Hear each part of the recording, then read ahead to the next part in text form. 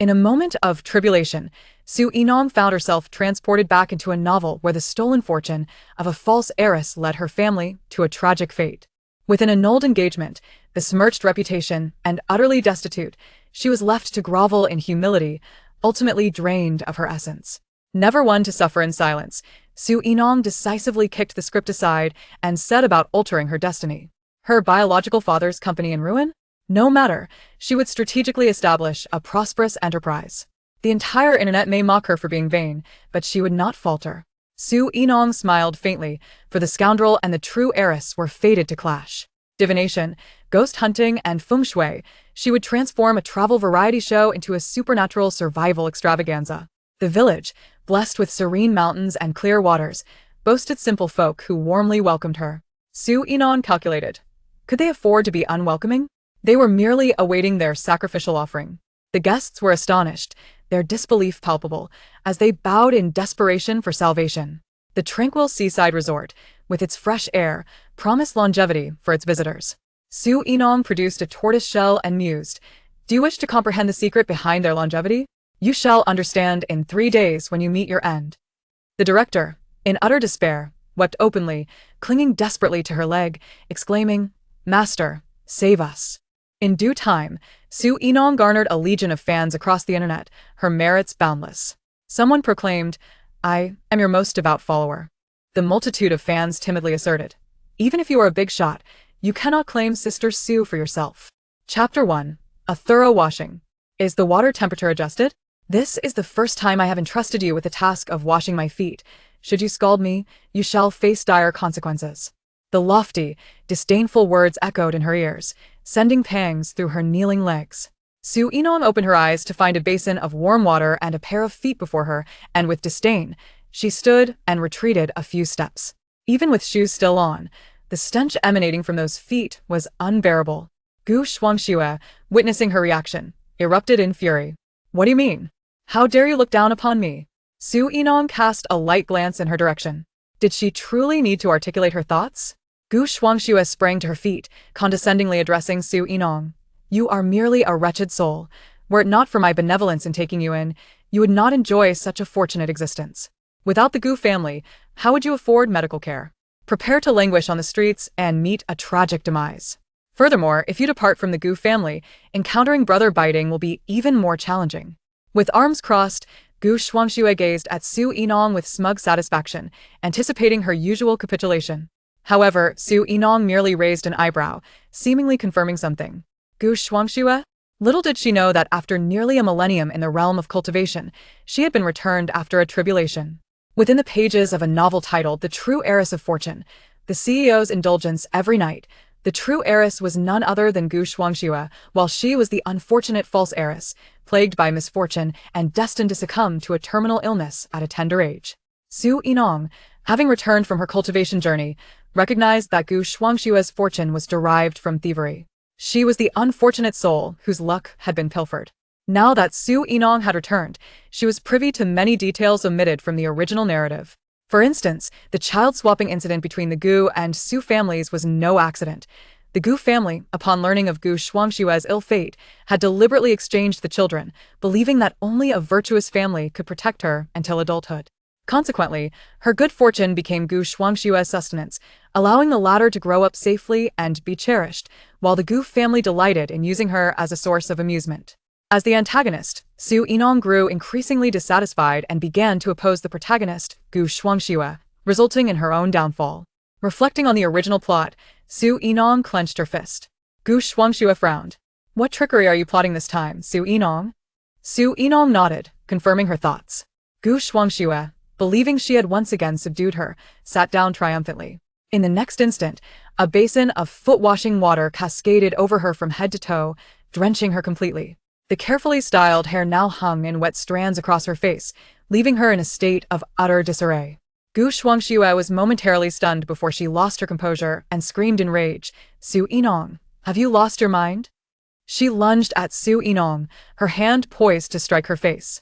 However, in the next moment, Gu Shuangxue felt a heavy weight on her head, her vision darkened, and she tumbled to the ground. Su Yinong casually placed the foot-washing basin atop her head and nonchalantly remarked, "Just giving you a thorough washing. No need to thank me.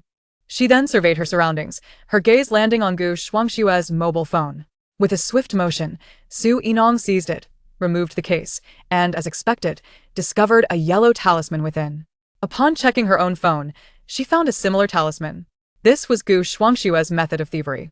With a cold smile, Su Yinong grasped the two yellow talismans, her fingers twitching slightly, yet they failed to ignite as she had anticipated. Her expression faltered, tears threatening to spill. How could this be? Had she not possessed such formidable cultivation? Where had all her spiritual energy vanished? But soon, realization dawned upon her. While her soul had returned, her physical form and cultivation had not accompanied her. Su Yinong tucked away the two yellow talismans, preparing to devise a plan to gather some spiritual energy. As for the Gu family, she had no desire to linger.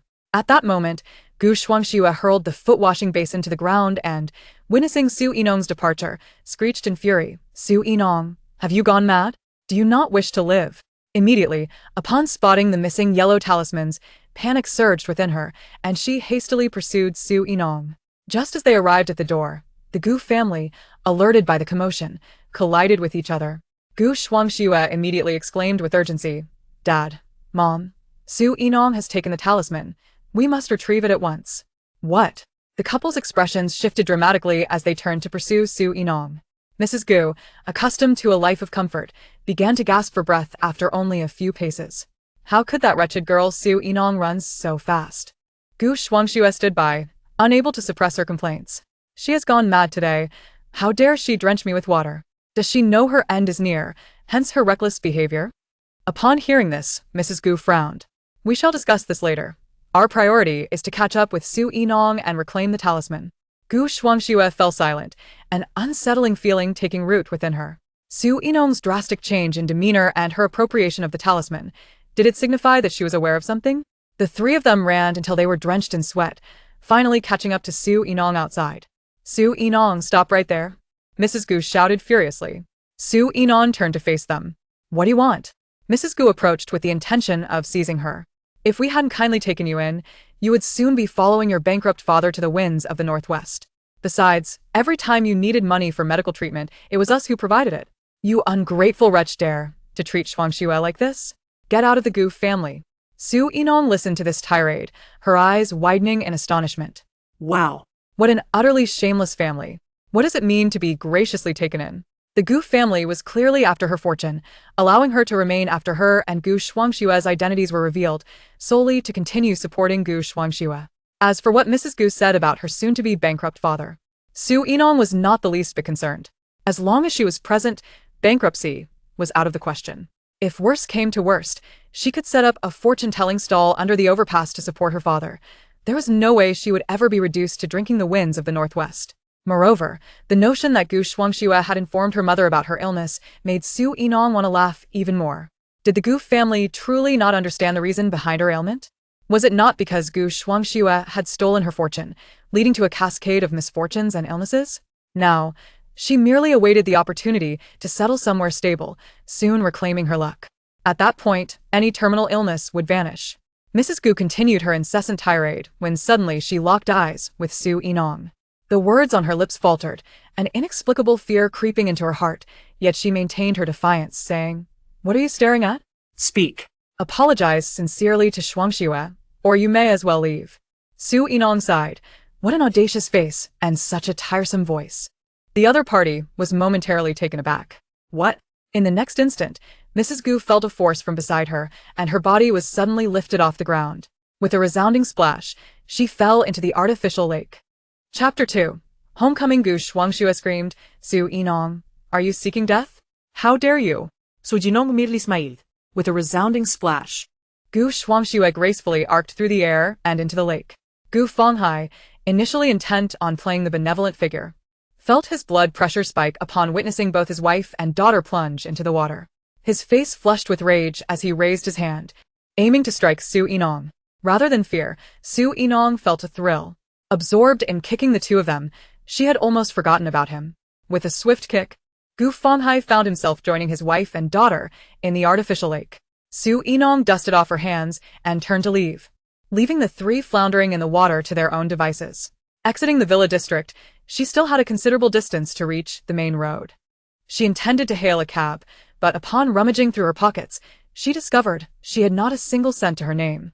Checking her phone balance, she was dismayed to find it barely amounted to 30 yuan. The Gu family was indeed miserly, exploiting her without offering a penny in return. Su Yinong mused that her previous kicks had been rather gentle. She resolved to reclaim what was rightfully hers in the future. However, for the moment, she needed to find a place to stay. After a brief contemplation, Su Yinong opened her contacts and dialed a number. It was her father, Su Zhaoan, whom the Gu family had claimed was on the brink of bankruptcy. The call connected swiftly. Listening to her father's incredulous and excited voice on the other end, she unconsciously infused her words with a hint of playfulness. Dad, it's me, Yinong. Su Zhaoan rarely received calls from his daughter, and recalling her previous reluctance to return home from the Gu household filled him with joy, leaving him momentarily speechless. Dad, Gu Shuangxue bullied me, and I've fallen out with the Gu family. Can you come pick me up? The Gu family excelled at playing their roles in front of outsiders, leading others to believe they treated her, the faux heiress, with utmost kindness. Su Yinong suspected her father still believed the Gu family held affection for her and could not bear to part with her. At her words, Su Zhaoan's expression turned icy. He refrained from asking further questions and simply stated, "Dad will come to get you now." After hanging up, Su Yinong waited by the roadside. Shortly, she spotted an old Volkswagen pulling up in front of her. Su Zhaoan parked the car and hurried over, his heart softening at the sight of his obedient daughter by the roadside. However, his expression darkened as he recalled her earlier words. In the past, whenever he sought to bring Yinong home, she had insisted on staying with the Gu family. She must have endured a significant grievance to request his presence at such a late hour. Su Yinong observed the tall, resolute figure of her father, clad in a slightly wrinkled suit that suggested he had rushed to her side without proper preparation. His eyes reflected both concern and affection for her, causing her eyes to mist over. "Dad, let's go home." Hearing her call him Dad brought a smile to Su Zhaoan's face. He opened the passenger door and instructed, "Wait for me in the car for a moment." With that, he strode towards the Gu villa. If the Gu family dared to bully his daughter, they must be prepared to face the consequences. Su Yinong guessed his intentions and laughed as she caught his arm. "Dad, are you going to confront them? They're still floundering in the water. Let's leave that for next time. I want to go home now." Upon hearing this, Su Zhaoan immediately got into the car. His obedient daughter was right. There would be time for retribution later, and he couldn't delay her return home. Still, he pondered what she meant by them still floundering in the water. Curiosity piqued, he turned the vehicle around, heading towards the Su residence. As Su Yinong rolled down the window and closed her eyes, savoring the evening breeze, she felt elated. At that moment, a black Bentley passed by. The man in the backseat sensed something and glanced out the window, catching a glimpse of Su Yinong's profile. "Stop the car," he commanded. Assistant Chi Yunkai, somewhat puzzled, complied and brought the vehicle to a halt. "Mr. Pei, what's the matter?" Pei Jianshan replied, "Which car just passed by?" Chi Yunkai thought for a moment. There were several cars. "Which one do you mean?" Turning to follow Pei's gaze, he realized his boss was fixated on the Volkswagen ahead. "Mr. Pei, you mean that Volkswagen? I believe it belongs to Su Zong of the construction materials company. I heard their business has encountered some difficulties recently." Pei Jianshan's mind flashed back to the fleeting glimpse of the profile he had seen, and a profound emotion stirred within him, one that no one could perceive. "What's the situation with the Su family? Compile all relevant information and send it to me promptly." Chi Yunkai felt puzzled. There had been no prior business dealings between Pei and the Su family, so why the sudden interest? "Understood, Mr. Pei." Meanwhile, Su Yinong and Su Zhaoan arrived back at the Su residence. Although situated in a villa district, the house appeared eerily vacant. Furthermore, Su Yinong sensed an aura of decay surrounding the Su family. This decline was not due to outsiders, but rather her own doing. The fortune that belonged to her had been siphoned away by Gu Shuangxue, leaving her bereft of luck, akin to a harbinger of disaster, awaiting her fate. It was no wonder that misfortune had clung to her, culminating in a recent cancer diagnosis. As a calamity herself, she inadvertently brought misfortune upon her family. Her father, Su Zhaoan, shared her bloodline and thus bore the brunt of her ill fate. Rarely interacting with his daughter, Su Zhaoan felt a mix of excitement and awkwardness. "Yinong, your room is upstairs. Let me show you." After learning 3 years ago that they had mistakenly raised the wrong daughter, he had discarded all of Gu Shuangxue's belongings and renovated the entire room. Even though Yinong had chosen to remain with the Gu family during those years, he had still arranged for daily cleaning in anticipation of her return. Seeing the expectation in her father's eyes, Su Yinong nodded. Upon entering the room, she noticed every detail had been thoughtfully arranged, immaculate and dust-free. Concerned that something might not meet her approval, Su Zhaoan asked, "If there's anything you dislike about the room, just tell Dad, and I'll have it fixed tomorrow." With a smile, Su Yinong replied, "There's nothing I dislike. It's all wonderful." Relieved, Su's fondness spirits lifted. "Great. You rest for a while. I'll go prepare dinner." With that, he headed downstairs. With troubles plaguing the business and now alone at home, Su Zhaoan had dismissed the maid and other staff. However, with his daughter's return, he felt the need to hire someone to care for her. Despite the looming bankruptcy, he wished to leave something for his only daughter. Meanwhile, Su Yinong remained in her room, forgoing rest as she retrieved 2 talismans. Chapter 3. Reclaiming Fortune. The 2 talismans bore the birthdates of both herself and Gu Shuangxue. And from the aura they emanated, it was evident they had been crafted by a skilled sorcerer. Lacking any cultivation, Su Yinong realized she would need alternative methods to break the talismans. She drew back the curtains and opened the window, allowing the moonlight to flood in. Sitting cross-legged, she arranged the talismans and began to chant a mantra, drawing upon the moonlight for power. Break. The talismans spontaneously ignited, quickly turning to ash and scattering in the wind. Su Yinong beheld a radiant golden light approaching from the distance, ultimately merging with her being. A smile graced her lips. Her fortune had returned. As for Gu Shuangxue, who had stolen her luck, she would soon pay the price. If her intuition served her correctly, Gu Shuangxue was already experiencing backlash. Rising and stretching, Su Yinong felt invigorated. Just then, her father's voice called from outside the door. "Yinong, dinner is ready."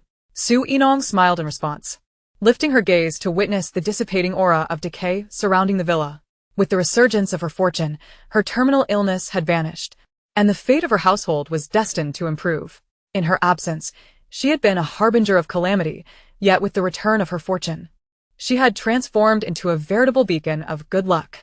Seated at the dining table, both Su Yinong and Su Zhaoan wore smiles, hers stemming from the reclamation of her fortune, and his from the return of his daughter. The table was adorned with a couple of simple home-cooked dishes, and Su Zhaoan felt a twinge of guilt. The day had been too swift, and he promised, "Tomorrow, I shall take you out for a meal." With his daughter finally home, he felt a pressing need to celebrate. However, his thoughts soon turned to other matters, and he anxiously inquired, "Daughter, will you be leaving again? You're not just here for a day or 2 before returning to the Gu family, are you?" Su Zhaoan had long harbored a dislike for the Gu family.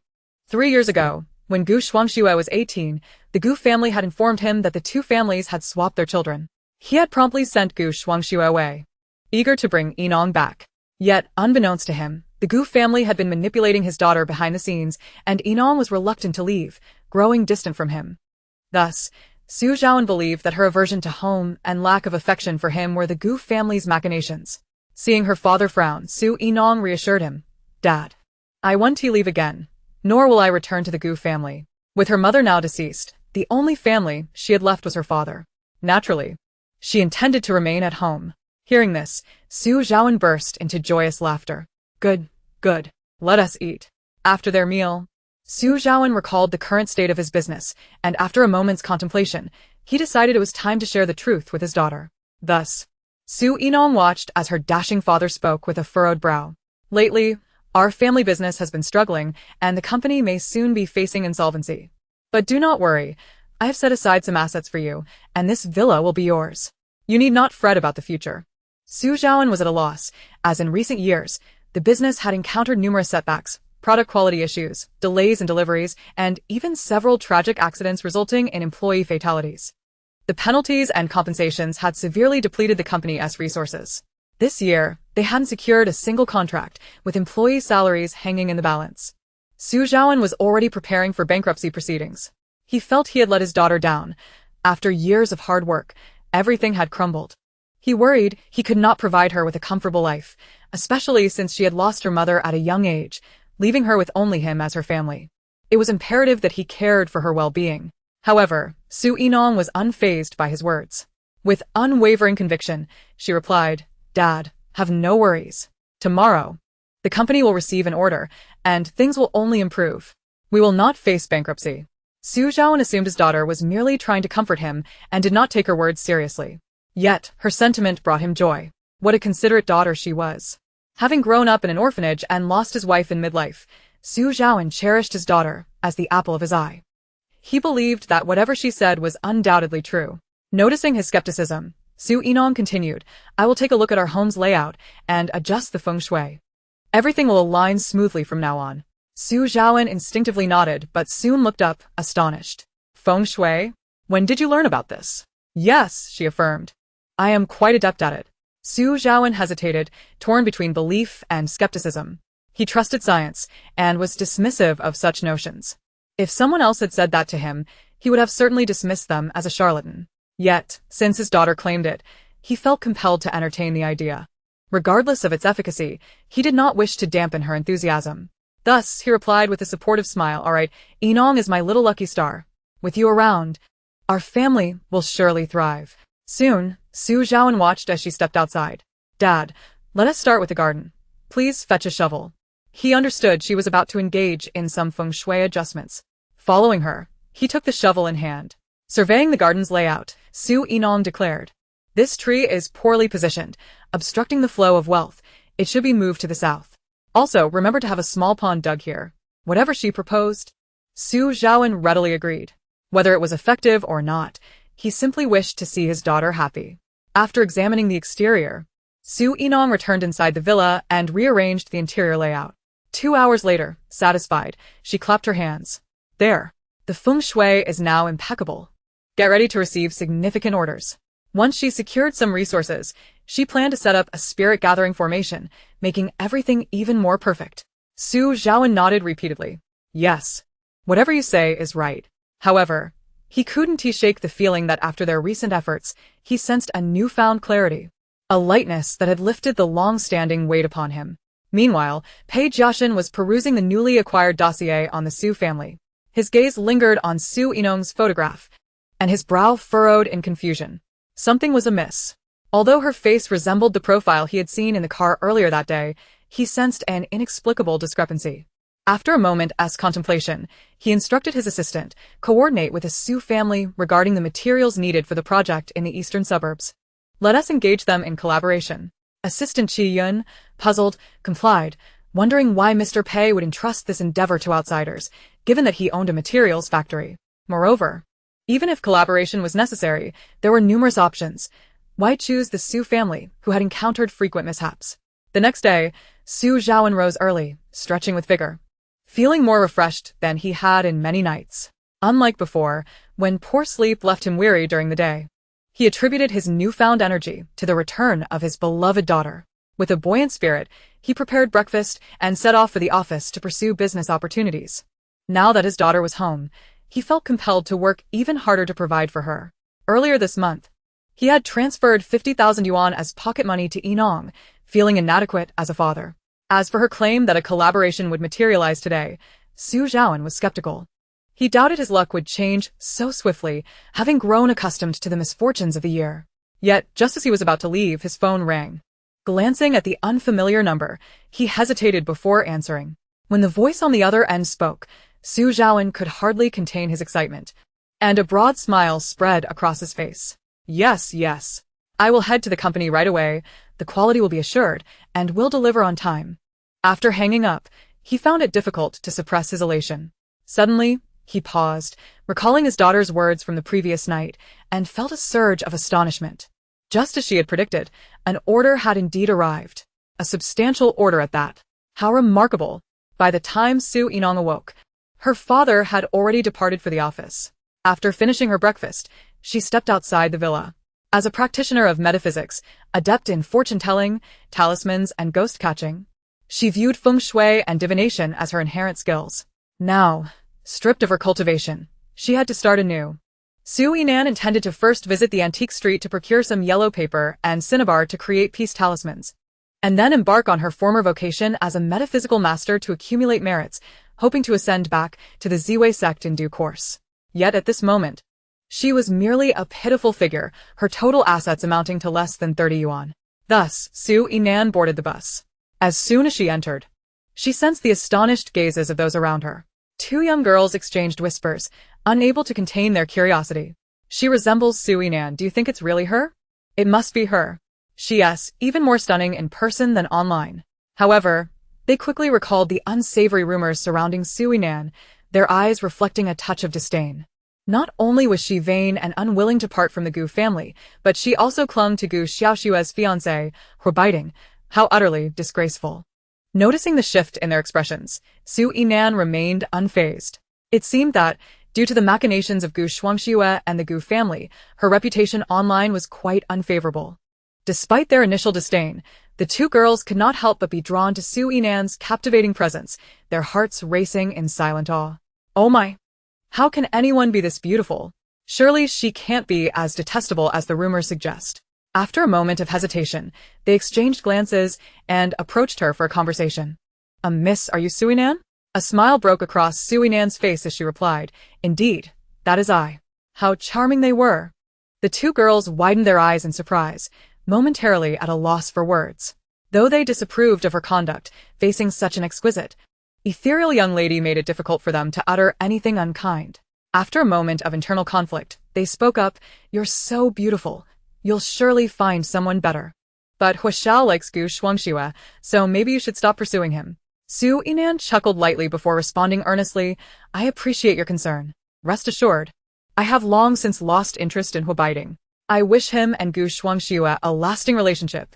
After all, a scoundrel deserves to be with a scoundrel. The girls were taken aback, unsure of how to respond. Was she really denouncing Huabaiting and Gu Shuangxue? A scoundrel and a scoundrel. How audacious. If the fans of Huabaiting and Gu Shuangxue heard this, they might tear her apart. They exchanged glances, realizing that this version of Su Yinan was not at all like the vain individual depicted online. Such a candid and lovely young lady seemed far from villainous. After a brief moment of shyness, one of the girls asked, Could we take a photo with you? Su Yinan's lips curved into a smile. Of course. The two girls were thrilled to have their photo taken with her, but felt too shy to continue bothering her, especially since they had only 2 stops left before they had to disembark. As Su Yinan's gaze lingered on their faces, she inquired, Are you two planning a trip together? Did you buy tickets for tonight? The girls were taken aback. Yes, how did you know? They were in their 3rd year of college. And with classes off the following day, they had decided to explore a nearby city. Su Yinan's expression turned serious as she advised, You should not go. The dark shadows hovering over your foreheads indicate ill fortune. If you proceed, it could lead to a grave calamity. Considering the connection she felt with the two, she shared this warning, regretting that it was offered without any compensation. Indeed, a loss. The girls frowned, as her words seemed all too reminiscent of a charlatan. They half expected her next statement to be an offer to sell a peace talisman to avert disaster. They often heard street fortune-tellers making similar claims near their campus. Could this Su Yinan have suffered a setback in the entertainment industry, prompting her to turn to fortune-telling? Before they could ask further questions, the bus reached their stop, and Su Yinan alighted. Upon entering the antique street, she noticed someone live streaming at the entrance. Zuo Wei was an internet celebrity known for sharing snippets of his life online. However, his recent viewership had dwindled, and he lacked engaging content. Glancing at the few hundred viewers in his stream, he felt a tinge of despair. If this continued, he might as well starve. Suddenly, his gaze fell upon a figure entering the antique street, and his eyes lit up. Su Yinan. His luck had turned. Who in the online realm did not know that Su Yinan was the biological daughter of the affluent Gu family. Her recent entanglement with Gu Xiaoshua's fiancé, Huabaiting, had stirred up a considerable uproar online, catapulting her into fame, albeit infamously. Now that he had encountered her, it was the perfect opportunity to ride her coattails to increased visibility. With a glint of determination, Zuo Wei approached Su Yinan, a wide grin breaking across his face. Su Yinan, noting his approach, smiled subtly. Her meager 30 yuan was insufficient for purchasing yellow paper and cinnabar, yet it seemed fortune was now in her favor.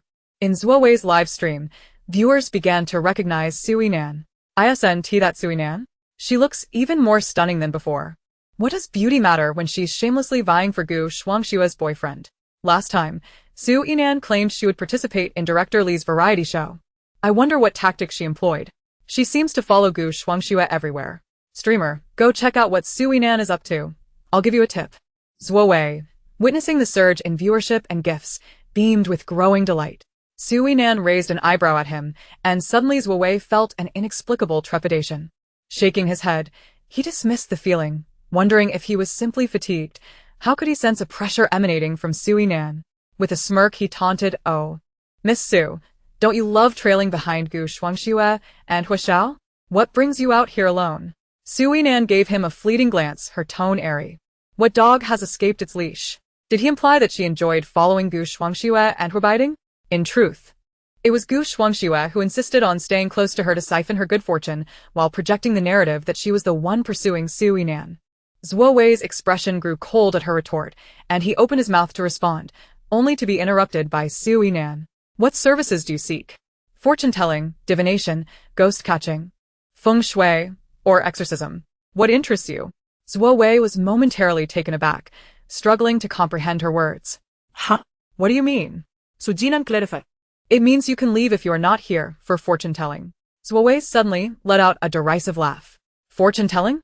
Isn't that just a scam? Even if you can't make it in the entertainment industry, you shouldn't resort to conning people under the guise of fortune-telling." The viewers in his stream echoed similar sentiments. Haha, I'm dying of laughter. Did Su Yinan just claim she can tell fortunes?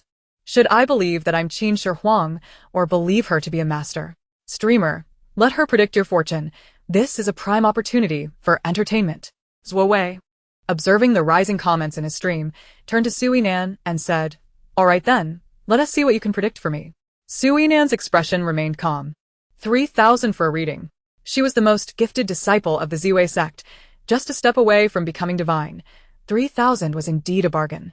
She recalled when she first entered the fray, a single reading was worth its weight in gold. Noble lords and royal kin would vie for her insights. What? Zuo Wei exclaimed, taken aback. 3,000? Why don't you just rob a bank? In the live broadcast room, some individuals sarcastically remarked, "Don't even mention fortune-telling. Isn't this just blatant robbery? My monthly salary is only 3,000. This is truly outrageous." Others, reveling in the chaos, chimed in, "Host, let her read. I'll send you gifts. I, too, wish to know what Su Yinong can predict. Go ahead and give it a try." Upon hearing the 3,000 per reading, Zuo Wei began to waver. Su Yinong, growing somewhat impatient, declared that if she wasn't going to read, she would simply walk away. After all, there were others willing to pay for her yellow paper and vermilion. Observing the heated atmosphere of the live stream, Zuo Wei, reluctant to forfeit this wave of traffic, called out to Su Yinong, gritting his teeth, "Fine, I'll do it." With a pained expression, Zuo Wei transferred 3,000 yuan to Su Yinong. "The money is yours, now. Tell me what you see." Su Yinong studied his features and spoke. "You were born in the south, currently 24 years old, from a poor family, with an elder brother and a younger sister. Your academic performance is lacking, possessing only a high school diploma. After graduation, you left your hometown to strive for success, earning a modest sum online, yet you squander it all on smoking, drinking, and gambling, leaving you with nothing saved." Initially wearing a disdainful expression, Zuo Wei's demeanor shifted to one of solemnity as Su Yinong's words resonated with truth. Yet, doubt lingered. Could such a few statements truly be worth 3,000 yuan? Su Yinong continued, "However, your lack of decorum and tendency to slander others online have led to your misfortune. Allow me to offer you a piece of advice. Remain low-key today, take a taxi home immediately, or you may encounter bloodshed. Moreover, cultivate some virtue. 3 years of bad luck are approaching you." Zuo Wei's countenance darkened. It was disheartening to hear such ominous predictions without a single kind word to soften the blow. 3,000 yuan for mere words felt akin to casting money into a bottomless pit. The viewers in the live stream were enraged. Is this it? They don't even bother to conceal their thievery anymore. I could find someone on the street for 30 yuan who would tell me more than you did. Su Jinong, Have you lost your mind? Is the money Gu Jia gave you not enough? After completing the reading, Su Yinong disregarded Zuo Wei's reaction and departed. Zuo Wei, Watching her retreating figure, began to lament to the camera. A wry smile escaped him. It seemed he would need to learn from this experience and not be so easily swayed. Many viewers felt it was unjust that he spent 3,000 yuan for a few words, some even sending gifts in protest. Feeling sorry for the host, steer clear of the scammer Su Yinong. Why is it that Su Yinong, so beautiful, possesses such a wretched character? What good is beauty if it cannot be turned into sustenance? Zuo Wei, seeing the gifts pouring in, felt elated and continued his act of feigned misfortune, completely disregarding Su Yinong's earlier words. What a splendid opportunity to earn. Only a fool would head home. Meanwhile, Su Yinong wandered into an antique street and paused in front of an old shop, stepping inside. The shopkeeper, appearing to be in his 40s, greeted her warmly upon her entrance. "Feel free to look around," Su Yinong directly requested. "I need some yellow paper and vermilion. Nothing else." The shopkeeper, surprised, handed her the items and hesitantly inquired, "Are these for your elders to use for talismans?" Su Yinong replied, "No, they are for me to draw." The shopkeeper felt a twinge of disappointment and refrained from further conversation. His daughter had recently been behaving strangely, leading him to suspect she had attracted something unclean, prompting him to seek out an expert in the field. Seeing this beautiful young girl buying supplies for talismans, he had assumed she had a family member who was a master. Little did he know, she was merely a novice wanting to experiment. The shopkeeper sighed inwardly. Such a young girl likely lacked an understanding of metaphysics. Perhaps he should consult another master. Yet, finding a true master was no easy feat having completed her purchase. Su Yinong did not leave immediately. "Sir, someone in your household has attracted unclean entities. It must be addressed swiftly, or calamity may befall your home." Chapter 6. A Glimmer of Virtue. The shopkeeper, Huang Xingping, felt a surge of uncertainty upon hearing Su Yinong's words. He could not discern whether this young girl possessed genuine abilities, or if she was merely a charlatan. After a moment of hesitation, Huang Xingping cautiously asked, "What do you mean by that?" Su Yinong observed his features and replied, "My surname is Su. I specialize in fortune-telling and exorcism. Just now, I perceived a shadow in your children's palace, suggesting that your daughter has encountered some troubles recently." Huang Xingping was momentarily taken aback. Su Yinong's youthful beauty seemed incongruous with the title of a master. Yet he hesitated no longer. After contemplating briefly, he resolved to take a chance. Who knows? Perhaps he might truly encounter a master. He nodded with a pained expression. "You are correct. My daughter has indeed been facing some issues. Would it be possible for you to take a look at her?" Su Yinong responded, "Certainly." "I have time now." Huang Xingping, observing her calm demeanor, felt a sense of reassurance. Perhaps this Miss Su truly had a gift. Besides, he could not find any other experts at the moment. It was better to let her try. "All right, Miss Su, please follow me." Huang Xingping closed the shop and led Su Yinong outside. He resided in a small community just behind the antique street, so it didn't take long to arrive. As they entered the community, Su Yinong noticed the gathering of negative energy surrounding the third floor. "You live on the third floor?" Huang Xingping nodded. "Yes, Miss Su, how did you know?" Su Yinong smiled. "Because the negative energy is seeping out from your home." Huang Xingping paused, recalling his daughter's recent odd behavior, his expression turning somber as he sighed without further comment.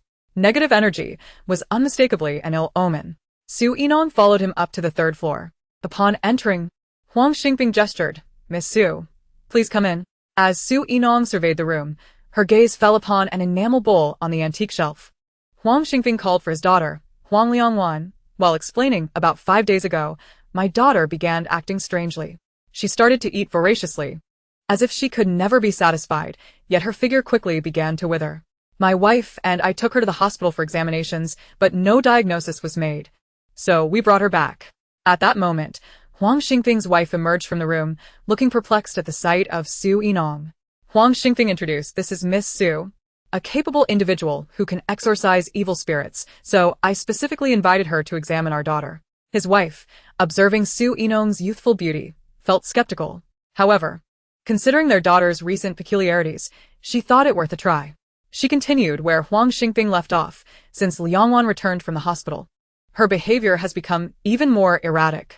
She has developed immense strength, often singing to herself in front of the mirror, and just last night, she attempted to jump out of the window. My husband and I had no choice but to tie her up." As she spoke, a loud crash resonated from within a room, as if someone had fallen to the ground. Huang Xingping rushed forward to open the door. He found Huang Liangwan sprawled on the floor, thrashing wildly, her face contorted in madness, utterly devoid of reason. Huang Xingping and his wife looked on with deep concern and heartbreak. They had but one daughter, and the thought of her encountering misfortune filled them with dread. Thus, they turned their pleading gazes towards Su Yinan. Un perturbed, Su Yinan mantanda tranquil diminer. It was nothing of great concern, merely a minor ghost. Her calmness soon instilled a sense of reassurance in the couple, allowing them to set aside their worries momentarily. Approaching Huang Liangwan, Su Yinan produced the yellow paper and vermilion she had just purchased. Dipping her fingers in the vermilion, she began to draw talismans upon the yellow paper. Huang Xingping and his wife were left dumbfounded. Was Miss Su actually drawing talismans? Why did it differ from what they had known? Wasn't it customary to purify one's hands and burn incense before commencing? Yet, she commenced without any preliminaries. Just as their confusion mounted, the exorcism talisman was completed. Su Yinan affixed the talisman to Huang Liangzhuan's forehead. Receive. In the next moment, the couple's eyes widened in astonishment as a dark energy, unable to react in time, drifted out from Huang Liangzhuan's body and into the talisman. Consequently, Huang Liangzhuan fell into a peaceful unconsciousness. Witnessing the dark energy firsthand, Huang Xingping and his wife were filled with overwhelming faith in Su Yinan. They hurried to assist their daughter, gazing at Su Yinan with utmost reverence. Master Su, What has befallen my daughter? Su Yinan removed the talisman, feeling a subtle glow of merit enter her being. Simultaneously, she sensed a distinct enhancement in her own cultivation. A flicker of joy crossed Su Yinan's eyes. It seemed her approach was indeed correct. Foretelling and exorcising evil could also accumulate merit and bolster her own cultivation. She was one step closer to ascending the Ziwei sect. Do not worry, she shall awaken shortly. However, the malevolent energy has entered her body, leaving her weakened. She requires ample rest as she has sustained considerable damage. Just as Su Yinan's words faded, Huang Liangzhuan stirred awake.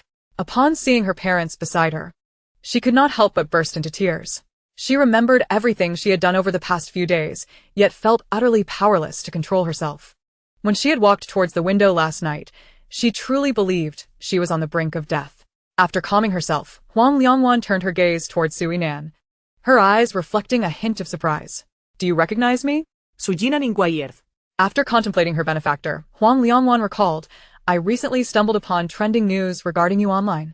The headline read, The illegitimate daughter of the Gu family, Su Yinan, covets the fiancé of the legitimate daughter, Hu Baiting. At the time, I was gossiping about it with my college roommate. Who would have thought that the true protagonist would save me today? Gratitude swelled within Huang Liangzhuan. Master, thank you for saving me. The news online is a mix of truth and falsehood. Someone is undoubtedly slandering you. From now on, I shall be your most ardent supporter. If I see anyone disparaging you again, I will be the first to take up my keyboard. How could such a remarkable and beautiful master be entangled with a man? Su Yinan chuckled. Indeed, there were individuals maliciously distorting the truth. Huang Liangzhuan, captivated by Su Yinan's smile, found herself momentarily speechless, her cheeks flushed. Oh my, how beautiful! Huang Xingping, less concerned with online entertainment news, was primarily worried about his daughter's health. Master Su, how could my daughter have attracted such malevolent entities? What can we do to restore her health? Huang Liangzhuan, equally concerned about her well-being, turned to Su Yinan with a worried expression. Pointing to an enamel bowl on the antique shelf, Su Yinan asked, Did you bring that back? Huang Liangzhuan nodded, realizing that Su Yinan would not inquire about the bowl without reason. A serious expression crossed her face. Master, is there something wrong with that bowl? Her father had a penchant for collecting antiques, which influenced her own interest in such items. She had recently purchased the bowl. Not a royal artifact, but indeed a genuine antique from a previous dynasty, costing her a substantial sum. Su Yinan took the enameled bowl into her hands. Indeed, you have been haunted by minor ghosts these past few days because of this bowl. Although she had suspected this earlier. Hearing Su Yinan's confirmation caused Huang Liangzhuan's complexion to shift. Had she known, she would never have purchased it. Now, not only had she suffered, but her money was gone as well. What should I do now? Huang Liangzhuan lamented, her eyes brimming with tears. Su Yinan examined the bowl thoroughly. This was recently unearthed as a burial offering, hence it carries a heavy yin energy. Once you acquired it, it naturally attached itself to you. The expressions of the Huang family turned grim. Huang Xingping, wearing a serious countenance, questioned his daughter, From whom did you purchase this bowl? Huang Liangzhuan recounted. A few days ago, I sought a bargain at the market and instantly became enamored with this bowl. The seller claimed it was a family heirloom, but I lacked the discernment to see that it was newly excavated. She now realized the bowl likely originated from grave robbers. Seeing their understanding, Su Yinan said, You cannot keep the bowl. It must be surrendered. Report to the authorities and clarify the situation. With each of Su Yinan's statements, Huang Liangzhuan nodded obediently, resembling a well-behaved child, which elicited a smile from Su Yinan.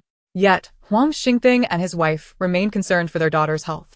Master Su, do you have anything to ensure her safety? Su Yinan's lips curled upwards as she replied candidly, yes. A safety talisman can ward off misfortune and guarantee peace, 100,000 per talisman. Although Huang Xingping found the price steep, he recognized its value. Master Su. We shall purchase 5. He promptly transferred 800,000, the remaining 300,000 as gratitude for saving their daughter. Feeling pleased with the recent transaction, Su Yinan inquired, do you have a brush at home? A sheep hair brush would be ideal. Huang Xingping eagerly replied, yes, indeed. With the brush in hand, Su Yinan spread out the yellow paper on a table and began to draw the talismans. As she crafted each one, the 3 members of the Huang family watched intently, unable to suppress their inner thoughts. 100,000, 200,000, 300,000. While they were aware of the master's remarkable abilities, they couldn't help but think how effortlessly she earned her fortune. In mere moments, 5 safety talismans were completed, each worth 50,000. Su Yinan concluded her work and handed the 5 talismans to them. These talismans can shield against fatal harm once, and against ordinary misfortunes 5 times. When danger approaches, the talisman will grow warm as a warning. If you find the talisman has turned to ash, it signifies that it has already averted a disaster for you and has become ineffective. Huang Xingping received the talismans with great care. Thank you, Master Su. We shall remember your words. Su Yinan nodded and added, ensure your daughter absorbs ample sunlight in the coming days.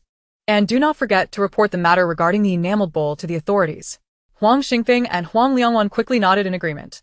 With matters resolved, Su Yinan departed from the Huang household. On her way back to the Su family villa, she donated 160,000 to a charitable organization, considering it a means of accruing merit. Subsequently, she ordered related equipment online, preparing to begin live-streaming fortune-telling sessions. In modern society, what could be faster or more transparent than the internet? She sought merit, cultivation, and faith. Live-streaming fortune-telling was perfectly suited to contemporary practice. Unlike her prior experience at the Ziwei sect, where she had to engage in worldly cultivation, stepping away from the sacred mountain to accumulate merit and faith among mortals, live streaming provided a much more convenient and expedient approach. At that moment, Ziwei was still live streaming.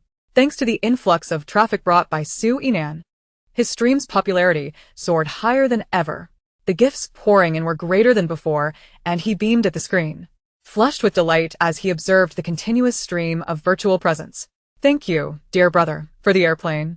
Going home? Not at all. Su Yinong is nothing but a fraud. I refuse to believe that I am truly destined to shed blood today. Ziwei shouted exuberantly, his spirits soaring. At that moment, a despondent girl, her hair cascading loosely and wearing a mask, passed by Ziwei. She initially paid him no mind, but upon hearing his voice, she suddenly lifted her head, her eyes fixed intently on Ziwei's face. He had overlooked this passerby until a viewer in the live stream alerted him to the unsettling shift in atmosphere. The girl moved closer to Ziwei, a flicker of hatred flashing in her eyes. Taken aback by her gaze, Ziwei instinctively took a couple of steps back, frowning as he asked, "Who are you?" A hint of scorn danced across the girl's face. "Just a month ago, you were spreading rumors about me online, and now you've forgotten me? My career and life have been utterly ruined by people like you." Ziwei still did not recognize her, but he quickly interjected. He was live streaming after all. Couldn't he afford to tarnish his reputation? "What are you talking about?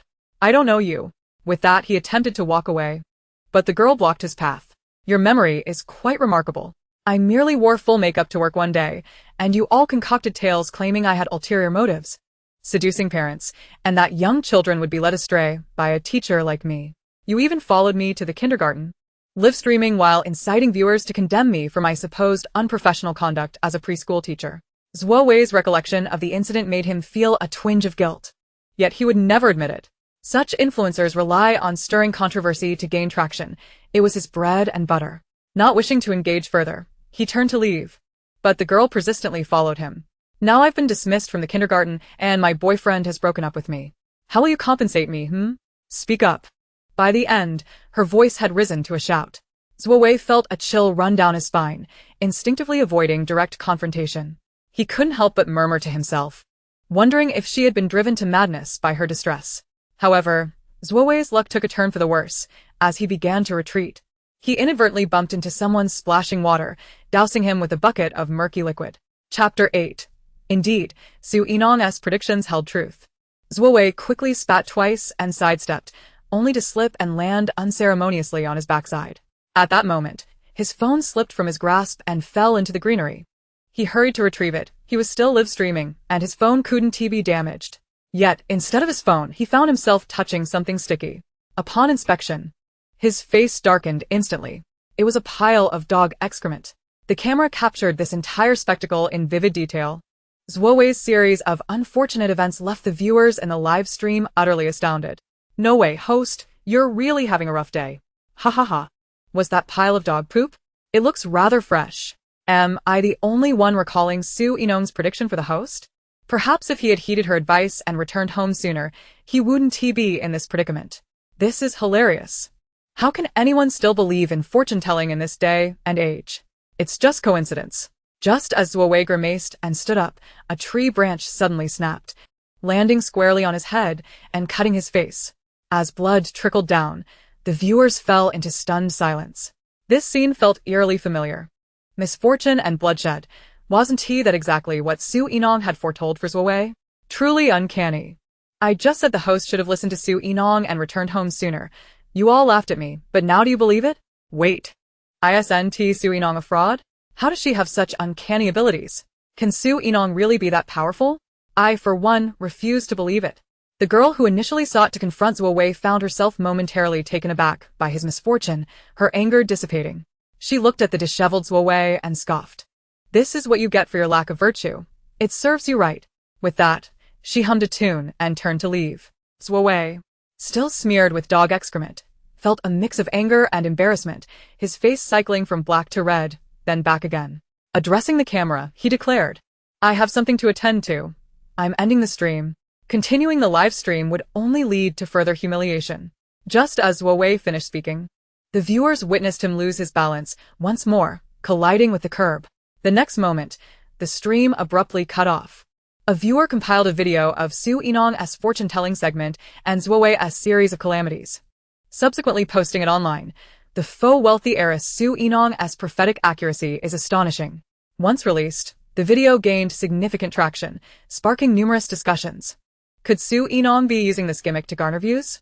That host's misfortune, compounded by his facial injuries, doesn't he appear to be orchestrated? Why do you all have such strong opinions against Su Yinong? I find her quite beautiful and charming. There is so much negative information about Su Yinong online, yet she has never responded, with only various marketing accounts spreading rumors. What if the truth isn't as portrayed online? Not to mention, Su Yinong knew at 18 that she wasn't the true daughter of the Gu family. The real heiress, Gu Shuangxue, has returned home. Yet she lingered at the Gu family for 3 years. Isn't that enough to indicate her vanity? As a result, Su Yinong's online popularity surged once more. Meanwhile, Huang Liangwan, after Su Yinong's departure, immediately followed her advice and reported to the police. When the officers arrived, she promptly handed over the enamel bowl and recounted the entire sequence of events. As the police listened, they began to sense something amiss.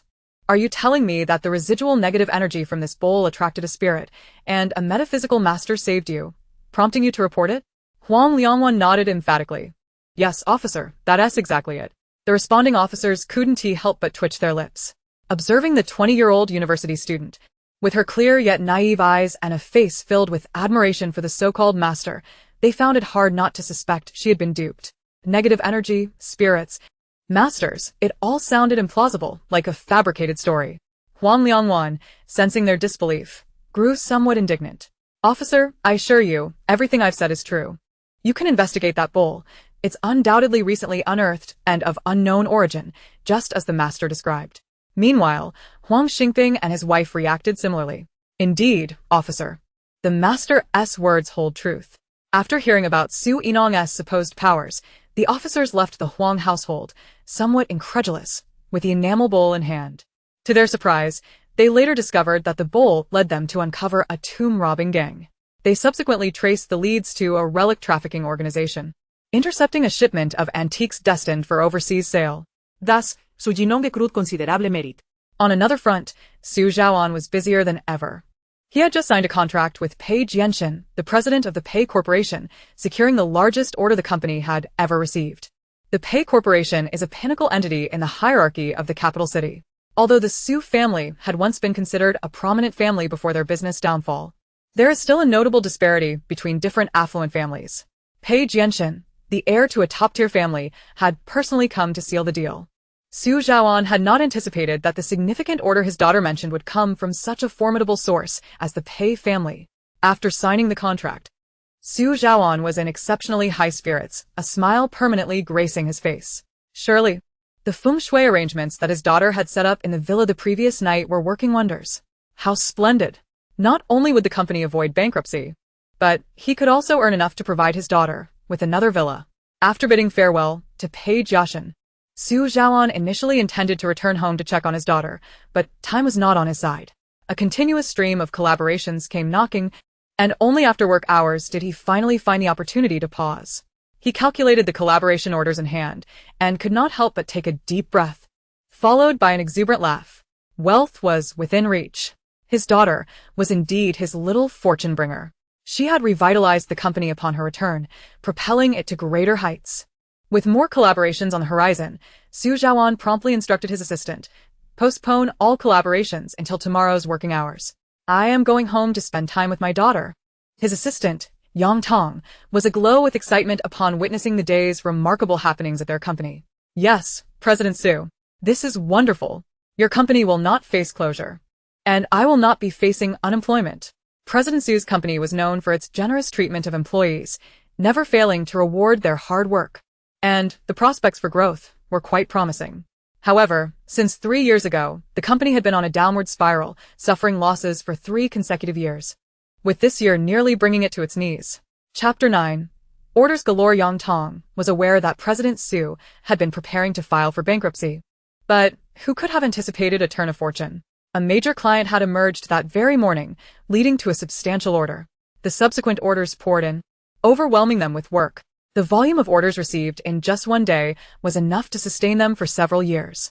The company was not only safe from bankruptcy, but was also set to ascend to new heights. Yang Tong felt he could serve President Su for a lifetime. With a beaming smile, Su Zhaoan hastened back to the Su family's villa, having arranged for a chef and a caretaker. Surely, his obedient daughter had not gone hungry or tired while at home. Upon arriving, he found his daughter seated on the sofa, with a table beside her laden with freshly prepared dishes. "Father, how did it go? Was I not right about what I said last night? Is the company's business thriving?" Su Yinong remarked, noticing the triumphant expression on his face. "Indeed, Zhaonan, you are truly our family's lucky star." He then added, "We must take great care to protect the items in our garden. They cannot be disturbed. That is the Feng Shui arrangement your daughter painstakingly set up for her home." Listening to him, a smile adorned Su Yinong's face. Her father, of course, deserved a life filled with wealth and peace. She knew that ever since Gu Shuangxue had departed the Su household 3 years ago, taking her luck with her, the family had begun to decline. Rumors circulated that Gu Shuangxue had been the family's benefactor, and without her, the Su family could not retain its fortune. Yet her father dismissed such notions, showing no reluctance to send Gu Shuangxue packing after 18 years of raising her. However, Gu Shuangxue had indeed stolen her fortune, and upon returning to the Gu family, her own luck had flourished, bringing prosperity to the Gu family's business as well. The belief that Gu Shuangxue was a harbinger of good fortune had gained traction. But only her father, Su Zhaoan, scoffed at it, intent on bringing her back home. Yet, the Gu family would never allow her to leave. After all, what if this source of good fortune encountered an accident, depriving them of their luck? Thus, for the past 2 years, the Gu family had used sweet words to ensnare her, while Gu Shuangxue pretended to be a good sister unwilling to part with her. She insinuated to her father that he had little affection for her and that their family situation was dire, while simultaneously expressing her reluctance to leave the Gu family, playing both sides against the middle. It was only this year, upon graduating from university, that she was diagnosed with cancer. Perhaps sensing that her good fortune was waning, the Gu family and Gu Shuangxue began to revel in bullying her, making her do their bidding. As for the recent online smear campaign against her, claiming she was attempting to steal Gu Shuangxue's boyfriend, Hu Xiao, that stemmed from her childhood betrothal to Hu Baiting. They had been childhood sweethearts, promising to get engaged shortly after her university graduation. However, 3 years ago, when Gu Shuangxue returned to the Gu family, she had unilaterally called off the engagement. Fearing that she might return to the Su family once the engagement was nullified, Gu Shuangxue publicly insisted that since she had been the one engaged to Huaibaiting, the promise still stood, stating that although she was not the biological daughter of the Gu family, they still regarded her as one of their own. In reality, Gu Shuangxue began secretly courting Huaibaiting, and once he developed feelings for her, she feigned innocence, claiming she was concerned about their relationship becoming public. Preferring to take things slowly, Huaibaiting complied, keeping her in the dark about their relationship. Consequently, she remained blissfully unaware that Gu Shuangxue and Huaibaiting were already together, believing that her own engagement was still on course. Yet, she was the only one oblivious to the truth, while those in their circle were well informed. As for her cancer diagnosis, the Gu family discreetly informed the Hua family. Faced with the choice between a fake heiress afflicted with cancer and a healthy, true heiress, the Hua family naturally chose Gu Shuangxue. Thus, the Gu and Hua families announced their impending engagement. At a recent gathering, she approached Huaibaiting, believing herself to be his fiancée, and reached for his hand, only to be rejected. In the next moment, she was met with Gu Shuangxue's hurt and disappointed expression as she confronted her. "Yinong, you know very well that Baiting is my fiancé. Why do you persist?" Gu Shuangxue left in tears, while Huaibaiting shot her a disdainful glare before rushing after Gu Shuangxue, leaving her standing there, bewildered and at a loss, subjected to the gossip of onlookers. Later, Gu Shuangxue ensured that the incident was edited and disseminated online, painting her as a vain fake heiress shamelessly attempting to seduce the true heiress's fiancé. Su Yinong was enrolled in a film academy, specializing in acting, aiming to enter the entertainment industry. Initially, her path seemed effortless, having been crowned the campus beauty in her freshman year, with a single candid shot garnering her hundreds of thousands of followers online. However, since the incident, she had faced relentless verbal abuse, and the adoration she once enjoyed for her beauty had transformed into widespread disdain. She found herself the target of online vitriol. Meanwhile, Gu Shuangxue, also pursuing acting, had capitalized on her victimhood to seize a wave of attention, landing an invitation to participate in director Li's variety show, The Charmer on the Journey. Fortunately, during her time at school, she had a teacher who held her in high regard, believing her to be a victim of slander despite the backlash. This teacher had connections in the entertainment industry and managed to secure her a guest spot on the show.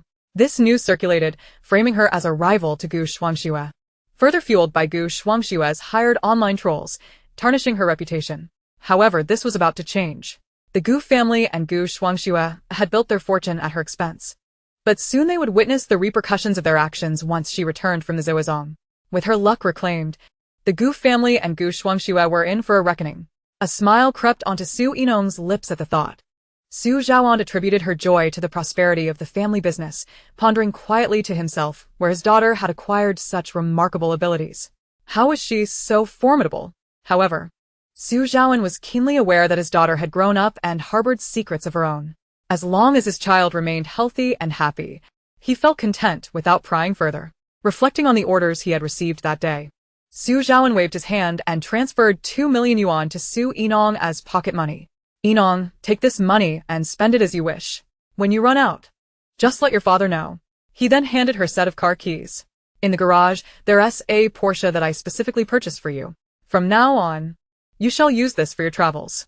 If you fancy a different car, just tell me, and I shall procure it for you." Chapter 10. The Gu family's backlash. Su Yinong accepted the car keys with a smile, expressing her gratitude. Thank you, Dad. Suddenly, a thought struck her, prompting her to inquire, "Dad, have you been sending me pocket money every month during my 3 years at the Gu family?" Under the influence of Gu Xiaoshan's manipulations, both father and daughter had failed to connect as friends. Su Yinong felt as though she had been nothing more than a marionette, devoid of her own thoughts. How naive she had been. Upon hearing her question, Su Zhaoan nodded affirmatively. "Indeed, I have been sending you money every month." He had feared that his beloved daughter might be struggling at the Gu household without sufficient funds. Thus, he transferred no less than 500,000 yuan each month, often sending amounts as high as 800,000 or even a million. Realizing the gravity of the situation, Su Zhaoan's expression darkened. "What's the matter? Did that money not reach you?" Every month, he had dutifully deposited the funds into his daughter's bank account and had even spoken to her aunt, urging her to keep a close watch over Yinong. With a cold glint in her eyes, Su Yinong replied, "Dad, I never received it. Perhaps the Gu family and my aunt took it from me. Otherwise, how could I find myself with less than 30 yuan to my name?" She recalled having a bank card that had mysteriously disappeared. Initially, she had not paid much attention to it since she seldom used it. Uncertain of how such illogical events transpired, Su Yinong surmised that it was merely the plot favoring the protagonist, Gu Xiaoshan, allowing her to seize what rightfully belonged to the supporting character. But Su Yinong was not one to be easily defeated. What was a script to her? She would tear it to shreds. From now on, she would not walk the path laid out for her. Su Zhaoan's face darkened further. I knew the Gu family was unsavory. Yet, how could Xiao, my daughter's own aunt, fail to protect her and instead pilfer her pocket money? Over the past 3 years, that amounts to tens of millions. He felt no remorse in spending such sums on his daughter. However, if anyone else dared to touch even a dime of it, he would reclaim it without hesitation. Anger surged within him, and he stood up abruptly. I will confront the Gu family and Xiao. They must face the consequences and return the money. Su Yinong did not attempt to dissuade him. Dad, you might not find anyone at the Gu family now. They must be in disarray, overwhelmed by the repercussions of their actions. Su Zhaoan could not bear to see his daughter mistreated. I will go check. Even if no one is there, I will kick down the door to vent my frustration. With that, he stormed out, filled with fury. Meanwhile, the Gu household was indeed in turmoil. After Su Yinong had abruptly departed with the talismans, Gu Xiaoshan had collapsed, spitting blood and falling into a coma. Despite being rushed to the hospital and subjected to every conceivable examination, she remained unresponsive, compounding the family's woes. Gu Fenghai discovered that a significant portion of their construction business had been snatched away early that morning. Most of the partners who had previously expressed interest in collaboration had rescinded their offers. Gu Fenghai nearly succumbed to panic in the hospital, his concerns for his comatose daughter overshadowed by the urgent need to address the business crisis. Upon arriving at the office, he began making calls, only to be met with dismissive responses. Eventually, a well-connected acquaintance revealed that Pei Jianshan, the president of Pei Corporation, had chosen to partner with Su Zhaoan's company. The shift in alliances sent ripples through the industry, prompting others to follow suit and redirect their orders to Su Zhaoan. Gu Fenghai's fist slammed onto the desk in frustration. Damn it! How could Pei Jianshan become entangled with the Su family? He attempted to salvage the lost orders, but the opportunity had vanished. Puzzled, he wondered how Su Zhaoan's company, which he believed was on the verge of bankruptcy, had seemingly resurrected overnight and secured a partnership with the Pei family. Anger and anxiety overwhelmed him, leading to a sudden attack, causing him to collapse in his office and be taken to the hospital, where he reunited with his daughter. When Gu Fenghai regained consciousness, the first sight that met his eyes was his wife, Tian Bairong, who looked on with concern. Darling, how are you feeling? The doctor said you were extremely agitated. Gu Fenghai croaked. All the company's orders have been taken by Su Zhaoan. This loss amounts to at least several tens of millions, equivalent to nearly a year's worth of business. Tian Bairong's eyes widened in disbelief. How could this happen? Since our daughter Gu Xiaoshan's return, our family has thrived, our business flourishing. How could we suddenly face such a devastating blow? After a moment of contemplation, she cast a wary glance around and muttered, could it be because Su Yinong left? She took those 2 talismans with her.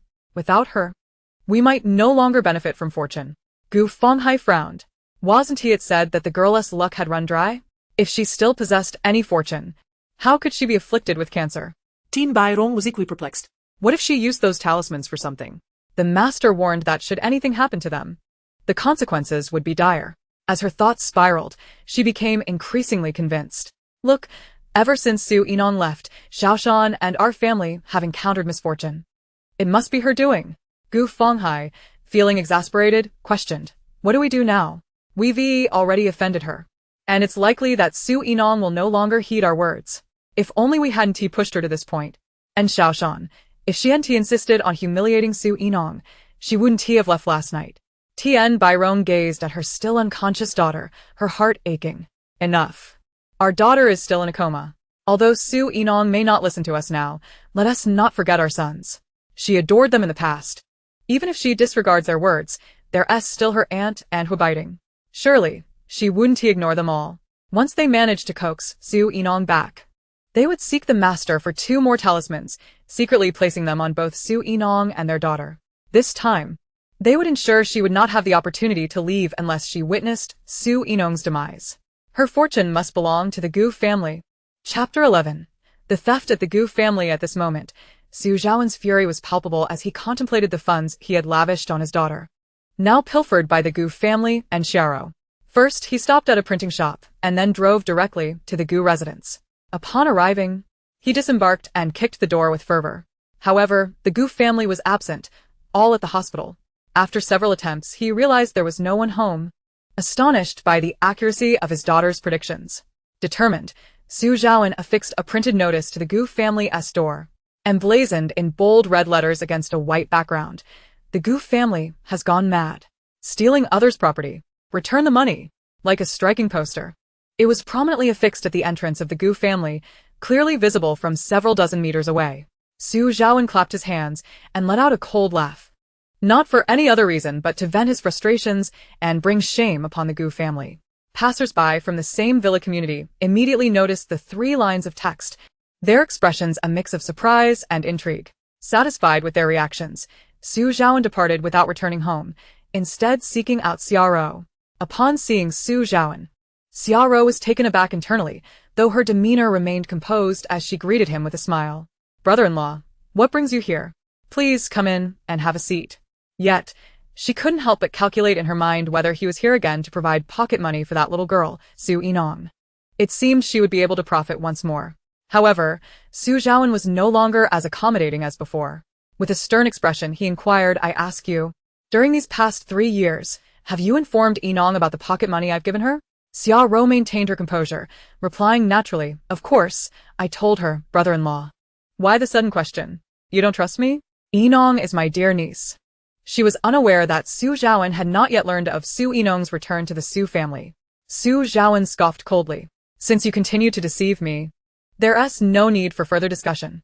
Xiaoro, I only refrained from doubting you because of your relationship with Yinong. The money I've given her over these 3 years has likely all ended up in your pocket." Xiaoro instinctively denied it. "No, I only took half." "What are you talking about, brother-in-law? How could I deceive you? That was money meant for Yinong. I would never take it. Besides, her card is definitely in her own possession. How could anyone else access her funds?" Xiaoro spoke with earnest conviction, and perhaps others would believe her. Yet, Su Zhaoan remained unconvinced. He trusted only his precious daughter. If she said she hadn't received any money, then she truly hadn't. And only Xiaoro was capable of deceit. As Xiaoro continued to deny the allegations, Su Zhaoan's patience wore thin, and he picked up his phone. "If you refuse to admit it, I shall call the police to investigate this matter." Without waiting for Xiaoro to object, he had already dialed the number, voicing his suspicions about the Gu family and Xiaoro. After the report was made, Xiaoro appeared flustered, her gaze towards Su Zhaoan tinged with resentment. "Brother-in-law, must you take this matter to such extremes? How will she manage after this report?" Su Zhaoan found it laughable. He was the one being extreme? It was Xiaoro who had monopolized his niece's pocket money. Disinterested in exchanging further words, he left her with a final warning. "You better replenish the money soon, otherwise, you will discover just how far I am willing to go." Meanwhile, Gu Fenghai, still in the hospital, had just concluded a conversation with a friend. Upon noticing his grim expression, Tian Bai Rong inquired, "What's wrong? Who else is partnered with the Su family?" Gu Fenghai slammed his hand on the bed. "Someone has posted a poster at our doorstep demanding repayment. If this issue wasn't handled properly, he would become the laughingstock of the circle. What a monumental disgrace." After speaking, Gu Fenghai received a photo, revealing the glaring 3 lines of text. Before Tian Bai Rong could ask further, the door to Gu Fenghai's room was knocked open, and 2 police officers entered. "We received a report stating that your family has embezzled over 20 million from someone, and we are here to take you to the station for questioning." Over 20 million. A serious case indeed. Gu Fenghai's face turned crimson with indignation. Who is slandering me?" The reporting party was a Mr. Su, and the victim of the alleged embezzlement was his daughter, Su Yinong. Gu Fenghai, who had been vehemently protesting, suddenly fell silent, as if his throat had been constricted, recalling certain events. Tian Bai Rong, sharing his thoughts, remembered their daughter, Gu Shuangxue. That money indeed belonged to their family. Their bravado quickly diminished. "Officer, this is a misunderstanding. Su Yinong is our daughter as well. We have raised her for 18 years. Please give us a moment to resolve this ourselves." Yet the officer's response was a firm no. Regardless of their claims, the missing 20 million had irrefutable ties to them. Gu Fenghai and Tian Bai Rong had no choice but to urgently contact their 3 sons for assistance, after which they were both taken away. At the same time, Xia Ro faced a similar predicament, being escorted into a police car. Upon returning home, Su Zhaowen relayed all these events to Su Yinong. Rest assured, my dear. The money that belongs to you will be reclaimed. Those who dare to take my daughter's money must face consequences. Su Yinong felt warmth in her heart. Having been in the realm of cultivation for far too long, over 1,000 years, in fact, she had initially feared she might feel out of place upon her return. Yet, the love and concern of her father made her feel as though she had never truly left. Thank you, Dad. Su Zhaowen waved his hand dismissively. There's no need for formality. Everything I have is yours. Su Yinong smiled. Dad, I'm quite skilled in metaphysics and fortune-telling. If any of your friends need assistance in this area, they can come to me. Su Zhaowen immediately agreed.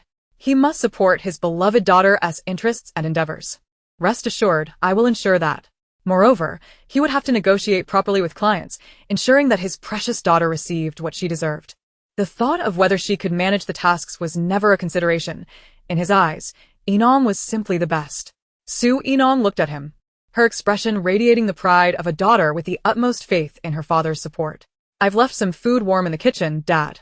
Remember to eat. I'm heading upstairs now. Upon hearing this, Su Zhaowen felt a surge of warmth within him. How considerate of his precious daughter to leave him a meal. Knowing he hadn't eaten before going out, Su Zhaowen felt increasingly optimistic about their future. For the sake of his daughter, he must strive diligently and earn more. Su Yinong ascended to the second floor, an entire level dedicated to her own space. In addition to a spacious bedroom, there was a walk-in closet, study, and cinema. She headed straight to the study and set up her live streaming equipment.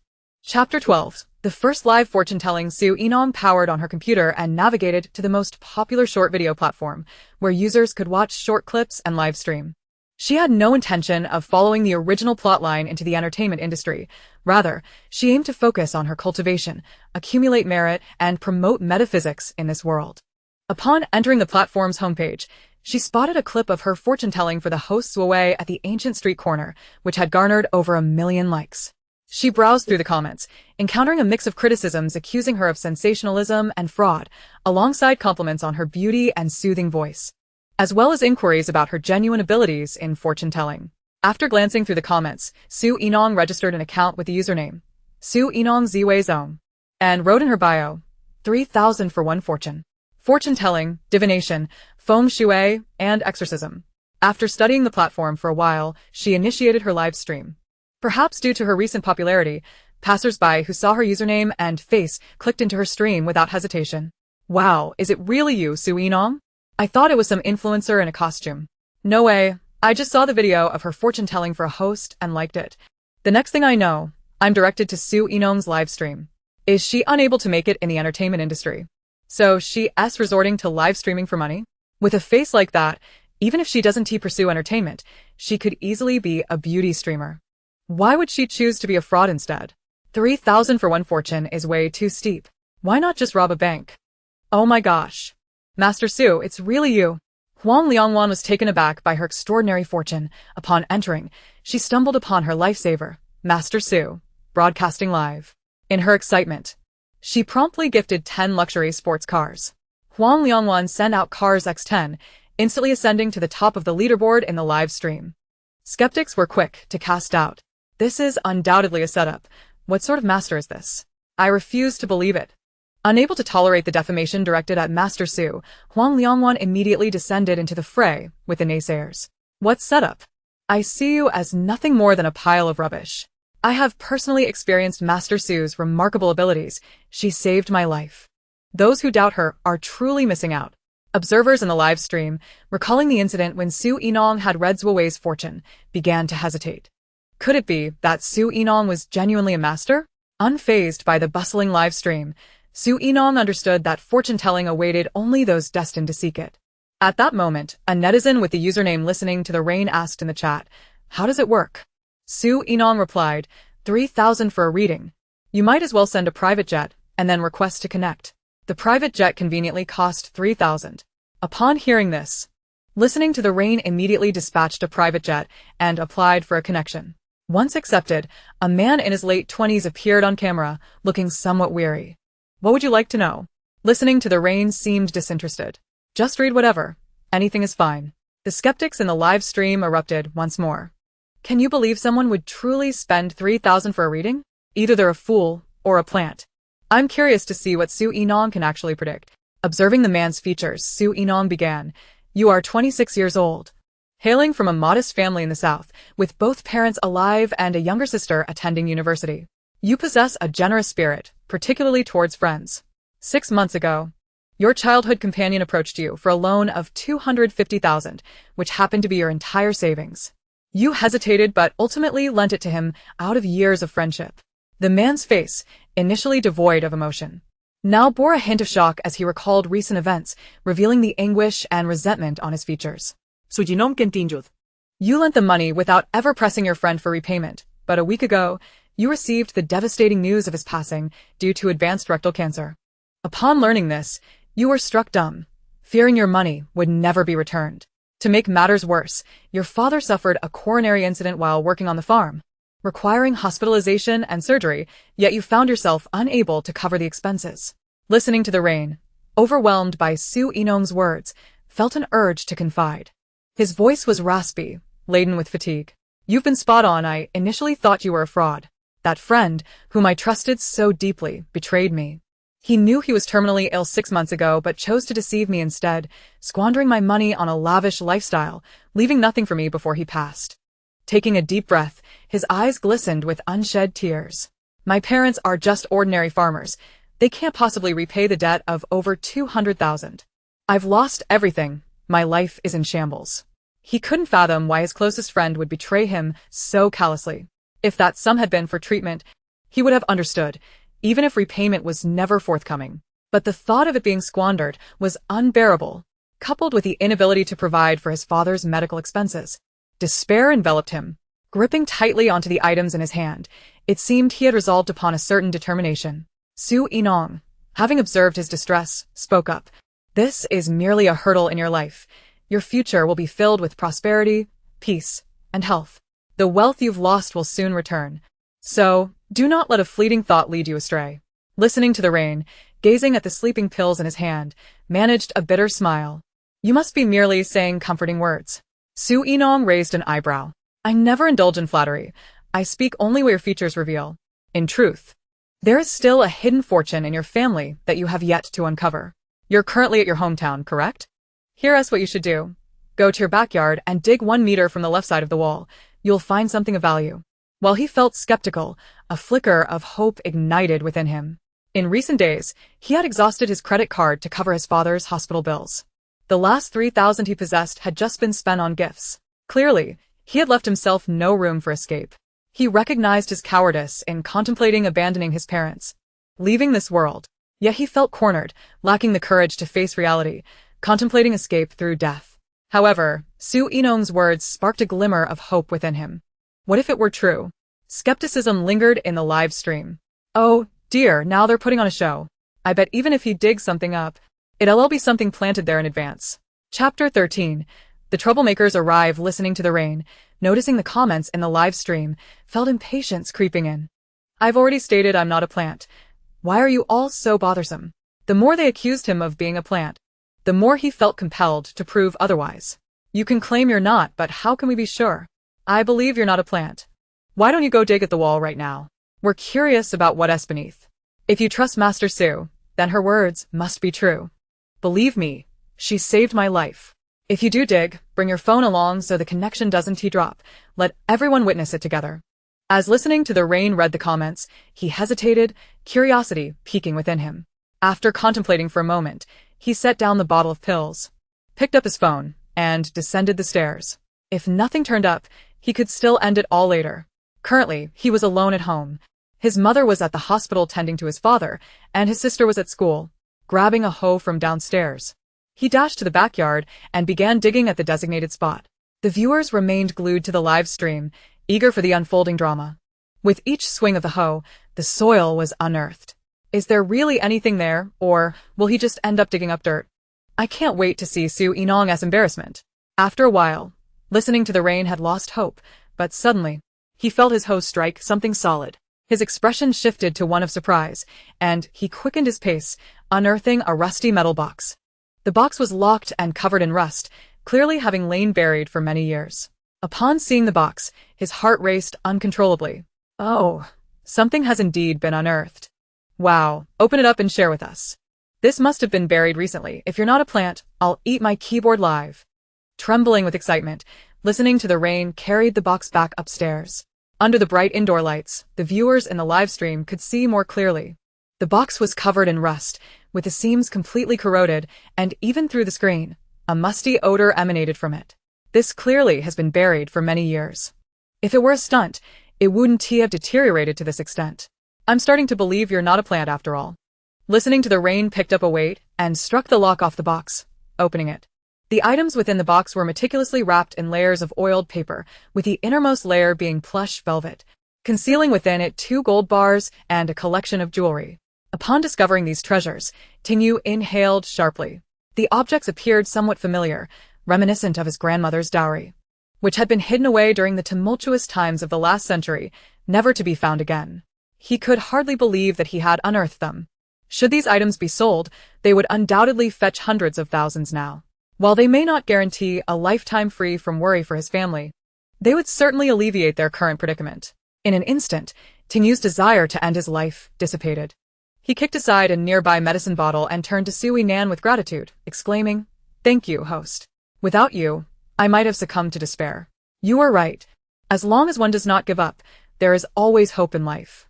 Sui Nan offered a reminder, after you settle your father's medical expenses, consider venturing eastward to engage in a small business. You will earn your first pot of gold. Also, this isn't the first time you've contemplated ending it all, is it? You've attempted it before, but were unsuccessful, correct? Tingyu first acknowledged her respectfully, then felt a twinge of shame. Indeed, he had contemplated drowning, jumping from heights, and even poisoning himself, yet none of those attempts had succeeded. Sui Nan sighed. From now on, cherish your life. Your grandmother would be heartbroken to see you in such despair. As for the money you lend out, it will eventually return to you. Tingyu could not help but inquire. My grandmother passed away many years ago. Can she truly see me? He had already lost hope regarding the 25,000 he had lent. So Yinan replied, It is she who watches over you from the shadows. Otherwise, why do you think your previous attempts at suicide failed? Upon hearing this, Tingyu was moved to tears. His grandmother had raised him, and they shared a deep bond. It was disheartening to realize that even now, he had not given her peace of mind. Tingyu nodded resolutely. Rest assured, I will live well from now on. In the live stream, some viewers could not resist mocking him, typing comments such as, his acting isn't half bad. What a good actor. How much did he cost? If these were truly his family's belongings, why was no one aware of them before? Why only now? Who wrote the script? It needs improvement. Even the deceased of roles, as if fooling the gullible. Angered by these remarks, Tingyu shouted, I'm not acting. Afterward, he stepped out of the frame for a moment and returned holding something. This is my grandmother's dowry list, clearly detailing the items included. It precisely matches what I unearthed today. As for why no one knew about the tin box buried at the base of the wall, it was because my grandfather hid it, but he passed away unexpectedly before he could explain its whereabouts. Sui Nan paid no heed to the skepticism within the live stream. Those who did not believe simply lacked the fate to connect with her. Moreover, the critics were devoid of reason. Another layer of good karma enveloped her. Noticing that Tingyu's despair had lifted, she ended the connection and began searching for her next destined individual. At that moment, a user named Yan Dashao entered the live stream, accompanied by a flare of charisma. Ji Yan was indeed Yan Dashao. Initially, he had stumbled in by accident, but upon realizing it was a fortune-telling stream, he lost interest and was about to leave when he caught sight of Sui Nan's face on the screen. A smile suddenly spread across his face. So Yinan, your situation seems dire. Have you resorted to online fortune-telling to make ends meet? At that moment, some viewers recognized him. Wow, it's Yan Xiao. Aren't you usually only interested in talent streamers? Yan Xiao has probably spent millions on live stream rewards. Are you here to have your fortune told by Sui Nan? She seems to have some skills. recognizing So Yinan, Ji Yan decided to remain in the live stream. He glanced at her profile description and scoffed. You claim to be a fortune teller. Then let us see what you can predict. He was determined to embarrass Sui Nan and avenge Gu Shuangshua's grievances. Regardless of what she foretold, he would not acknowledge it. Sui Nan assessed his features before speaking. You were born into wealth, raised in a loving household, and enjoy deep familial ties. You need not worry about food or clothing throughout your life. However, You have an elder sister who was abducted when she was just 1 year old, and to this day, she remains unaccounted for. Furthermore, tonight you face a calamity. If you can evade it, your future will be smooth sailing, but should you fail, your latter years may be marred by disability. Ji Yan dismissed her words with disdain. Aren't those mere platitudes? Anyone within the circle knows about my missing sister. As for this calamity, that is utter nonsense. I'm at home right now. What calamity could possibly befall me? Although his parents were out, there were still caretakers and chefs present in the house. 수인원 리수수리시펫 할티. Regardless, I've given my warning. Whether you choose to believe it is entirely up to you. Ji Yan observed her calm demeanor, a flicker of doubt creeping into his mind. Could it be that Su Yinan genuinely possessed some insight? Yet, he quickly dismissed the thought. She was merely pretending. He was resolute in exposing her. With that determination, Ji Yan sent another private jet as a gift. In that case, why don't you tell me where my abducted sister is? Su Yinan regarded him with a look that suggested he was simple-minded. 3,000 is merely the fee for the fortune-telling. If you wish for me to find someone, that will require a different price. Ji Yan, incensed by her gaze, felt his face flush. Is it just about money? I have plenty. Yan Daxiao sent 10 carnival gifts. Ji Yan furiously sent 10 carnival gifts, then turned to Su Yinan. How about this? Is 300,000 sufficient? Su Yinan reluctantly nodded. It will have to do. Despite Ji Yan's generous gift of 300,000, the streaming platform would take a cut, and the sum that reached her would be considerably less. Realizing this, Su Yinan felt the urgency to resolve the matter swiftly. Otherwise, how could she justify only receiving a portion of the 3,000 for her services? Fine. You should call your mother now and have her retrieve the address of the student she sponsored to university this year. Your sister is at their home. Yan frowned. What are you talking about? How could my sister have any connection with the student my mother sponsored? Su Yinan raised an eyebrow. I've made myself quite clear. Are you still not understanding? Your sister was sold to that family, and the student your mother supported refers to your sister as well. Initially skeptical, Ji Yan felt a stir of uncertainty as Su Yinan spoke with such conviction. His parents had searched for his sister for many years without giving up. What if Su Yinan's words held truth? Ji Yan resolved to test her claims. He picked up his phone and dialed his mother. Mom, did you sponsor someone for university this year? Ji Mama was taken aback by her son's sudden inquiry, as he had never shown interest in such matters before. Yes. Why do you ask? I sponsor impoverished students every year. Ji Yan hesitated for a moment, but ultimately relayed Su Yinan's words. Mother, I just consulted an oracle online, and she mentioned that my sister has been trafficked to the family of one of the students you are sponsoring. Shouldn't you look into it? Mrs. G, unable to contain her emotions, exclaimed. What? Who is this master? I will have someone investigate immediately. For years, the family had been haunted by the loss of their daughter, a pain that lingered in their hearts. Now, after finally obtaining a lead, regardless of its authenticity, she could not afford to overlook it. At that moment, Su Yinan added, By the way, Ji Yan, if you wish to investigate, you must act swiftly. Otherwise, your sister may end up being sold as a bride to a 45-year-old bachelor. Hearing Su Yinan's voice, Mrs. G's heart raced with urgency. Master, is what you say true? How is my daughter faring now? Su Yinan's expression turned grave. It is indeed true, so you must hurry. She has endured a difficult life these past years. Mrs. G immediately began her inquiries, displaying remarkable efficiency, discreetly gathering information from the sponsored student and even acquiring photographs of his family. As she gazed at the image of a girl, timid and dressed in ill-fitting clothes that were clearly too short, tears streamed down her face. A mother's instinct told her that this was undoubtedly her daughter. Listening to the sobs on the phone, Ji Yan suddenly grasped the situation, his expression tinged with sorrow. Who is this master? Mrs. G inquired over the line. Yan, momentarily forgetting his irritation towards Su Yinan, replied, Su Yinan, the false heiress of the Gu family. Mrs. G frowned and admonished, What is wrong with you? You ought to show some decorum, you know. Ji Yan felt a flicker of annoyance, but begrudgingly responded, Understood. At that moment, Mrs. G was solely focused on her daughter, lacking the inclination for further conversation, and promptly hung up. Ji Yan glanced at Su Yinan, feeling an awkwardness settle over him. If his sister could truly be found, Su Yinan would become their family's benefactor. Yet, he had previously treated her poorly. This realization left him feeling somewhat embarrassed. After a moment's contemplation, he decided to send several gifts to mask his discomfort. Young Master Yan has sent a Carnival X10. Su Yinan raised an eyebrow, appreciative of Ji Yan's perceptiveness, and remarked, I mentioned you would face a calamity tonight. To ensure your safety, lock your doors and windows, summon the property security, and alert the police. As Ji Yan pondered her words, he suddenly heard a disturbance outside the window.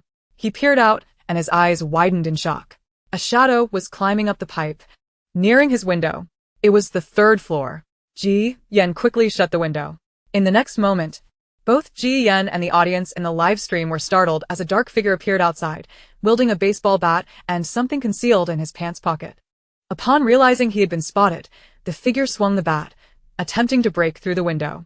Ji Yan took a deep breath and looked at Su Yinan. Did you foresee this too? Su Yinan smiled slightly. What else would you expect? Ji Yan felt a sense of resignation and promptly notified the property security and called the police. He recognized the intruder. He had previously worked at his home, tending to the garden. However, his lackadaisical attitude and volatile temperament had led to his dismissal. Ji Yan never anticipated that the man would seek revenge so late at night. Chapter 15. A True Master. Enjoying the melodrama, Ji Yan gazed at Su Yinan, a flicker of relief washing over him. He was fortunate to have entered her live stream. Otherwise, he might have faced dire consequences. Yet soon after, guilt washed over him as he recalled how Frosty often lamented about the bullying she endured at the hands of Su Yinan in the Gu family. It was Su Yinan's existence that made Frosty often appear glum. As Ji Yan wrestled with his conflicting emotions, he noticed cracks forming in the window glass. His eyes widened in disbelief. What kind of shoddy glass was this? Before he could react, the intruder shattered the glass and leaped inside with a speed that left Ji Yan stunned. Not only was the man mentally unstable, but he also seemed to possess immense strength. Ji Yan scoffed internally and then felt a surge of anger. How dare you come back to cause trouble after being fired for your incompetence? Just as Ji Yan was about to confront him, he saw the intruder produce a knife from seemingly nowhere. He turned to flee. What the hell? A baseball bat was one thing, but now he has a knife? Where are the rules of combat? Ji Yan thought frantically, attempting to escape through the door, only to find it blocked. He couldn't possibly jump from the third-floor window. Even the security would take time to arrive. Thus, the live-stream audience watched in real time as Ji Yan navigated this escape game, albeit confined to a single room. Before long, he began to pant. This man was too strong, and Ji Yan felt he was no match for him. Darkness threatened to engulf him. Run, legs, run. Just as the knife approached, Ji Yan shouted, Su Yinan, help. Su Yinan, slightly exasperated, nevertheless decided to intervene for the sake of virtue.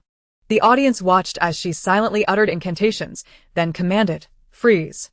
To their astonishment, the assailant truly stood still. The viewers' perceptions of Su Yinan transformed instantaneously. Wait, are you a genuine master? Why didn't you say so earlier? Su Master, I apologize for my earlier disrespect. Please do not hold it against me. Woo. I know I was wrong. I spoke without thinking. I will atone right now. Is this magic? Oh, so it was Su Master casting a spell. The live stream chat erupted with gifs as they had witnessed the assailant being immobilized. If this wasn't mastery, what was? Ji Yan had initially thought he was doomed, but to his surprise, the anticipated pain never came. He approached the immobilized figure, nervously confiscating the knife and the baseball bat. The assailant's eyes blazed with fury, seemingly wanting to attack, yet he remained utterly motionless. Ji Yan's eyes widened in shock as he stared at Su Yinan. Wow. A true master indeed. You really can immobilize someone just like that. Impressive. Su Yinan reminded him, you should hurry and find some rope to bind him. He won't remain immobilized for long. This takes a considerable toll on my energy. Ji Yan quickly snapped back to reality, procuring rope to securely bind the assailant. Shortly after, the security arrived. Seeing that Ji Yan was now safe, Su Yinan disconnected the call. Ji Yan reached out, wanting to plead, wait, can't you at least give me a chance to apologize? Frustrated, he began sending gifts in a flurry. Master, I was wrong. Thank you for saving my life. Young Master Yan has sent a Carnival X10. In the face of his life being saved, all prior prejudices vanished. Su Yinan accepted the gratitude, a smile gracing her lips as she glanced at the gifts on the screen. Though he was a mischievous child, perhaps he wasn't entirely beyond redemption. Looking at the time, Su Yinan declared, I will read one last fortune before signing off. Many in the live stream were eager to participate. Initially skeptical of Su Yinan's abilities, They had now witnessed her true prowess. Su Master, why don't you stream a bit longer? So many of us wish to have our fortunes told. Su Yinan contemplated before issuing a fortune bag. Let's have a fortune bag. Whoever claims it first will receive the last reading of the day. A user named Yu swiftly acquired the fortune bag, sending a private jet emoji and then connected to the stream. Su Yinong raised an eyebrow upon seeing a familiar face appear on the screen. Oh, another acquaintance, she mused. Yu immediately chimed in, her voice laced with reproach. Su Yinong, do you have no conscience at all? Gu Shuangxue is ill and hospitalized. How can you still find the time to engage in your online antics and live streaming? A smile crept across Su Yinong's face. Am I her mother? Why should I be concerned about her hospitalization? Yu felt a pang of injustice for her friend and turned to reveal the pale face of Gu Shuangxue lying in the hospital bed. She has always taken care of you, accommodating you in the Gu household. She's treated you with such kindness, and now that she is in a coma, you won't even bother to visit her? So Yinong said.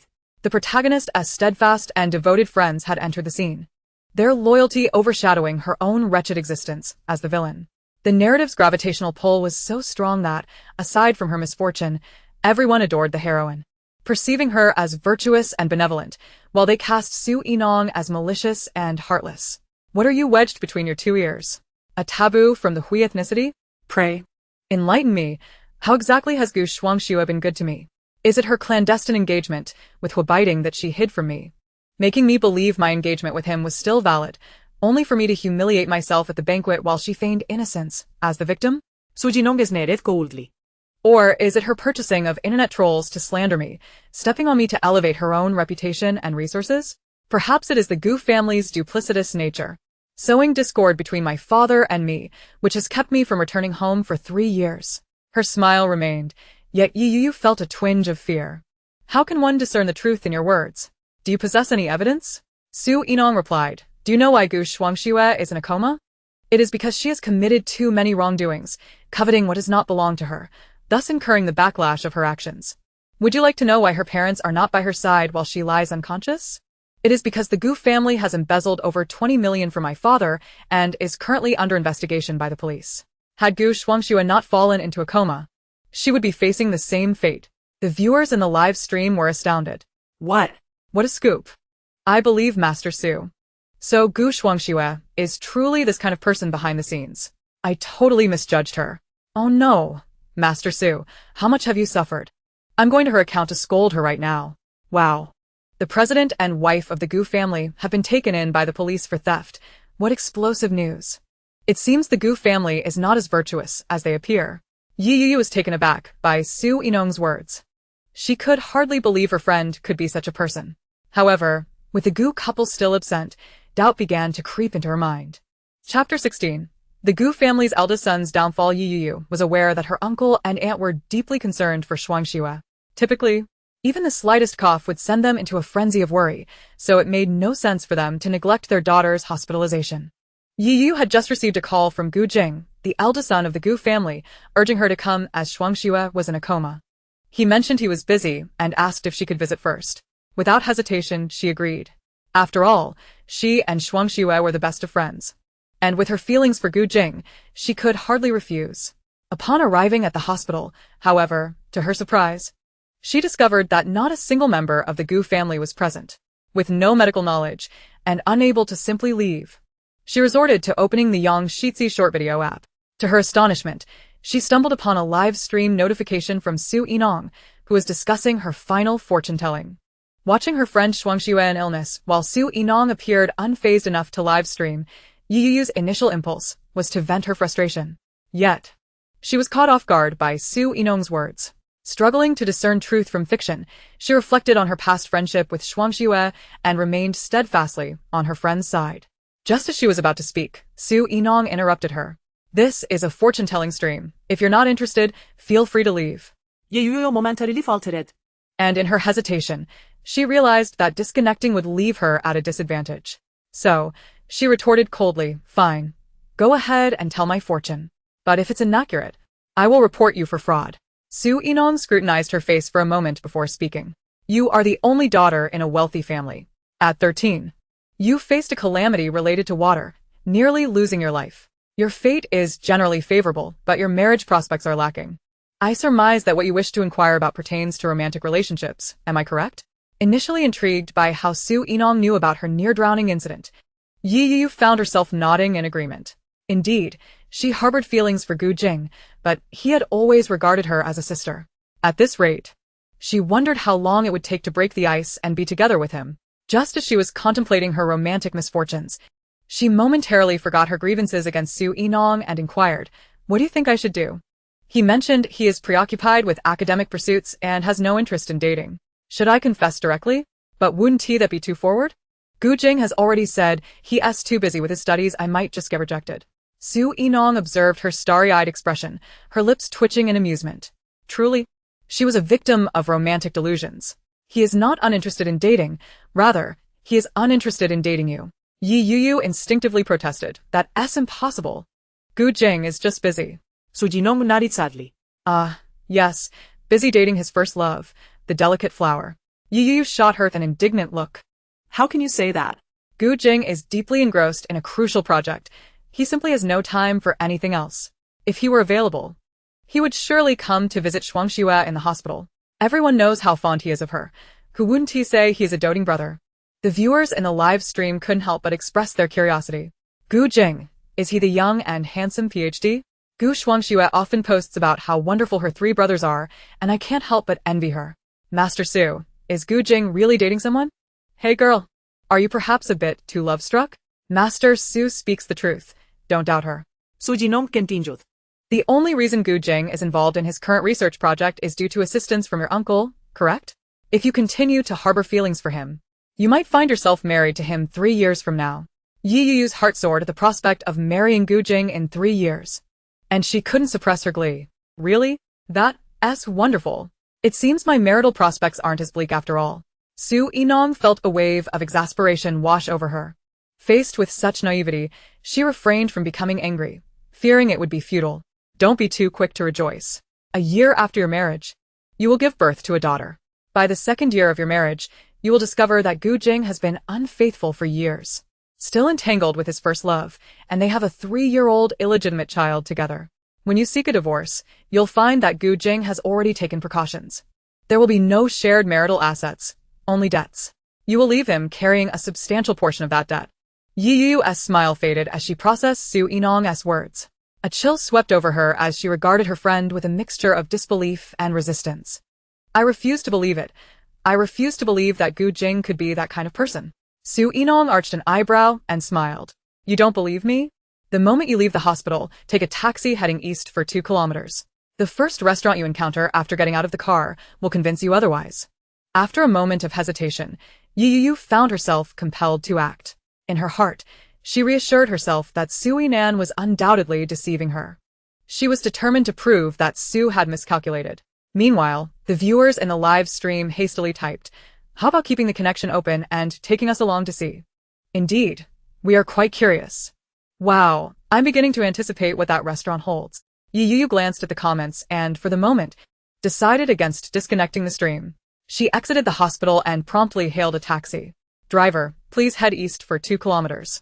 The taxi driver chuckled upon hearing this. "Are you meeting your boyfriend there? That street is known for couples dates." Yi Yu's expression soured instantly. She forced a smile, but remained silent. Oh, a street for couples? This is getting interesting. What if we see Gu Jing on a date?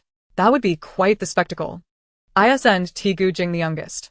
Most talented and handsome sistercon PhD. I have a hunch he might be in trouble. Yi Yu sat in the taxi, lost in thought. Once the taxi halted, she glanced at the first restaurant by the roadside and walked inside. Just a few steps in, she spotted 2 individuals seated at the front table, 1 man and 1 woman. The man was handsome, exuding an air of intellect. It was none other than her secret crush, Gu Jing, the eldest son of the Gu family, who claimed to be too engrossed in academic pursuits to visit his sister in the hospital. The viewers in the live stream exclaimed, "Oh no, the facade is crumbling." Chapter 17, a night visit. At that moment, Gu Jing also noticed Yi Yu. A flicker of surprise crossed his face, but he quickly masked it. What was Yi Yu doing here? Wasn't she supposed to be at the hospital caring for Shuang Xue? Gu Jing observed the incredulous look on Yi Yu's face and swiftly contemplated what excuse he could conjure to placate her. However, Yi Yu merely glanced at him before bolting out the door. Gu Jing hesitated for a moment, but ultimately decided not to pursue her. Yi Yu was innocent. He would find a moment later to comfort her. At that juncture, Yi Yu settled into a spot and gazed at the camera, on the verge of tears. Sujinan. Were your previous claims genuine? Am I truly destined to marry Gu Jing in 3 years, only to be betrayed? Sujinan replied, certainly. If you continue to harbor feelings for Gu Jing. Yi Yu looked even more despondent. Alright, I'm signing off now. If you wish to cry, do so alone later. And just so you know, Gu Jing is your bad luck charm. Your true soulmate will appear in 5 years. Upon hearing true soulmate, Yi Yu momentarily set aside her sorrow. Unable to resist asking, what does my true soulmate look like? Is he handsome? Su Inan's lips twitched. Handsome, fit, wealthy, and an excellent cook. Yi Yu's eyes lit up at this information. She wished to say more but realized she had been disconnected. Looking again, she saw that Su Inan had indeed ended the broadcast.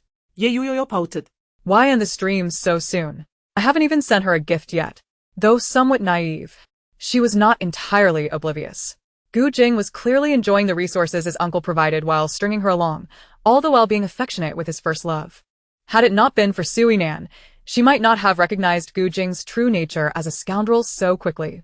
Even though Gu Jing was handsome, she resolved to stop liking him. Moreover, Su Inan had mentioned that her true soulmate would be handsome, fit, and a good cook. That thought alone made him seem superior to Gu Jing. Yet, as Yi Yu pondered, if Su Inan's predictions were indeed so accurate, could the things she mentioned about the Gu family also be true? If they were, Yi Yu could hardly fathom how to face her dear friend Gu Shuangxue in the future. After some contemplation, she opted not to return to the hospital and instead headed home. After concluding her live stream, Su Inan checked the earnings from that day in the back end. They had already surpassed 1 million, primarily thanks to Ji Yan's generous gifts, along with the fortune-telling fees and donations from viewers. The income was quite substantial. At that moment, Su Inan noticed a private message from the staff of Yang Shitzi Live, inquiring whether she was interested in signing a contract. After some consideration, she agreed and arranged a meeting time and place with the person in charge. She calculated that tomorrow would be auspicious, indicating a favorable outcome for the contract. Perhaps it could resolve the issue of the platform claiming half of her earnings. Putting her phone away, Su Inan did not retire for the night.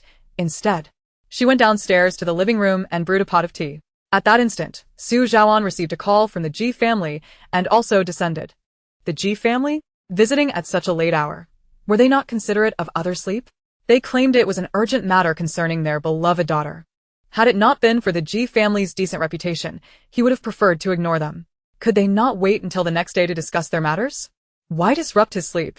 As Su Zhaoan reached the bottom of the stairs, he spotted Su Inan in the living room, and a smile instantly graced his face. Why are you still awake? Is your bed uncomfortable? Su Inan pointed to the tea on the table. No, I sensed someone would be visiting, so I came down. Su Zhaoan was taken aback. You sensed it? Didn't you have an appointment with the Ji family? He had assumed the Ji family had arranged this visit with her prior. Su Jinan blinked. Not at all. Su Zhaoan gritted his teeth. The Ji family had begun to play word games with him. However, did his daughter's mention of sensing imply a literal interpretation? Truly, she was his daughter, remarkably talented. Before long, 3 members of the Ji family entered. Yan, aware that his parents would be seeking out Su Inan, had also come along. Upon seeing Su Inan, Mrs. Ji, though anxious about her own daughter's situation, maintained her poise and greeted both of them, presenting the gifts she had brought. Mr. Su, I apologize for disturbing you at such a late hour. But I had no choice. The matter concerning my biological daughter compelled me to come. Everyone was aware of the Ji family's plight in losing their daughter and their relentless search for her over the years. While Su Zhaoan was reluctant to have them intrude on his precious daughter at this hour, he could empathize. If it were Inan who had gone missing, he would surely be even more distraught than the Ji family. Thus, he graciously allowed them to sit. The Ji couple's faces lit up with gratitude at this gesture. Ji Yen, having been saved by Su Inan during the live stream, had ceased his previous arrogance around her. Moreover, he was eager to bring his biological sister home as soon as possible. Emere gli sincerely addressed Su Inan Miss Su. I learned through Xiao Yan that you were the one who divined the whereabouts of my daughter, and we are immensely grateful to you. Su Inan gestured for her to refrain from such formalities. Now that you know your daughter's location, you can go directly to bring her back. What is it you wish for me to do? Mrs. Ji expressed her concerns, Miss Su. Your insights are remarkably accurate. I came to inquire if there are any potential obstacles to retrieving my daughter. Is there anything I should be cautious of? Su Yinan studied her features for a moment before responding. Although there may be some complications, the ultimate outcome will be favorable. The Ji couple eagerly asked, is there any way to circumvent these complications? They wished for a smooth reunion with their daughter, wishing to avoid any hurdles. A smile graced Su Yinan's lips. Indeed. There is a solution. I possess talismans that ward off evil and ensure safety and smooth sailing, transforming misfortune into fortune. As soon as her words fell, Mrs. Ji eagerly interjected, Miss Su, we shall purchase 10 of them. Su Yinan replied, for your family of 4, that may be excessive. The Ji couple chimed in, we'll take a few for the elders at home as well. In addition, it was to support Su Yinan. Su Yinan nodded in agreement. Very well, she said, producing 10 talismans and placing them before the Ji family. 100,000 each. Without hesitation, Madame Ji quickly took out her phone to transfer the funds. Thank you. Miss Su. Ji and S eyes sparkled upon seeing the talismans. These were invaluable items that could save lives. If he ever found himself in a perilous situation again, all he needed to do was produce a talisman, and he would be safe. With that thought, Ji Yan reached out and took one, tucking it away carefully. Chapter 18. Father. You're not an orphan. Madame Ji cast an exasperated glance at him, then turned to Su Yinan, saying, Miss Su, on our way here. Xiao Yan expressed his gratitude for your intervention that prevented him from being harmed. We are truly thankful. She then turned to lecture Ji Yan. What sort of company do you keep? Don't be so gullible. Miss Su is our benefactor, and you must treat her with the utmost respect from now on, understand? She whispered further, Gu Shuangxue is already engaged to Huabaiting. You must learn to keep your distance from her. Don't be used as a pawn. Madame Ji was aware of Ji Yan's unreliability, especially his tendency to stand up for Gu Shuangxue. However, it was clear that regardless of the Gu family's situation, Su Yinan was someone they could not afford to offend. Ji Yan grasped his mother's intent. Though somewhat reluctant, he begrudgingly acquiesced. He certainly wouldn't dare speak ill of Su Yinan again. Likewise, if anyone were to disparage her in his presence, he would not tolerate it. At that moment, Ji Yan's father transferred 2 million to Su Yinan, politely stating, Miss Su, this is our family's token of gratitude for saving Xiao Yan. It is getting late, so we shall not impose any longer. We hope to invite you and Mr. Su for dinner next time. Once the Ji family departed, Su Zhaoan gazed at Su Yinan with pride. How remarkable and respected his daughter was. Yinan, your fortune-telling skills are extraordinary. Why not read my fortune as well?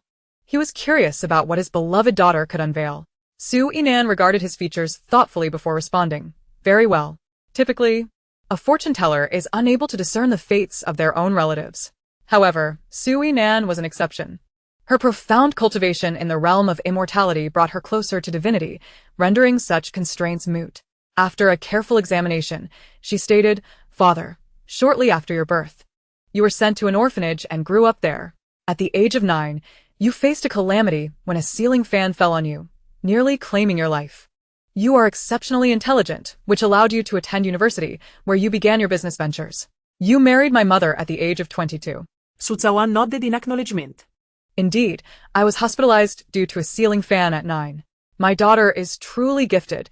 She can even recount this. Yet Su Yinan had not finished. Father, have you always wondered about your biological parents? Do you wish to know whether they are still alive and why they abandoned you?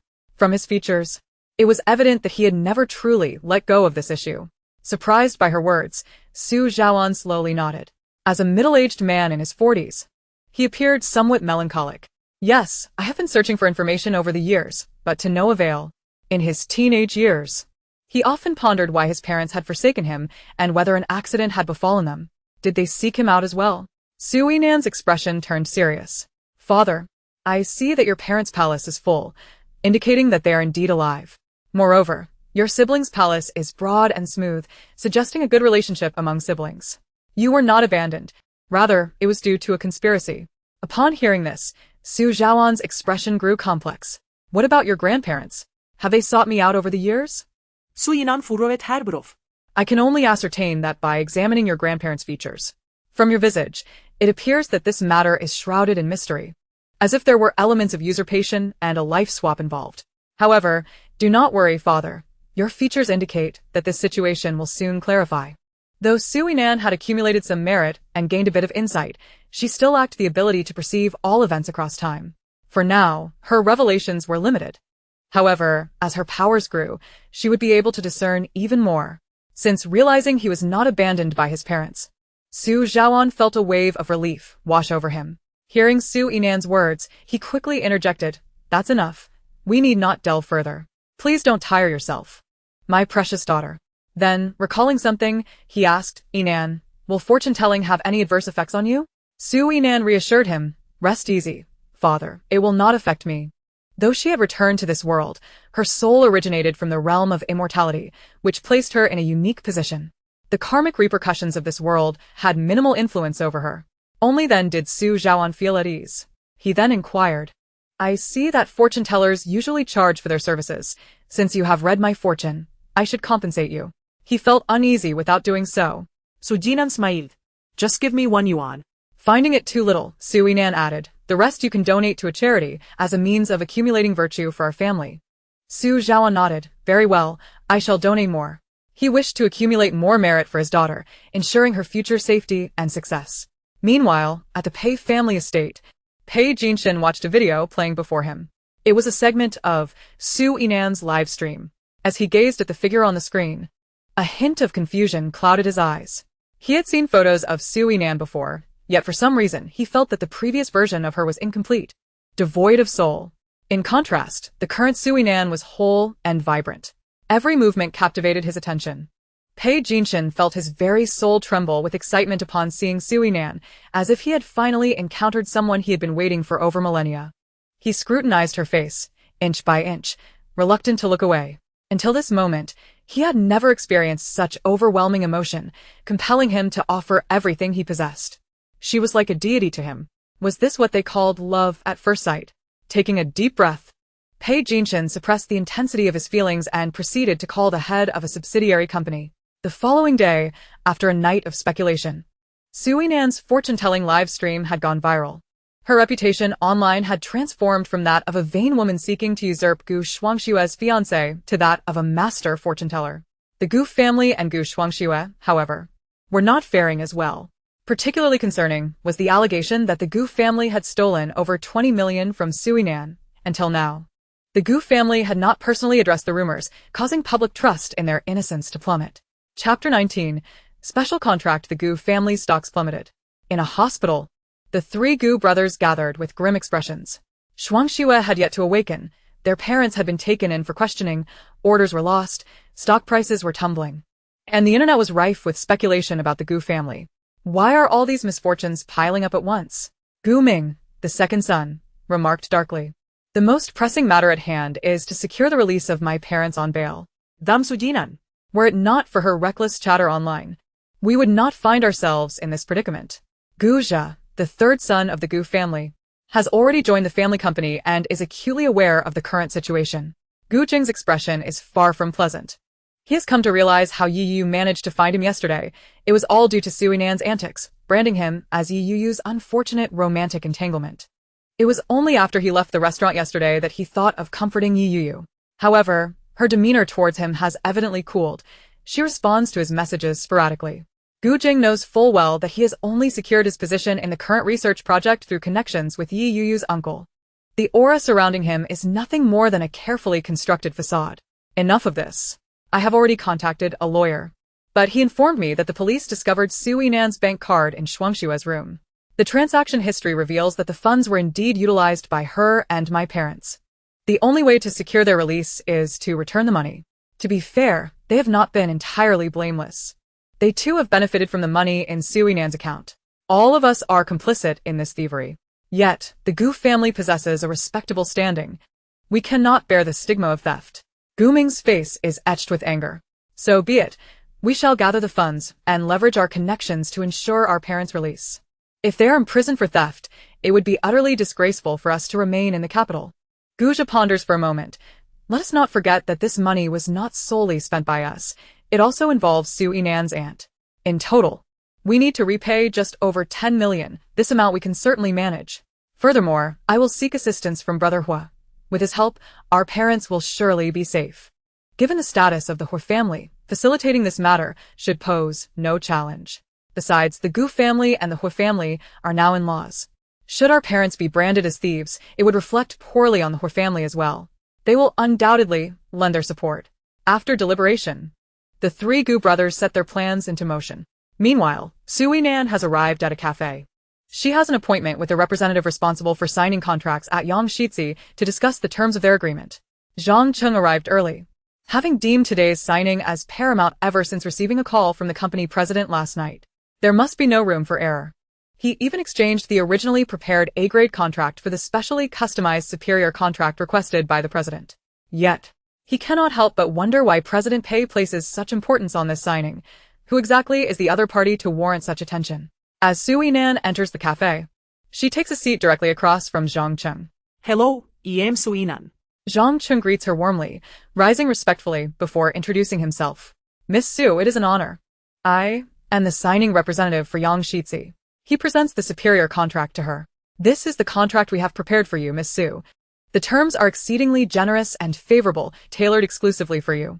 Upon glancing through the document, Su Yinan is taken aback. While she anticipated a fortuitous signing today, the terms are indeed remarkably advantageous. It clearly states that the platform will not take a single penny from the gifts and donations received during her live streams. All proceeds belong solely to her. Furthermore, it stipulates that there will be no mandatory streaming hours or participation in activities, effectively providing her with unparalleled convenience. Su Yinan is confident that even the top streamers on Yangshixi do not enjoy such a favorable contract structure. After perusing the contract, she sets it down. Zhang Cheng, feeling somewhat anxious, inquires Miss Su, is there anything you find unsatisfactory? President Pei emphasized that the signing today is to cater to your preferences, and any discontent will be amended until you are satisfied. Upon hearing this, Zhang Cheng's confidence wavers. Is President Pei running a business or engaging in charity? How could he possibly engage in such unprofitable endeavors? Su Yinan, smiling, shakes her head. No, the terms of your contract are entirely beneficial to me. I am curious to know why your company has chosen to extend such an offer. Upon hearing her lack of dissatisfaction, Zhang Cheng breathes a sigh of relief and earnestly explains, Miss Su, while I am the signing representative, my position does not grant me the authority to dictate such advantageous terms. This contract was established by my boss, President Pei, who holds you in high regard and wishes to foster a positive relationship. Moreover, I believe that your remarkable talents will undoubtedly bring substantial traffic to our platform in the future. Su Yinan regards him thoughtfully, nodding in understanding. He is indeed speaking the truth.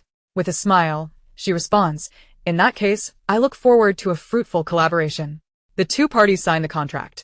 Having secured favorable terms, Su Yinan adds, this is a talisman for peace. Please convey it to your boss as a token of my gratitude. Zhang Cheng accepts it promptly, unable to suppress his curiosity about the talisman's worth. He wonders if his boss will deem it valuable. Before departing, Su Yinan glances back at Zhang Cheng, offering a reminder. Avoid heading south on your drive today, take a different route. She then exits. Zhang Cheng ponders her advice, thinking, avoid the south? But my home is to the south. Taking another route will add an extra 20 minutes to my journey. Dismissing his doubts, he promptly returns to the company with the contract and talisman. Half an hour later, Zhang Cheng stands before his boss, Pei Jiaxin, presenting the seemingly unremarkable talisman with utmost reverence, as if it were a rare treasure. Zhang Cheng rubs his eyes, not daring to linger, and quickly exits the office. He cannot help but wonder if something supernatural has recently transpired around President Pei, prompting him to treat the talisman with such esteem. He never considers the possibility that the president has developed an infatuation with Su Yinan. After all, the entire company believes that President Pei is a flowerless iron tree. Meanwhile, Su Yinan, contract in hand, returns to the Su residence in high spirits. Upon logging into the Yangshixi platform, she discovers that her follower count has surged by hundreds of thousands overnight. Chapter 20, Repayment. Her inbox is inundated with messages. Glancing through them, she notices that most are friendly. Among them is a message from Tingyu, whom she connected with yesterday. Thank you, Master Su. I have managed to cover my father's hospital and surgery expenses. Furthermore, my friend's parents approached me this morning, revealing that they discovered his last words, which mentioned his debt to me, along with their apologies. They informed me that they had purchased insurance for him a year ago, and following his passing, they will be returning the money to me. Your words about this money returning were indeed accurate.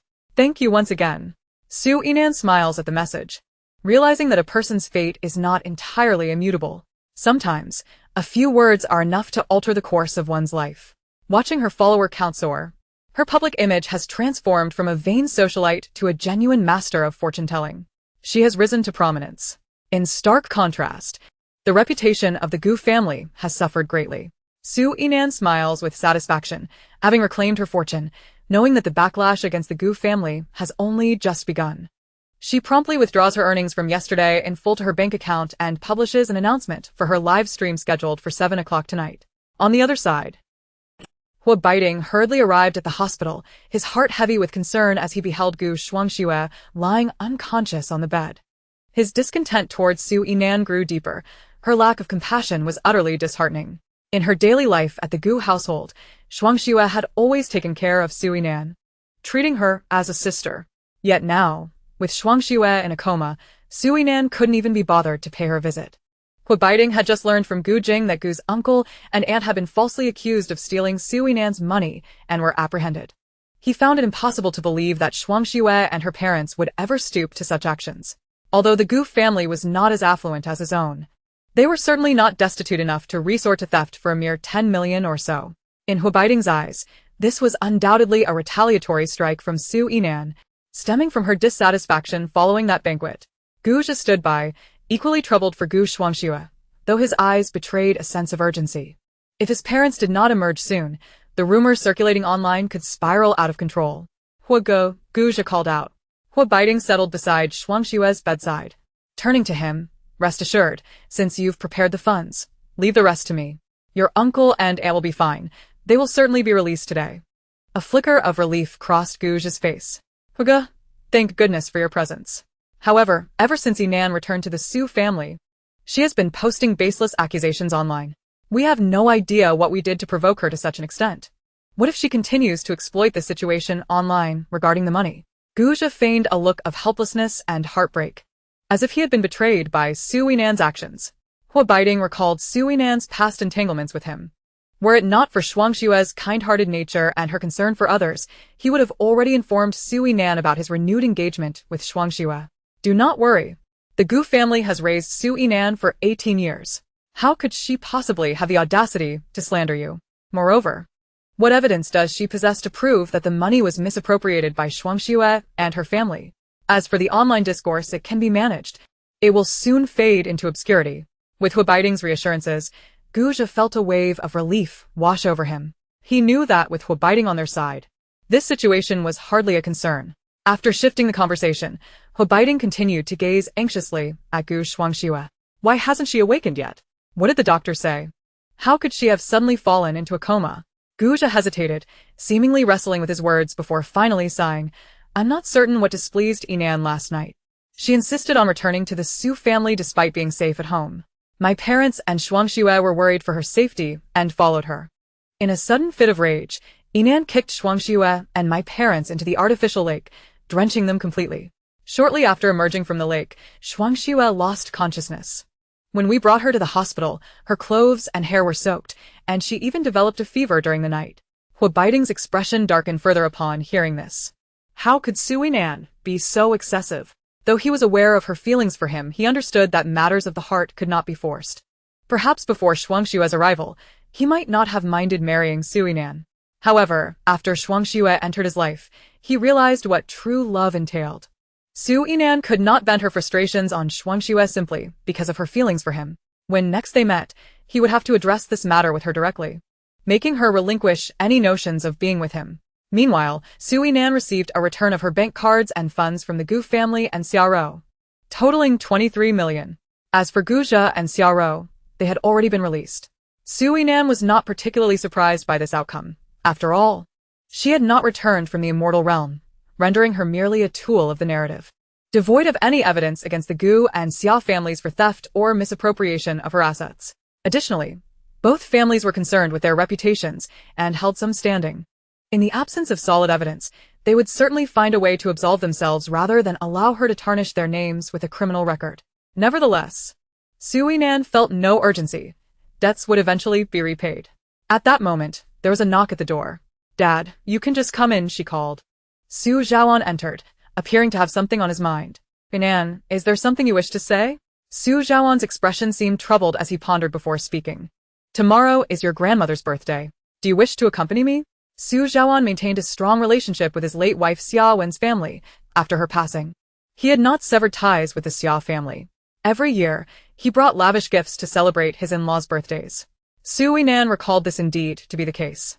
Previously, when Gu Shuangshue's identity was still concealed, it was her father who brought Shuangshue to the Xia family. Since 3 years ago, their identities had been reversed. To showcase her virtues, Gu Shuangshue continued to attend the Xia family's birthday celebrations, yet she had not informed Su Yinan of these events, leading her to miss out on attending.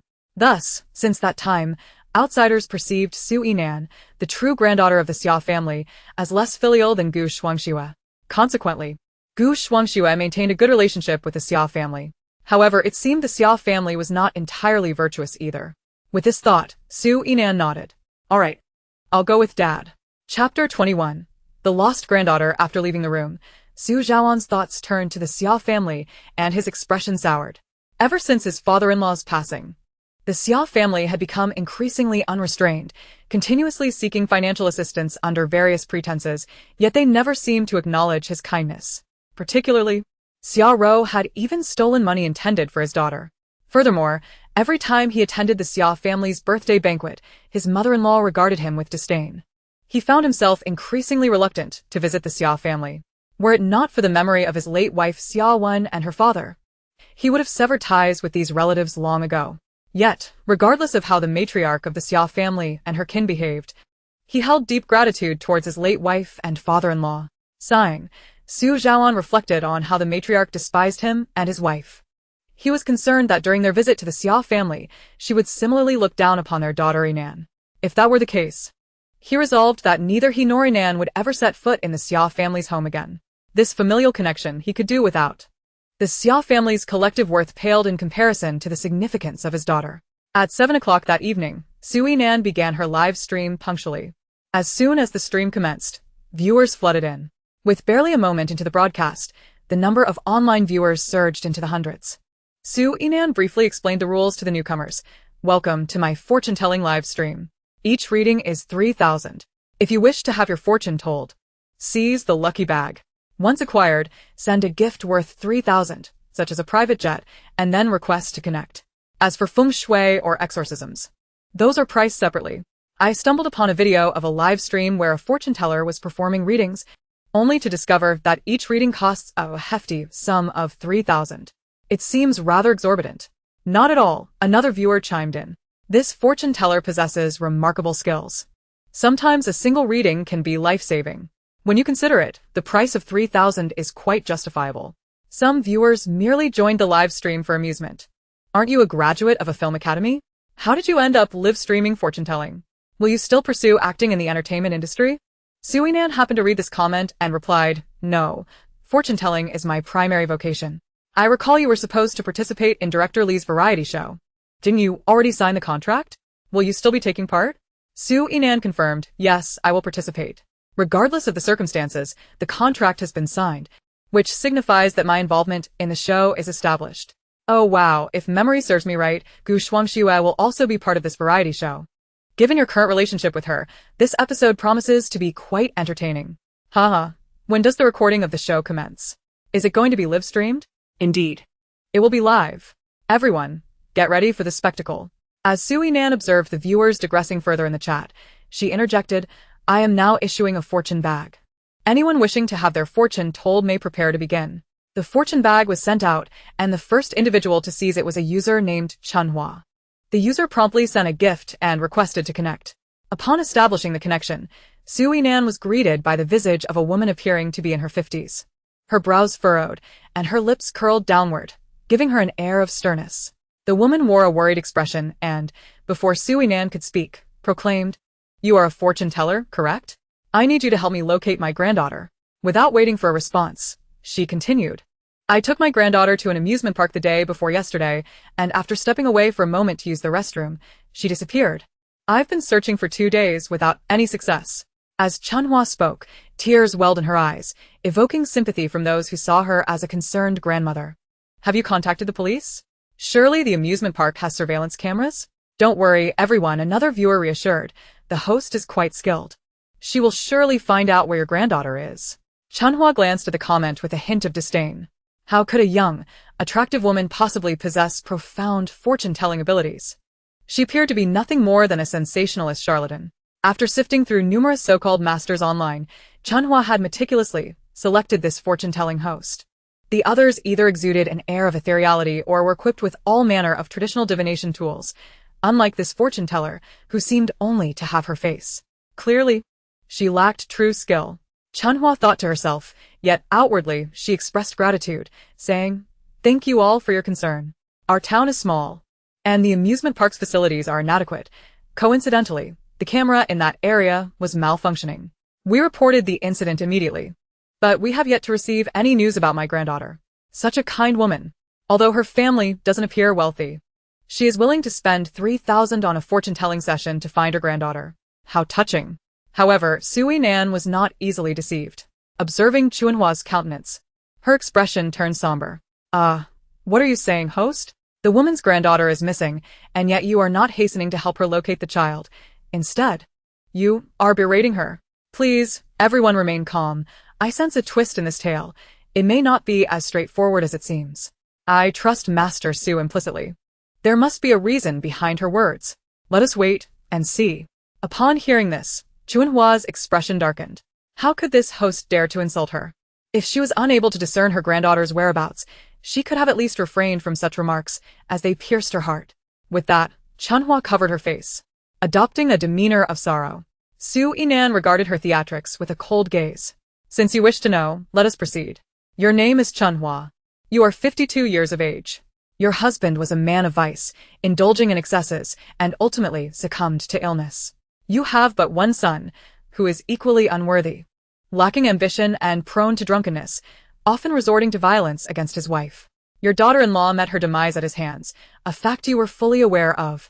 Chunhua's expression wavered, uncertainty flickering across her features. Su Yinan continued, You felt no sorrow for your daughter-in-law, but rather regarded her as a misfortune. She bore only one child, your granddaughter, who is now missing. You are a proponent of gender bias. Following your daughter-in-law's death, you desired to ensure your son would have heirs and sought to remarry. However, given your family's poor reputation, everyone in the vicinity knows your son is an abuser and that your household is impoverished. No one would consider marrying him. Thus, you set your sights on your granddaughter. Su Yinan's voice was icy, and the viewers began to sense the gravity of the situation. I have a foreboding feeling about this. Men who resort to domestic violence deserve no mercy. Such individuals should be left without descendants. Why are you all so worked up? Is the host's reading infallible? What if she is merely spouting nonsense? Just days ago, you deviated from your usual routine and declared you would take your granddaughter to the amusement park. She was excited to accompany you, only for you to lead her to a secluded, abandoned spot within the park, where you ultimately took her life, burying her in a hidden location. You then exploited the situation, claiming the child had vanished without a trace, demanding compensation from the amusement park. Su Yinan's gaze bore into the increasingly panicked Chunhua as she raised her voice. Am I correct, Chunhua? The viewers were left in a state of shock. How could someone be so heartless? To have killed her own granddaughter and then place the blame on the amusement park, this is utterly devoid of conscience. The amusement park has suffered a grave injustice, losing a fortune over this. This is premeditated murder. The authorities must be alerted, and she must be apprehended. Chunhua's forehead glistened with sweat. She had never anticipated that the fortune-teller she had chosen to portray a caring grandmother would unveil her darkest secrets. The panic in her eyes was unmistakable, and the audience could see through her facade. In a desperate attempt, Chunhua sought to disconnect from the call. But Su Yinan's chilling laughter echoed. It's too late to backtrack now. In the next moment, the police burst through the door. Su Yinan had discreetly reported the incident upon first seeing Chunhua. We received a report of premeditated murder for financial gain. Who is the informant? Su Yinan's voice resonated through the phone. It is I. Following this, Chunhua was taken away, and Su Yinan severed the connection. Impressive, host. Did you already know what she had done upon seeing her, hence why you reported it in advance? What a cruel individual. How could one even consider such an act? My heart aches for the little girl and her mother. Life has been exceedingly harsh for them. Su Jinan Rueschurd. They will share a bond as mother and daughter in their next life, filled with joy and happiness. Everyone have no fear. Oh, how wonderful! Though this life has been difficult for them, at least they will find happiness in the next. The host is remarkable. She can foresee such things. Su Yinan began to prepare for the second reading. The next caller was a young girl named Tian Tian. Appearing to be in her early 20s, she radiated youthful exuberance, her face reflecting hopeful aspirations for the future. What a beauty! I adore beautiful women. Miss, you aren't hoping to inquire about romantic prospects, are you? Surely not. She seems to still be in school, and isn't in such a hurry to marry.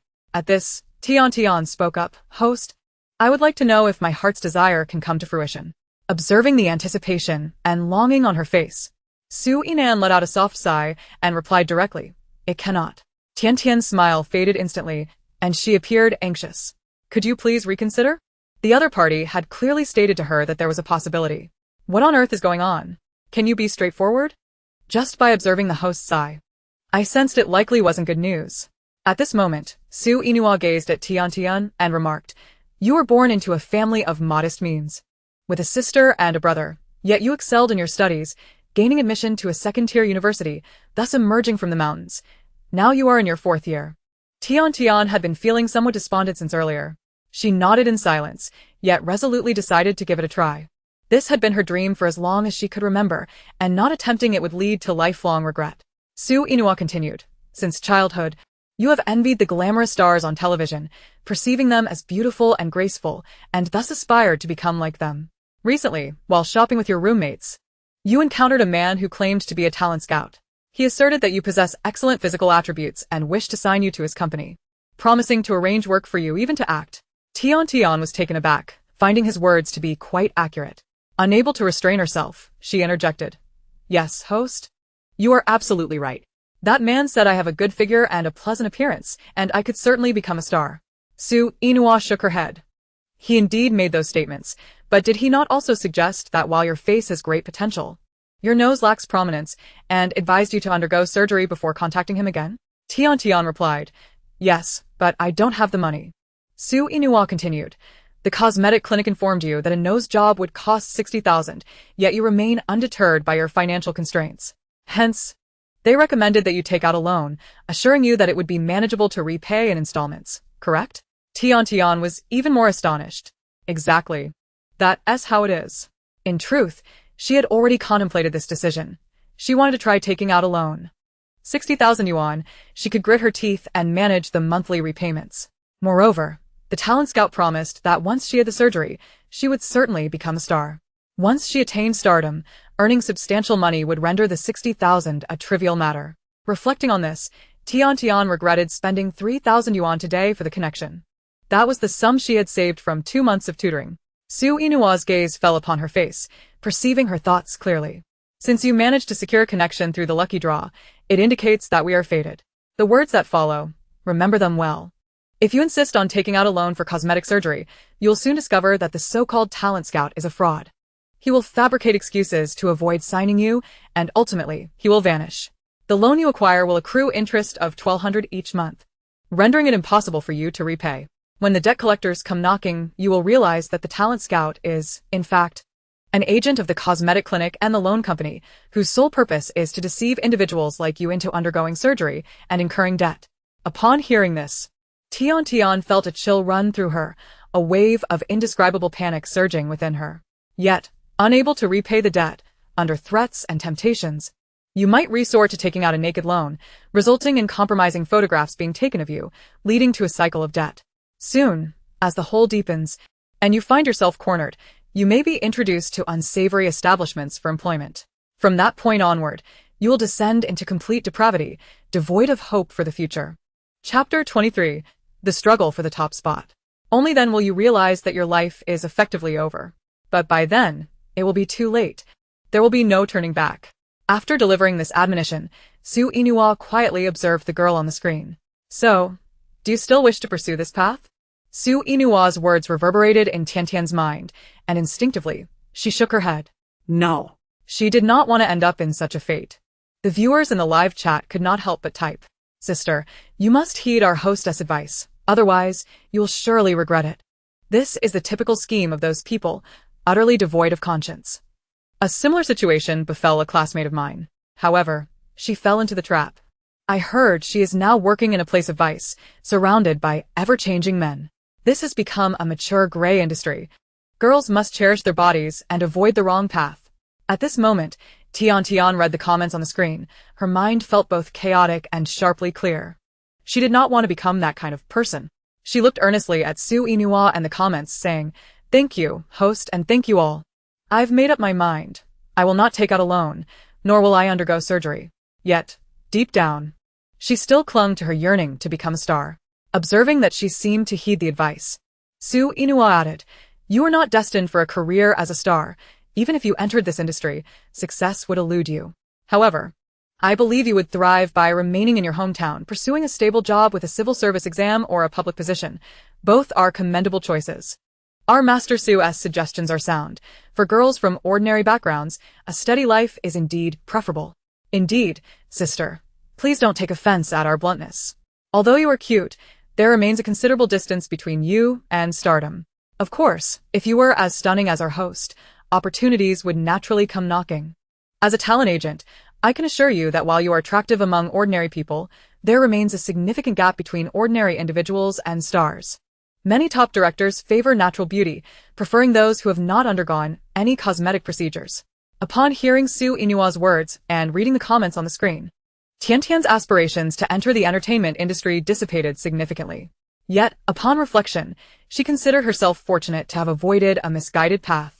Today's expenditure of 3,000 yuan for this insight was indeed worth it. Had she truly taken out a loan for surgery, it would have been disastrous.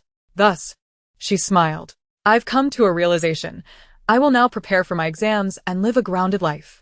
Thank you, everyone." With that, Tian logged off. Another deed of kindness was done, and Su Inua felt a sense of satisfaction, breaking into a gentle smile. Su Inua, could you please not smile so beautifully? I'm falling in love." "Wife, don't smile at others like that outside. I will get jealous. I confess, my bank card password is 492,168. It's all for you, wife. Top-tier beauty. Absolutely top-tier beauty." am infatuated. Accompanied by a flurry of flattering comments, the screen erupted with gift effects.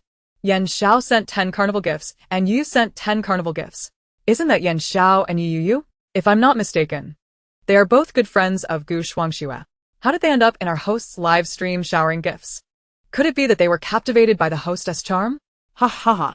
Ji Yan and Yu, as if in competition, began to lavish gifts extravagantly, becoming the first and second top contributors in Su Inua's live stream. Just as Su Inua was about to intervene, thinking the money could be better spent on charity, the next moment, the screen exploded with dazzling gift effects, overwhelming to the eye. S sent 100 carnival gifts. Who is so wealthy?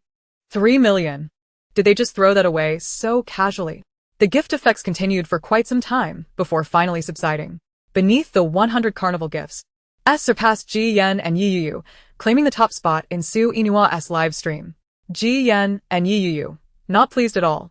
Upon witnessing the 100 gifts, Su Inua's lips twitched.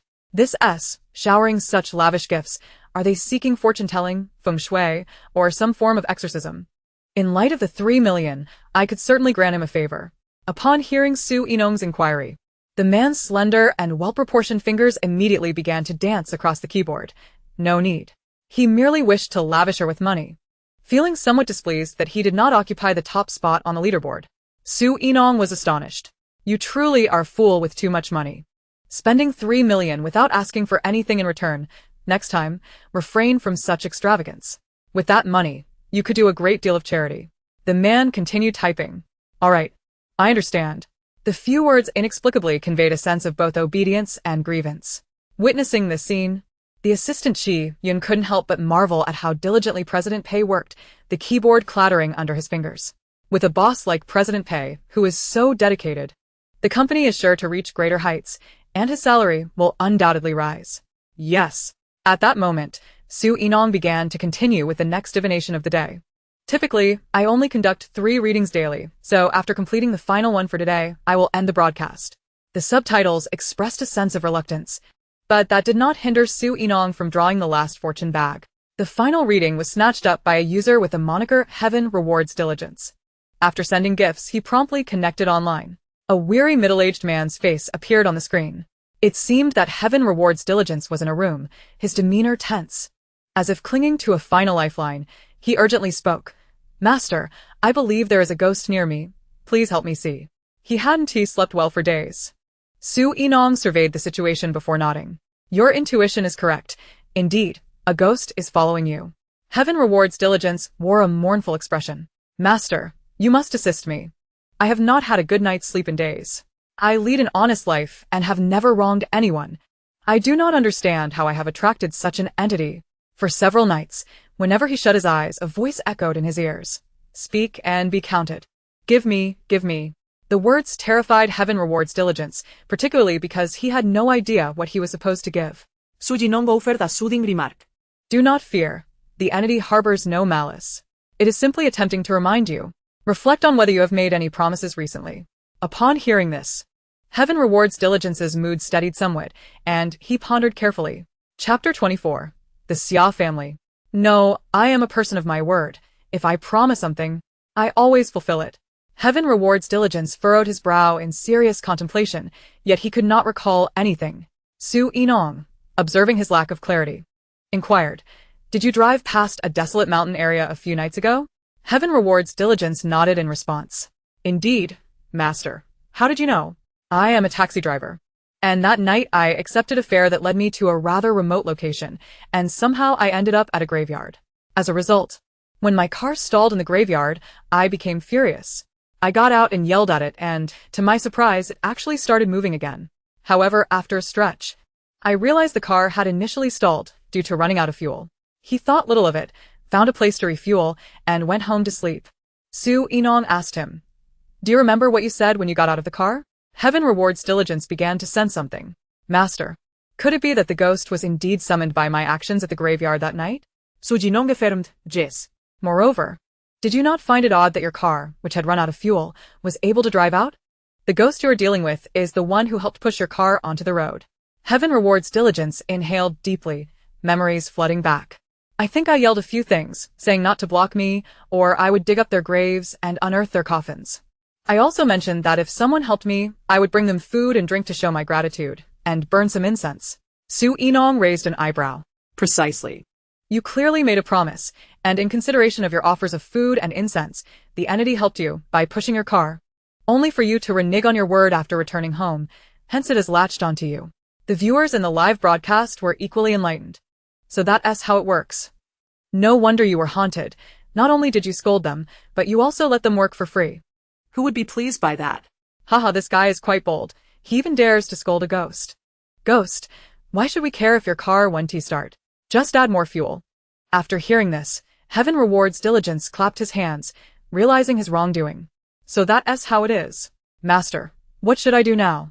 Su Yinong replied, "It's simple to resolve. Just honor your promise, bring along some meat, drinks, and other offerings to pay your respects, and don't forget to buy some incense and paper money to atone sincerely." Heaven Rewards Diligence quickly noted this down and then asked, "But with so many graves on the hill, how would I know which one helped me?" "You can stand there with your offerings and observe which grave's surrounding grass moves noticeably. That will be the one." Heaven Rewards Diligence nodded vigorously. "Thank you, Master. I understand now. I will go do this immediately to avoid suffering through another sleepless night. The torment of insomnia is unbearable." He disconnected. Su Yinong smiled at the camera, and before the audience could fully grasp the astonishing revelation, she swiftly ended the broadcast. Until next time, the viewers caught off guard, exclaimed, "Why smile so beautifully? Why end the broadcast so quickly?" Su Yinong donated a portion of her earnings from the day's live stream and then enjoyed a restful night's sleep. The following afternoon, Su Yinong noticed her father arriving home with a group of people. She blinked in confusion. "Who are you all?" A cheerful voice from Su Zhaoan chimed in. "They are here at my request to prepare your look." Every year on her birthday, the matriarch of the Xia family sends out invitations to numerous guests, many of whom are young people accompanying their elders. Su Zhaoan, eager for his daughter to shine at her first public appearance with him, wanted to ensure she looked splendid, showcasing her excellence and beauty, far surpassing Gu Shuangxue. Su Yinong nodded in understanding. "Ah, I see. She then settled into the makeup room, allowing the makeup artists and styling team to work their magic. After over 3 hours, the transformation was complete. Su Yinong gazed at her reflection, marveling at her own beauty. The image in the mirror presented her with an exquisite visage. From her hair to her toes, not a single detail was amiss. She donned a tasteful blue floral oil painting gown, her dark hair gently curled and cascading naturally, with tassel earrings accentuating her delicate collarbone, while a pearl necklace added an air of elegance and nobility. Su Zhaoan, witnessing his daughter's remarkable beauty, couldn't he help but clap and laugh. My daughter is truly stunning. How fortunate I am, along with my wife, to have such a beautiful and talented daughter. Su Yinong chuckled softly, and together with Su Zhaoan, they boarded the vehicle heading to the Xia family estate. I wonder how convenient this attire will be if a fight were to break out. Meanwhile, the Xia family was in a state of great excitement. After confirming the news was true, the matriarch hastily instructed, "Be careful, everyone. Tonight's banquet must go off without a hitch." Her eldest son, Xia Zheng, promptly assured her, "Mother, you can rest easy. I will personally oversee everything to ensure nothing goes amiss." President Pei rarely attends banquets, and this time he has graciously accepted our invitation to the Xia family. We must seize this opportunity to leave a good impression on him. The matriarch nodded in agreement. "I trust you to handle this. If our family can cultivate a good relationship with President Pei this time, it would herald the arrival of prosperous days for us." Although the Xia family appears to maintain a facade of affluence, only they are aware that if their business does not experience any improvement, they might soon be forced to liquidate their assets. With President Pei attending our banquet, others will surely be envious. As Xia Zheng contemplated the envious expressions of others, he couldn't help but smile. Suddenly, old Madame Xia recalled something. And there's the Su family. You all need to keep an eye out and ensure that Su Zhaoan doesn't embarrass himself at the banquet. I wonder if he will bring along that unfortunate daughter, Su Yinong. If she comes, let us make sure they don't become a source of ridicule. Xia Zheng replied, "I understand." If it weren't for the annual gifts and money Su Zhaoan sends, they wouldn't even regard the Su family. At this moment, Xia Rou grimaced upon hearing Su Zhaoan's name. If he dares to bring Su Yinong, he shouldn't blame her for making them look foolish. Su Zhaoan's car stopped at the entrance of the Xia residence. To demonstrate the Xia family's respect for President Pei, Xia Zheng personally stood at the door to greet guests. Upon seeing Su Zhaoan and Su Yinong, a flicker of impatience crossed his eyes, though he greeted them with a smile and accepted the gifts Su Zhaoan brought. Chapter 25. Not by blood. Xia Zheng weighed the gifts, finding them satisfactorily heavy. A genuine smile finally graced his face. The contents were undoubtedly similar to those of previous years' money. "Brother-in-law, this must be my niece Yinong, right? Please come inside." With that, Xia Zheng averted his gaze, craning his neck to look outside. Su Zhaoan, noticing this perfunctory demeanor, felt his expression darken. His daughter was right. The Xia family saw them not as relatives, but as a cash cow. Thankfully, he had heeded his daughter's advice and exchanged the originally prepared cash gifts for something else. His money would no longer go to the Xia family. As Su Yinong and Su Zhaoan entered, they observed that while the Xia family might not be financially thriving, they certainly knew how to indulge themselves, residing in spacious comfort. Yet, as Su Yinong surveyed the ominous atmosphere surrounding the Xia family, a knowing smile played at her lips. What did it matter if their living conditions were splendid? With morally deficient descendants, their wealth would ultimately be squandered. Upon entering the banquet hall, Su Yinong quickly spotted the elderly matriarch at the head of the table, noting something amiss. The matriarch's features indicated she had 2 sons and 1 daughter, this daughter being Xia Rou. But where was her own mother? Clearly not the matriarch's biological child. Su Yinong quietly asked her father, "Dad, did you know that my mom isn't old Madame Xia's biological daughter?" Su Zhaoan was taken aback. "What?" Upon seeing her father's shocked expression, Su Yinong realized he was unaware, and likely her mother was too, otherwise, she would have informed him. Su Zhaoan felt a rush of anxiety. "You deduced this from the matriarch's features? You can't be mistaken, can you?" Su Yinong replied confidently, "I certainly am not, Dad. You must believe me." Su Zhaoan's emotions swirled, and he felt an overwhelming urge to reclaim all the money he had given to the Xia family over the years. He had only been sending gifts to honor his wife, attending old Madame Xia's birthday celebrations out of respect. If she were not his wife's mother, he would never have wasted his money on such frivolous gatherings. At that moment, Xia Rou noticed them and spoke with a mockingly sweet tone. "Oh, brother-in-law has arrived." Is this Yinong? This is the first time I've seen her at the Xia residence. I almost didn't recognize her. Alas, brother-in-law, I must say. Why didn't Yinong come in previous years? It is her grandmother's birthday after all. It would sound quite improper if word got out. She harbored a great deal of resentment towards Su Zhaowen and Su Yinong. If it weren't for the two of them, she wouldn't have spent a night in jail. Nor would she have lost a significant portion of her hard-earned savings. Su Zhaowen regarded her with cold disdain. How could you not recognize Yinong? The money you spent recently was all from my daughter. He would not extend a shred of courtesy to anyone who dared to speak ill of his daughter. Xia Rou's anger flared. Wasn't this implying that she had used Su Yinong's money? Why must he bring this up repeatedly? Moreover, hadn't she already repaid it? Old Madame Xia glanced at Su Yinong, her eyes betraying a hint of disapproval. The girl bore a resemblance to her long-deceased mother, possessing a pretty face. Yet it was a pity she lacked fortune. Despite the illustrious Ho family background, she had failed to marry into it. Was this not a sign of misfortune? Furthermore, like her mother, she was a troublemaker.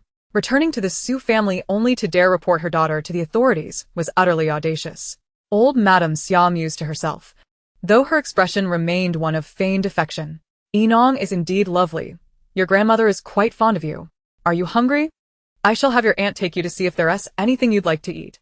Though her words appeared caring, old Madame Xia merely wished to send the girl away, avoiding any annoyance that might draw President Pei's ire. With such an unrefined disposition, she must not provoke his displeasure. Su Yinong shot her a sidelong glance, refraining from calling her grandmother, and turned to leave, disregarding her invitation to follow Xia Rou. Seeing this, Xia Rou pointed at her and said, "Mom, look at her." Before she could finish, she met Su Zhaowen's gaze, instinctively swallowing her words. Old Madame Xia's displeasure flickered in her eyes, but she still maintained a facade of affection. Yinong is still young. A bit of temper is a good thing. Su Zhaowen said nothing, opting to turn away. Rather than waste time with the matriarch, he preferred to engage with his business partners. Meanwhile, Su Yinong made her way to the opposite side of the banquet hall when someone called out to her. "Miss Su." Turning around, she smiled in greeting. Mesdames. The Ji family, along with their daughter, were present.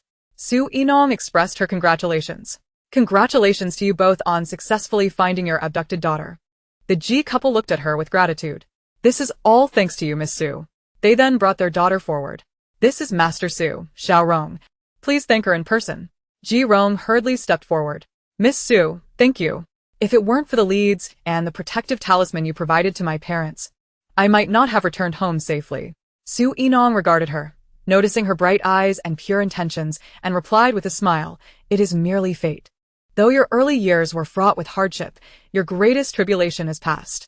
The path ahead will be smooth, and you are destined for greater blessings." Madame Ji had been seeking an opportunity to ask Su Yinong for a fortune-telling for her daughter and, seizing the moment, exclaimed, "That is wonderful news. With your words, Miss Su, we can rest easy." They felt an overwhelming sense of debt towards this daughter, who had suffered so much over the years. At just 22, her skin appeared rough, and her hands bore the marks of hard labor. They vowed to nurture her back to health. Standing beside Madame Ji, Ji Yen regarded Su Yinong with a newfound respect. He had not missed her live broadcasts over the last few days and recognized her as a formidable expert. He dared not provoke her further. Madame Ji then added, "Miss Su, we will soon hold a banquet for Xiao Rong. You must grace us with your presence." Su Yinong found the Ji family to be quite amiable and smiled in agreement. "Of course, Madame Ji, you are too kind," she casually inquired.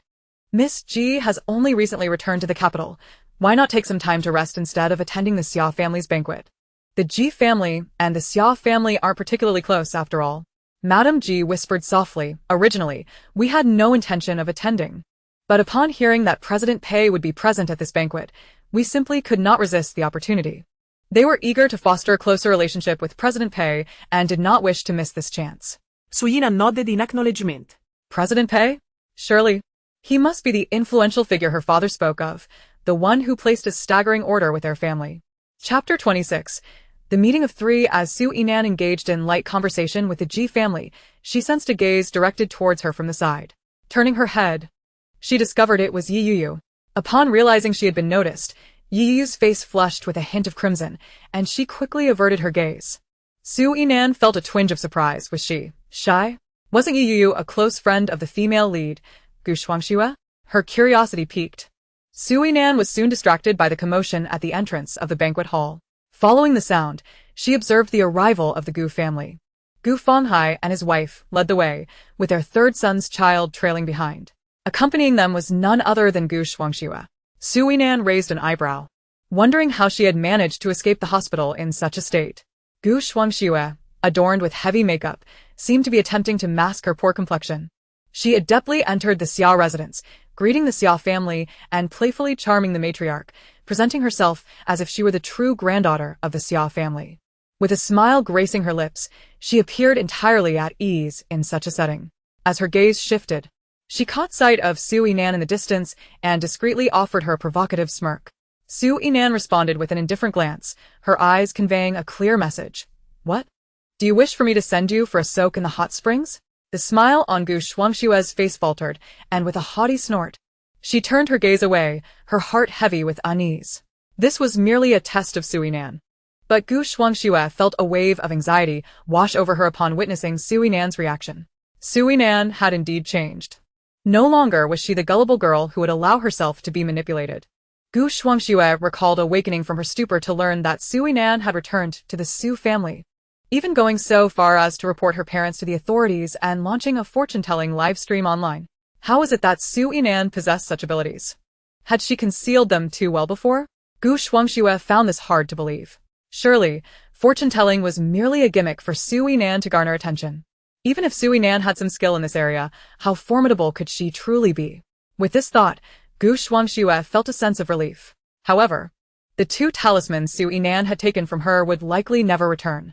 Ever since Su Yinan had departed with them, her family's business had plummeted, and the stock prices had declined, resulting in Gu Shuangxue's hospitalization. She needed to devise a plan to reclaim Su Yinan's fortuitous luck for herself. Since appropriating the luck that rightfully belonged to Su Yinan, Gu Shuangxue had discovered that life could be extraordinarily smooth. Fame, fortune, and love. She could have it all. The thought of returning to an ordinary life was utterly unacceptable to her. What was even more intolerable was the idea of Su Yinan, who had always been beneath her. Surpassing her one day, that notion was more painful than death itself. Thus, she was resolute in her desire to seize Su Yinan's luck. As Gu Shuangxue contemplated this, a figure entered the room, and her face instantly brightened as she donned a demure expression, approaching the newcomer.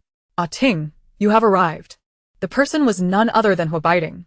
He stepped forward, taking Gu Shuangxue's hand with an affectionate demeanor. "You've just been discharged from the hospital. Why aren't you resting at home?" he inquired. Gu Shuangxue replied with a smile. "Today is my grandmother's birthday at the Xia family. Of course, I had to come." "You are simply too considerate," Huabiding remarked. An onlooker, recognizing Huabiding's stature, complimented Gu Shuangxue, saying, "Miss Gu, your loyalty and thoughtfulness are commendable." The Xia family also appeared quite pleased with Huabiding's presence, as his family background far surpassed theirs and opportunities to associate with him were rare. Though they understood Huabiding had come for Gu Shuangxue's sake, his arrival nonetheless elevated their status, and they felt compelled to extend their utmost hospitality. Su Yinan, unintentionally witnessing this exchange, felt no stirrings within her heart. She found herself pondering why she had ever been attracted to Huabiding in the past. Could it have been the influence of the storyline? Although Huabiding possessed a handsome appearance, exuding a charm that could easily captivate young women, Su Yinan had encountered emperors, generals, and the elite of the cultivation world, who were far more striking. Presently, she found him utterly unremarkable. She had no desire to engage with a leading couple. Yet Gu Shuangxue and Huabiding seemed intent on seeking her attention. They approached her, standing before her expectantly. Su Yinan curled her lip in disdain. How tiresome. Their expressions shifted noticeably. Huabiding had approached to demand an apology from Su Yinan on behalf of his fiancée. With a stern countenance he admonished Su Yinan. "What did you say?" Su Yinan looked at him in disbelief. "Are you young and deaf? I said it's tiresome. Have you understood that now?" Huabiding retorted. "It seems your temper has grown considerably in just a few days. What's this? No longer pretending to be the gentle Su Yinan in front of me. Revealing your true colors instead?" He continued coldly. "No matter how you present yourself, I will never harbor any feelings for you. My fiancé is Shuangxue. You should give up." Su Yinan nodded. Yes, a match made in heaven, a scoundrel and a shameless woman." Huabiding's expression darkened. "What nonsense are you spouting? I have no interest in arguing with you, but You must apologize for pushing Shuangxue into the artificial lake, which resulted in her fainting and fever. Su Yinan recognized that the male lead, Huabaiting, was utterly incapable of understanding human speech. She let out a cold laugh. You want me to apologize? Such audacity. What? Would you like to join her in the lake for a wash? I could assist you with that. Crossing her arms, she turned to Gu Shuangxue and added, Your family misappropriated my bank card. Why haven't you apologized for that? Gu Shuangxue's face momentarily stiffened, but she quickly adopted a wronged and sorrowful demeanor, addressing Su Yinan. I know you dislike me, but... She spoke as if she had more to say, leaving the audience to ponder her implications. Then she shifted the topic. Ah Ting and I were merely concerned for you. You've just returned to the Su family. Is there anything you're struggling with? If you wish to come back, the Gu family will always keep a room for you. Su Yinan regarded her with skepticism. I spoke the truth. Why are you acting aggrieved? Had you not fainted, you would have had to accompany your parents for questioning. Besides, what discomfort could I possibly have returning to my own home? I have no interest in the servants' quarters your family has reserved for me. The onlooker's curiosity was instantly piqued. Servants' quarters? Didn't the Gu family claim to be treating Su Yinan, the fake heiress? Well, it turns out they were secretly offering her a room meant for servants. How hypocritical. Upon witnessing his fiancée's distress, Huabaiting felt compelled to step forward. Chapter 27. No, she's truly impressive, fearing that Su Yinan would reveal even more incriminating information. Gu Shuangxue tugged at Huabaiting's hand, signaling him that she was fine. Huabaiting's expression was one of pity. Shuangxue is simply too kind-hearted. Gu Shuangxue regarded Su Yinan with a forgiving demeanor. As long as Yinan is happy, you may say whatever you wish. She portrayed an understanding nature, suggesting that Su Yinan's earlier remarks were merely said in anger. Gu Shuangxue caught sight of Ji Yan and Yi Yu beside her, and suddenly recalled something. Feigning curiosity as she inquired, Yinong, I've heard that you've been live-streaming fortune-telling online these past few days, and many people have been connecting with you. No sooner had Gu Shuangxue's words faded than a voice interjected. Xia Rou cast a disdainful look at Su Yinong, her words tinged with a condescending tone. Yinong, it's not that I'm criticizing you, but what credibility does this metaphysical fortune-telling hold? Even if you enjoy it as a hobby, it's best not to masquerade online and deceive people for money. If word gets out, it could tarnish our family's reputation. Su Yinong let out a cold laugh.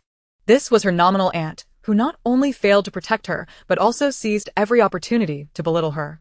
Yi Madame standing beside Su Yinong sensed the tension and furrowed her brows as she stepped forward to defend her. Madame Xia, there seems to be a misunderstanding. I have personally witnessed Miss Su's abilities. I assure you, she is no charlatan. Xia Rou, hearing Ji Madame's words, forced a stiff smile and fell silent. Today, she felt utterly outmatched by everyone present. Gu Shuangxue was taken aback to see Ji Madame standing up for Su Yinong. Given her good relationship with Ji Yan, she had expected the Ji family to side with her. How had Su Yinong become so close to them? Yet, Ji Madame had never held a favorable view of Gu Shuangxue. Having encountered her on several occasions, she could discern the true nature of this so-called daughter of the Gu family. Furthermore, Gu Shuangxue was engaged to Huabaiting. Exchanging sweet nothings while simultaneously dangling her friendship before her son, it was no wonder Ji Madame harbored no affection for her. However, she maintained a facade of decorum out of good breeding.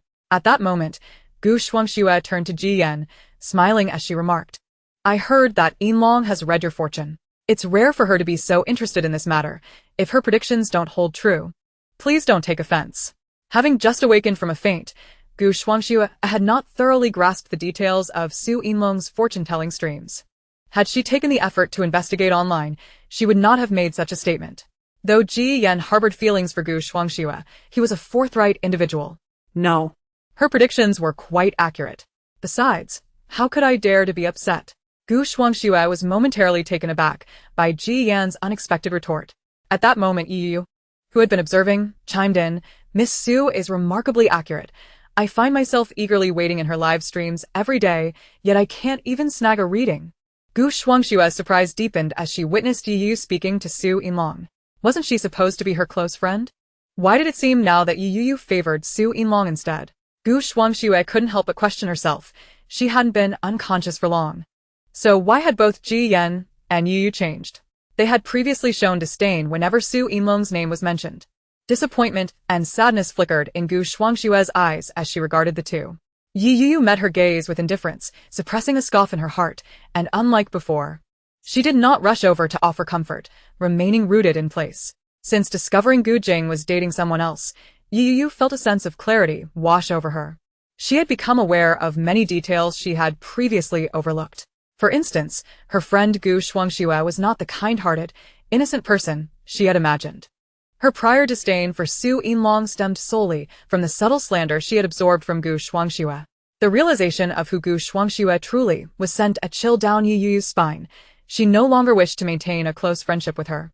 In contrast, she now felt an overwhelming sense of security around Su Yinong and wished to forge a genuine friendship with her. However, the memory of having mocked Su Yinong alongside Gu Shuangxue filled Yi Yu with shame. She felt unworthy of friendship with her. Meanwhile, Ji Madam wore a gracious smile, her expression filled with gratitude as she addressed Su Yinong. By the way, we owe much to Miss Su for her fortune-telling, as it led us to recover our long-lost daughter. The room fell into a stunned silence at Ji Madam's revelation. They had assumed Su Yinlong's fortune-telling was merely a whimsical endeavor. Hadn't the true daughter of the Gu family and her aunt just called her a charlatan? Yet, everyone was aware of the Ji family's long-lost daughter, and the fact that they had managed to find her through Su Yinlong's predictions lent her some credibility. As a result, Su Yinong sensed a shift in the way some people regarded her, their gazes now imbued with respect. In contrast, Gu Shuangxue felt an internal fume of indignation. With the Ji family and Yi Yu rallying around Su Yinong, she realized it would be prudent to remain silent. Yet, Xia Rou could not bear Su Yinlong's apparent triumph and could not resist stepping forward once more. Yinong, if you possess such skills, why not read my fortune as well? Fortune-telling is nothing but a ruse. Let me see how you intend to expose her. After all, Su Yinong had dared to report her father to the authorities. Smirt kuuled on sunnuntai en longes lips. Are you certain you wish to proceed? An inexplicable wave of unease washed over Xia Rou, but she maintained a facade of cheer. Of course, but if you're not prepared, then perhaps it's best to forego it. Su Yinong raised an eyebrow. Very well. But it will cost you 3,000 for the reading. Please settle the payment. Xia Rou was unwilling to part with her money. Yinong, I am your aunt. Do a favor for your aunt, without charge. Su Yinong retorted. What do you think? At that moment, an excited voice echoed from the entrance. Mr. Pei, you have arrived. Please come in. In an instant, Su Yinong noticed the attention of those around her shifting toward the entrance, with some hurrying to greet the newcomer. It was clear how elevated Mr. Pei's status was. Su Yinong couldn't help but reflect on how it felt akin to encountering royalty. The next moment, she beheld a tall, young man clad in a tailored suit entering the room. As she inadvertently caught sight of his face, she was momentarily frozen in place. How could it be him? Pei Jianxin's expression was aloof as he gestured for the Xia family to remain where they were. His assistant, Qi Yunkai, wore a perfectly measured smile as he presented the prepared gift to Xia Zheng. Though Qi Yunkai smiled, he was puzzled. Why would Mr. Pei attend the birthday banquet of the Xia family matriarch? Typically, invitations of this caliber would not even elicit a glance from Mr. Pei, let alone his attendance. He would usually arrange for a gift to be sent instead.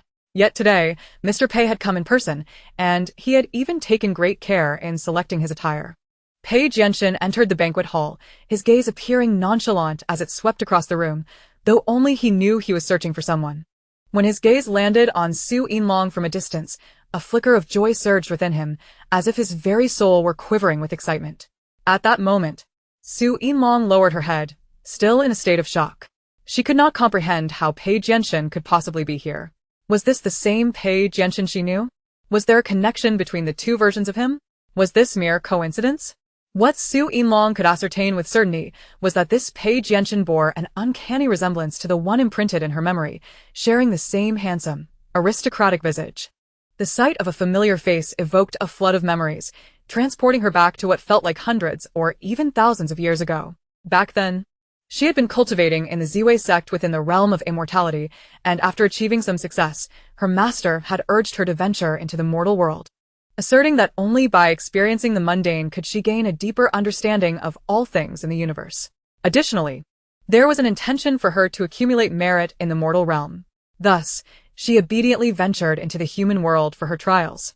Su Yinong vividly recalled that during that time, the order in the mortal realm was in disarray, Various factions clashed over territory and power, leading to rampant warfare and societal upheaval. Fields lay fallow, corpses scattered across the land, and the populace was displaced and tormented, with some resorting to cannibalism. Living in dire straits, compassionate towards the suffering of the common folk, Su Yinong resolved to establish a peaceful and just dynasty. Striving for unity across the realm and tranquility in the rivers and seas, she vowed that if she failed, she would never return to the realm of cultivation. It was during this tumultuous period that Pei Jinshin entered her life. At that time, he was a filthy little beggar on the streets, and recognizing his noble destiny, she took him home, clothed him in fresh garments, and provided him with warm food. After a period of evaluation, confirming his resilient character and sagacious decisiveness, she decided to support him as the emperor. Thereafter, she began to impart to Pei Jinshin the principles of governance, teaching him the arts of strategy and how to ensure a prosperous life for the people. She sought out renowned masters from across the land to educate him. Beyond that, Su Yinong excelled in metaphysics. In an era when life and death were governed by fate, it was a time when metaphysics thrived. Su Yinong became the most esteemed master of metaphysics, leveraging her status to bolster Pei Jinshin's influence and garner the support of the populace, conducting divinations, praying for rain, and calculating the fortunes of the state. Over the following 20 years, Pei Jinshin lived up to expectations, establishing the Great Qin dynasty, unifying the realm, and ushering in an era of prosperity and tranquility for the people. She became a revered minister of the dynasty. However, what Su Yinong did not foresee was that the monarch she had nurtured had developed feelings for her over the years. With a heavy heart, she focused solely on the welfare of the people and the accumulation of merit, intending to return to the realm of cultivation and the Ziwei sect after her worldly trials. Thus, she unequivocally rejected Pei Jinshin. Not wishing to complicate matters with the sovereign, after stabilizing the fortunes of the Great Qin, she returned to the Ziwei sect, laden with merit. Yet, she remained unaware of the unwavering devotion that the Emperor Shi had so lovingly raised harbored for her. Shortly after her return to the Ziwei sect, Su Yinong felt an influx of incense and merit from the mortal realm. Initially, she thought nothing of it, attributing it to the people's veneration for the dynasty's master. However, following a period of cultivation, she discovered that this influx not only persisted but grew stronger, with the faith directed towards her deepening. It was this very faith that facilitated her rapid progress in cultivation. Driven by curiosity, Su Yinong decided to visit the human realm. She found it to be well-governed and still radiating harmony. Su Yinong realized that Pei Jinshin had indeed remained a good emperor, just as he had promised her. Yet, to her astonishment, she found temples and effigies of herself established throughout the realm, with citizens visiting daily to offer incense and worship, an initiative ordered by Emperor Pei Jinshin himself. Upon learning the truth, a complex array of emotions surged within her. She stealthily visited the palace, and by this time, over 20 years had passed since her last departure. Within the palace, she did not encounter Pei Jinshin but rather found him in the stargazing tower he had built for her. The scene remains etched in Su Yinong's memory. Pei Jinshin sat on the floor, a portrait of himself hanging above, a wine jug before him. He gazed at the image in silence, drinking cup after cup, his eyes glistening with a hint of longing and nostalgia. Su Yinong fell silent, unaware that after all these years, he had not forgotten her. Nor did she realize how many times he had come to the stargazing tower to drink in front of her portrait. A single glance revealed to her that Pei Jinshin had abstained from taking consorts or establishing an empress. His harem was entirely empty. She also discerned that he had appointed a royal relative son as the crown prince. Pei Jinshin had no intention of fathering his own children. Su Yinong's heart was a tumult of emotions. It turned out there existed such a devoted emperor in the world. That night, she did not leave immediately. Instead, after Pei Jinshin succumbed to intoxication, she covered him with a blanket, just as she had in their childhood, leaving behind some talismans and elixirs to ensure that this beloved emperor, cherished by the people, could live a better life. With a soft sigh, Su Yinong awoke from her reverie, just in time to meet Pei Jinshin's gaze, filled with joy and affection that he had yet to retract. Surprised, she thought, such familiar eyes, reminiscent of the little one she had raised, gazing at her with an open heart. Lost in thought, Su Yinong fell silent. She was almost certain that this was the Emperor Pei Jinshin she had nurtured, yet he seemed devoid of any memories of the Great Qin dynasty. With a sense of resignation, she withdrew her gaze. It appeared to be a debt of affection she owed. However, in this world, The Pei Jinshin before her was imbued with auspicious energy and abundant merit, suggesting a splendid origin. This realization brought her joy. Thankfully, this little one would not have to endure the hardships of his past life, living as a pitiful little beggar, nor experience the pangs of hunger and the scorn of the masses. Su Yinong felt a swell of happiness for him. Chapter 29.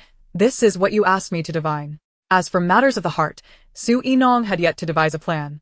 Therefore, she resolved to let nature take its course, entrusting everything to fate and her own instincts.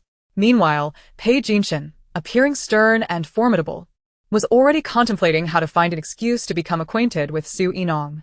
When others approached Pei Jinshin, eager to curry favor and offer toasts, they were promptly intercepted by Qi Yunkai.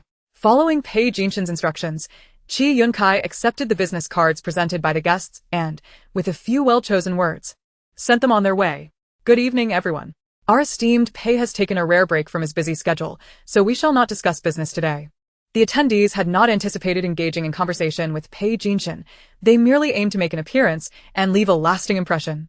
With their objectives achieved, they left their cards and prudently refrained from approaching further.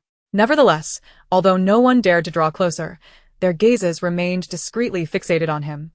Gu Shuangshue's attention was irresistibly drawn to Pei Jinshin, her eyes brimming with unabashed admiration and desire. She suddenly felt that her fiancé, Huabaiting, paled in comparison to Pei Jinshin. Gu Shuangxue could hardly suppress the thought, such an extraordinary man should belong to her. Only the finest of men were worthy of her. Unbeknownst to Huabaiting, who worried for her well-being after her recent discharge from the hospital, he asked, Shuangxue, would you like something to eat? I can get it for you. Gu Shuangxue discreetly withdrew her gaze from Pei Jinshin and sweetly smiled at Huabaiting. It's all right, Ah Ting, you're so kind. Su Yinong, disinterested in their flirtations, turned to leave. However, Xiaorou called out to her. Yinong, didn't he say you would read my fortune? Why are you leaving? Are you not ready yet? Xiaorou blurted out, forgetting the presence of esteemed guests. After speaking, she noticed her brother Xia Zheng's disapproving glance. Don't cause trouble in front of Mr. Pei. Gritting her teeth, Xiaorou realized she could not take back her words and was left waiting for Su Yinong's response. She had forgotten that today was a special occasion and should not have acted so impulsively. Now, she could only hope that Su Yinong would be considerate and claim her lack of skill as a reason for not wanting to embarrass herself. But upon hearing those words, Su Yinan paused her steps, turned around, and cast a smile that danced on the edge of mockery towards her. Aunt, did I not mention that if you wish to consult the oracle, a fee must be paid? However, since you are so eager for me to divine your fate, I shall make an exception, but I hope you are prepared to bear the consequences. Xiaorou felt a sudden flutter of anxiety at her words, about to protest when Su Yinan continued, I observe from your features, dear aunt, that you enjoyed a prosperous childhood, cherished by your parents. As you matured, you had a husband of equal standing, blessed with a son and a daughter. Yet recently there has been a rift in your relationship with Uncle Xia, resulting in your separation. Upon hearing this, Xiaorou couldn't help but chuckle. Yinan, you ought to learn more. Your uncle and I have but one son. Where, pray tell, did this daughter come from? As for your assertion about our marital discord, that is utterly unfounded. The reason he did not accompany me to my family today is solely due to his overwhelming work commitments abroad. Others nearby, aware that Xiaorou had been married for many years with only one son, exchanged glances tinged with skepticism. Her predictions seem rather inaccurate. Anfast, Su Jinan smiled knowingly. Is that so? Then who, might I ask, is the 4-month-old girl resting on your shoulder, weeping as she gazes up at you? Xiaorou felt a chill run down her spine. A girl, 4 months old? That couldn't be. Panic surged within her, and she was about to urge Su Yinan to cease, when the latter's voice rang out once more. However, your little girl is indeed not Uncle Xia's. He sensed the disarray in your life, which is why you are now apart. I believe you shall soon receive the divorce papers from him, and you will be free to fly with your daughter's father. Xiaorou's expression turned frantic. What nonsense are you spouting? What about my reputation? The crowd, taken aback by such explosive revelations, murmured in disbelief. Xiaorou has been unfaithful. She is carrying another man's child. Their eyes sparkled with intrigue. They relished the gossip. Just then, Xia Zheng and Elder Xia approached, their expressions shifting instantly. With a reprimanding gaze, Xia Zheng exclaimed, Yinan, what are you saying? Even in jest, there should be limits. Su Jinan chuckled softly. She would return the treatment she received from others threefold. No longer would she spare the Xia family any semblance of dignity. Elder Xia stepped forward, attempting to pull Su Yinan away. At that moment, a delivery man arrived with a package. "Ms. Xia, this is for you."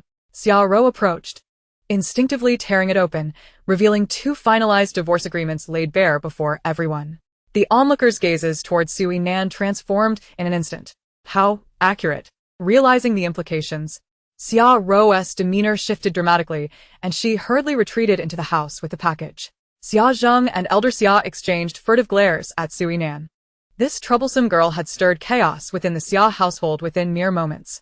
Unbeknownst to them, the Xia family had likely left a poor impression on Mr. Pei. Xia Zheng, filled with shame, remarked, "Such domestic affairs, and we've become a laughingstock. It is merely the folly of youth." As he spoke, his gaze toward Su Yinan grew hostile. Su Yinan remained undeterred and had no intention of lingering in the Xia residence any longer. At that moment, Su Zhaoan approached, catching sight of Xia Zheng's glare, and exploded in indignation.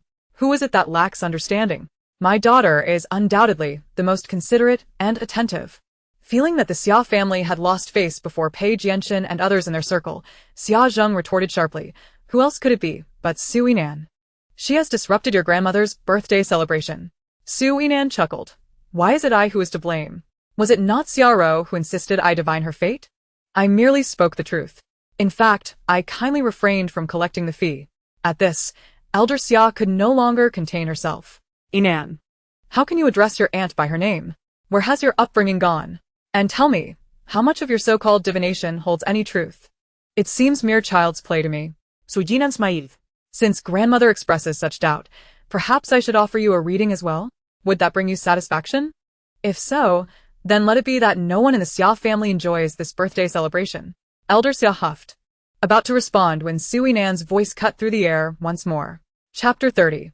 Moving out of my villa, grandmother, you were born into a humble family, with 3 sisters and a brother. Your education is modest, limited to primary school, yet you possess striking beauty. Working in places like salons and bars, you encountered many affluent men and even played the role of mistress. Eventually, when the legitimate wife discovered your affair, you were beaten and left your hometown, arriving here in the capital. Su Yinan's voice was melodious, flowing steadily, yet to Elder Xia, it sounded akin to a death knell. In the capital, you met my grandfather, who had just lost his wife. He required someone to care for his newborn daughter, and you seized the opportunity to become his nanny. Later, employing a few tactics, you wed him and bore him 2 sons and a daughter. As her words settled, murmurs of astonishment rippled through the crowd. 2 sons and a daughter?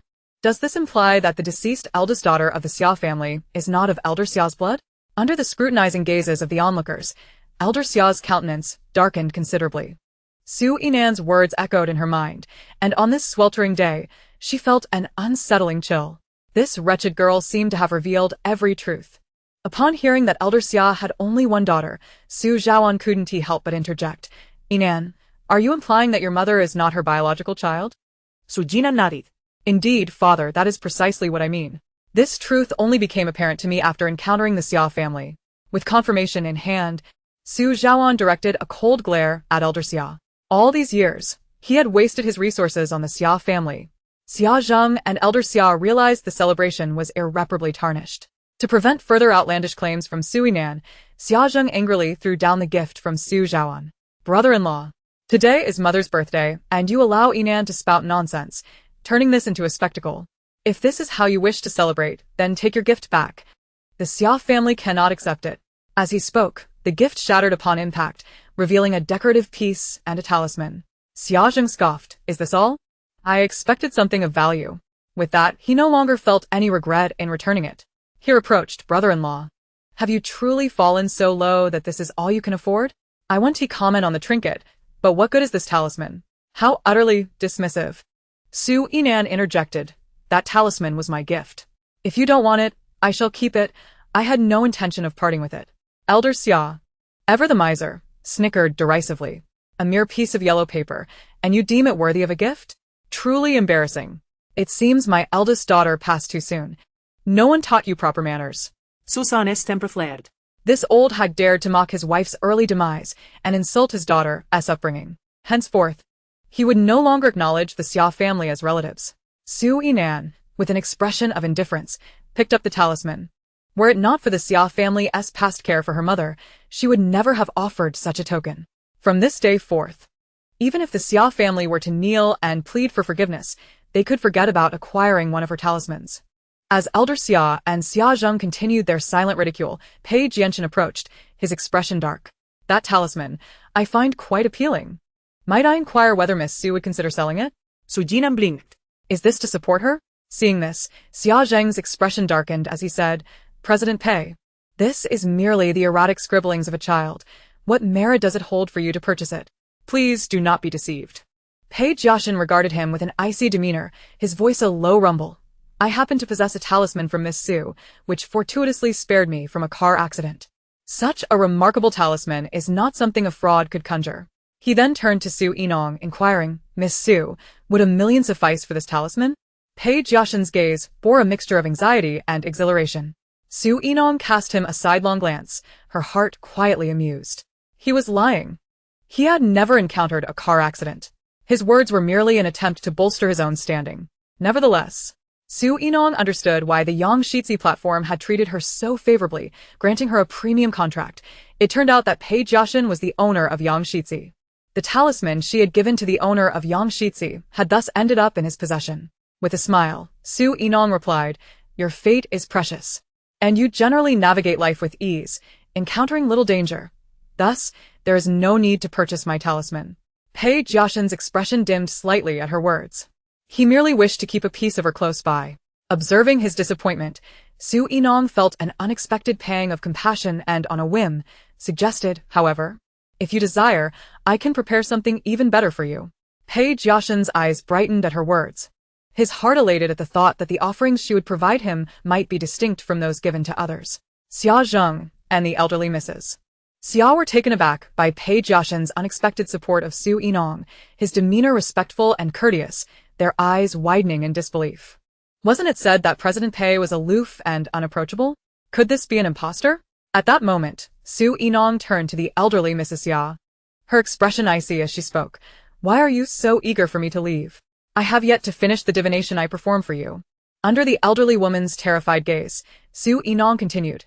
You married my grandfather and bore 2 sons, believing your position was secure. Thus you began to treat my mother, who was not your biological daughter, differently, showing favoritism. You even instructed my mother to care for her younger siblings, prioritizing your own children, which led her to endure considerable hardship at home. Even until her passing, she remained unaware of her true lineage. Moreover, prior to my grandfather's death, he had entrusted you with the details of his will, which included a share for me. Yet, you have selfishly appropriated my grandfather's bequest, planning to keep it for me forever, have you not? As the truth dawned upon her, the elderly Mrs. Xia turned pale, cold sweat trickling down her brow. You. How dare you claim a share of the Xia family's wealth as your right? Yet, her protest lacked conviction. Su Yinong shrugged. My grandfather's estate includes my mother's share, and since she passed away prematurely, it naturally devolves to me. If I am not mistaken, the villa you currently reside in is mine, as stipulated in my grandfather's will. Watching the elderly woman's disarray, Su Yinong's lips curled into a smirk. Therefore, I give you 3 days to vacate my villa. Do you understand? Xia Zheng gaped at her in shock. Every word she uttered was spot on. Indeed, during his last moments, her father had conveyed such instructions to them. Could it be that Su Yinong truly possessed such foresight? Chapter 31. Reclaiming the inheritance. The elderly Mrs. Xia's face turned a sickly green. What evidence do you possess to support such claims? You must be out of your mind to think you can seize the Xia family's wealth with mere words. Su Yinong sighed softly. Why must there always be those who covet what does not belong to them? With that, a talisman appeared at her fingertips. She moved her fingers slightly, murmuring an incantation. Go. The talisman then vanished into the elderly Mrs. Xia's body. Xia Zheng's eyes widened in disbelief. What have you done to my mother?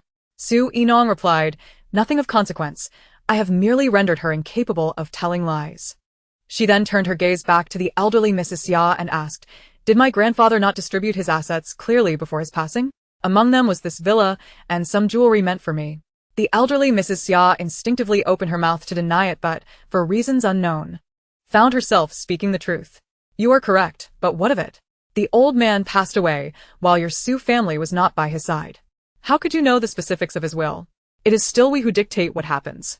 Immediately afterward, the elderly woman felt a wave of regret for revealing her innermost thoughts. Unfazed, Su Yinong observed, under the influence of the truth talisman, no one can lie. Is it not true that my grandfather's will and the jewelry intended for me are stored within the Xia family safe? The elderly Mrs. Xia clamped her mouth shut, shaking her head vigorously. Yet, her voice betrayed her. Yes, they are in the safe. As soon as the words left her lips, she slapped herself in frustration. Why can't I control my mouth? Su Yinong smirked, addressing Xia Zheng. Will you retrieve the safe yourself, or shall I go and fetch it? Xia Zheng, reluctant to act, donned a congenial smile and replied, Yinong, this is a family matter. Today is your grandmother's birthday. Let us ensure our guests are well taken care of first, and we can discuss other matters afterward. What do you think? His tone implied a reproach towards Su Yinong for stirring trouble. Before Xia Zheng could finish, Pei Jiaxin interjected. There's no need for haste, since this concerns Miss Su. It would be prudent to clarify matters immediately. Those present were taken aback. Was Pei Jiaxin truly offering support to Su Yinong? What was the nature of their relationship? Xia Zheng had not anticipated Pei Jiaxin's sudden intervention, causing a smile to falter as he found himself in a precarious position. Gritting his teeth, he resolved, in that case, I will go retrieve it. Su Zhaoan stepped forward, accompanying him. Who knew what trick Xia Zheng might play? This belonged to his daughter, and he was determined to reclaim it. Xia Zheng glared at him, cursing inwardly. How could he maneuver now? Moment latte. Xia Zheng emerged from the safe, with the items in hand. He had resigned himself to the situation, his heart heavy as he handed the items to Su Yinong. Yinong, here are the property deed for the villa, the old man's will, and the jewelry he left for you. He then made an effort to mitigate their previous actions, saying, We didn't inform you earlier because we feared you were too young to handle it, but now, seeing your capabilities, your uncle feels reassured. After inspecting the items, Su Yinong confirmed that nothing was amiss. However, had she waited any longer, those possessions might have been sold, given the Xia family's current circumstances, which, despite outward appearances, were teetering on the brink of financial ruin. Upon reclaiming her rightful belongings, Su Yinong kindly reminded them, Remember, you have only 3 days. After that, I do not wish to see you here. Xia Zheng's expression darkened. Su Yinong was being excessively unreasonable. In front of so many witnesses, she showed no regard for their family's dignity. Did she truly hold her uncle in such low esteem? After today, would others not mock his family behind their backs? Not sparing Xia Zheng another glance, Su Yinong departed the villa alongside Su Zhaoan. Pei Jiaxin observed her retreating figure as he exited the Xia residence. He had come primarily for Su Yinong. Now that she had left, there was little reason for him to linger. Xia Zheng, anxious to retain him, found himself unable to utter a word to Pei Jiaxin, who was intercepted by his assistant, Qiyun. He felt a pang of regret. Now, not only had he failed to leave a good impression on Mr. Pei, but he had also unwittingly become the subject of ridicule. After Mr. Pei Jianshin departed, the remaining guests exchanged silent glances, each seeking a reason to excuse themselves. Their attendance at this birthday banquet was not due to any allegiance to the Xia family. The events that transpired today at the Xia residence would provide ample fodder for gossip among them for several days. In their eyes, the Xia family was destined for decline, perhaps on the brink of a downward spiral. They muttered that it was the Xia family's own misdeeds that had rendered them unworthy, even going so far as to exploit the legacy left by the elderly patriarch for his granddaughter. Truly a disgrace. In the span of mere moments, the guests scattered, leaving the villa eerily vacant. What had once been a vibrant birthday celebration fell silent. The matriarch, Mrs. Xia, was so enraged that she fainted, the harbinger of misfortune. Su Yinong truly was a jinx. How could the Xia family ever show their face in the capital again? As Su Yinong and Su Zhaoan entered their vehicle to depart, Mr. Pei Jianshin emerged only to catch a glimpse of their retreating car. He gazed in the direction of their departure, his expression tinged with melancholy. Su Yinong's eyes fell upon the rearview mirror, where the figures of the departing guests dwindled into the distance. She lowered her gaze, lost in her own thoughts. At that moment, Su Zhaoan spoke up with indignation. Daughter, how dare they treat you this way? They clearly have no regard for us. Henceforth, let us consider them as if they do not exist, and sever all ties. Su Yinong nodded in agreement. I feel the same way. Among Mrs. Xia's 3 children, The second son appeared to possess a modicum of sense, albeit lacking in decisiveness. Even if he disagreed with his mother and elder brother's actions, he had neither the will nor the ability to intervene. Witnessing Xiao Rou and several others make her uncomfortable at the banquet, he had chosen to retreat to his room rather than stand up for her. The Xiao family held no weight in her mind. Consequently, matters pertaining to the Xiao family briefly occupied her thoughts before being cast aside. Compared to them, Su Yinong was far more concerned about how to manage the villa her grandfather had left her. Perhaps it would be best to leave it as it is, and simply spend a few days there when she desired solitude. With these contemplations, she returned to the Su residence. Checking the time, she noted it was still early enough to host a live stream. Thus, Su Yinong accessed her social media account, discovering a significant increase in followers and a plethora of private messages flooding in. Chapter 32. Mr. Pei. Something seems amiss as Su Yinong perused the messages. She noticed a private message from Zhang Cheng, the representative who had overseen her contract signing that very day. Miss Su, I cannot express my gratitude enough for your advice. I wonder if you might be free for a meal sometime? Casually, she replied, no need to be so formal. Meanwhile, Zhang Cheng found himself regretting not having acquired Su Yinong's personal contact information, as he could only reach her through the social media platform. After sending his message, he grew anxious. On the day they signed the contract, he had returned home along his usual route without a second thought. Yet, as he prepared to merge onto the main road, a sudden recollection of Su Yinong's words flashed at his mind. Do not head south, take a different route. In that fleeting moment of hesitation, a nearby billboard unexpectedly fell, without warning. Zhang Cheng's heart raced, drenched in cold sweat. Had he not stopped, that billboard would have undoubtedly crushed his vehicle, likely resulting in severe injury, or even death. Without a second thought, he turned his car around, taking a detour that extended his journey by 20 minutes. Upon arriving home, he immediately messaged Su Yinong, recognizing that her words had saved his life. Having heard that fortune-tellers often charge for their services, Zhang Cheng felt somewhat indebted since Su Yinong had not asked for anything in return. He resolved to invite her for a meal and present her with a token of gratitude. Just then, he received a response from Su Yinong, prompting him to reply promptly. It's not necessary, Miss Su. I must express my gratitude properly. May I have your contact information to arrange a suitable time? Seeing his persistence, Su Yinong sent him her details without further comment. After they became friends, she commenced her live stream. Not long after, Zhang Cheng, holding Su Yinong's contact details, wore a broad smile. How wonderful it was to have her as a friend. A newfound sense of security enveloped him. Meanwhile, Pei Jianshen and his assistant, Qi Yun, returned to the company. Noticing Zhang Cheng's cheerful demeanor, Qi Yun teased, Manager Zhang, are you getting married? You seem quite elated. Zhang Cheng quickly waved his hands in denial. Not at all. I merely added Miss Su as a friend. I got a bit carried away with excitement. Curious. Ijunin Guayev, Misu? Which Miss Su? Zhang Cheng replied, the extraordinary Miss Su Yinong, whom our company recently signed. Her fortune-telling is truly remarkable. Her words saved my life. Qi Yun nodded, appearing indifferent. However, Pei Jianshen halted abruptly at the mention of Su Yinong's name. After a moment of contemplation, he approached Zhang Cheng. Give me her contact information. Zhang Cheng was taken aback, momentarily speechless. Mean?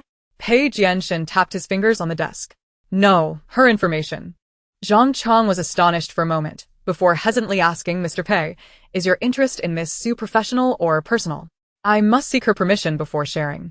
After speaking, he cast a nervous glance at Pei Jianshen, feeling bold for having refused him. Pei Jianshen showed no signs of anger. You are correct. Permission is necessary. As for the reason, tell her I wish to consult her regarding the company's Feng Shui. Zhang Cheng's surprise deepened, and he nodded. Understood, Mr. Pei. If memory served him correctly, Mr. Pei was a staunch materialist. When the company underwent renovations, suggestions to consult a Feng Shui master had been firmly rejected by him, advocating for a belief in science. Now, however, it seemed Mr. Pei had a newfound faith in the mystical. The last time he accepted a talisman from Miss Su had already astonished Zhang Cheng. But this time, he had explicitly stated a desire to examine the company as Feng Shui. Was there an issue with the company? Yet. Zhang Cheng recalled that the company's finances had seen a 3% growth in the last quarter, operating smoothly.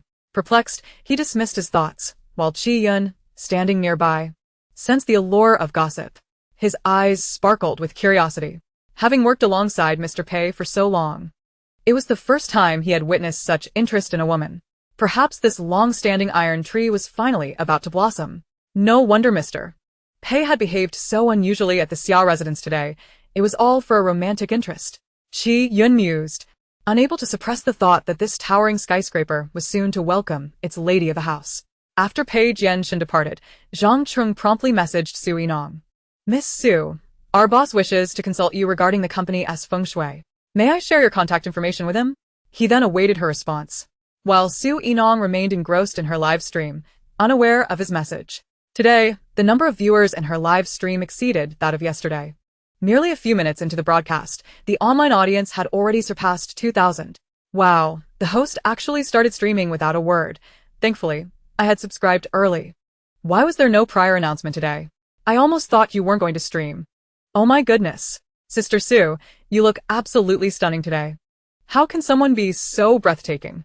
This is the first time I've seen you fully made up and in a gown. My eyes are truly blessed today. Oh, dear. Beautiful lady, can you at least be my wife? Su Yinong glanced at these comments and provided an explanation. She had just returned from a banquet and had not yet had the chance to remove her makeup. Everyone could grab fortune bags to predict their futures. No need to focus on me. What fortune bags?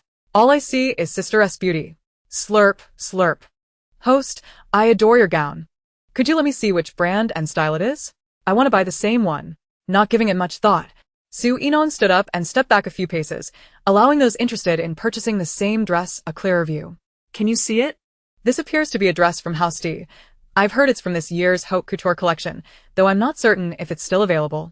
Since Su Yinong stood up, the barrage of comments transformed into, "Wife, marry me." Slurp, drooling, slurp. With such high beauty and a splendid figure, Nua. I'm coming for you. Haha, the one who wanted to buy the same dress is truly clever. Without that, how could Sister Su have stood up to give us such a visual feast? Chapter 33. So you're the princess. Haha. Yes, we owe thanks to that sister. Moreover, our Sister Su is so adorable. She truly is pampered. Upon seeing these comments, Su Yinong suddenly realized she had fallen into a trap. Indeed. She was an old relic accustomed to the celestial realm, unable to recognize such tricks anymore. She blinked in exasperation but felt no anger, returning to her chair. All right. I shall commence the distribution of today's first fortune bag. Oh no, let me see you a little longer, my wife. Sister Su, with your qualifications, have you ever considered pursuing a career in the entertainment industry? I agree.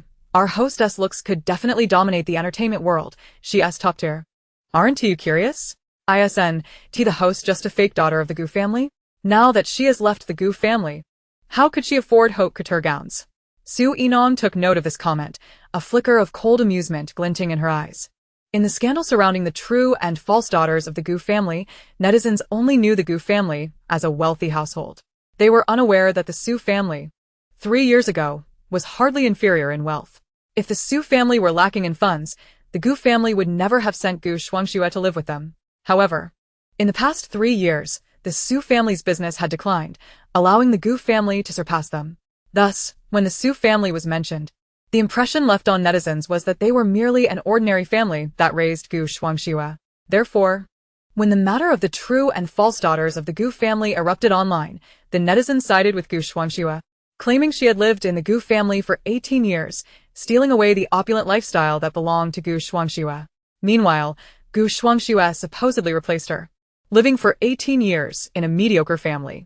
They accused her of usurping Gu Shuangxue's rightful identity as a young lady. But in reality, during those 18 years, the Gu family was not even as well off as the Su family. As a result, Gu Shuangxue lived a princess-like life in the Su family, and after turning 18, when the Su family fell into decline and the Gu family rose, she returned to the Gu family, assuming the role of the young lady. Ultimately, the good life was enjoyed by Gu Shuangxue, while the less favorable circumstances were left for herself. She truly felt a sense of resentment, and she, Su Yinong, along with her father, Su Zhaoan, were merely tools, thoroughly used and left as unfortunate pawns. Su Yinong's expression turned somewhat frigid. Should I have fallen into misfortune and ended up on the streets after leaving the Gu family? Moreover, I have a name. I am not merely the fake daughter of the Gu family, do you understand? Exactly, calling her a fake daughter is truly disrespectful. The identity swap between the host and Gu Shuangxue was not her doing, hasn't it been proven to be an accident? Su Yinong continued. As for this gown, it is of little consequence to me.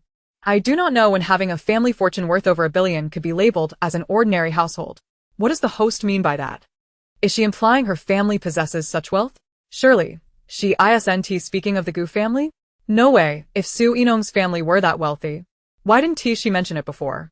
Su Yinong was reluctant to prove herself, yet sometimes, a touch of flaunting one's wealth is necessary. I own 2 villas, each worth over 1 billion, so a haute couture gown is merely trivial to me. By the way, during the time Gu Shuangxue lived in my home, her life wasn't miserable at all. She lacked nothing, with maids, butlers, and drivers attending to her every need. At that time, the Gu family had not yet fully prospered, and was even inferior to the Su family of that era. So, in truth, Gu Shuangxue was not to be pitied, rather. It was I who endured considerable hardship in her stead within the Gu family. Wow, it turns out our sister Su is the true second-generation rich. Gu Shuangxue is the one who has usurped the nest. Oh, really? If that's the case, why didn't she clarify when everyone said she suffered during her first 18 years? Hearing this, it seems our sister Su has had it quite tough. Born to be a young lady, yet forced to endure hardships in the Gu family, only to be labeled as the fake daughter when the Gu family prospered. Is this true? If so, it seems Gu Shuangxue isn't as innocent and kind as she appears, allowing rumors to circulate without clarification.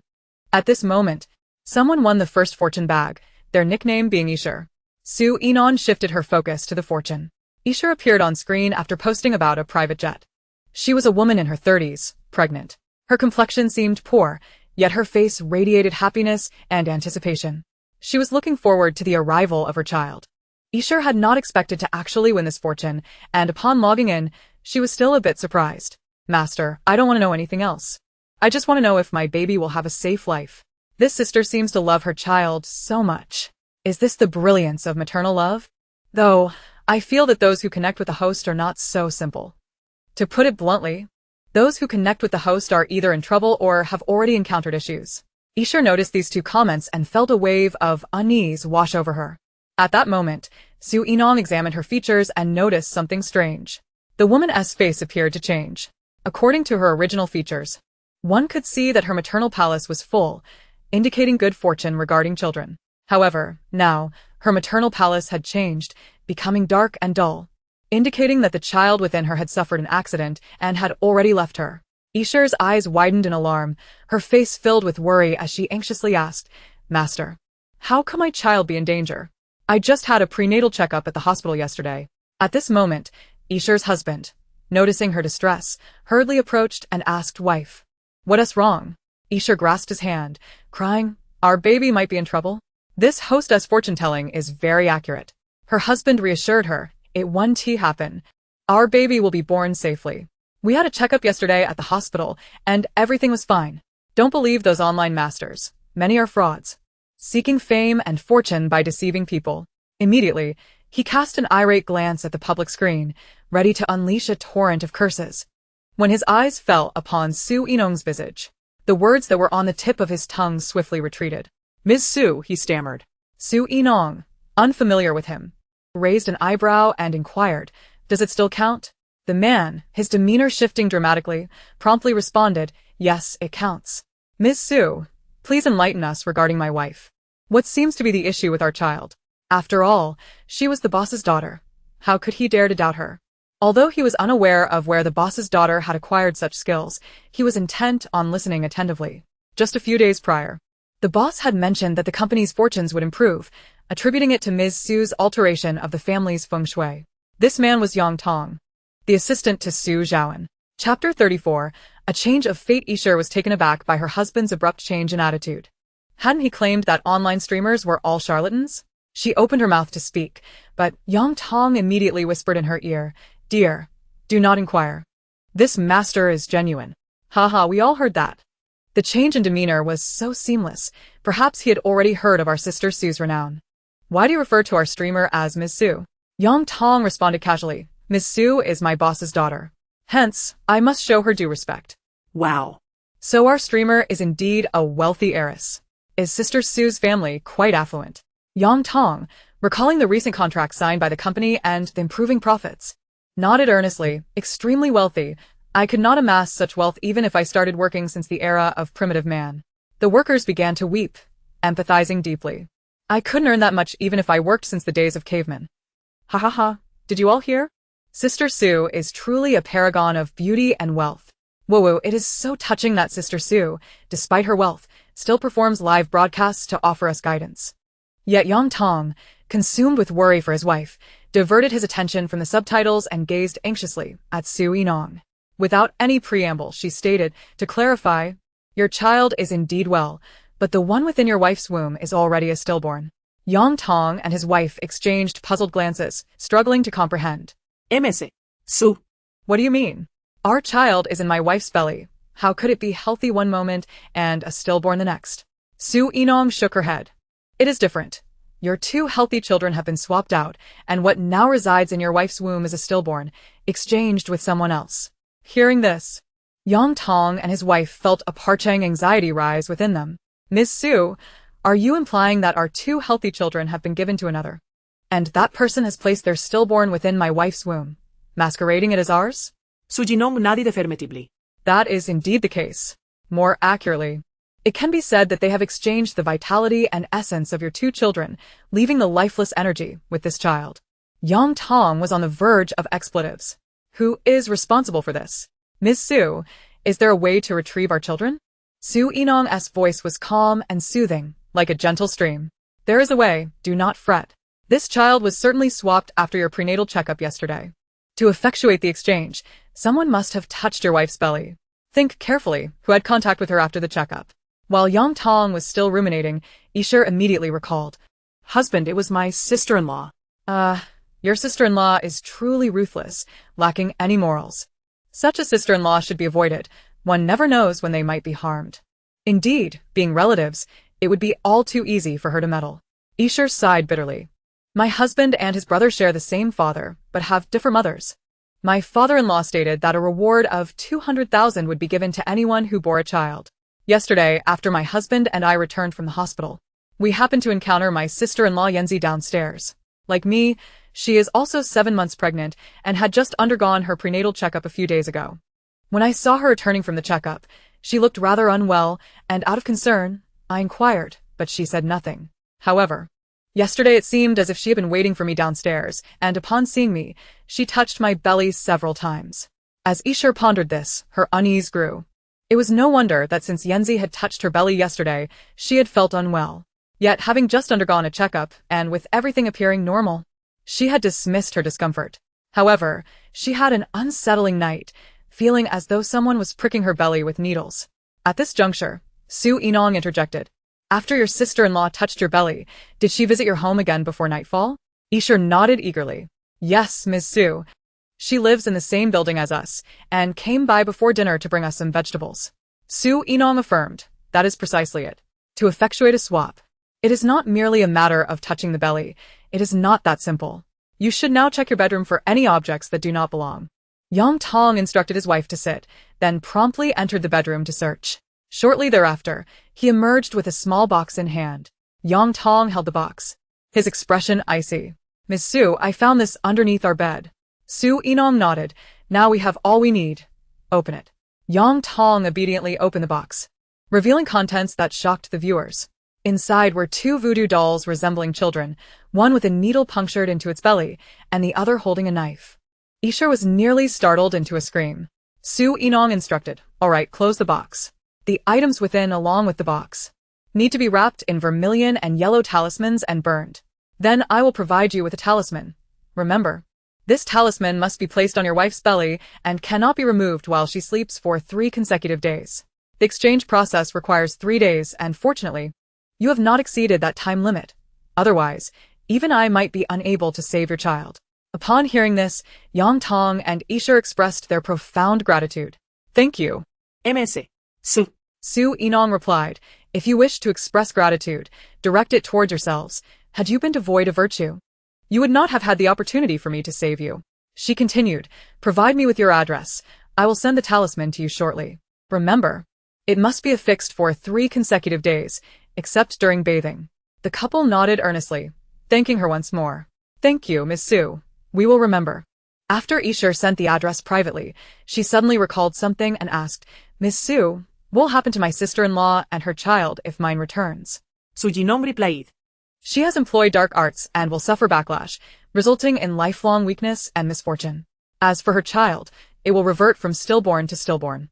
Upon hearing this, Isher felt no pity for her. Rather, she found it quite satisfying. Serves her right. Had I not encountered Miss Sue, I would have been the one to lose a child. After completing this divination, Su Yinong ordered a delivery online to send the talisman to Yang Tong and his wife. While she could have teleported it instantly, the urgency of the situation was not dire enough, and this task would deplete her energy. Modern technology proved more convenient, conserving her strength. Chapter 35. Ignoring advice, trouble after the trip. After completing Yang Tong's divination, Su Yinong proceeded to prepare the second divination's fortune bags. To ensure that latecomers to the live stream had the opportunity for fortune-telling, each divination's fortune bag was distributed separately. The second divination was claimed by a girl with the username Jiani. Jianian was overwhelmed with emotion upon realizing that she had indeed secured a fortune bag. Almost brought to tears by her excitement. Without hesitation, she booked a private jet and connected to the online stream. Su Yinong observed her face, frowning slightly. It was you. Ultimately, you did go on that trip. This girl was one of the two young women she had encountered on the bus to the ancient street that day, who had mentioned plans to travel to the neighboring city. Su Yinong, perceiving the potential misfortune that awaited them, had kindly offered a word of caution. However, it was evident that her advice had fallen on deaf ears. Now, Jianian appeared pale, devoid of any color, as frail as an elderly person who had been bedridden for 2 decades. Regret etched across her features, she lamented, Sister, I realize my mistake. We should have heeded your words. At that time, they were unaware of Su Yinong's expertise, which led them to dismiss her counsel. The allure of travel had captivated them, prompting their decision to proceed. Throughout their journey, no misfortunes befell them, and they reveled in their escapades, further disregarding Su Yinong's warning. Yet, upon returning from their trip, calamities struck. Jianian fell gravely ill, succumbing to a high fever and relentless vomiting, necessitating an emergency hospital visit in the dead of night. Once at the hospital, examinations revealed that her organs were failing, yet the doctors could not ascertain the cause of her ailment. Without a diagnosis, effective treatment remained elusive. Following standard medical interventions, her condition showed no signs of improvement. In fact, it worsened. The hospital declared her condition critical, suggesting that there was no point in continuing treatment, and advised her family to take her home to await her fate. It was at this moment that Jianian sensed something was amiss. Her intuition suggested that her predicament was unrelated to any conventional illness. It was likely that she had been afflicted by something sinister. The words of Su Yinong echoed in her mind as she scrambled to contact her, fortuitously discovering her live streaming session online. Driven by desperation, Jianian attempted to claim a fortune bag, and to her astonishment, she succeeded. It seems this young lady ignored our host's advice and brought disaster upon herself. Thus, disregarding Su's sister's words has led to immediate repercussions. Am I the only one envious of her chance encounter with Su's sister? Observing Jianian's frail state, Su Yinong spoke. Since you have secured a fortune bag, it indicates that we are fated to cross paths. Your life is not meant to end here. Jianian's eyes lit up at these words. Really? Does my illness truly relate to something malevolent? Su Yinong nodded in affirmation. During your travels, did you and your roommate each purchase a doll? Jianian immediately responded, yes. We first visited a temple, a tourist site, where we bought beautiful dolls from a stall outside, thinking they would make charming pendants. Speaking those words required immense effort, and she coughed several times throughout. That cough sounds alarming. It seems as though she might cough up a lung. Could her illness be linked to that doll? Su Yinong inquired. Do you still have the doll you bought? Jianian nodded laboriously. Yes, it's beside my bed. However, she had begun to sense that the doll might pose a danger. So she refrained from touching it and instead turned the camera to focus on it. Su Yinong examined it and then asked, what about your roommate? Is she experiencing similar issues? Jianian coughed again, her voice weak as she replied, after leaving the hospital, I called Wenwen, but there was no answer. I also texted her, but she hasn't replied. Su Yinong stated, if both of you purchased identical dolls, she is likely facing the same affliction. Hearing this, Jianian nearly broke down in tears. What should we do? Is there any hope? I don't want to succumb at such a young age. Su Yinong looked at her with certainty. There is hope.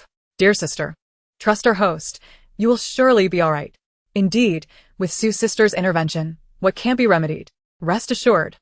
Sue's sister's confidence exudes such charm and assurance. At that moment, Jianyin's phone rang. She glanced at the screen, astonished. It's Wenwen. She quickly answered the call, but instead of her friend's voice, a pained, sobbing voice of a middle-aged woman filled the line. Are you Wenwen's close friend? I am her mother.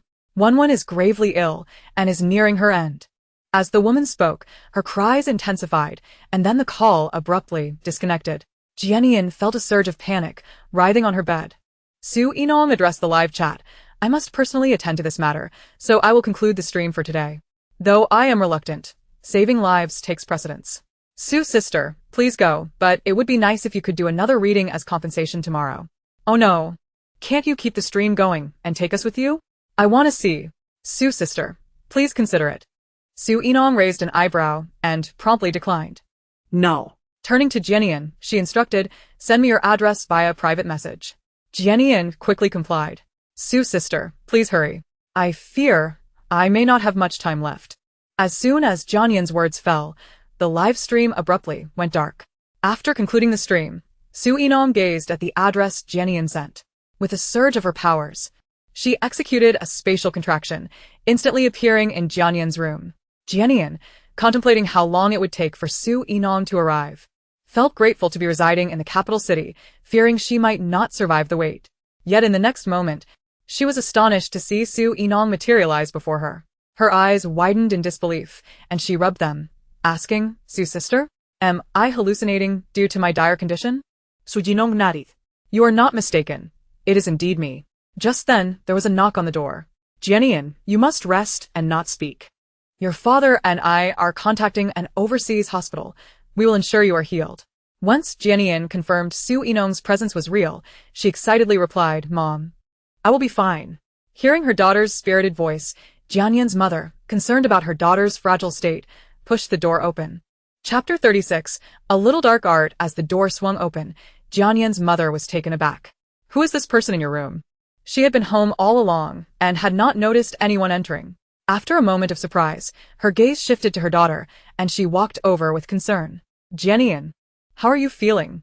Jianyin comforted her mother, managing a faint smile despite her pallid complexion.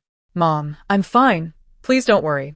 She then turned to Su Yinong and introduced, This is Master Su. She has come specifically to help with my illness. Jianyin's mother, observing the young and beautiful Su Yinong, felt a flicker of hesitation at her daughter's words. This master seemed rather youthful. Could she truly be reliable? Doubt crept in as she wondered if there was more about her daughter's condition that she was unaware of. Nevertheless, despite her misgivings, Jianyin's mother addressed Su Yinong with utmost respect. Master Su, I entrust Jianyin to your care. The hospital has indicated that her illness appears quite peculiar and difficult to treat. We are at a loss for what to do. Her husband is still searching for ways to send Jianyin abroad for treatment, and he has yet to return. Although she is uncertain whether this young master before her possesses the means to help, she feels compelled to try. Su Yinong's gaze falls upon the doll beside Jianyin, and she reaches out her hand, grasping the air. The doll gently lands in her palm, eliciting a look of astonishment from both Jianyin and her mother. From now on, it is best not to purchase unknown objects. The doll's face appears somewhat sinister, with its mouth stretched into an eerie grin. At this moment, Jianyin's mother begins to realize something. Her daughter's ailment may indeed be linked to this doll. The beautiful master before them undoubtedly possesses genuine skills. Jianyin quickly exclaims, I understand. I will definitely refrain from buying things impulsively in the future. Initially, she had found the doll charming, but now, it only fills her with dread. Su Yinong turns to Jianyin's mother and requests, Please fetch a clean bowl. Jianyin's mother promptly heads to the kitchen and returns with a bowl. Su Yinong then produces a yellow talisman, meticulously wrapping the doll within it and placing it into the bowl. She intones an incantation, and with a flick of her fingers, the doll wrapped in yellow paper spontaneously ignites, emitting a piercing cry. Moments later, the doll is reduced to ash. It is at this juncture that Jianyin reacts, retching several times before expelling 2 mouthfuls of black blood. The stench is overwhelming, reminiscent of decay. After expelling the blood, Jianyin feels an awkwardness wash over her. Yet she soon realizes that her condition has markedly improved. Her mother, witnessing the transformation, is filled with excitement. Jianyan's complexion appears significantly better. Jianyan's face beams with joy, feeling invigorated enough to run a few laps. Su Yinong, however, is unfazed. A minor malevolent spell poses no challenge for her. Dispose of this ash in the soil, she instructs. Jianyan's mother immediately carries the bowl outside. Upon her return, she finds Jianyan freely moving about the room, her strength seemingly restored. No longer does she resemble someone on the brink of death. Tears of joy well up in Jianyan's mother's eyes. Master Su, we owe you a debt of gratitude. Without your intervention, our Jianyan would have been lost, she says, recalling the moment when the hospital had declared that her daughter was beyond saving, her voice choked with emotion. Su Yinong replies, your ancestors have accumulated virtue, and she is fated to cross paths with me. Thus, I could not stand idly by. She then turns to Jianyan and inquires, do you know where your roommate Wenwen lives? Jianyan, snapping back to reality from her joy, responds anxiously, I know, Sister Su. She lives in another district, and it takes at least 40 minutes to drive there from here. She fears that Wenwen may not last that long. No matter. Just provide me with the address, Su Yinong assures her. At that moment, Jianyan recalls how Su Yinong had appeared in her room out of thin air. And she begins to suspect that Sister Su might possess the ability to traverse space, as described in novels. She quickly relays the address, hoping that Su Yinong can teleport to Wenwen's home in time. Su Yinong nods and adds before departing, the jade Buddha you wear around your neck is quite valuable. Take good care of it, bask in the sun these days, and engage in more charitable deeds. Had it not been for the jade Buddha Jianyan wore, she might not have been saved in time. Both Jianyan and her mother nod fervently. We will remember. Thank you, Master Su. As their words fade, they look up to find that Su Yinong's presence has vanished, leaving them in a state of astonishment.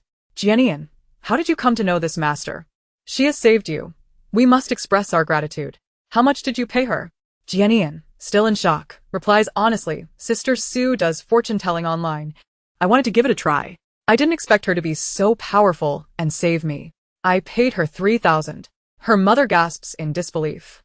You paid such a formidable master only 3,000. That is far too little. Suddenly, a thought strikes her, and a smile spreads across her face. I must call your father to share this good news and discuss what kind of gift we should prepare for Master Su. Jianyan nods, then realizes, I also need to call Wenwen's mother to inform her that Sister Su has gone to her home. She will surely be able to cure Wenwen. Jianyan's mother, just now learning that her daughter's good friend Wenwen shares a similar plight, exclaims, yes, yes. Hurry and call. After several rings, Jianyan's call is answered by Wenwen's mother.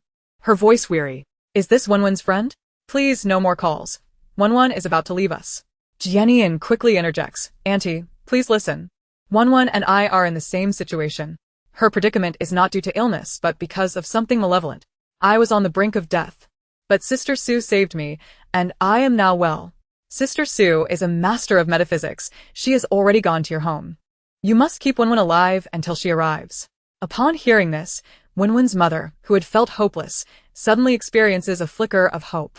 She anxiously inquires, is what you say true? Jianyan nods emphatically. Yes, it is all true. Please tell Wenwen not to give up. Wenwen's mother hesitates. But will the master arrive in time? Wenwen is probably hanging by a thread. Chapter 37. Another rescue. Jianyan reassures her. She will make it. I am certain of it. Sister Su can teleport. Wenwen's mother falls silent, clearly skeptical. The mention of teleportation makes her consider the call a prank. Jianyan's mother, listening in, thinks that were it not for witnessing the earlier events with her own eyes, she too would be doubtful. Just as Wenwen's mother grows frustrated, she hears a knock at the door. Jianyan, hearing it too, excitedly exclaims, Auntie, it must be Sister Su. Please go open the door. She has arrived. Wenwen is saved. Wenwen's mother, glancing at the darkened screen, resolves to trust her daughter's friend. She turns to her daughter, who lies in a deep stupor, saying, Wenwen, can you hear me? You must hold on. Just then, her husband, confused, asks, whose call was that? What did they say? It's a long story. I'll explain later. Just keep an eye on our daughter while I go answer the door, she replies. Wenwen's father nods, looking down at their frail daughter, wiping away a tear. Wenwen's mother approaches the door and opens it to find a young, beautiful girl standing outside, and she can't help but feel a pang of disappointment. How could such a young girl possibly be a master? Su Yinong states her purpose directly. I am a practitioner of metaphysics. I just resolved the situation of your daughter's classmate and heard that your daughter is in a similar predicament, so I came. Though Wenwen's mother holds little hope, She decides to take a chance. you must be Sister Sue, as mentioned by my daughter's friend. Please come in. As Sue Yinong steps into their home, she senses an even stronger malevolent energy and an encroaching aura of death than in Jianyan's house. It appears that Wenwen is on the brink of crossing over to the afterlife. Without time to explain further, she instructs, please fetch a clean bowl from the kitchen. Before Wenwen's mother can respond, she strides into her daughter's room, her mind racing with questions, yet she turns to retrieve the bowl. The daughter is now gravely ill, and the hospital has refused further treatment, instructing the family to prepare for her final arrangements. If Master Su can indeed save her, she will be a benefactor to their family. Su Yinan stood resolutely at Wenwen's bedside. Wenwen's condition was far more dire than Jianyan's. Her complexion is pale as that of a corpse, the rise and fall of her chest barely perceptible. Wenwen's father, gazing at the beautiful girl who entered, was torn between sorrow at the impending loss of his daughter and confusion as to her identity. Who are you? Are you a friend of my daughter? Su Yinan did not respond but instead inquired pointedly, have you seen a small doll near your daughter? One brought back from a trip. Wenwen's father shook his head in bewilderment. He often worked outside and paid little attention to such trifles. Su Yinan, seeing no point in pursuing the matter further, raised a hand into the air and called, come. As he pondered her actions, a small plush doll flew seemingly from nowhere and landed in her hand. Observing the doll struggling in her grasp, Su Yinan swiftly struck it with her palm. The doll appeared momentarily stunned, and she then wrapped it in a yellow talisman. At that moment, Wenwen's mother entered, holding a bowl. Master Su, is this bowl suitable? Su Jinan replied, yes. Chanting a spell, she ignited the yellow paper wrapped around the doll, the ashes falling into the bowl. Quickly, bring me a basin or a bucket. Otherwise, your daughter will vomit on the floor. Wenwen's father, instinctively responding to her urgency, grabbed a wash basin from nearby. Place the basin by the bed and help your daughter sit up, Su Yinan instructed. At this point, Wenwen's father hesitated, reluctant to disturb his already weakened daughter. However, Wenwen's mother, having witnessed Su Yinan's earlier display of power, felt a flicker of hope. Perhaps this master truly possessed the ability to save their daughter. Thus, she helped her daughter into a seated position. As soon as she did, they noticed Wenwen beginning to stir. She let out a soft groan before erupting into a violent cough. Lower her a bit and catch it with the basin, Su Yinan advised. In the next moment, Wenwen began to retch, clearly in distress, and after several heaves, she expelled a significant amount of dark blood, the foul stench reminiscent of decay. Wenwen's parents looked on, a mix of anxiety and heartache etched on their faces. After expelling the dark blood, Wenwen coughed a few more times and then opened her eyes, color gradually returning to her cheeks, her voice gaining strength. Dad, Mom, I don't want to leave you, she cried, collapsing into her mother's embrace. In the brief span of a day or two, she had thought she was on the brink of death. Hearing her daughter's voice, Wenwen's mother could no longer hold back her tears. The gravity of her daughter's condition had been so severe that the hospital had deemed it hopeless. In mere days, she had gone from vibrant to lifeless. Thank goodness for Master Su, who had visibly restored her daughter's health. The family of three embraced, overwhelmed with joy and unable to contain their tears. Finally, Wenwen's mother wiped her tears, allowing her daughter to lean against the bedside table while she approached Su Yinan, ready to kneel in gratitude. Su Yinan raised a hand. There's no need for that. Wenwen's mother found herself unable to kneel, as though an unseen force held her upright. Resolved, she stood tall and bowed deeply. Master, we owe your daughter's recovery to you. She then pulled her husband to join her in bowing to Su Yinan. Leaning against the bed, Wenwen recognized Su Yinan, fully aware that it was she who had saved her. Instantly, she felt both shame and gratitude.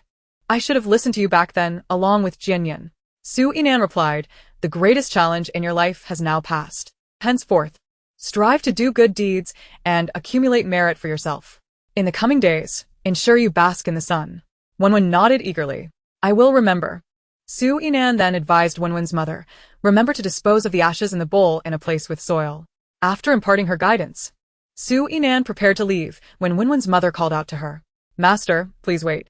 She then entered the bedroom and returned with a box. Master, thank you for saving Wenwen. This is a small token of our gratitude. She added, I understand that a master of your caliber incurs expenses when helping others. This may hold some value. Su Yinan accepted the box, noting that while the family circumstances were not those of the exceedingly wealthy, they were certainly better than average. The rules of the Ziwei sect dictate that one must receive compensation for their labor, regardless of the amount, yet they would never abandon those in dire need. With the box in hand, Su Yinan departed from Wenwen's home. Once on the road, she felt the newfound merit energy coursing through her, enhancing her cultivation. However, due to the urgency of her mission, she had expended some of her energy during her teleportation. Now that time was no longer a constraint, she opted for a taxi to conserve her energy. Upon returning to the Su residence, Su Zhaoan was surprised to see his daughter return from outside. When had she gone out? He had no recollection of it. Su Yinan smiled at him, offering no further explanation. Dad, I'm heading to my room. Susawa nodded. All right, dear daughter, rest well. He was aware that his daughter conducted fortune-telling live online, and he would often watch when he had the time. However, he had been preoccupied with business matters for the Xia family and was unaware that she had streamed again and even assisted her assistant's family. Once in her room, Su Yinan opened the box given by Wenwen's family. Inside lay 3 gold bars, each weighing 200 grams. At the current gold price of over 700 per gram, this amounted to a substantial sum. She placed the gold bars aside and promptly made a donation to a charitable organization. Afterward, she proceeded to wash up. Once she finished her shower and emerged, she picked up her phone and noticed a message from Zhang Cheng. Her gaze lingered on the word boss. Zhang Cheng's boss was none other than Pei Jianshan. Unable to contain her amusement, she thought, with the auspicious aura and merit surrounding Pei Jianshan, his company and business must be thriving. He certainly had no need for her Feng Shui services. Su Yinan replied, "Let your boss save some money." Zhang Cheng had been eagerly awaiting her response since sending the message. Upon reading her reply, he felt somewhat perplexed. Did this mean Master Su was unwilling to meet with his boss? Furthermore, why suggest that the boss save some money? Was there a financial issue within the company that warranted such caution? As Zhang Cheng pondered these questions, he received a message from Pei Jianshan. Manager Zhang. Has Master Su responded? Zhang Cheng was taken aback. Why was President Pei so concerned about this matter? Since the afternoon, Assistant Qi had inquired a few times.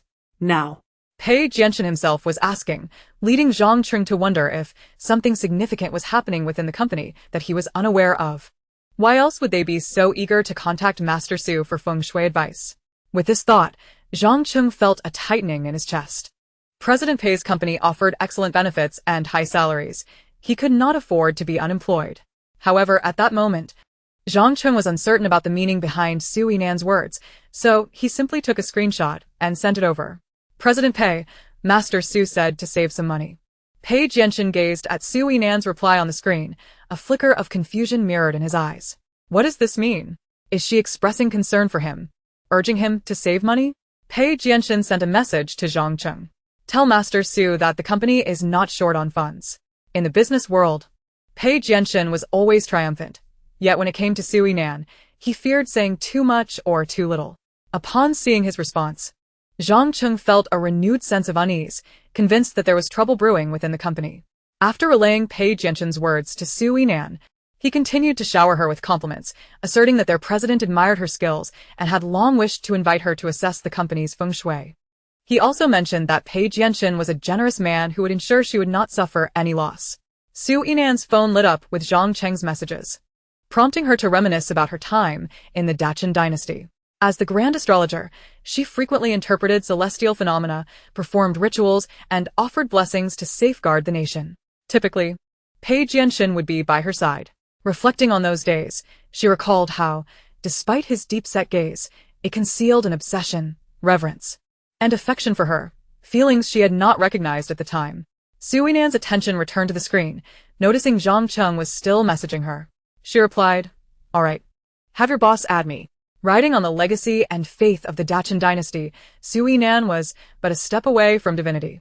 Throughout her millennia in the realm of cultivation, she occasionally thought of that exceptionally handsome monarch. Since fate had granted them another encounter, Su Yinan resolved to let things unfold naturally. Zhang Cheng saw her response and was instantly exhilarated. "Thank you, Master Su." Upon learning that Su Yinan agreed to let him at her, Pei Jianshan's profound gaze suddenly brightened with a trace of joy. Soon, Su Yinan received a friend request from Pei Jianshan. "Miss Su, I am Pei Jianshan." Seeing his name and profile picture, she momentarily lost her focus. Pei Jianshan's online name was simply a capital letter S, and his avatar featured a cartoon black cat. The cat seemed familiar, reminiscent of the one they had raised together before he ascended to the throne. Regaining her composure, Su Yinan accepted Pei Jianshan's friend request, and the chat interface appeared. She observed the message box continuously indicating the other party is typing. Yet, after an extended pause, she received not a single word. It seemed as though she could envision Pei Jianshan deliberating over how to craft his first message to her. Amused by the thought, she typed a few words. President Pei. I heard you sought me out to assess the Feng Shui for your company. This time, Pei Jianshan's reply came swiftly. Indeed. I wonder when Miss Su would be available. Furthermore, my father is a business associate of Miss Su's, so please feel free to address me by my name.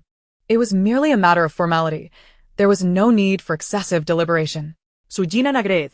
In that case, Jianshan, you need not refer to me as Miss Su. You may call me by my name as well. Upon reading her response, Pei Jianshan softly murmured, Yinan Anong, as if he had already whispered those names countless times in his heart. Su Yinan's messages arrived once more. I observed your features at the banquet. You are destined for great wealth and success in your endeavors. I presume your company is thriving, thus there seems little need to reassess the Feng Shui. Pei Jianshan felt it was imperative. Without the Feng Shui guidance, he was uncertain how to draw closer to her. The first time he laid eyes on Su Yinan was that night in the car, where he caught a glimpse of her profile. Even that partial view made him feel he had discovered the other half of his lost soul. Currently, the company is indeed running smoothly. But I believe that if Miss Su is willing to adjust the Feng Shui, my company and career might flourish even further. Chapter 39. The Gu family meeting. Su Yinan couldn't help but chuckle at his response. How could she possibly refuse? In that case, let us meet tomorrow. I will wait for you downstairs at your office. Upon reading her message, Pei Jianshan's eyes sparkled with delight. All right. I will arrange for someone to pick you up tomorrow. Su Yinan initially thought she could just provide her address and go on her own, but his reply indicated he was genuinely invested in the matter of picking her up. If he wished to come, so be it. She chose not to reply further and set her phone aside. As night fell, the Gu family remained awake, the living room ablaze with light. Gu Fenghai's expression darkened as he contemplated the company's business. Ever since Pei Jianshan entrusted the Dongjiao business to the Su family, others had also turned to them, resulting in a significant loss of clients for the Gu family, who were also in the building materials industry. To make matters worse, he had been detained by the police for encroaching on Su Yinan's assets. With such a reputation, fewer people were inclined to collaborate with the Gu family. Consequently, the company's profits had plummeted in recent days. His wife, Tian Bairong, could no longer contain her grievances. It was all because of that troublemaker, Su Yinan. Had she not insisted on returning to the Su family, none of this would have happened. I've been too embarrassed to step outside, not knowing how other ladies view me now. Gu Ji, the eldest son of the Gu family, darkened his expression at the mention of Su Yinan. My research at the institute hasn't gone smoothly either, all because Su Yinan spoke ill of me in front of Yi Yuyu. He had originally gained entry to the institute thanks to Yi Yuyu's uncle. But now, not only did Yi Yuyu no longer favor him, but she also informed her family about his past crush, and her uncle was quite protective, making life at the institute difficult for him. Gu Fenghai took pride in his scholarly eldest son, but upon hearing Gu Ji's words, he berated Su Yinan anew. How embarrassing it was that she learned a few tricks and began pretending to be a fortune teller online. Gu Shuangxue had been in a coma for the past few days and was unaware of the turmoil at home and within the company. Hearing her elder brother mention his friend Yi Yuyu, she tried to console him. Brother, don't worry. I am friends with Yuyu. I will explain things to her. And she will believe me. Gu Ji's eyes brightened at her words, though doubts lingered. Would Yi Yuyu really listen to you? Gu Shuangxue, unsure why, recalled the summer banquet, where Yu did not approach her as she had before, but instead defended Su Yinan. She felt a pang of uncertainty, but quickly reassured herself. Of course, she will. Yuyu is easy to talk to. A few words from her will suffice. I won't need to exert much effort. She used to be just like that. Gu Ji felt reassured by her certainty. Gu Zhe, the third son of the Gu family, lamented the recent misfortunes, saying, if only Su Yinan had stayed with us, perhaps we would not be facing so many issues now. He then turned to Gu Shuangxue, asking, did you bully her too much? Is that why she ran back? Everyone in the Gu family was aware of the reasons behind the swap between Gu Shuangxue and Su Yinan, and they all knew of Su Yinan's exceptional fortune. Wherever her luck resided, that family would prosper. They had initially thought that after passing her fortune to her sister Shuangxue, Su Yinan would have lost her significance. However, it seemed that was not the case. What had gone awry? Gu Shuangxue wore an expression of grievance. Third brother, how could I have bullied her? You should have seen how sharp-tongued she was at the summer banquet. She was the one bullying me. After a moment's thought, she added, before Su Yinan left, she took the talisman the master left for me. I believe it must be due to the talisman. Without the talisman, she found herself unable to siphon off Su Yinong's fortune. The other members of the Gu family, upon hearing this, nodded in agreement, finding her reasoning quite sound. Tian Bai Rong had realized the gravity of the situation even before the talisman was taken. I must find a way to locate that master from years ago. I must persuade him to grant us 2 more talismans. Once we obtain the talismans, I will ensure that both my daughter and Su Yinong wear them. It is imperative that Su Yinong remains oblivious to our actions. Gu Fenghai furrowed his brow in concern. I fear that master may be difficult to track down. The last time we encountered him, it was purely by chance. All we knew was that he went by the name of Master Qingfeng, yet his origins and affiliations remained a mystery to us. Where might we begin our search? Tian Bai Rong spoke with unwavering determination. No matter where, we must look. We will find him. Otherwise, the Gu family will face dire consequences. She then turned to Gu Fenghai, asking, Darling, do you wish for our family to end up as destitute as the Su family did? Gu Fenghai pondered her words for a moment before shaking his head vigorously. No. That won't do. I shall also send someone to seek news of Master Qingfeng. However, whether we can find him remains uncertain. Our most pressing concern right now is to revitalize the company's business. After a brief contemplation, Gu Fenghai continued, Isn't Su Zhaoan thriving thanks to President Pei? If that's the case, I will also approach President Pei tomorrow to explore potential collaboration. Upon hearing the name Pei Jianxin, the Gu family members' eyes brightened instantly. If they could indeed establish a business relationship with Pei Jianxin, their future troubles would be alleviated. Gu Zhou expressed his concerns. Father, do you think President Pei would agree? Gu Fenghai, though anxious within, maintained a calm exterior. We won't know unless we try. Besides, if Su Zhaoan's seemingly failing company can manage it, why can't we? After the meeting, the Gu family members retired to their rooms, unaware of the spectral figures slipping silently into their abode, whispering and chuckling. This place is quite suitable for us to reside. With such a family in decline, it is an ideal haven. We wouldn't dare intrude upon a family blessed with fortune. That night, after Gu Fenghai and Tian Bai Rong drifted into slumber, he was disturbed by the sensation of breath tickling his ear. Outside, the rustling of plastic bags could be heard intermittently. Agitated by the noise, Gu Fenghai called out, Who is still awake at this hour? Please keep it down. Immediately after he shouted, silence fell momentarily, only to be followed by even more raucous laughter. Gu Fenghai, yearning for a restful night in order to prepare for his meeting with Pei Jianxin the next day, felt his irritation mounting. In a fit of frustration, he flung off the covers and stepped out of bed. Upon opening the door, he found the room illuminated, yet devoid of any presence. Assuming one of his sons had retreated to their room after realizing his displeasure, he switched off the lights and returned to bed, entirely oblivious to the fact that the lights, which he had thought to extinguish, suddenly flickered back to life without warning. Chapter 40. Sharing the same vehicle the following morning. The members of the Gu family awoke, yawning and sporting dark circles under their eyes, feeling utterly drained. Gu Shuangxue grumbled, Elder brother. Who among you was making such a racket in the hall last night? I barely slept a wink. Gu Jing, stifling a yawn, replied, I have no idea. I want to know that too. Gu Ming and Gu Zhe both shook their heads. It wasn't us. They too had struggled to find rest throughout the night. Seeing that she could not extract any further information, Gu Shuangxue ceased her inquiries. However, her pallor, already diminished from a recent hospital stay, had worsened due to the lack of sleep, compelling her to visit a beauty salon. After finishing breakfast and applying her makeup, she called Yi Yu. Yi, are you free today? Let us go out and have some fun. We could go for a beauty treatment. On the other end of the line, Yi Yu hesitated upon receiving Gu Shuangxue's call. She felt reluctant to continue treating Shuangxue as her closest confidant as she once had, yet she also found herself unsure of how to redefine their relationship. The thought of severing ties completely felt too harsh. Perhaps it would be best to treat her as an ordinary friend. With this resolution in mind, Yi Yu agreed. Meanwhile, Gu Fenghai had finished his breakfast and was setting out from the Gu residence. Since he intended to seek out Pei Jianxin, he figured it was prudent to leave early. though he was uncertain whether he would be able to meet him without an appointment. At that moment, Pei Jianxin was outside the Su family villa. As Su Zhaowen exited, he was taken aback to see Pei Jianxin alighting from his vehicle. "President Pei, what brings you here? Do you reside in this vicinity?" Pei Jianxin greeted him with a courteous smile.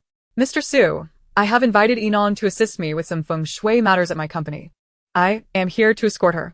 Realizing that Pei Jianxin was there specifically for his daughter, Su Zhaowen's internal alarm bells began to ring.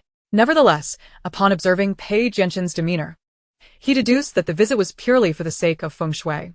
Feeling a bit more at ease, he even felt a swell of pride. His daughter was indeed remarkable, if even Pei Jianxin had heard of her reputation and sought her out personally. "Please come in for a cup of tea while you wait," he invited. It would be improper for a guest to stand outside, and he was eager to show hospitality. Pei Jianxin accepted the invitation, his smile remaining gracious. "Thank you, Mr. Su." "Not at all. It's my pleasure," Su Zhaowen replied cheerfully, recognizing Pei Jianxin as a significant client and benefactor of the company. He then invited Qi Yunkai, who was accompanying Pei Jianxin, to join them as well. Assistant Qi reciprocated Su Zhaowen's friendly demeanor, understanding that he might someday become his boss's father-in-law. Thus he endeavored to maintain a positive rapport. When Su Yinong descended the staircase, she was greeted by the sight of Pei Jianxin seated in the living room, engaged in conversation with her father. She had anticipated that he would personally come to collect her as he had mentioned the night before. As Pei Jianxin looked up at the sound of her arrival, a smile spread across his face, illuminated by the morning sun filtering through the staircase. She descended like a celestial being, bathed in the gentle glow of dawn. Upon seeing his daughter, Su Zhaowen momentarily forgot about his guest and exclaimed, "Yinong, what would you like for breakfast? Aunt Wang has prepared several dishes in the kitchen to keep warm for you. You should eat something before heading out." Only then did he remember Pei Jianxin, casually inquiring, "Have you had breakfast, President Pei? Would you care for a bite?" Pei Jianxin pondered for a moment, but in an effort to leave a favorable impression, he politely declined. After Su Yinong finished her meal, she followed Pei Jianxin to the car, with assistant Qi Yunkai at the wheel. Sitting in the back seat, Su Yinong and Pei Jianxin shared a moment of nervous anticipation, the air thick with unspoken words.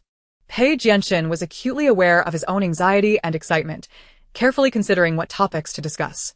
The romantic tips he had hastily perused online the previous night now seemed to escape him. At that moment, Su Yinong reflected on the unexpected turn of fate that had led her to once again share a journey with someone from her past. The familiar warmth emanating from him felt as if no time had passed at all. Just then, Pei Jianxin's voice broke the silence, still deep and resonant. "Yinong, you mentioned that I possess a destiny of great wealth and nobility. Is that truly the case?" Although he had posed the question to initiate conversation, he was genuinely curious, having previously been skeptical of such matters. With a soft laugh, Su Yinong replied, "Of course it is." Then he continued, "From a physiognomic perspective, your forehead is broad and full, your eyebrows are thick and well-shaped, your eyes are spirited, and your nose is straight. There is not a single flaw, thus ensuring your career will flourish and your fortune will prosper. However, there are some imperfections. Your mother has passed away and your relationship with your father is strained." Hearing this, Qi Yunkai in the front row immediately withdrew his ears and raised the partition between the front and back seats, isolating the sound. He felt a twinge of anxiety. President Pei disliked having his parents mentioned in his presence, and he wondered whether Pei would be angered this time. To his surprise, Pei Jianxin did not express anger. Instead, he nodded in approval, saying, "Yinong is quite accurate. Truly impressive." He then inquired, "Since Yinong has declared my physiognomy favorable, does that imply that I will have a smooth and prosperous future?" Su Yinong nodded.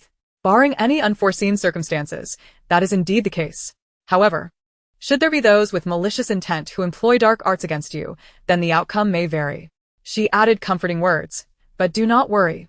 You are enveloped in auspicious qi and possess great merit. Even if you encounter difficulties, you will surely transform misfortune into good fortune.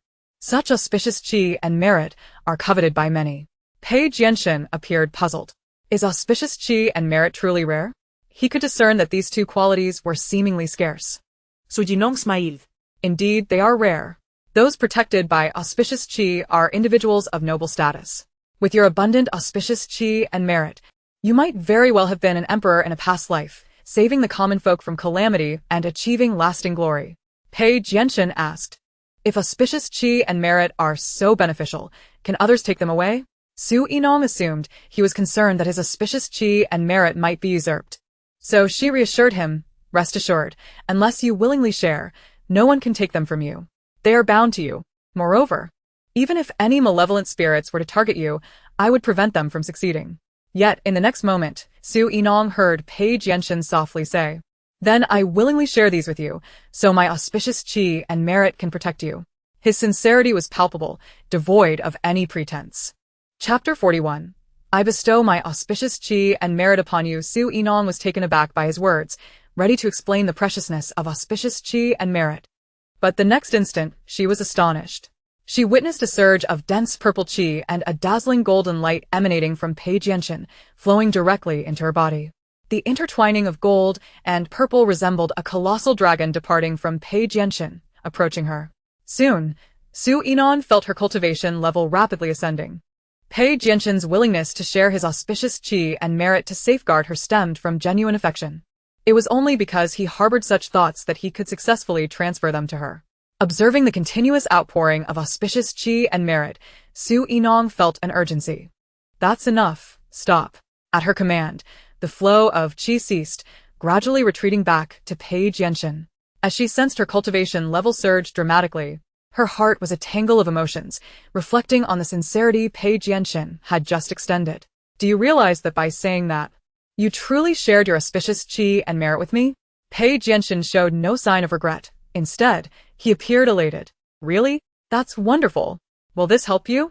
Yinong, being a master of metaphysics, was well aware of her abilities, while he merely dabbled in minor profits. He worried that if she faced danger, he might be unable to protect her. Page Yenshin was concerned about his own inadequacies in supporting Su Yinong. Her expression grew more complex as she regarded his joyful demeanor. Yes, this will aid me greatly. At that moment, her cultivation had reached the nascent soul stage. Upon hearing this, Page Yenshin's smile deepened. Whenever you are in need, just let me know. I can share my auspicious qi and merit with you at any time. Su Yinong questioned. Do you understand that even if your auspicious qi and merit are abundant, they are not limitless? If you give too much to me, your own will diminish. Without these, you may encounter tribulations that would otherwise have bypassed you. Page Yenshin continued to smile. I comprehend, yet for me, auspicious qi and merit are not the most important. What is most important then? It is you, Yinong. Page Yenshin heard the voice of his heart. Before encountering Yinong, he had never believed he could feel such profound affection for another. As a businessman, he had always prioritized profit. Yet, upon meeting Yinong, all his rationality seemed trivial. He desired to present her with all the finest things in the world while worrying that she might not appreciate them. This feeling, though sudden, was not jarring. It felt as if it had been buried within him for years, only to erupt upon meeting Yinong. Listening to his heartfelt confession, Su Yinong fell silent, her mind a whirlpool of confusion. Despite her years in the cultivation world, she had no romantic experience. While her peers had found their partners, she remained solitary for millennia. Though she had contemplated finding a partner, she believed she should at least seek someone stronger than herself. However, those of similar age who were handsome could not match her in strength. The older, more powerful ones had long since found their companions. The remaining suitors were lackluster, unworthy of her attention. Thus, she remained alone. Reflecting on her romantic history, it seemed that only Page Yenshin and the character Huabiding from this world occupied her thoughts. Yet she had never pursued either. Her reluctance to engage with Page Yenshin stemmed from having nurtured him from a young beggar to an emperor. Seeing him as a younger kin, even as he grew into a handsome and imposing figure, who would have thought that while she felt no romantic inclination, Page Yenshin had developed feelings for her?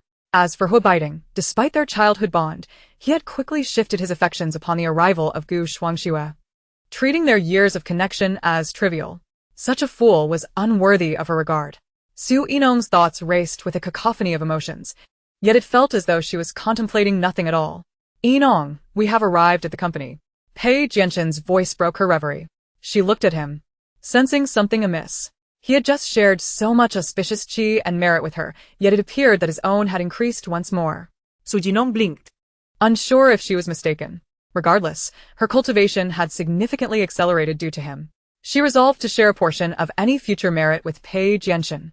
Retrieving her gaze, She prepared to exit the vehicle, only to find Pei Jianshen had already opened the door for her. Meanwhile, Qi Yunkai, who had missed the opportunity, silently grumbled, "President Pei, this was originally my job, do you remember?"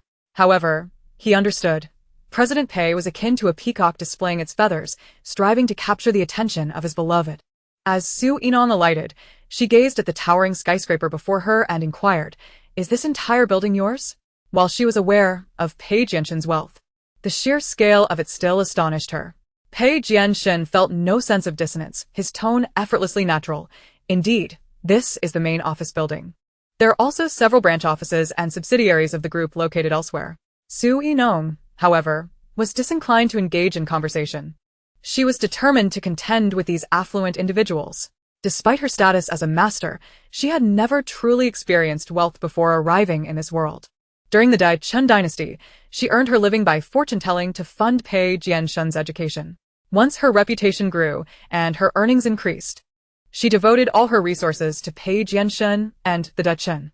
She invested in recruiting armies, purchasing weapons, supplying provisions, improving irrigation, and constructing roads.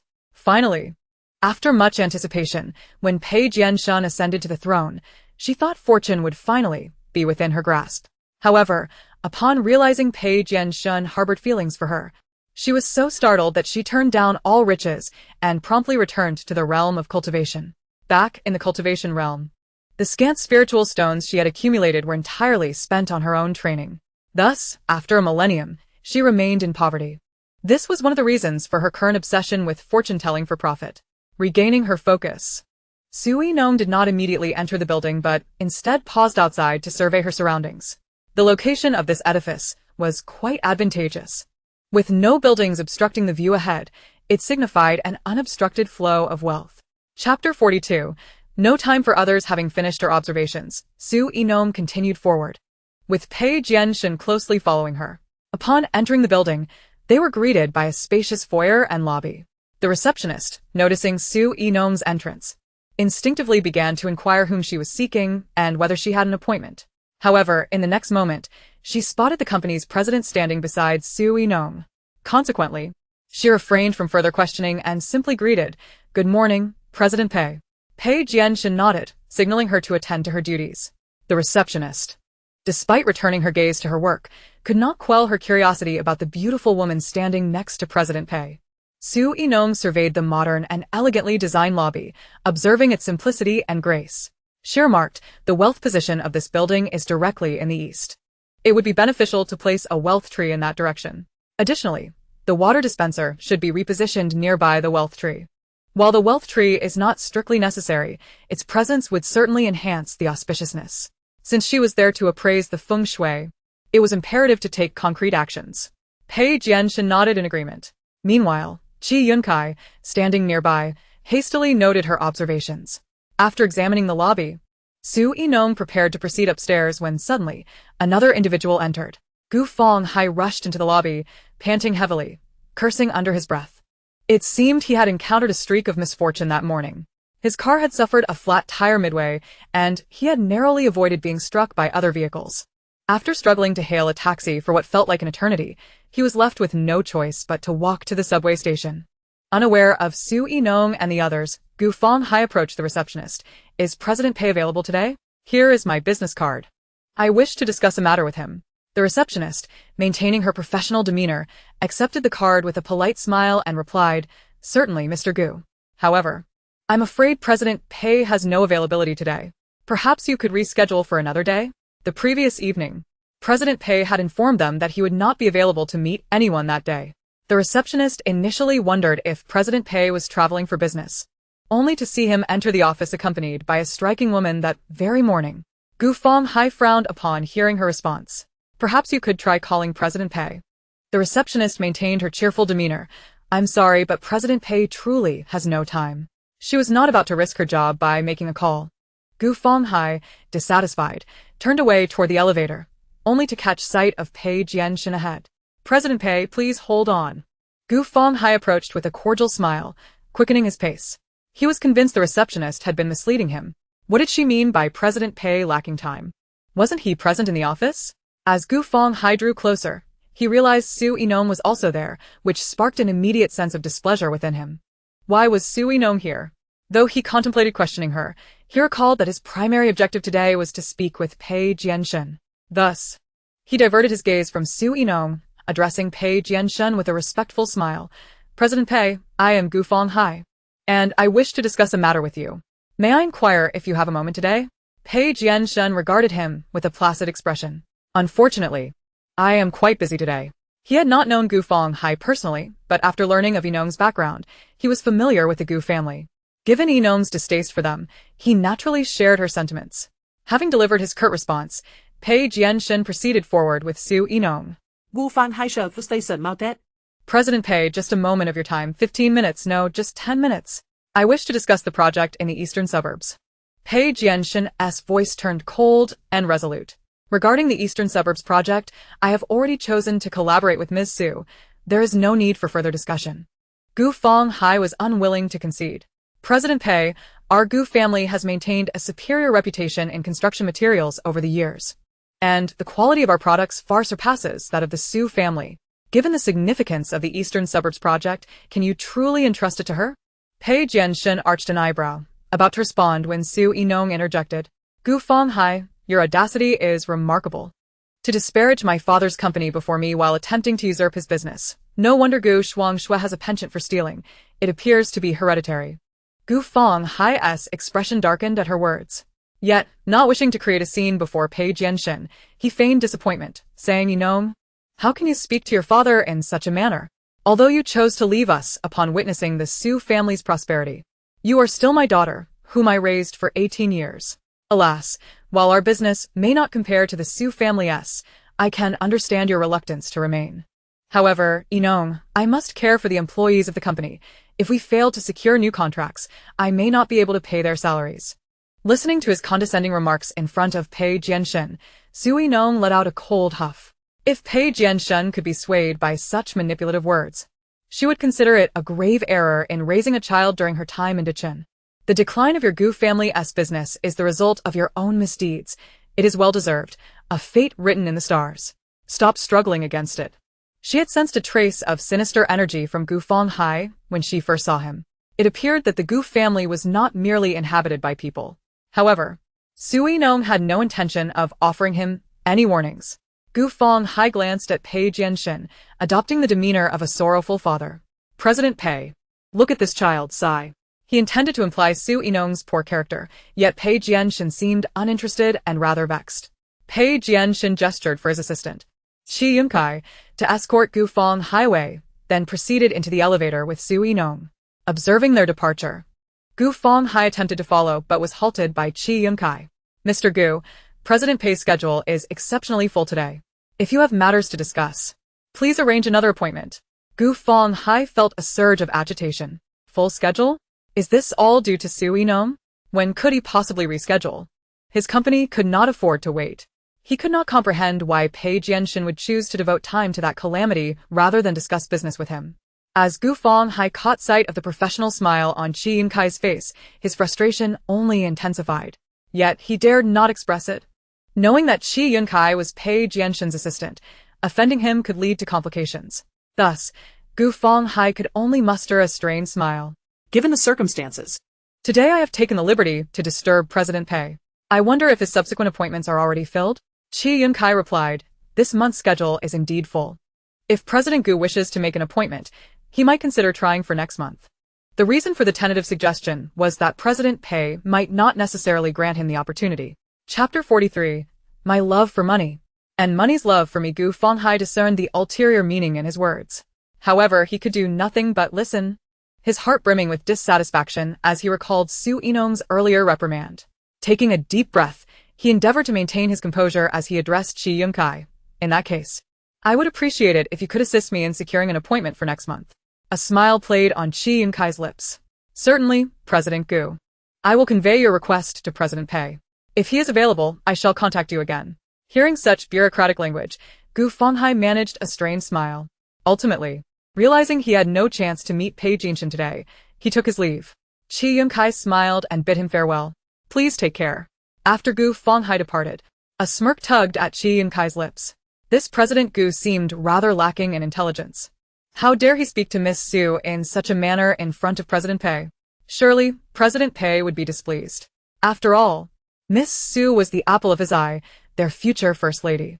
Did he truly think he could still meet with President Pei to discuss business? What an absurd notion. At that moment, in the elevator, only Su Yinong and Pei Jinshin remained. Pei Jinshin made every effort to control himself, ensuring his gaze remained respectful, so as not to offend Yinong. Breathing in the enticing scent emanating from her, he silently wished for the elevator to ascend just a bit slower. An inexplicable tension lingered within the confined space. Pei Jinshin's fervent emotions seemed to permeate the air, rendering Su Yinong slightly uncomfortable. "How many floors does this building have?" she inquired, having momentarily lost count while standing at the base. Pei Jinshin explained, "This is our group's headquarters, hence its somewhat intricate design. There are 108 floors above ground and 7 below." Upon hearing this, Su Yinong couldn't help but marvel inwardly. Is it truly necessary to be this affluent? "With so many floors," she suggested, "could you provide me with the building's blueprints? I needn't inspect each floor individually. Let us proceed directly to your office." Pei Jinshin nodded. "Very well, I shall have the blueprints sent over immediately. My office is on the top floor." Su Yinong acknowledged with a nod. The elevator fell into silence once more. As it ascended floor by floor, Su Yinong felt Pei Jinshin's gaze unwaveringly fixated upon her. Though his eyes seemed not to be directly on her, his attention was palpably directed her way. Given her acute sensitivity, she easily perceived this. Her thoughts began to wander. Before long, the elevator chimed. "We have arrived." The top floor housed Pei Jinshin's office. He gestured for Su Yinong to take a seat on the sofa. "Yinong, would you like something to drink?" "A glass of warm water will suffice," she replied. Pei Jinshin bent down to pour her a glass of warm water, then took a seat beside her, producing the blueprints of the headquarters. After taking a sip of water, Su Yinong set it aside and began examining the blueprints. It was evident that aside from the top floor, the layout of each upper and lower floor was relatively consistent. Having perused the entire document, she remarked, "Your company's layout is commendable. While it may not entirely adhere to Feng Shui principles, the overall direction is sound. There is no adverse impact, nor does it require alteration." She then scrutinized the layout of this particular floor. "Your office does not necessitate significant changes. A slight adjustment of the placement of items related to the 5 elements will suffice. Relocate the printer to the west, as it is a metallic object, and the west corresponds to metal in Feng Shui. Additionally, consider placing a potted plant, such as a money tree or pothose, in the southeast. The fish tank in the north can remain as is, but you might want to add a few koi." Pei Jinshin diligently noted every detail. Once Su Yinong finished her recommendations, she felt as though she had shared with Pei Jinshin a portion of her own fortune and virtue, reaping immense benefits in return. A few casual remarks seemed rather disproportionate, almost unfair to her. After a moment's reflection, Su Yinong continued, "You've been of great assistance to me today, so I shall gift you a Pichio ornament and a protective charm. However, I will need some time to prepare these items before I can present them to you." Upon hearing that he would have the opportunity to interact further with her, a deeper smile appeared in Pei Jinshin's eyes. "I am in no rush, however. You must not exhaust yourself in preparing these items." Su Yinong waved her hand dismissively. "I won't be worn out. It simply requires time." Presently, she lacked suitable materials and would need to invest time in sourcing them.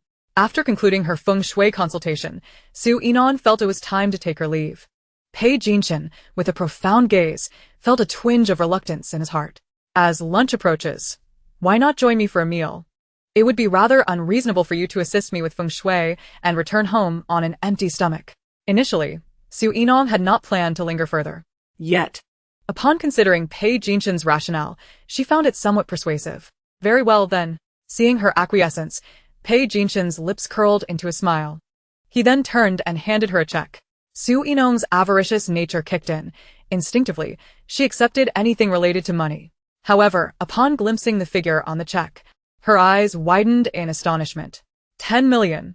She had come to assess Feng Shui, and merely a few words had yielded a sum of 10 million. Her hand, which had been poised to return the check, hesitated.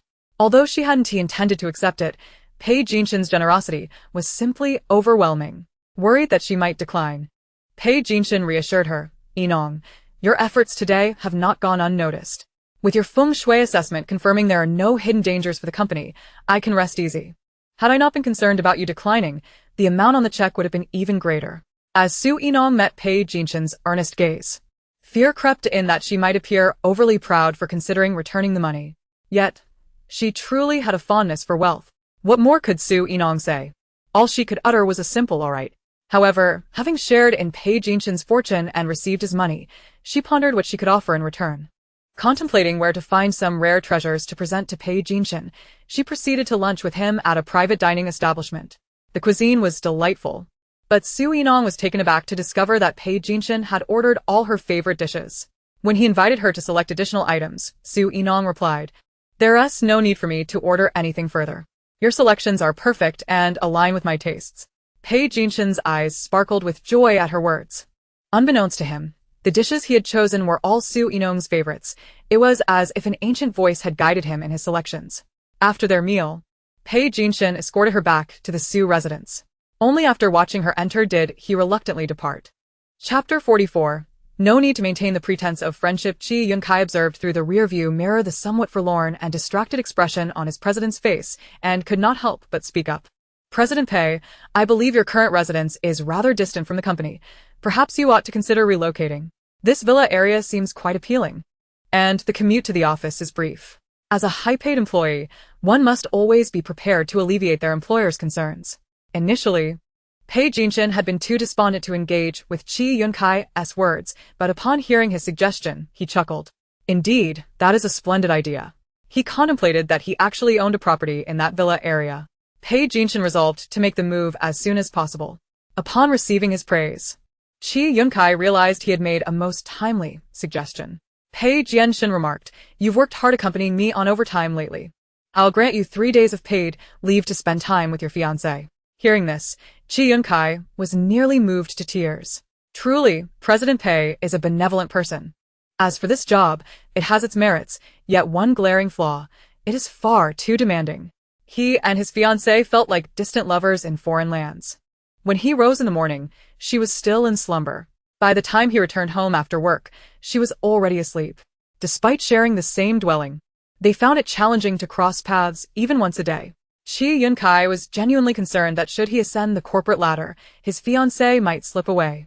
But now, at long last, he had time to cherish his beloved fiancée. Meanwhile, Gu Fenghai, having departed from Pei Jinshan's company, felt a sense of reluctance. He was unwilling to concede defeat so easily, yet he found himself at a loss on how to engage Pei Jinshan in conversation. After some contemplation, he recalled his prospective son-in-law, Hubei Ting. Although the Hu family could not rival the Pei family, they were still significantly more affluent than his own. If Hubei Ting were willing to lend a hand, his company would be free from worry. With this thought, Gu Fenghai first called his daughter, Gu Shuangshui. While he wished to enlist Hubei Ting's assistance, he believed that his daughter's involvement would yield better results. As Gu Shuangshui was shopping with Yu Yu, she received her father's call. During the conversation, Gu Fenghai recounted his encounter with Su Yinong at the Pei Group. Upon hearing Pei Jinshan's name, Gu Shuangshui recalled the unforgettable man she had seen at the Xia family's birthday banquet. Unable to suppress her curiosity, she inquired, "What was she doing at the Pei Group?" Gu Fenghai scoffed. What else could it be? Merely flaunting her online deception skills before Pei Jinshan. Just as Gu Shuangshui was about to join in mocking Su Yinong, she suddenly remembered that Yu Yu was beside her. So, she feigned a sigh, expressing disappointment. Perhaps Yinong has been misunderstood. She is certainly not the person described online. And I refuse to believe she would speak ill of us, due to our current business troubles. Upon hearing his daughter's words, Gu Fenghai deduced that someone was present with her. He quickly conveyed his intentions before ending the call. "Remember to seek out Huishao when you have the chance and discuss our family situation with him. Our business now relies on him." Gu Shuangshui replied, "I understand." Internally, she felt a twinge of agitation. She was reluctant to approach Hubei Ting over such matters, fearing it would place her in a vulnerable position. Furthermore, in Hubei Ting's eyes, their relationship was pure and unblemished. Should he discover her ulterior motives, it could lead to an irreparable rift. However, considering her family's business predicament, she felt there was no alternative but to seek Hubei Ting's assistance. After hanging up, she met Yu Yu's inquisitive gaze. "Frost Snow, has something happened? I think I just heard Master Su's name." Gu Shuangshui, upon hearing Yu Yu refer to Su Yinong as Master Su, felt her irritation swell. It seemed that Yu, like someone under a spell, believed Su Yinong was flawless, even asserting that any previous troubles with her were misunderstandings. Initially intending to tarnish Su Yinong's reputation, Gu Shuangxue found herself compelled to agree, stating that Su Yinong was indeed admirable.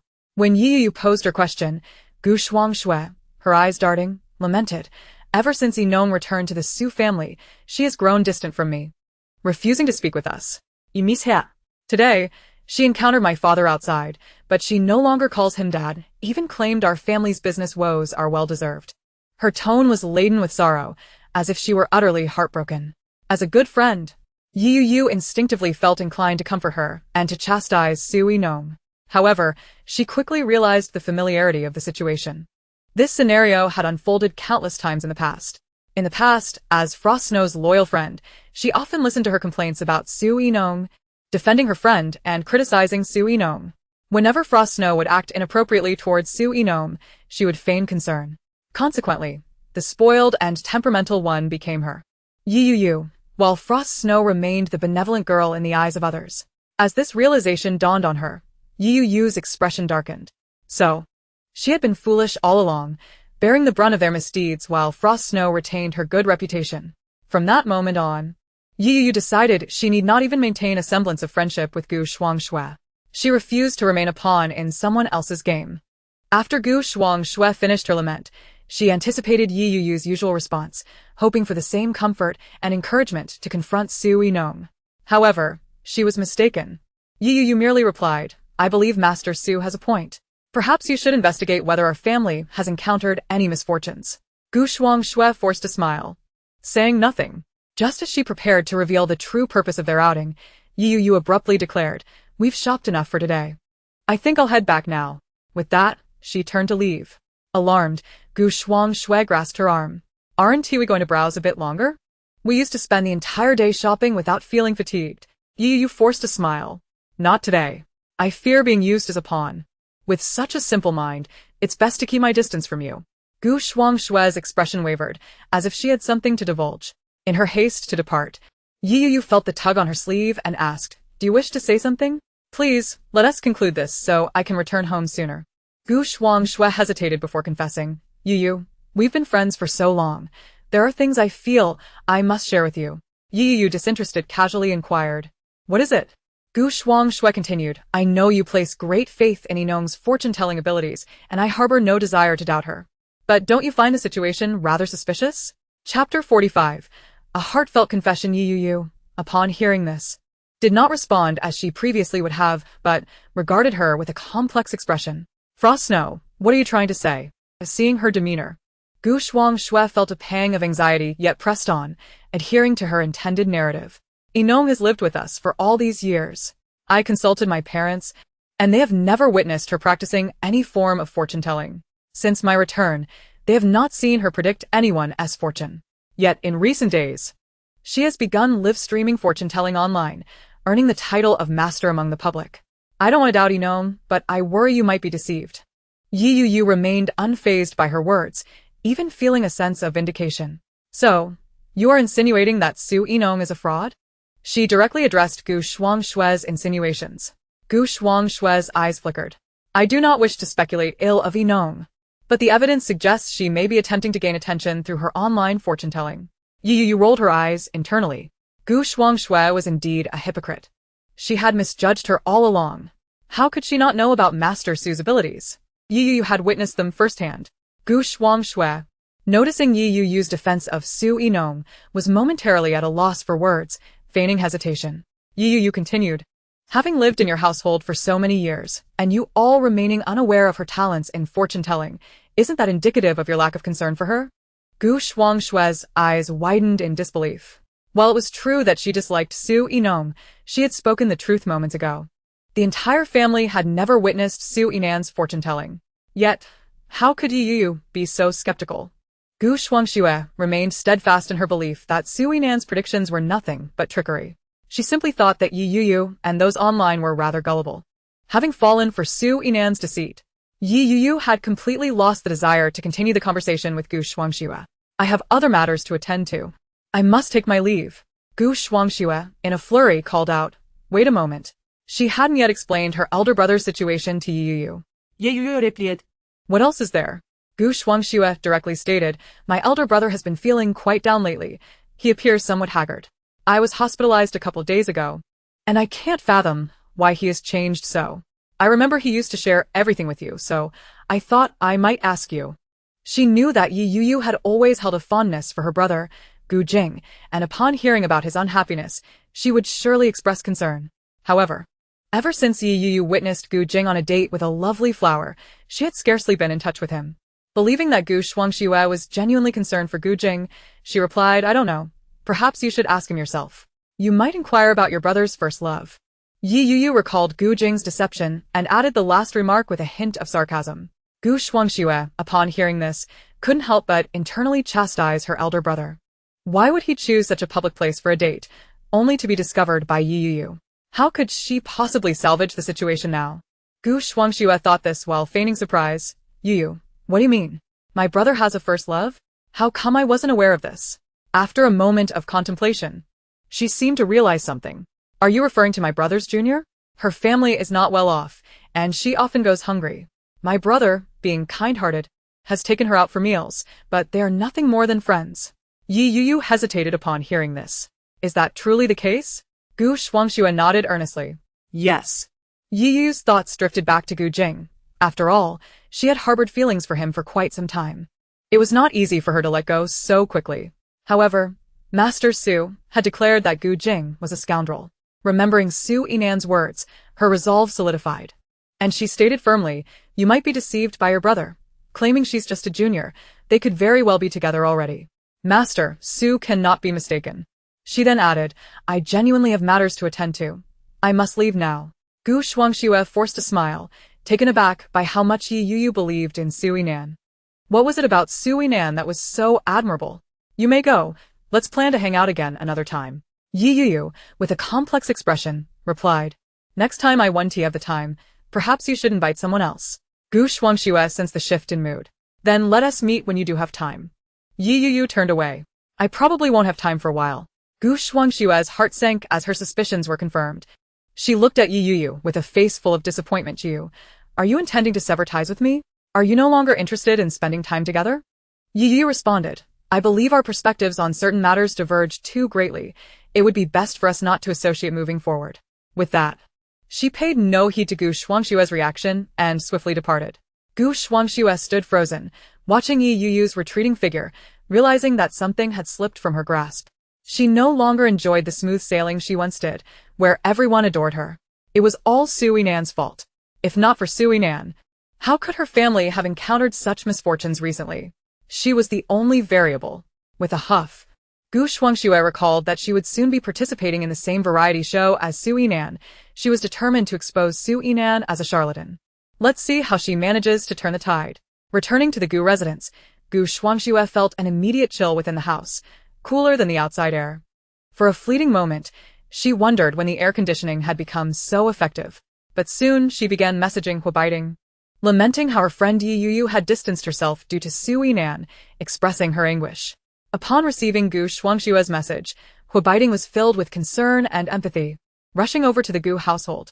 Upon seeing him, Gu Shuangxue's eyes glistened with unshed tears as she pitifully stated, Ah Ting, you're here. Huabaiting approached with concern. What happened? What's wrong? Gu Shuangxue looked sorrowful. I invited Yu to go shopping today, but she told me she no longer wishes to associate with me. She is my best friend. I don't know what I did wrong. Now she only cares for Su Yinan and has no affection left for me.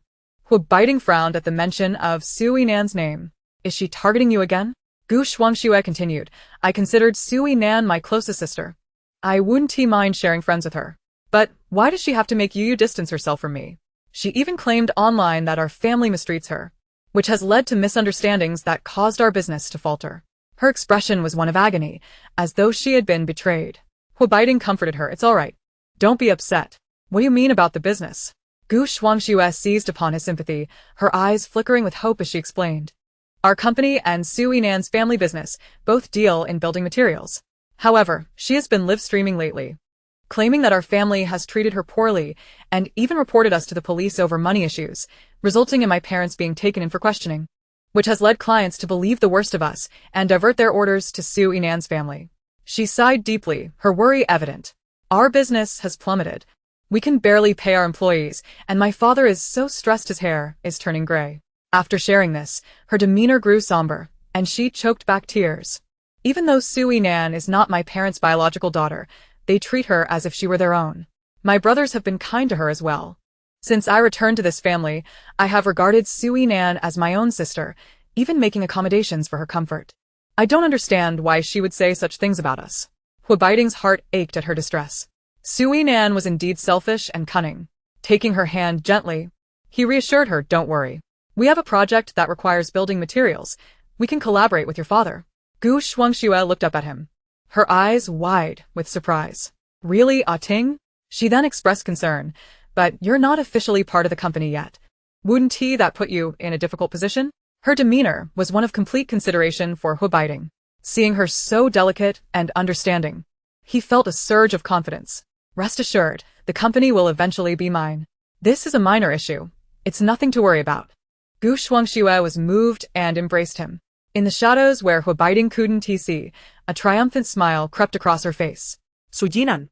"Everything you possess will soon belong to me.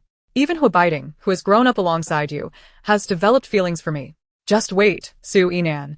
Your good fortune will eventually return to me." Gu Shuangxue couldn't shake the feeling that ever since Su Yinan had taken 2 talismans, she had started to feel an unsettling discomfort, compounded by her recent misfortunes.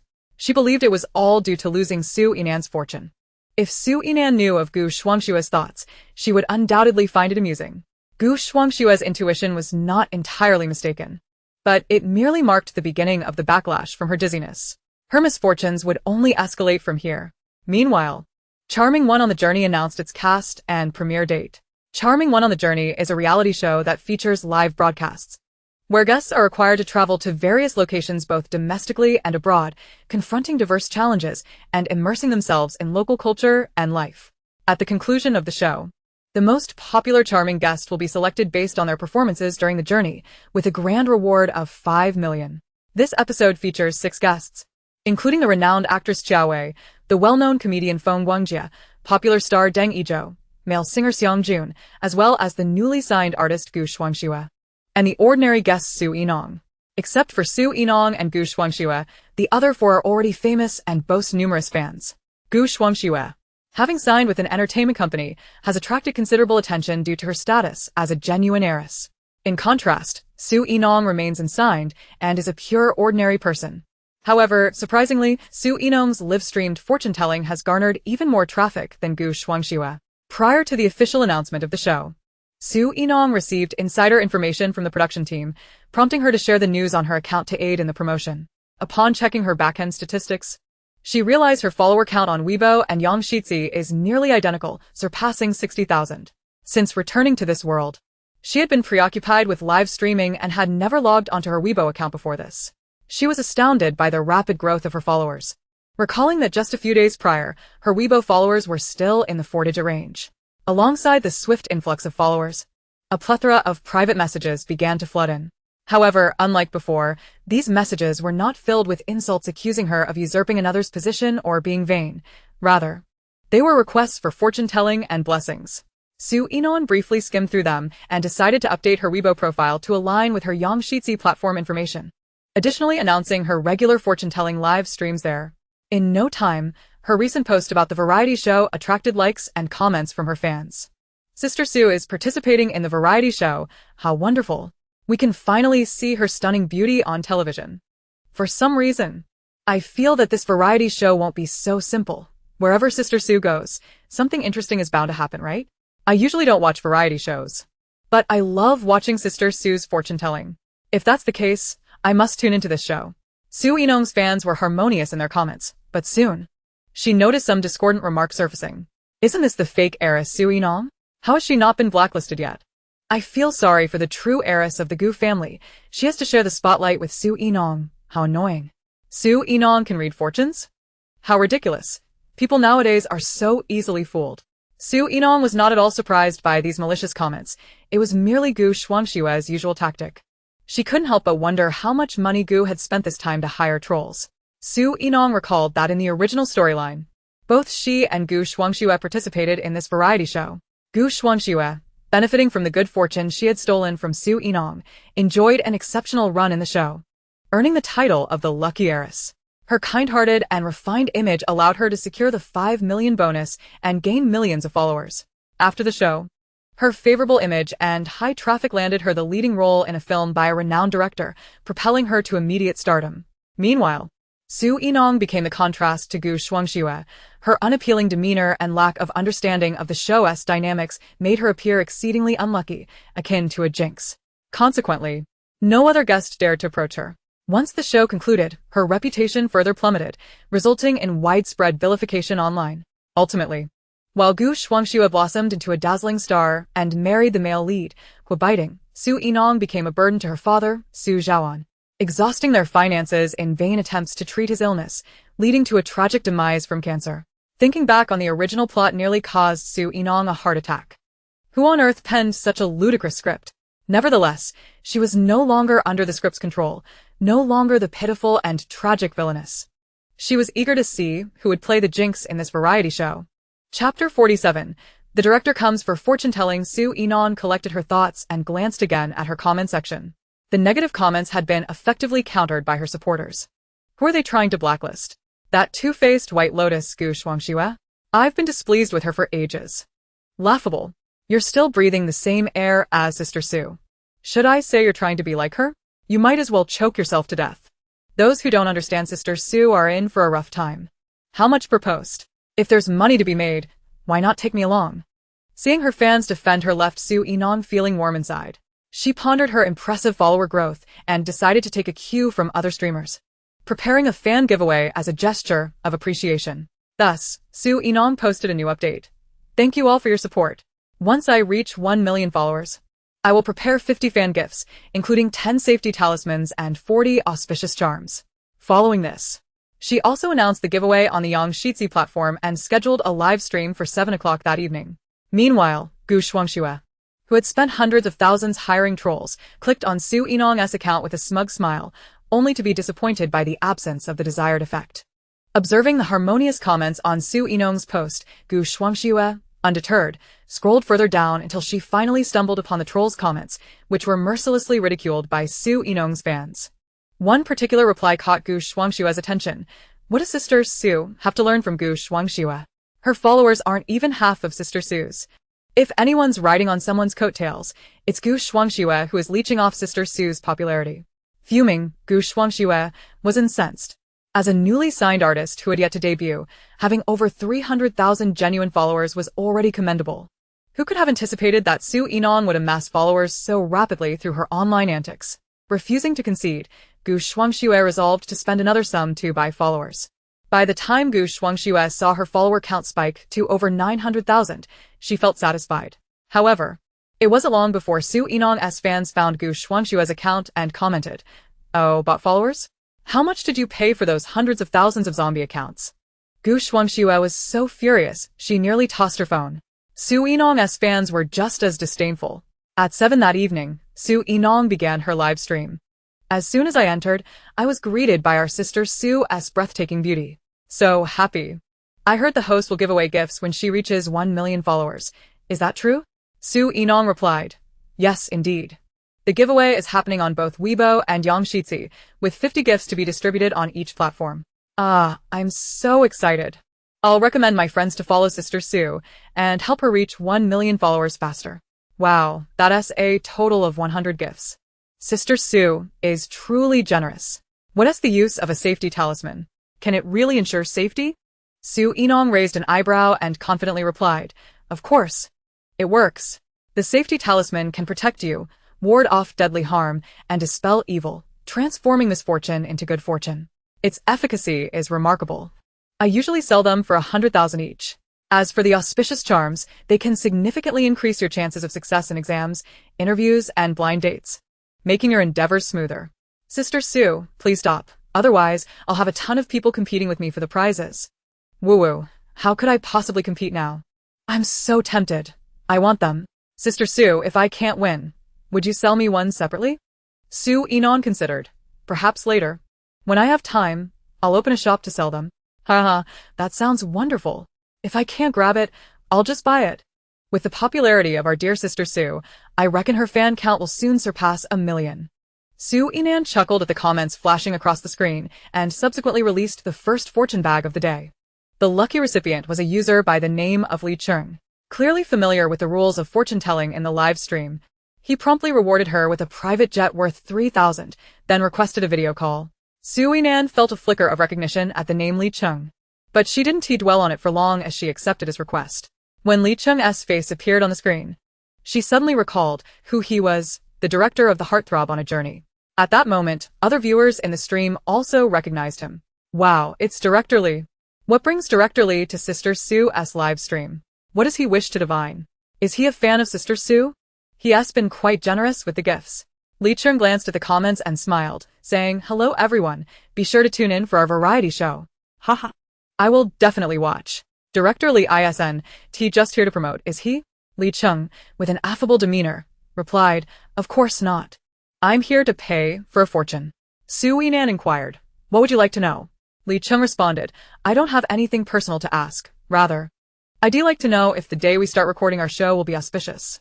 After a moment of calculation, Su Yinan confirmed that it was indeed a propitious day, clear skies and gentle breezes, with no unforeseen events expected. Li Shen nudda, faja. As he had already consulted the lunar calendar and checked the weather forecast before finalizing the recording date. However, he secretly wished to inquire about the safe delivery of his wife, though he refrained from voicing this concern, curious whether Su Yinan could discern his true thoughts. At that moment, Su Yinan scrutinized his features and remarked, "However, I sense there is something troubling you that remains unspoken. You are worried about your wife and child." Li Cheng was genuinely taken aback. "Indeed, I am concerned for them." It was no wonder he had been following this fortune-telling host for several days. Su Yinan explained, "I noticed your spouse's palace appears slightly dim, while your children's palace shows a faint blue with subtle lines." Li Cheng, though not entirely versed in such matters, sensed the gravity of her words. Su Yinan stated plainly, "Your wife should be asleep now. You must wake her immediately and take her to the hospital.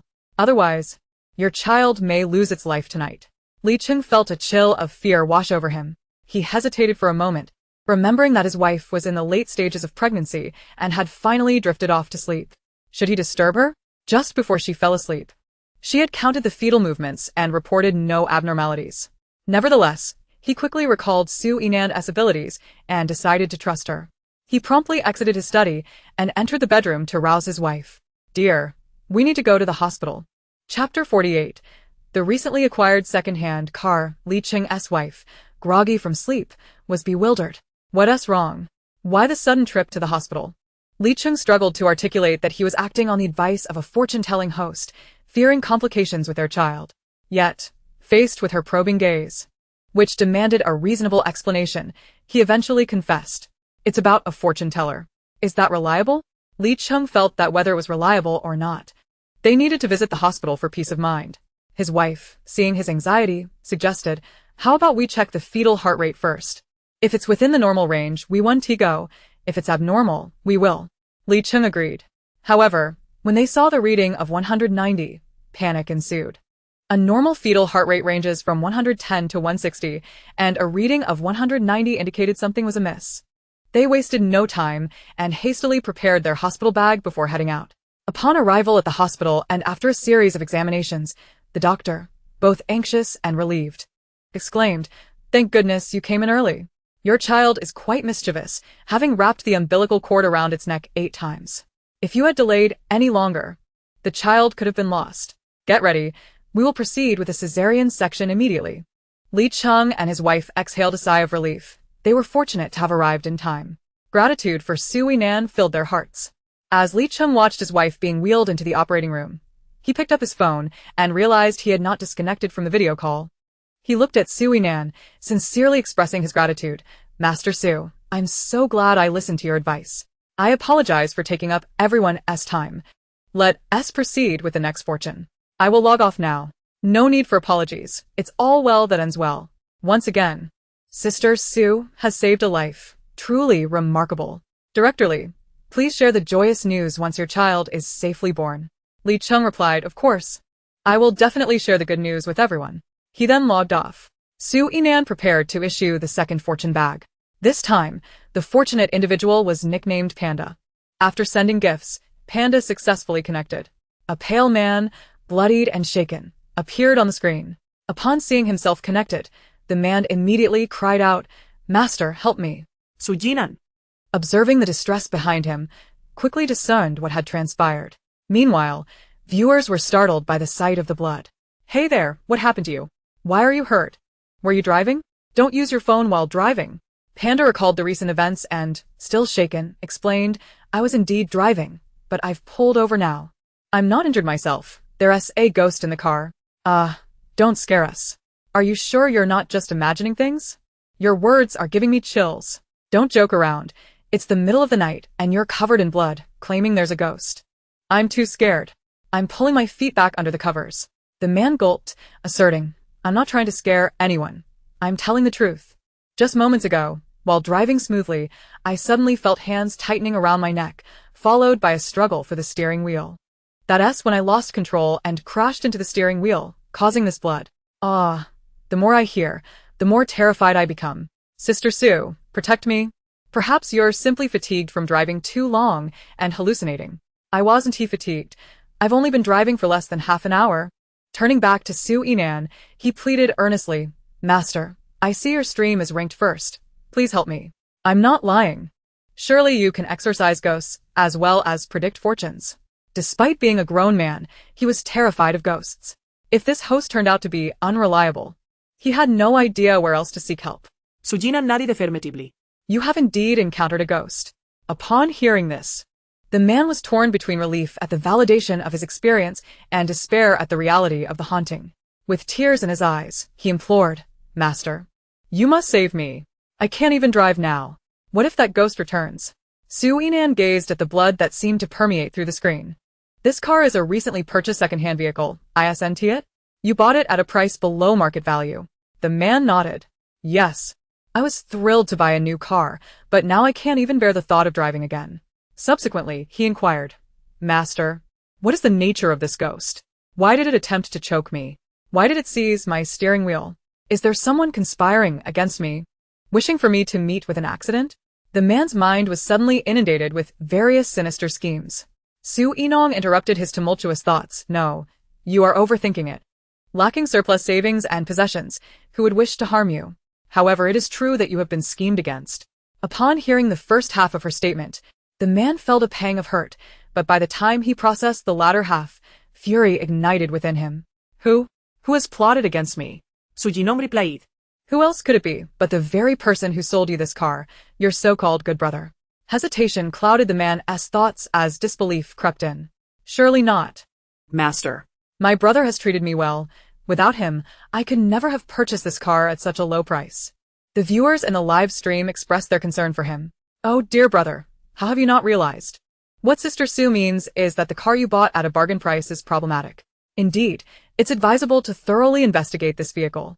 While you revel in your good fortune of acquiring a seemingly fine car at a low price, your brother is likely celebrating having found a gullible fool." The man's conviction wavered as he read the comments, and just then, he sensed a chilling aura behind him. A familiar sensation reminiscent of the moment when the steering wheel was wrenched from his grasp. Overcome with fear, he shut his eyes and shouted, "Streamer, save me." Su Yinong commanded coldly, "Heavenly and earthly mysteries, the primordial essence of all energies. After countless eons of cultivation, I invoke my divine powers to dispel the shadows, as golden light swiftly manifests to protect the true practitioner. Urgently, as per the law." Though I do not comprehend the incantation the streamer is reciting, I feel an overwhelming sense of safety. It seems so formidable. "Sister Sue, can I truly not call you my wife? Does Sister Sue need an assistant? I would be content just to reside in your vicinity. In your dreams. I am Sister Sue's personal bodyguard. I shall not agree." As Su Yinong completed her incantation, the man felt warmth enveloping him as the chilling aura dissipated. Chapter 49. PK Link. The man, feeling this newfound sense of security, was almost moved to tears. "Master, my 3,000 yuan was well spent. You are truly remarkable." Su Yinong responded, "Do you not wish to know who the ghost in your car is? He is the previous owner of this vehicle." The man turned pale upon hearing this. Su Yinong continued, he perished in a grave accident while in this very car, his spirit remaining restless due to unfulfilled rituals for his passage. To him, this car belongs to him alone. Thus, he does not permit others to drive it, which is why he seized your steering wheel. The man suddenly comprehended something. Master, do you mean to say this is a vehicle involved in a major accident? My friend who sold it to me was aware of this, but chose not to inform me. So Yinong nodded precisely. Anger surged within the man as he slammed the steering wheel. I knew such a fine car could not be sold for tens of thousands below market value. It turns out there was a hidden truth. This vehicle must have undergone extensive repairs. No, I must confront him. Fury emanated from him. But soon he recalled another pressing matter. Master, what should I do about the ghost in my car? I dare not drive it any longer. Yinong regarded him. I shall perform a ritual to guide him to the afterlife. This spirit is a new soul, lacking in power. You may attempt to assist in his passage through the screen. Were he a malevolent spirit, my current abilities would likely prove insufficient. The man nodded vigorously. Master, I must trouble you then. Yinong's expression turned serious, her aura shifting in an instant as she silently chanted a spell. Finally, with a hand gesture, she pointed into the air, and the man sensed an immediate change within the vehicle. As he marveled at this transformation, Yinong retracted her hand. It is done. You may drive away now. There shall be no further incidents. The man expressed his profound gratitude, then hesitated, recalling that hiring a priest for rituals in his hometown typically required payment. He scoured his balance and sent a few hundred yuan as a gift, awkwardly saying, Master, thank you. I currently lack funds, so please do not think me stingy. Yinong replied, that is sufficient. I collect less from the impoverished and more from the affluent. She then added, since you intend to confront someone, ensure you do so before noon tomorrow. Otherwise, finding that individual may become increasingly difficult. The man took her words to heart. Thank you, Master, I understand.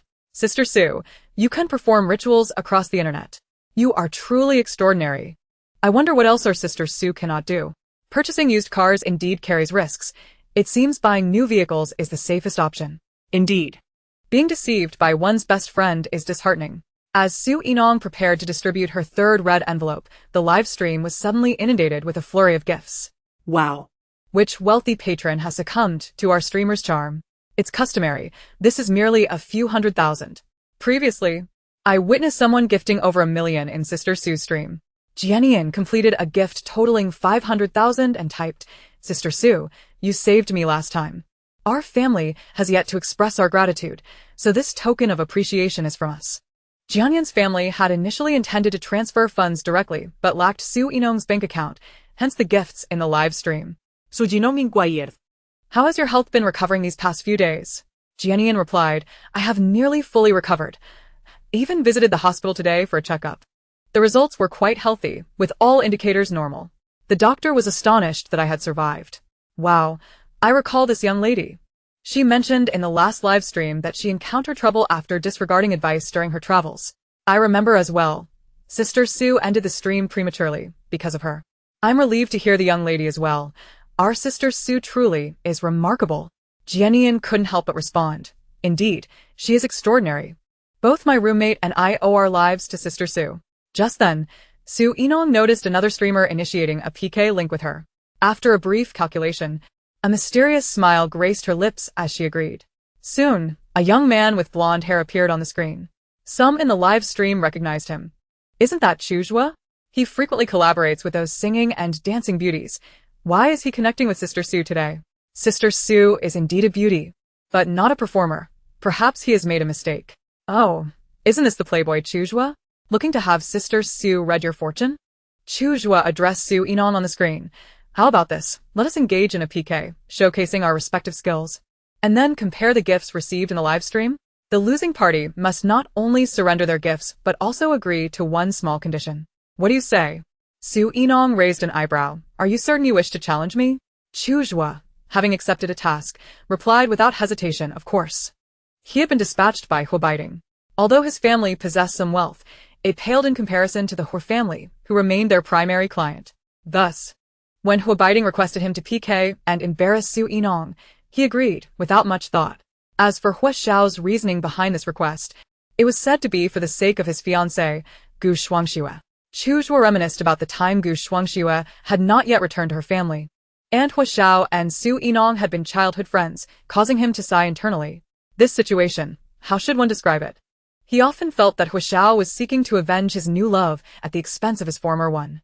Quite inconsiderate. However, whether he was inconsiderate or not was of no concern to Chu Zhuo. His sole responsibility was to execute the task at hand. Su Yinong replied, "Very well. Let us engage in this PK. I have no objections. You may begin." With 3 million fans, Chu Zhuo undoubtedly possesses a modicum of talent. Thus, he promptly began to play the piano while singing, completing a piece. During this performance, Chu Zhuo received over 1 million in tips. He was acutely aware that only a fraction of these gifts came from his loyal fans, while the majority were bestowed by Hua Xiao, intended solely to ensure that Su Yinan would lose the competition. Su Yinan commented, "Your singing is quite commendable." She then added, as a fortune teller, "I shall offer you a reading." Although she did not charge a fee for this reading, Su Yinan understood that the tips Chu Zhuo received today were, in essence, hers. How could she possibly allow herself to be at a loss? Que Zhuo nonchalantly nodded. Go ahead. As Su Yinan scrutinized his features, she remarked, "You were born into a favorable situation, with some family assets. Your parents have doted on you since childhood. Your fate is neither particularly auspicious nor excessively dire. It is rather average. However, you should be cautious about potential issues in your parents' relationship and guard against the possibility of your rightful inheritance being usurped." Chu Zhuo frowned at her words. "Are you cursing me?" This assertion was not one Su Yinan took kindly to. "You may claim to dislike me, but to say my fortune-telling is a curse is unwarranted. I am merely speaking truths based on your features." In the meantime, her fans were fervently showering her with gifts. Determined that Su Jie could not afford to lose this competition, lest they lose face, Chu Zhuo, still frowning, retorted, "My parents' relationship is strong. Why would you imply otherwise?" Su Yinan countered, "How can you be so certain that their bond is genuine and not merely a facade?" Chu Zhuo continued, "Moreover, I am an only child. Why would I need to worry about my inheritance being taken from me?" "You claim you're not cursing me." With a smile, Su Yinan replied, "Your mother may indeed have only you, but your father might not be so singular." Her fans erupted with excitement upon hearing her words. I am suddenly intrigued. Is Chu Zhuo's father perhaps hiding a mistress and illegitimate children? I adore high society gossip. Chu Zhuo dismissed the notion, confident that his parents, married for many years, were as affectionate as newlyweds. There was no conceivable way his father could have an extramarital affair or father any illegitimate children. Kind-heartedly, Su Yinan revealed the truth. The speculation is not far from reality. While your household may appear harmonious, your father has indeed been unfaithful, with more than 1 or 2 illegitimate offspring. If you tally them up, you have 3 brothers and 2 sisters. Congratulations, you are no longer alone. Que Zhuo est fan. Witnessing his distress, rushed to Su Yinan's live stream to defend him. "Do you even know how to read fortunes? You're spewing nonsense. Our host is from a wealthy family. Are you envious?" This charlatan is reported. Simultaneously, another million in gifts was sent to Chu Zhuo. His fans swelled with pride. "Our host has amassed at least 2 million in tips. Just wait for your defeat." Su Yinan's fans became incensed. "Ladies, let's rally together. What are you celebrating? Our Su Jie has received 5 to 6 million in a single live stream before." Jian Yan contemplated whether she should have delayed her 50,000 gift to better assist Su Jie. Chu Zhuo, noticing Ho Biting had sent him another million, momentarily dismissed Su Yinan's claims about siblings. "There's just 1 minute left in the PK, and your tips amount to only 1 million, Su Yinan. You should start considering what condition you will agree to." Su Yinan remained unfazed, as she had calculated that a benefactor was aiding her and she would emerge victorious. Just as Chu Zhuo finished speaking, her live stream was illuminated by a cascade of gift effects. S sent out Carnival X99. S sent out Carnival X99. The gift effects flooded the screen, lasting an extended duration. At that moment, the PK concluded. Su Yinan's fans erupted in laughter. Wow. My eyes have been opened. 198 carnivals. Roughly 6 million. Who is this S, and does he need any underlings? The 198 carnivals are merely a limit of the PK time, not an indication of the benefactor's financial capacity. S truly loves our Su Jie. I recall he gifted millions last time too. Indeed, S has consistently dominated the rankings. Should anyone else challenge Su Jie, he'll undoubtedly spend lavishly to reclaim his top spot. In the final minute, turned the PK outcome on its head. How spectacular. Chu Zhuo fell silent, as did his fans. The wealthy were not to be trifled with. Que joyeuse expression d'Arkane. He could not fathom why so many would willingly shower gifts in Su Yinan's fortune-telling stream. Any typical wealthy heir who spent such a sum in a minute would surely face reprimand upon returning home. Taking a deep breath, he recognized that with so many witnesses, he could not backtrack. Speak. What condition do you wish me to agree to? Su Yinan, coming to terms with the nearly 6 million in tips, considered her next move. She propped her chin and thought, how about this? I want to make it difficult for you. Just call out 3 times, Grandma, I concede, and that will suffice. Unlike you, I want to make you take a 7-day hiatus from the internet. Ah, how benevolent she was. Chu Zhuo's expression shifted to one of disbelief and astonishment. How could Su Yinan know that Ho Xiao had proposed a 7-day withdrawal from the internet as a condition for him to win? Curse it all. How had he lost the PK? Wasn't Ho Xiao supposed to ensure his victory? Unwilling to concede, but aware of the audience, he mustered the courage to call out 3 times, Grandma, I concede. Grandma, I concede. Grandma, I concede. After uttering those words, Chu Zhuo felt utterly humiliated. Not only had he failed to fulfill Ho Xiao's task and vent his frustrations, but he also acknowledged Su Yinan as Grandma. His face, Que joyeuse. wanting to escape this humiliating live stream, attempted to disconnect from Su Yinan. Yet, leaving without a retort left him feeling unsatisfied. Though you have won this PK, your fortune-telling is inaccurate. I have no siblings. Su Yinan looked at him with an enigmatic smile. Oh, are you certain? Perhaps you should check your phone before making such claims. Instinctively, Chu Zhuo opened his phone, revealing a message from his mother. Son, I am leaving your father. He has several illegitimate children outside, enough to form a mahjong table. This message was visible to all in the live stream. Su Yinan's fans beamed with pride. See? Our Su Jie's fortune-telling is spot on. Where there are illegitimate children, there are indeed illegitimate children. I love witnessing high society gossip. How's that for hubris? Now you're being smacked in the face. Chu Zhuo's fans fell silent, unable to respond. The revelation struck like a whirlwind. Chu Zhuo's emotions mirrored that of receiving 30 slaps across the face. Su Yinan had been entirely accurate.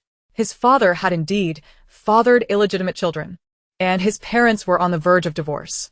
Unable to bear the shame any longer, he resolved to distance himself from Su Yinan's name altogether. From now on, she must avoid crossing paths with her. Su Yinong observed his distracted demeanor and reminded him, don't forget to allocate your live streaming rewards to me. Chapter 51. Preparing the lottery gifts. Chu Zhuo replied stiffly, understood, I want to forget. However, Ho Xiao initially intended to teach Su Yinong a lesson, which is why he ended up bestowing over 2 million upon himself. Yet, the lesson remained unlearned, and Su Yinong ended up profiting him by 2 million. One could only wonder what Ho Xiao's current sentiments were. What could Hu Baiting be feeling at this moment? He was on the verge of exasperation, pent-up frustration threatening to consume him. As he gazed at the top contender in Su Yinong's live stream, a mysterious benefactor who had just splurged over 5 million in the final minute, he could hardly suppress his urge to upend the table. Who on earth was this individual? Did they possess an inexhaustible fortune? And then there was Chu Zhuo, who proved to be more of a hindrance than a help. Watching the barrage of compliments directed at Su Yinong in her live stream only heightened Hu Baiting's irritation. At that moment, Gu Shuangxue, discreetly lurking in Su Yinong's live stream with a secondary account, had just regained her composure after witnessing the astonishing 600 million in live rewards. Had Su Yinong truly reached such heights? How could one garner so much wealth in a single live session? It was no wonder she was so invested in her live stream fortune-telling endeavors. No, I must seize the opportunity to expose Su Yinong's facade as a false master. Gu Shuangxue silently resolved, before exiting the live stream to avoid the heartache of witnessing Su Yinong's soaring popularity. Setting her phone aside, she prepared to descend the stairs for a glass of water. As she reached the edge of the staircase, Gu Shuangxue suddenly felt a heaviness around her neck, accompanied by a twinge of pain. She dismissed it, attributing it to a lack of rest in recent days. However, as she approached the final few steps, her vision blurred, and she lost her footing, tumbling down and landing awkwardly. Ah! Gu Shuangxue cried out in pain, her features contorting from the discomfort. The housekeeper rushed forward to assist her. Miss Gu, can you walk? Shall I help you sit down? Do you need to go to the hospital? Fearing that her fall might jeopardize her participation in the variety show, Gu Shuangxue quickly replied, "Yes, call for an ambulance." Unbeknownst to anyone, two figures clung to her, one tightly embracing her neck from behind, while the other playfully obstructed her vision intermittently. This individual thrived on low fortunes and misfortune, easily drawn to her. Upon arriving at the hospital, after a thorough examination, Gu Shuangxue discovered she had sustained no serious injuries and would be able to participate in the variety show. Yet, joy eluded her. "But it hurts so much," she lamented. The doctor replied, "Pain is normal, just endure it. I'll prescribe you some ointment to apply." It wasn't a severe injury, merely discomfort, and there was little he could do. Gu Shuangxue accepted the ointment, her expression grim as she returned home. Meanwhile, Su Yinong concluded her final divination regarding marriage compatibility, delighting in her 600 million in rewards and the 2 million Shuzhua had lost to her during the PK. She couldn't help but reflect how fortunate it was to live in modern times. If this were a millennium ago, earning money would be far more arduous. With a smile, she glanced at her bank balance and made a charitable donation before indulging in a restful slumber. Upon awakening the next day, Su Yinong instinctively checked her account, only to discover she had gained 1 million followers. Upon inspecting the comment section and her private messages, she found an overwhelming number urging her to hold a lottery. Su Yinong blinked, wondering if gaining followers had become rather effortless. Hadn't she just been at 800,000 the previous day? Yet, her auspicious pendants were still incomplete. Across both platforms, she needed to distribute 20 talismans and 80 auspicious pendants. The talismans would be simple enough. She could paint those on the spot. However, for the auspicious pendants, she needed to source suitable materials. Contemplating this, she finished her breakfast and set out. Determined, she drove her father's newly acquired Porsche to the antique street, parking at the curb before entering. This time, she returned to the same shop where she had previously purchased talismans. Upon seeing Su Yinong, the owner, Huang Xingping, greeted her with warmth and respect. "Master Su, what would you like to see today? More yellow paper and cinnabar?" Realizing her supply of yellow paper and cinnabar was dwindling, she responded, "Yes, I need more of both. Please gather plenty while I browse for other items. You needn't mind me." Fearing he might disturb her, Huang Xingping dutifully stepped aside to procure the yellow paper and cinnabar. Su Yinong perused the shop and her gaze settled upon a small length of purple sandalwood. This would do nicely. The wood was dense, with intricate grain patterns capable of warding off evil spirits and calming the mind, ideal for crafting auspicious pendants. She promptly made her purchase and requested Huang Xingping to saw the purple sandalwood into smaller segments using the shop's cutting machine. Simultaneously, she remembered her desire to procure a Pai Xiu ornament and protective items for Pei Jianshen, but upon inspection, the trinkets in Huang's shop were inadequate. She wished to present Pei Jianshen with only the finest. With yellow paper, cinnabar, and a collection of purple sandalwood in hand, Su Yinong returned to the Su residence to begin preparing her lottery gifts. She first painted 20 talismans before turning her attention to the pile of purple sandalwood. Su Yinong intended to carve the pieces into cloud shapes, intricately woven with red string. However, the dilemma arose. How long would it take to carve each piece into a cloud design? As she pondered, she sensed a disturbance from the talisman she had given her father. It was a special talisman. Any disturbance would signal her. When it moved, it either meant her father was in danger or something sinister was nearby. Her expression turned serious. She could no longer focus on the auspicious pendants. Grabbing her phone, she prepared to call her father. Just as she opened her phone, a call from him came through. On the other end, Su Zhaoan's voice resonated. "Yinong, the talisman you gave me just suddenly became hot." He recalled her instructions about the talisman. If it ever heated up or burned, he was to inform her immediately. He had taken her words to heart. "Father, where are you now? Are there others around you? Under what circumstances did the talisman heat up?" Hearing her inquiries, Su Zhaoan responded earnestly. "I'm at the company, just discussing business, but the talisman heated up before I could say much." Chapter 52. Indeed. It is the yin energy surrounding you. Upon hearing this, Su Yinong felt a surge of intuition. "Father, do not worry. I will come to check on you." After ending the call, she hurried out. Meanwhile, Su Zhaoan, noticing the astonished expressions of those in the office, chuckled and explained, "My daughter is simply very caring. I apologize for any inconvenience, Mr. Meng." Meng Ming, observing Su Zhaoan's fatherly pride, couldn't help but smirk.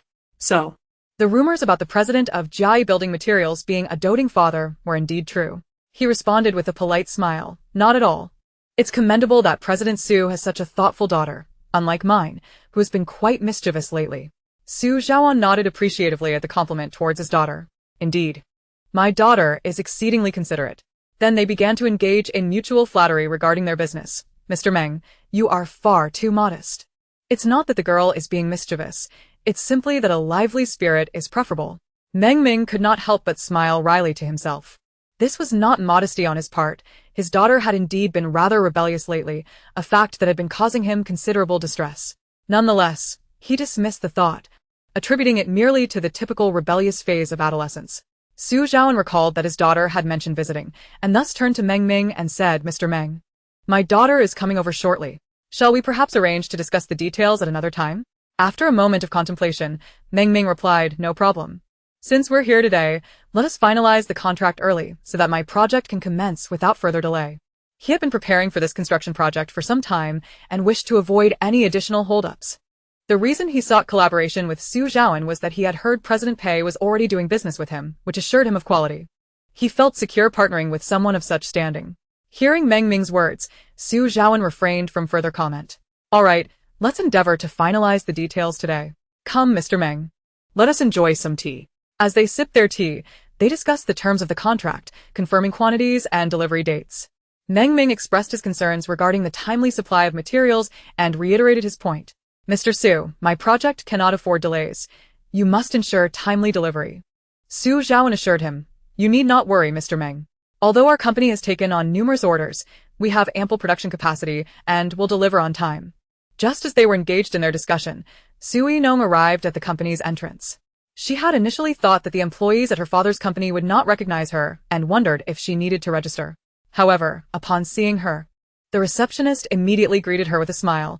Miss Su, are you here to see the boss? Su Yinong nodded, som had surpriset. You recognize me? The receptionist replied with a grin. Of course. Everyone in our company knows Miss Su. The boss specifically shared your picture in our company group chat. It was evident that the staff could discern the boss's pride in his daughter. At a loss for words, Su Yinong remained silent for a moment before asking, what floor is my father's office on? Can I go up directly? The receptionist responded, yes, you can go straight to the top floor. The boss has said that as long as it's Miss Su, you can do whatever you wish in the company. Without hesitation, Su Yinong took the elevator to the top floor and knocked on the door of Su Zhaoan's office. Dad. Su Zhaoan's cheerful voice immediately responded, come right in. Upon entering, Su Yinong's gaze fell on her father, and upon confirming he was unharmed, she felt a wave of relief. Her eyes then shifted to the other occupant in the office. Su Zhaoan introduced, Yinong, this is my business partner, Mr. Meng. Su Yinong politely greeted him, then noticed the heaviness surrounding Meng Ming and was not particularly surprised. The protective talisman her father wore had begun to emit warmth, which was clearly due to the presence of this individual. Su Zhaoan then reassured her, see, Dad is doing just fine. You can relax now. However, about that talisman you gave me, why did it heat up? Su Yinong glanced at Meng Ming and then explained to her father. It was because the negative energy around you was too intense and something unclean was present, which caused the talisman to react. Su Zhaoan appeared puzzled. Just now? I have been in the office the entire time. Where could this negative energy and unclean thing have come from? Su Yinong remainet silent. Turning her gaze towards Meng Ming, he had been listening to their conversation and had begun to piece together the implications. However, when Su Yinong looked at him, he was taken aback. Meng Ming uncertainly inquired, Miss Su, are you suggesting that the negative energy and unclean presence you mentioned were linked to me? Su Yinong nodded. The negative energy surrounding Meng Ming was palpable, clearly indicating he had attracted something undesirable. Upon seeing her affirmation, Meng Ming did not take offense. As a businessman, he held some belief in such matters and moreover, he had sensed something amiss in recent days. Yet, he remained uncertain about Su Yinong's abilities. She appeared quite young, likely in her early 20s, and he questioned whether she was truly competent or merely a novice in this field. Before Su Yinong could speak, Su Zhaoan interjected, Mr. Meng, why not allow Yinong to take a look? I assure you, despite her youth, she is exceptionally skilled. You know, it was Yinong who calculated the whereabouts of the Ji family's daughter, who had been lost for over a decade. Su Yinong couldn't help but smile at her father's praise, feeling a warmth in her heart, yet also found it amusing. Meanwhile, Meng Ming, upon hearing this, looked at her in astonishment. So you are the master that the Ji family has been talking about. Now I understand. The Ji family had been jubilant for days after locating their daughter and had even planned a grand banquet to celebrate.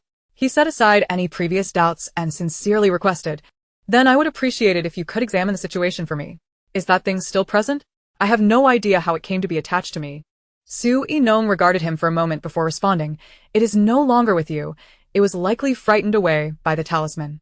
"Mr. Meng, have you been feeling unusually fatigued, forgetful, or engaging in dangerous behavior lately? For instance, using a knife or contemplating jumping from heights?" Meng Ming was taken aback as she pinpointed his recent peculiarities. "Miss Su, you are quite accurate. Just the other night, I found myself sleepless and took a kitchen knife to my own hand.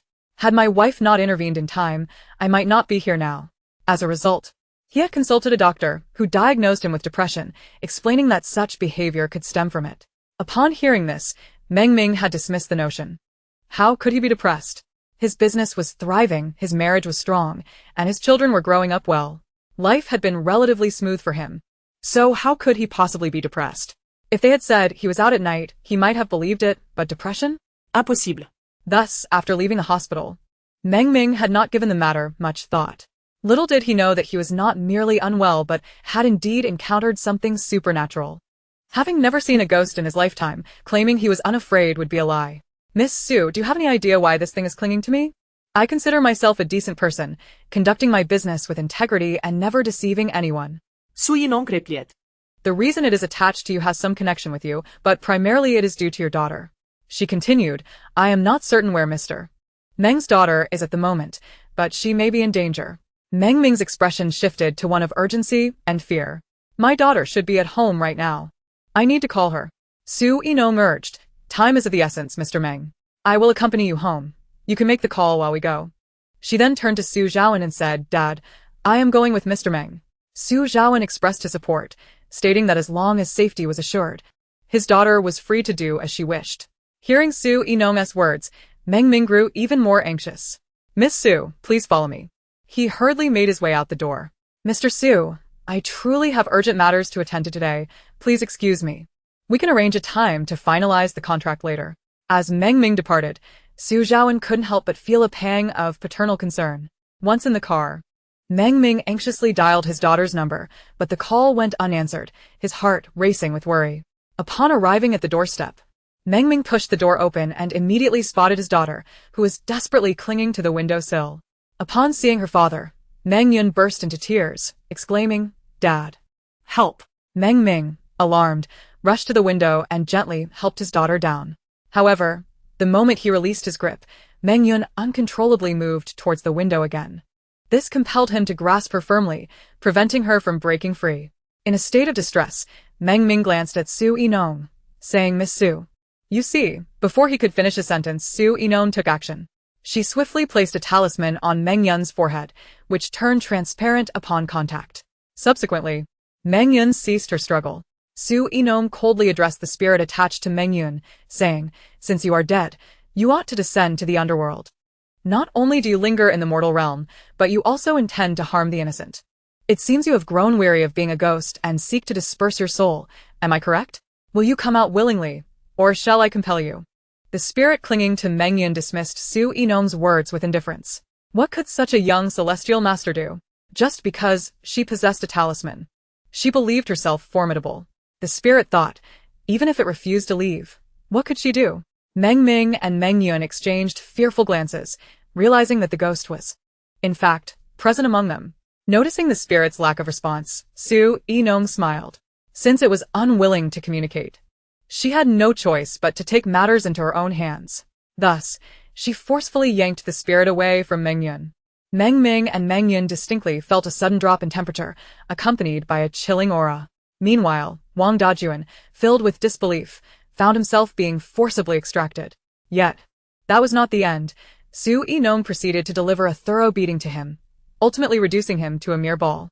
Wang Dajuan, having been pummeled, felt his ethereal form diminish considerably, crying out in pain. At that moment, genuine fear gripped him. Although deceased, he did not wish to face death again. Thus, he hastily shouted, "Celestial Master, have mercy.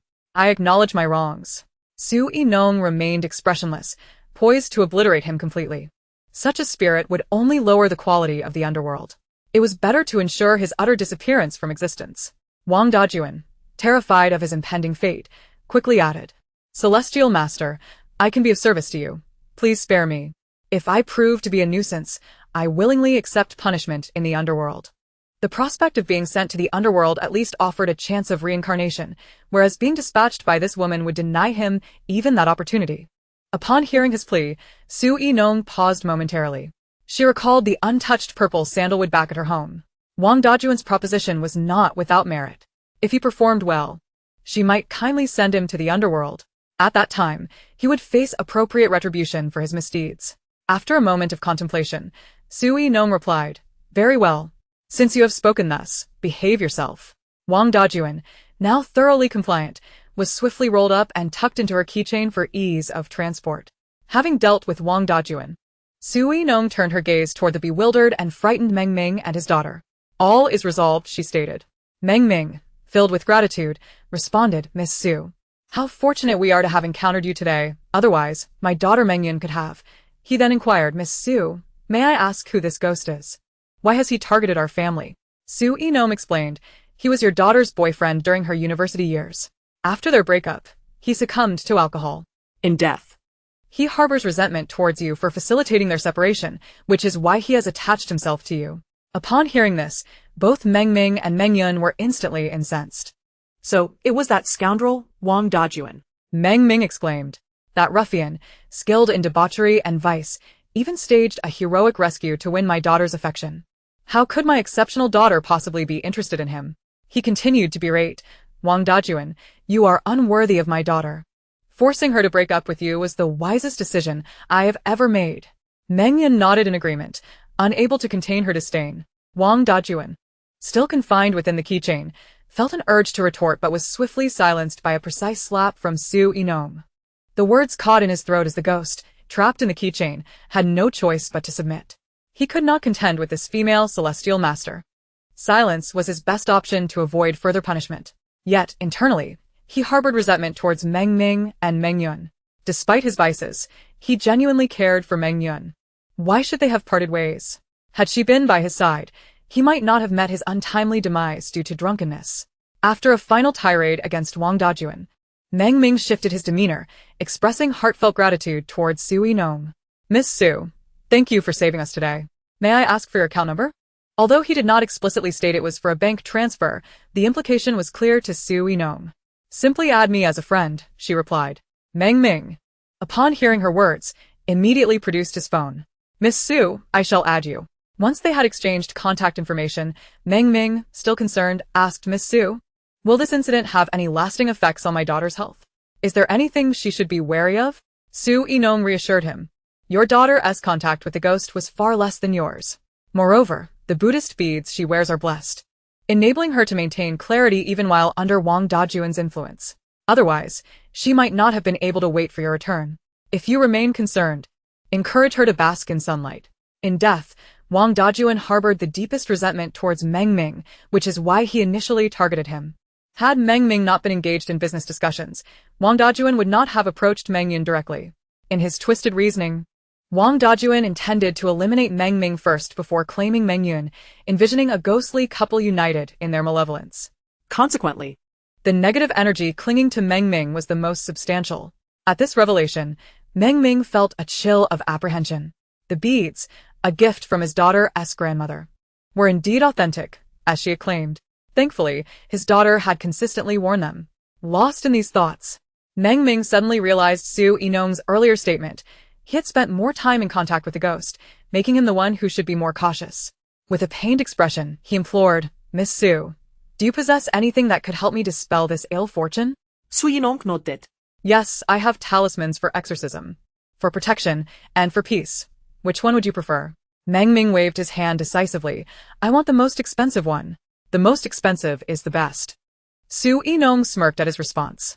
In her opinion, a single exorcism or protection talisman would suffice.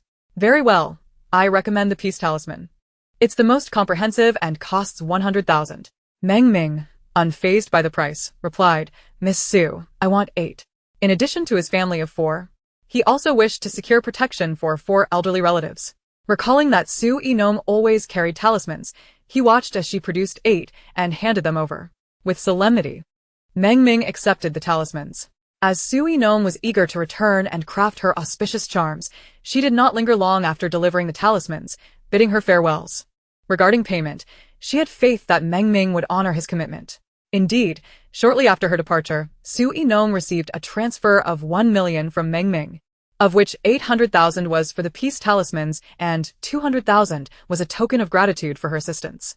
After Su Yinong's departure, Meng Ming reassured his daughter and promptly contacted Su Zhaoan. When is Mr. Su available? Let us proceed directly to signing the contract. I have witnessed Miss Su's remarkable skills firsthand. It is essential to cultivate a good relationship with such an impressive master. He recalled the earlier gossip surrounding Miss Su, who was once labeled as the false daughter of the Gu family, and the current awkwardness between the two families brought a smirk to his face. The Gu family was likely unaware of what they had truly lost. In his heart, Meng Ming resolved to grant a 3% profit increase in the contract with Mr. Su Zhaoan was somewhat taken aback by Meng Ming's words. According to their previous discussions, there were still several unresolved issues. Why were they now rushing to sign the contract? As he pondered, his thoughts quickly shifted to his daughter. Meng Ming's call indicated that the family matter had been resolved by Yinong. With a swift mental calculation, Su Zhaoan refrained from asking further and responded cheerfully, "All right, Mr. Meng. Please come over directly."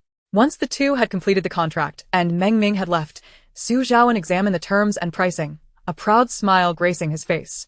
According to the final agreement, he would earn several 100,000 more than initially anticipated. All of this was thanks to his precious daughter. Had he not just heard Meng Ming praising Yinong's exceptional abilities during the contract signing? Yinong is simply the best. At that moment, Su Yinong had returned to the Su residence, releasing Wang Dajuan from her keychain. After experiencing Su Yinong's fierce demeanor, Wang Dajuan was now exceedingly obedient. "Master, how may I serve you?" Su Yinong pointed toward a pile of small purple sandalwood. "Do you see that heap of wood? Chop it into segments, and then, following this blueprint, carve it into cloud patterns.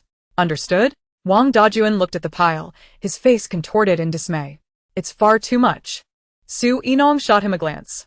"What? You don't want to work?" Wang Dajuan felt a chilling sense of dread, as if agreeing would seal his fate. And he quickly shook his head. No, I'll get right to it." As he began, he couldn't help but feel overwhelmed. Even when he was alive, he had never done such an extensive amount of work. Yet, he dared not voice his grievances. After assigning the small purple sandalwood task to Wang Dajuan, Su Yinong strolled into her garden. Since she had adjusted the Feng Shui previously, it appeared much more pleasant. There was also a newly dug small pond where her father had placed a few koi. Su Yinong had come out to feed the fish. After scattering the fish food, she heard the doorbell ring from outside the villa. Approaching the door, she hadn't even opened it when she caught sight of an abundant purple aura. Such a rich purple energy she had only seen emanating from one individual, and she instantly recognized who was standing outside. Upon opening the door, she was indeed greeted by Page Yashin and his assistant Qi Yunkai. Without waiting for Su Yinong to speak, Page Yashin smiled and explained, "I've moved to this neighborhood, so I came to greet you." Su Yinong, without inquiring about his reasons for moving, simply nodded and asked, "Would you like to come in for some tea?" She stepped aside to allow them entry. Page Yashin, seizing the opportunity to spend more time with her, entered alongside Qi Yunkai. The latter, following closely behind, felt anxious. At this rate, he wondered when Pei would express his feelings to Miss Su. However, the thought of his upcoming paid vacation brought him joy.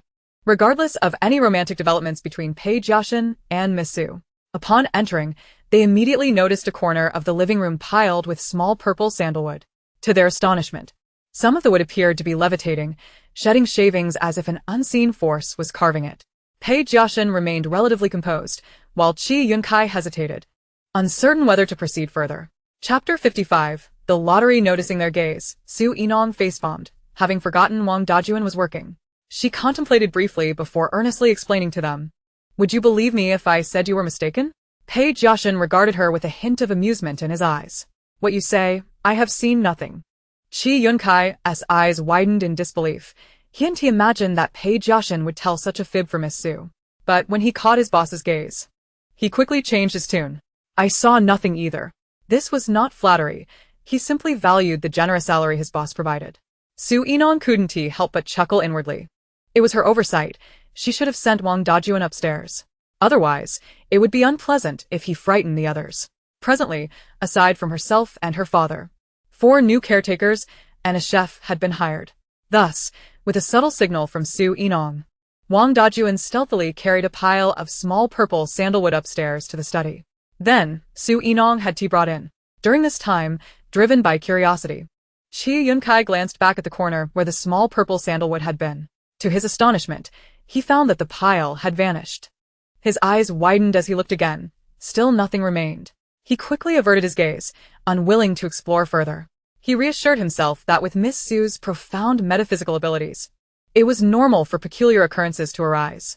After the 3 enjoyed their tea and engaged in light conversation, Page Yashin took his leave, though reluctant to part ways. He understood the importance of propriety and could not overstay his welcome. Qi Yunkai, however, sighed in relief internally. He dared not dwell on the peculiar sight of a small purple sandalwood floating in the air. Perhaps it was just his timid nature. Once Page Yashin departed, Su Yinong ascended to supervise. she surveyed the pile of intricately carved cloud patterns on the floor, nodding in satisfaction. Wang Dajun was still laboring diligently beside her, his internal dissatisfaction hidden beneath a mask of compliance. He couldn't fathom why someone as beautiful as Su Yinong could wield such a heavy hand when dealing with spirits. Sensing Wang Dajun's gaze upon her, Su Yinong shot him a cold look, prompting him to quickly avert his eyes and hasten his pace. Don't bring harm upon yourself. Just keep working. Before long, all the small purple sandalwood had been transformed into cloud patterns. Wang Dajun, feeling both humble and eager to please, said, "Master, I have completed the task you assigned. should we discuss sending him to the underworld now?" Su Yinong responded leisurely, "Not yet. I have another task for you." At her words, Wang Dajun's heart sank, though he dared not express his frustration. He nodded eagerly, "Master, please tell me what else you need, and I will attend to it immediately." Had he known this would be his fate, he might have chosen to go directly to the underworld after his death, rather than being ensnared by his lingering attachments. Su Yinong instructed, "I will give you an address. You are to stay there for a few days, ensuring the occupants are thoroughly entertained until they vacate. Do you understand?" She referred to the Xia family. Her deadline for them to move had long since passed, and since they showed no intention of leaving, she would have to send a spirit to engage with them more directly. In truth, Su Yinong did not particularly yearn for that villa. If the Xia family had been decent, treating her and her father with normalcy, without ridicule or sarcasm, she would have had no qualms about leaving the villa to them. However, ever since her encounter with the Xia matriarch and others at the last birthday banquet, Su Yinong was resolutely determined not to bestow the villa upon them. After all, it was a legacy from her grandfather, and her claim to it was entirely justifiable. Upon hearing this, Wang Dajun immediately resolved to execute his task flawlessly. He was determined to instill such fright in the opposition that they would flee in terror. Otherwise, he would not bear the Wang surname. Little did that family realize the peril they had invited upon themselves, much like his own lack of foresight. Seeing that he understood her intentions, Su Yinong waved him off, saying, "All right, you may go now."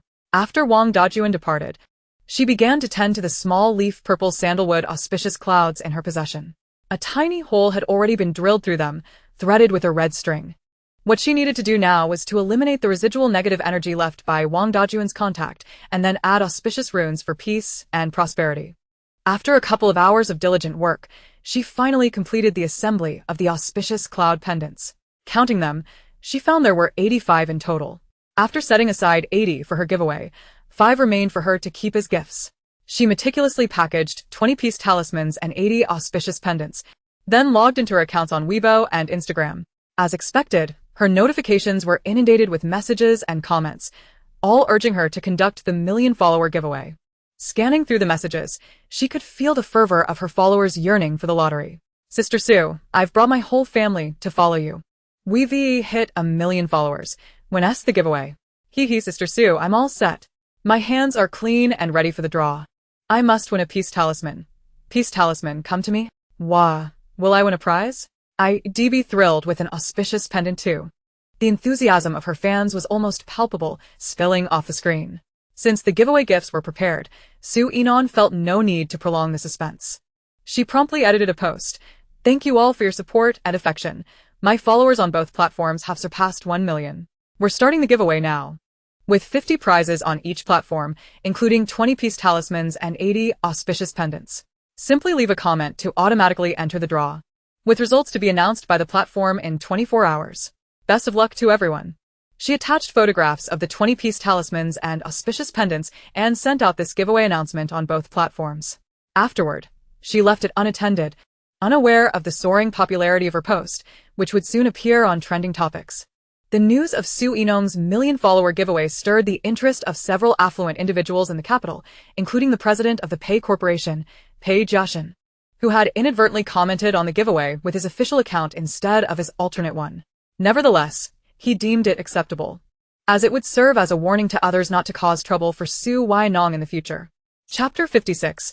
Eviction from the Villa. Pei Jiaxin's actions could be deemed as backing her up. Apart from him, many affluent individuals from the capital's elite were also participating in the giveaway, including the Yi family, the Ji family, and the Meng family, leaving numerous participants astonished. It seemed that Su Yinong's peace talismans and pendants were highly coveted even among these wealthy magnates. The scarcity of gifts amid the overwhelming number of participants led her fans to lament. Sister Su, there are too few gifts for so many people. They want to get a chance. Su Zhaoan, aware of the ongoing giveaway, couldn't he help but feel a swell of pride for his daughter. Yinong is truly remarkable. Just look at how popular she has become. No longer was she the target of online vitriol she had once faced during her time in the Gu family. Reflecting on those days when her daughter was often besmirched online, he felt a pang of sorrow. In his frustration, he had even registered an account to confront her critics, often spending entire nights battling trolls. He had even resorted to hiring online supporters, but the damage to her reputation had been substantial. However, the tides had turned. Her legion of fans now far outweighed her detractors. Elated, he admired the peace talisman she had crafted specifically for him, claiming it was far more potent than those she sold. His heart swelled with joy. Coupled with the news of several lucrative contracts his company had recently signed, he returned home in high spirits. At dinner, he remarked, Yinong, do you realize how hot you are online right now? So many people are vying for your gifts. After posting the giveaway, Su Yinong hadn't paid much attention but assumed the response was favorable. I suppose so, but why? Are you interested in joining the draw, Dad? Believing he shared her enthusiasm for the giveaway, Su Zhaoan replied, I participated, but I'm unsure if I'll win. Su Yinong chuckled. But Dad, you already have a peace talisman. If you want another, just tell me directly. She then produced an auspicious pendant and offered it to him. This is an extra for the giveaway, take it. As he held the fragrant pendant adorned with auspicious patterns, he recognized it was crafted from fine purple sandalwood and was taken aback. This is of such high quality. It must be quite expensive. Su Yinong mused, if sold, it would likely fetch around 8,000 each. Worried, Su Zhaoan looked at her and said, Daughter, you're giving away 80 pendants. Do you have enough money left? Let me transfer you some more. Su Yinong laughed and politely declined, no need, Dad. I'm earning quite well now, and besides, I still have the several million you sent me last time that I haven't spent. If I run low, I will certainly let you know. Ignoring her reassurances, he insisted on sending her another 5 million. Here you go, just for you. Amused, Su Yinong accepted, bemused at her father's persistent worry over her finances. After dinner, as she prepared to head upstairs, she noticed the housekeeper, Ma Wu, tidying up the table. Instinctively, she glanced at her and called out, Ma Wu. I send to your daughter having a job interview tomorrow? Surprised yet respectful, Ma Wu responded, Miss Su, how did you know? With a smile, Su Yinong replied, I could tell. Here, take this auspicious pendant I made. It will bring her peace and good fortune. If you trust me, give it to her for her interview. Gratefully, Ma Wu accepted. Miss Su, isn't this quite precious? How much does it cost? Having been a housekeeper for quite some time, she had encountered many employers who were difficult and miserly. Despite the fact that the family was immensely wealthy, they scrutinized the quantity and prices of vegetables brought home by the maids, suspecting them of deceit. Wu Ma's previous employer was just like this, perpetually doubting her integrity and accusing her of embezzlement, which ultimately led to her resignation out of sheer exhaustion. However, upon joining the Su household, Wu Ma found herself reflecting on her happiness after a period of service. Both Master Su and Miss Su were kind-hearted individuals who never made life difficult for her and treated her with respect. At last, Wu Ma understood how crucial it was to find a good employer, as her old friends had advised. Therefore, when she received a gift from Su Yinong, her immediate instinct was to offer payment, unwilling to take advantage of the situation. Su Yinong smiled, assuring her that no payment was necessary. Wuma. Being a diligent and honest person, prepared delicious meals with no ill intentions. It was precisely her virtuous nature that prompted Su Yinong to bestow the trinket upon her. Based on her recent observations, Su Yinong sensed that Wu Ma's daughter had an important interview the next day, for which she had prepared extensively. Unfortunately, due to unforeseen circumstances, she arrived late. Although she still received an opportunity to interview, her anxiety over her tardiness hindered her performance, resulting in failure. On her way home, Wu Ma's daughter, consumed by guilt and distress, was struck by a vehicle and fell into a coma. Wuma. Grappling with the dual responsibilities of caring for her daughter and maintaining her job, quickly found herself utterly exhausted and worn down. Su Yinong thought to herself that since she had witnessed this, she should extend a helping hand. Wu Ma, being a sincere and simple woman, felt somewhat flustered upon receiving the trinket without any monetary exchange, expressing her gratitude profusely. Su Yinong smiled before ascending the stairs. Meanwhile, Wang Dajuan, following Su Yinong's instructions, accurately located the villa belonging to the Xia family. He felt a chilling aura emanating from the house and couldn't help but inhale deeply, recognizing the familiar sensation. Upon drifting into the living room, he immediately spotted the elderly matriarch of the Xia family, along with several others, leisurely watching television. Recalling Su Yinong's directive. He was determined to execute it rigorously. Wang Dajuan settled beside Xiaorou, aware that anyone in such proximity to a small ghost was likely not of good character. He instructed the little ghost to refrain from meddling, and then playfully struck Xiaorou on the head with a cushion. Engrossed in her show, Xiaorou was startled by the unexpected hit and exclaimed, "Who hit me with a cushion?" Just as the matriarch and Xia Zheng were about to respond, "Who struck you?" they noticed the cushion floating in midair. Chapter 57. The ghost is working hard. Xia Zheng and the matriarch were utterly astonished, rubbing their eyes in disbelief. Yet, upon reopening them, the cushion remained suspended. Xia Zheng hesitantly reached out, trembling, unable to articulate a coherent sentence. Xiaorou, growing impatient, urged, "What's the matter, big brother? Speak up already. You're acting strangely." Just then, Wang Dajuan struck Xiaorou's head with the cushion again, continuing the playful assault rhythmically. Frustrated, Xiaorou turned to scold him. "What are you hitting me for?" In the next instant, her eyes widened in shock. The cushion had seemingly come to life and was hitting her. Cautiously, she turned to Xia Zheng and asked, "Big brother, is this some kind of prank you're pulling?" Xia Zheng scooted away, wary of making any sudden movements, and retorted, "I'm not that idle." Just as Xiaorou was about to respond, she was struck again. Covering her head in terror, she cried out, "Mom, big brother, is there something unclean in this house? Why else would the cushion be hitting me? Maybe we should just move out." The elderly matriarch, emboldened by her age, declared defiantly, "What unclean thing could there be? Even if there were, what could it do to me? I'm old. I have nothing to fear.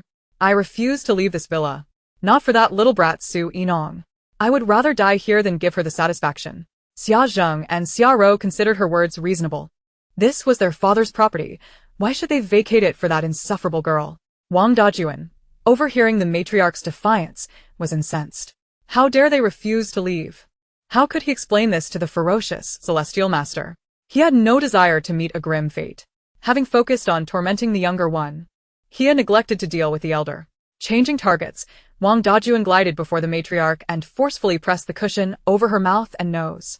In an instant, the matriarch, who had been issuing threats moments before, found herself gasping for air. Xia Zheng and Xiaorou stood frozen in horror, watching as the cushion floated toward her. This unclean entity was indeed vicious. Could they really continue living here? The matriarch struggled, trying to pry the cushion away, but she was no match for a ghost. She shot a glare at Xia Zheng and Xiaorou, exclaiming, "Fools! Can't you see I'm suffocating?" Only then did they snap back to reality. Mustering the courage to assist her by removing the cushion, Wang Dajuan, in a leisurely manner, toyed with the three of them, alternating between pressing the cushion down and lifting it away. Once the matriarch and her companions were gasping for breath, he eventually grew bored and discarded the cushion. Just when they thought the unclean entity had departed, Wang Dajuan redirected his attention to the television, cackling as he played a horror film filled with blood and shadowy figures. Featuring a ghostly woman with disheveled hair and pale skin. Coupled with the flickering lights, it felt as though they might encounter a specter at any moment. Xia Rou was the first to succumb to fear, crying and bolting from the villa, exclaiming, "Mom, I can't take it anymore. I'm leaving." Xia Zheng contemplated fleeing as well. Though he was bold, he was not immune to fear. The matriarch, witnessing Xia Rou's retreat, scolded, "What a useless child." She then turned to Xia Zheng, commanding, "You're not going anywhere. You're staying with me in this house." Having always obeyed his mother, Xia Zheng reluctantly acquiesced, grimacing.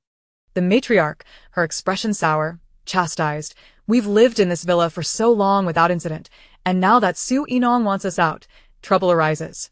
She must be behind this." When Su Yinong gave us 3 days to vacate, it was clear she was not one to reason with. Not only would she not leave, but she also intended to stay put. After all, her birthday celebration was ruined by Su Yinong, causing our family great embarrassment. The matriarch harbored nothing but resentment for Su Yinong and had no intention of complying with her demands to vacate the villa. Moreover, given Su Yinong's uncanny abilities, she was convinced that today's events were orchestrated by her. If necessary, she would eliminate her. There was no way she would leave. Xia Zheng, upon hearing his mother's orders, found them reasonable. "You're right, Mom. I won't move either." Wang Dajuan, listening to their whispered conversation, felt his anger rising. Refusing to move was not an option. Failing to complete his task would lead to retribution from the merciless celestial master. Wang Dajuan regarded the two of them with a sinister smile. "Oh, you refuse to leave? I have all the time in the world to entertain you." Shaken by their frightening experience, Xia Zheng and the matriarch dared not return to the television, retreating upstairs to sleep.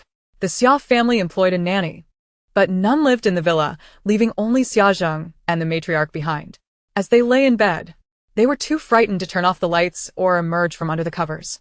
However, nature called, and eventually, Xia Zheng could no longer hold it.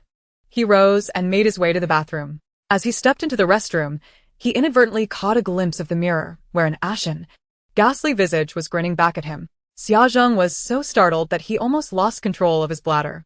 In the next moment, he watched in horror as the apparition drew ever closer, its face nearly touching his own. He ultimately succumbed to his fear and wet himself. Wang Dajuan cast a disdainful glance. Such cowardice. However, the ordeal was far from over. Xia Zheng witnessed the lights flicker ominously before extinguishing entirely, only to flare back to life with an erratic flicker. The faucet turned on by itself, gushing forth crimson liquid that pooled around Xia Zheng's feet. Trembling, he stammered, "Big brother, what do you want? Just tell me directly. Please stop scaring me." Wang Dajuan merely smirked, wishing to distance himself from the wrathful, celestial being. This was beyond the capabilities of someone as spineless as Xia Zheng. His plea went unanswered, and instead, he was met with droplets of blood cascading from the ceiling, prompting him to faint from sheer terror. Wang Dajuan smiled. Only one remained. Elderly Xia was of an age where her understanding was shallow. After a brief slumber, she awoke and made her way to the bathroom. With age, one cannot hold their urges. Yet, as she settled on the toilet and removed her trousers, she noticed the toilet paper drifting away. Xia Lao widened her eyes, unable to rise and reclaim it. She extended a trembling hand, cursing, "Excessive, utterly excessive. Su Yinong, you are far too cruel.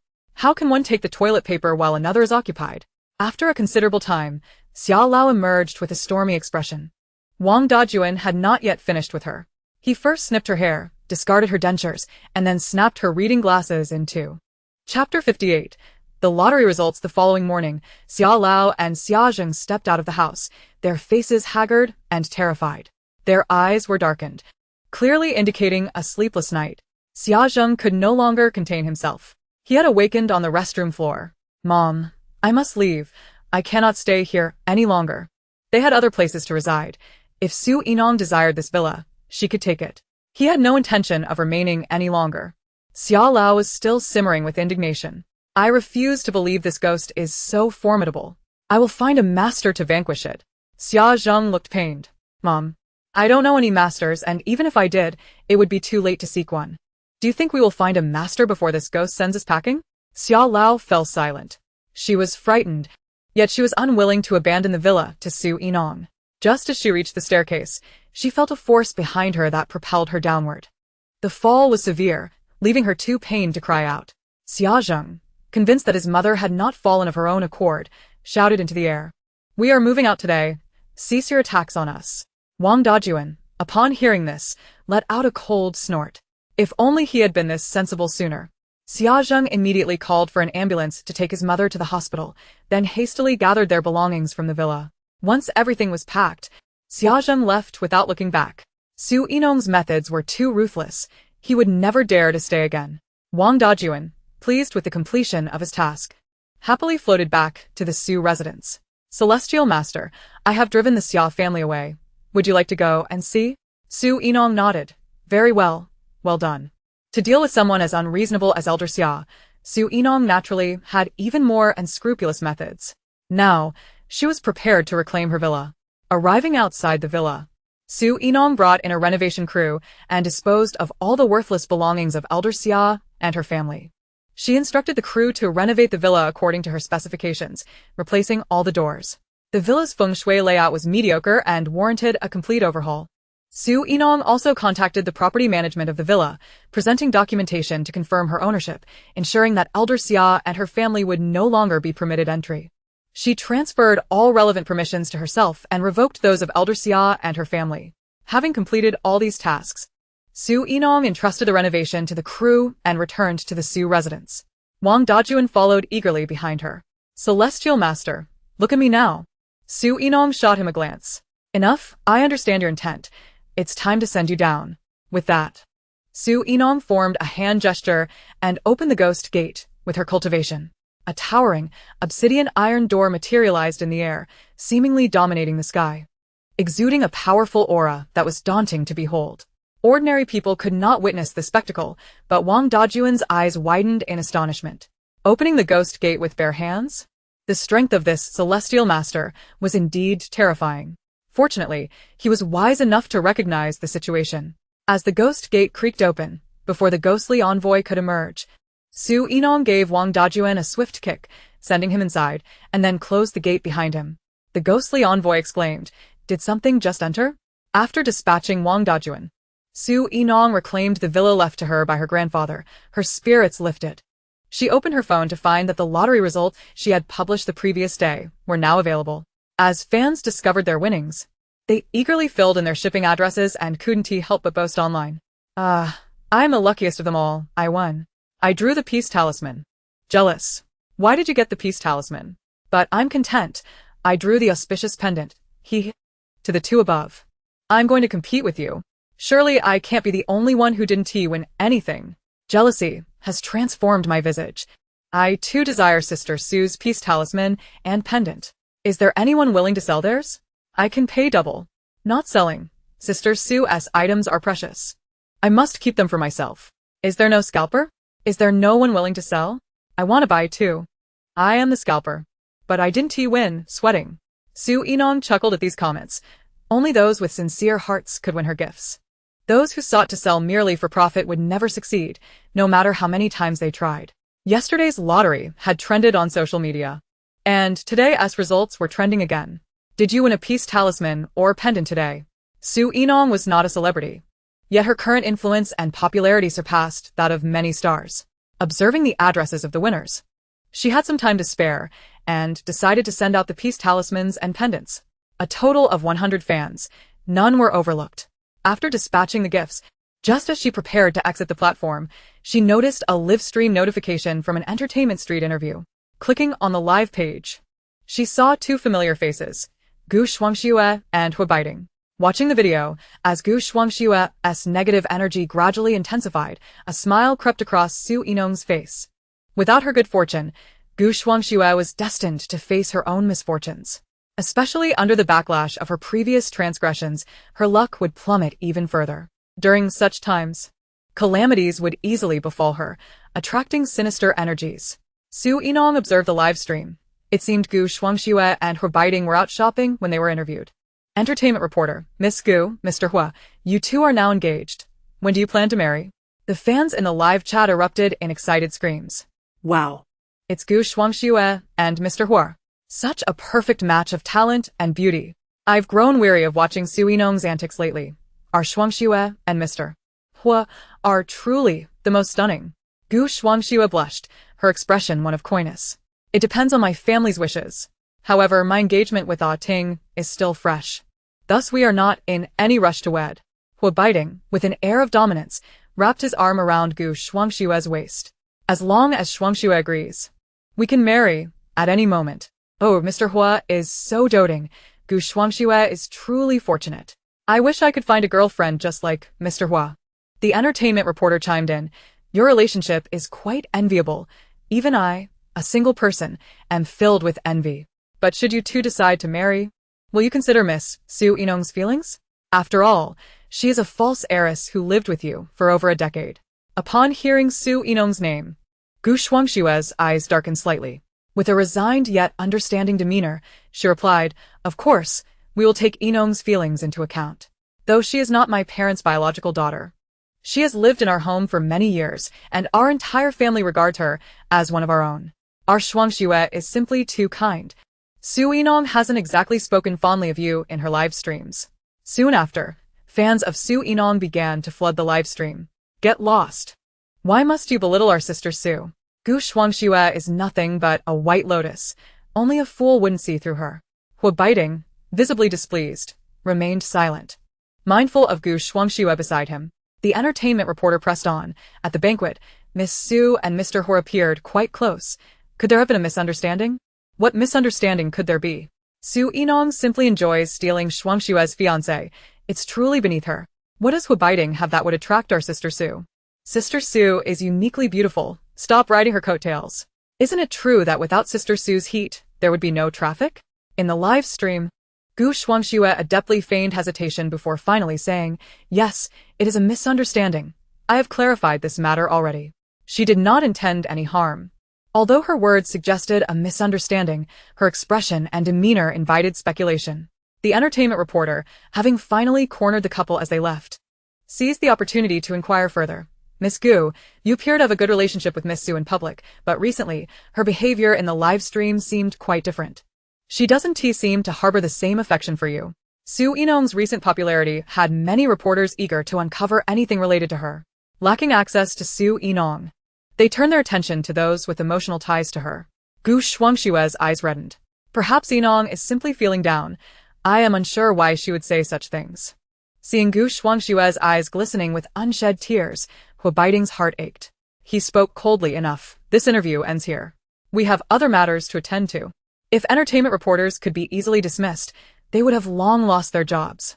Thus, the reporter pressed on with another question. Miss Gu, I have heard that your family's business is facing challenges, while Miss Su claims her father's estate is worth over $1 billion. Is there truth to her statements? Gu Shuangshue, perplexed, replied, I do not know how such rumors began, but our family's company is operating normally. We recently collaborated on a project with Mr. Hua's family.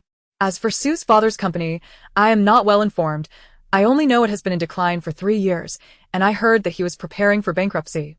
Gu Shuangshue scoffed internally. After all, she was speaking the truth. Upon hearing this, the reporter felt a surge of excitement. She sensed that this interview would gain traction. I always said that Shuangshue is the true heiress. The Gu family has always been affluent. Their business troubles are unfounded. Indeed, especially since Shuangshue's family is collaborating with Mr. Hua's, there is no way they could falter. Who is Su Yinong's father? Why has there been no news about him? Is she truly from a wealthy family? Or is she merely posing? Fans of Su Yinong were not about to let this pass. Have you all forgotten how the Gu family embezzled over 20 million from our sister Su? Although they silenced it quickly, the internet has a long memory. You can still find information about it. I have photos of Gu Shuangshue's parents being investigated. Would you like to see them? Sister Su is, in fact, from a wealthy family. At that moment, Gu Shuangshue seemed to realize something, quickly turning to the reporters. Let us wrap up this interview. Ah Ting and I have matters to attend to. The entertainment reporter, unwilling to let such a golden opportunity slip away, blocked Gu Shuangshue's path and fired off a series of questions. Miss Gu, I believe you are aware that Miss Su's fortune-telling live stream is quite popular lately. Have you watched it? Also, she held a lottery yesterday online, with prizes including safety talismans and auspicious pendants. Did you participate? What are your thoughts? Gu Shuangshue frowned, appearing exasperated. I apologize, but I have been quite busy lately and have not watched Yinong's live stream. However, I did come across some video clips that I found intriguing and somewhat surprising, as she never mentioned her ability to read fortunes when she lived with us. Perhaps she wanted to keep it a secret. After a moment's reflection, she added, as for Yinong's lottery yesterday, I missed it and only learned about it from trending topics later. However, I must say that regardless of how impressive external things may seem, one should always trust in science. Woohoo! Another piece of evidence proving that Su Yinong is a fraud. Shuang Xue just said she never practiced fortune-telling before. So it's impossible for her to suddenly know how. Shuang Xue is correct. Everyone should trust in science.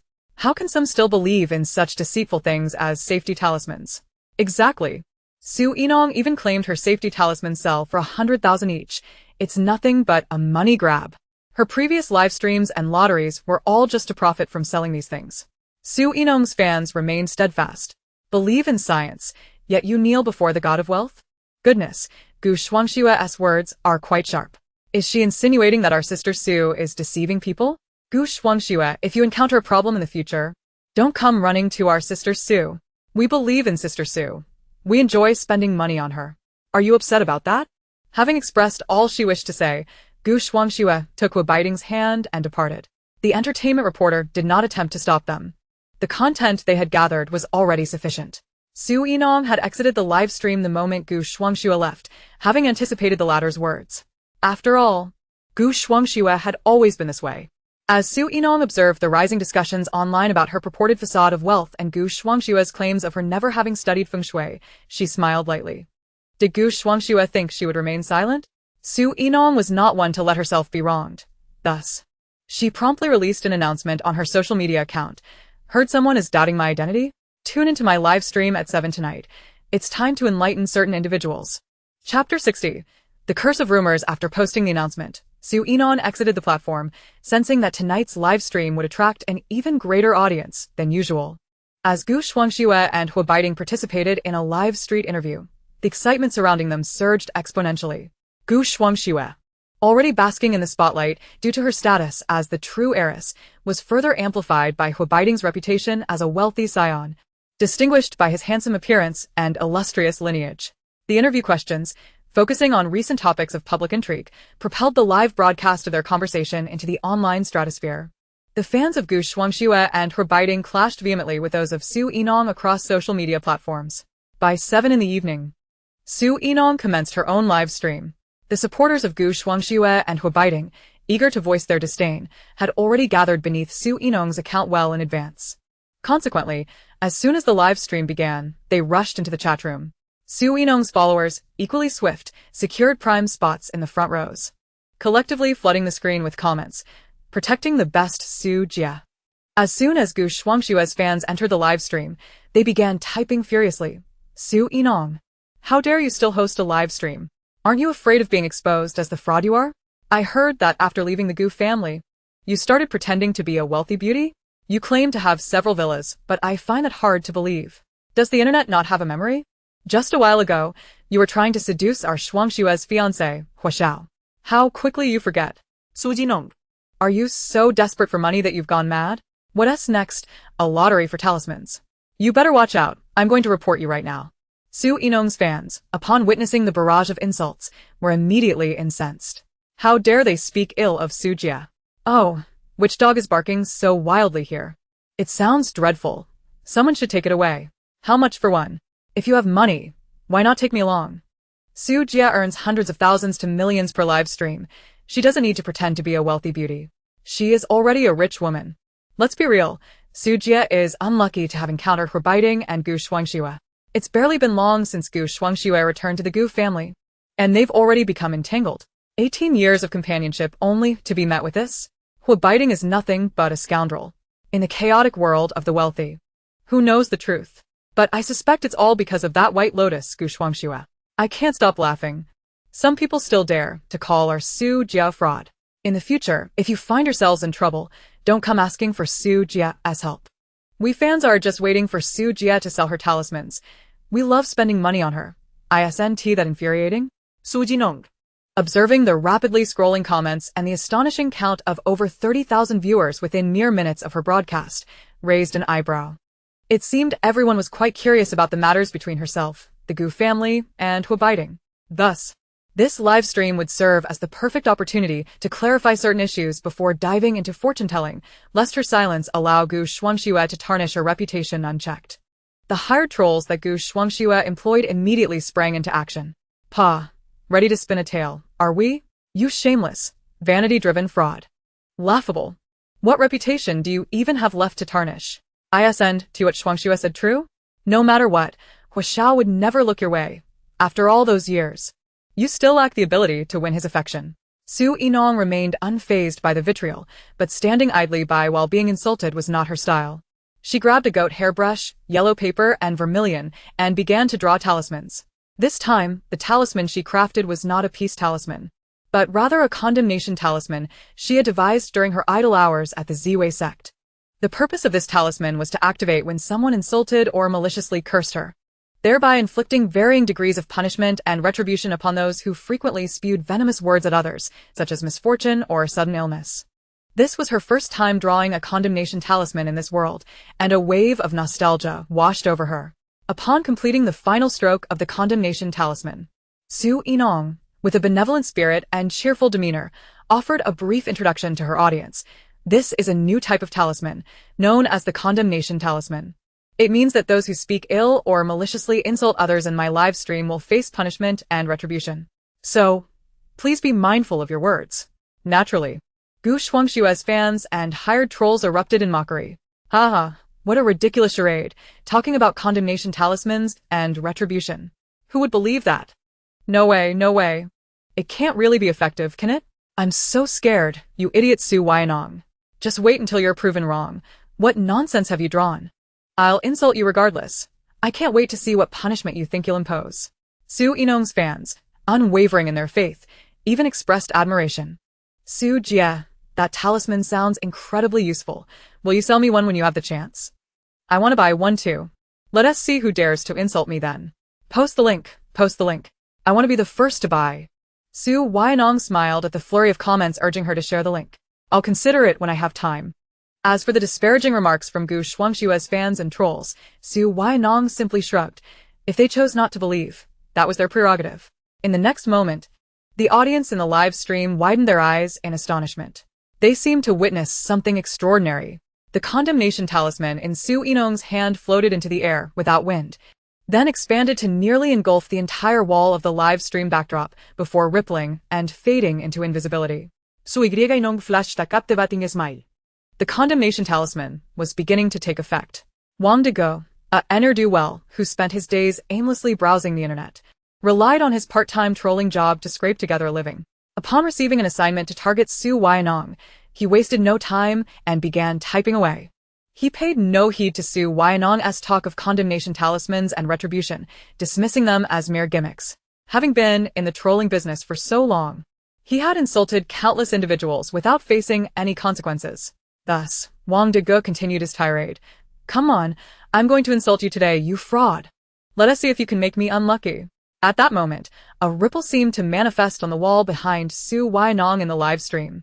After typing, Wang Dego leaned back triumphantly in his chair, leisurely sipping a cup of subpar coffee. The next second, a pained cry escaped his lips. His chair had broken. He tumbled to the floor, coffee splattering all over his face. Chapter 61. The unfortunate incident. Wang Dego, cursing under his breath, scrambled to rise from the floor, only to slip on the coffee-soaked ground. With a thud, the back of his head struck the ground with force. Dazed and seeing stars, he took a moment to collect himself before sitting up. At that moment, he noticed the dim light from his computer, and the background of Su Yinong's live stream seemed to emanate an inexplicable power. Initially, he thought little of it, but suddenly froze. The condemnation talisman. Could it be that Su Yinong was telling the truth? Did this talisman actually work? Was his misfortune a result of her talisman? He recalled that he had just insulted Su Yinong moments ago. As this realization dawned on him, he hesitated to continue his tirade. Perhaps a more civil approach would yield better results. After all, a few strokes of bad luck might just teach him a lesson. Many others found themselves in a similar predicament. Issues like water damage to keyboards, computer blackouts, and electrical short circuits. Bad luck piled upon them, inescapable. Sitting on the floor, Wang Dego struggled to comprehend whether his misfortune was indeed a consequence of Su Yinong's condemnation talisman. He rubbed the rapidly swelling back of his head, preparing to rise. Just as he took a couple of steps, the clothes-drying rack, which had been standing firm, suddenly toppled over, striking him on the head. Wang Dego, still reeling from the earlier blow to his occiput, now had yet another lump to contend with. Unable to restrain himself, he pulled out his phone and messaged the group of online trolls. Are you all experiencing misfortune too? I already have 2 lumps on my head. His words flowed forth like a torrential flood, and soon others began to respond in the group. I thought I was the only one having a streak of bad luck. You're in the same boat? Don't even mention it. My keyboard is waterlogged and unusable. You're lucky. My computer has gone completely black, and I'm unsure if it can be repaired. Wang Dege observed the multitude of replies in the group chat, then glanced at the invisible curse symbol in Su Yinua's live stream, swallowing hard as he pondered. Have you all considered that our misfortunes might be due to the curse symbol? Reflect on it. Didn't things start going awry right after we lambasted Su Yinua? Holy cow. Now that you mention it, it does seem that way.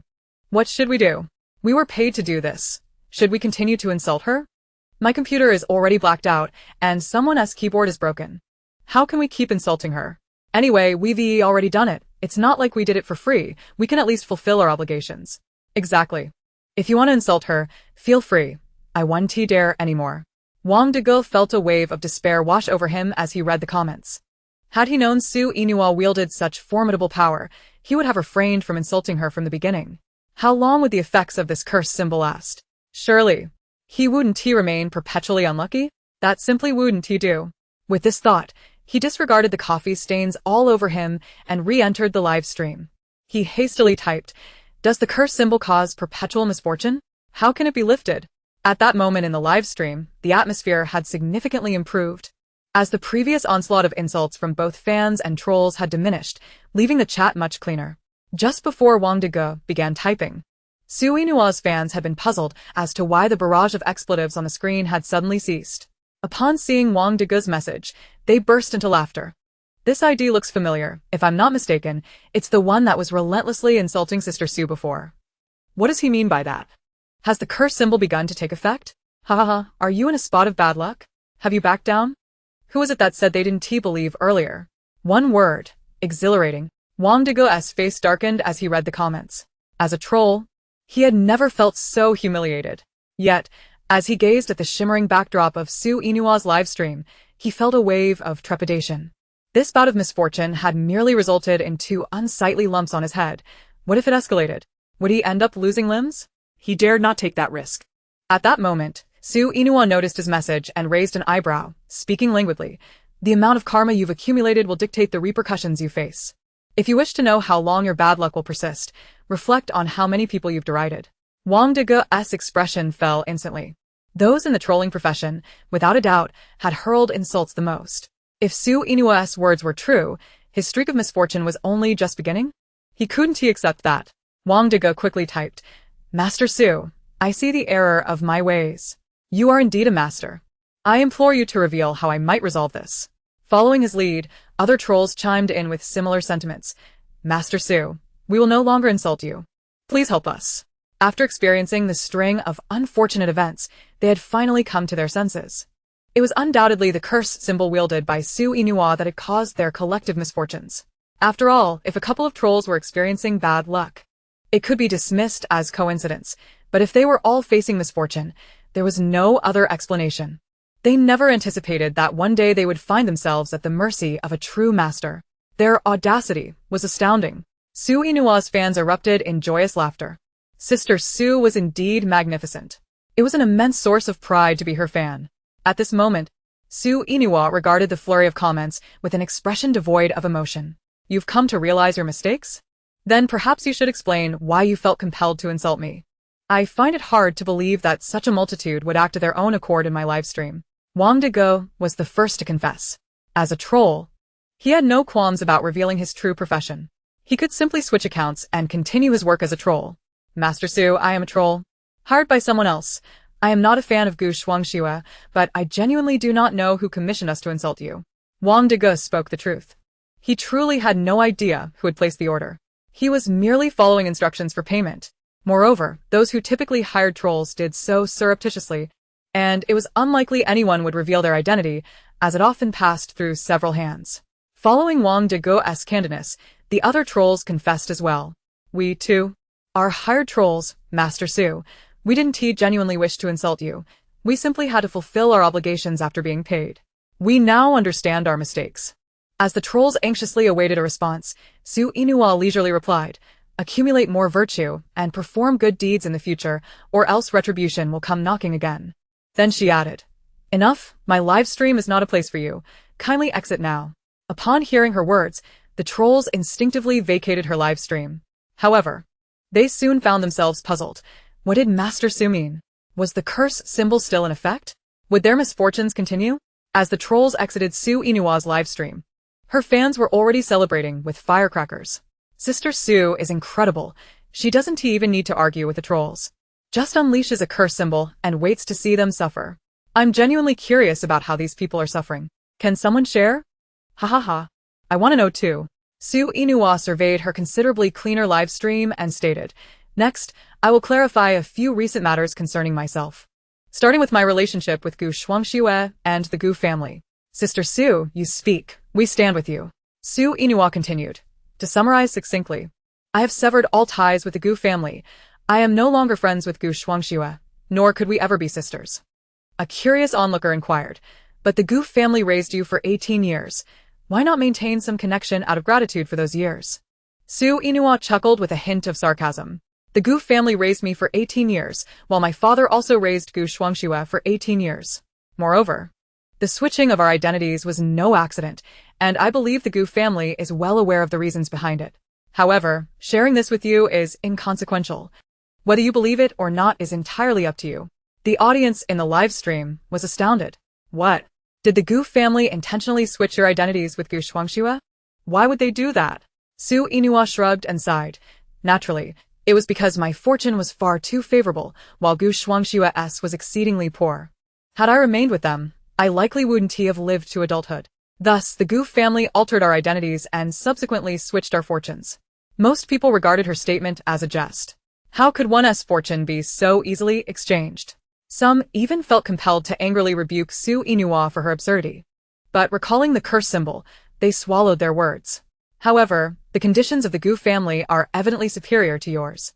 You indulge in the splendor and wealth of the Gu family, while Gu Shuangxue endures hardships in your household. In every regard, Gu Shuangxue is the one who suffers a loss. Su Yinong couldn't help but chuckle at this. Where exactly do you derive the notion that the Gu family's circumstances surpass mine? Perhaps you should investigate the status of the Gu family's enterprises over the past decade before making such claims. As for my family situation, it indeed surpasses that of the Gu family by a considerable margin. So you believe Gu Shuangxue is skilled in dance and piano? Have you ever pondered how she acquired such talents? She curled her lips in a cold smile. That is solely because my father was unaware that Gu Shuangxue was not his biological daughter. Thus, he devoted considerable care to her upbringing, striving to cultivate her talents, which is why she has blossomed into the accomplished individual she is today. Her abilities were not honed in the mere 3 years since returning to the Gu family. As for me, although the Gu family provided for me, what have they truly done for me? They merely fulfilled the basic obligation of sending me to school but refused to invest in any artistic training for me. So, why should I express gratitude to the Gu family? In what way have we wronged Gu Shuangxue? Upon hearing this, some viewers in the live stream experienced an epiphany. Wow. Su Yinong makes a compelling argument. If her father hadn't been willing to invest in Gu Shuangxue's training, she would be utterly devoid of talent. Previously, we only praised Gu Shuangxue's skills without considering how she acquired them. In this light, it seems Gu Shuangxue has actually lived quite comfortably in the Su household, never truly suffering at all. Why was there ever a narrative suggesting Su Yinong gained an advantage while Gu Shuangxue was at a disadvantage? Gu Shuangxue should rightly express her gratitude to the Su family instead. Su Yinong's fans, hearing this, appeared even more sympathetic. Woe is me. I feel for my sister Su. The Gu family is utterly excessive. How could they behave in such a manner? I believe what Sister Su says. The Gu family must have coveted her good fortune and long suspected she was not their biological child, which is why they treated her with such indifference and stinginess. Thank goodness Sister Su has returned to her true family. Otherwise, she might have faced being ensnared by the Gu family again. Su Yinong began to elaborate on the second matter. As for the incident at the banquet where I attempted to hold Hua Baiting's hand, it was because everyone was aware of their family's decision to annul the engagement with me and instead re-engage with Gu Shuangxue, except for one person who remained oblivious. I had no inkling of when he had become engaged to Gu Shuangxue. Had I known sooner, I would have distanced myself from him entirely. I have no interest in discarded refuse. So that's how it is. I thought it was odd. Sister Sue, you have truly endured an injustice. Wow. Gu Shuangxue is such a white lotus, and the Gu family is no better. Huabaiting is a scoundrel. How could he bear to witness Sister Sue's humiliation at the banquet without offering any clarification? I feel for Sister Sue. Henceforth, I shall be the leader of Gu Shuangxue's detractors. Su Yinong smiled and proceeded to discuss the final matter. Recently, some have alleged that I am merely pretending to be a wealthy socialite, and I would like to assert that there is nothing to feign. Today, in a good mood, I shall take you on a tour of my home. Su Yinong switched to her phone, logging into her social media platform and selecting the rear camera. She first showcased the second floor of her villa. This is the study, where I typically stream and work on my drawings. Wow, the study is enormous. It's even larger than my bedroom. I am truly envious. Su Yinong continued her tour, directing the camera towards the second floor. Next, we have my walk-in closet, which I can show you as well. She entered the closet and opened several wardrobes. My outfits and accessories are meticulously organized by category. Here are some dresses, and beside them are handbags. Other cabinets house shoes and accessories, which are far too numerous to showcase in their entirety today. Her fans erupted in excitement. Sister Sue, your closet resembles a boutique. Woe is me. This is the true life of a wealthy socialite. I could work a lifetime and never earn enough for that wall of handbags.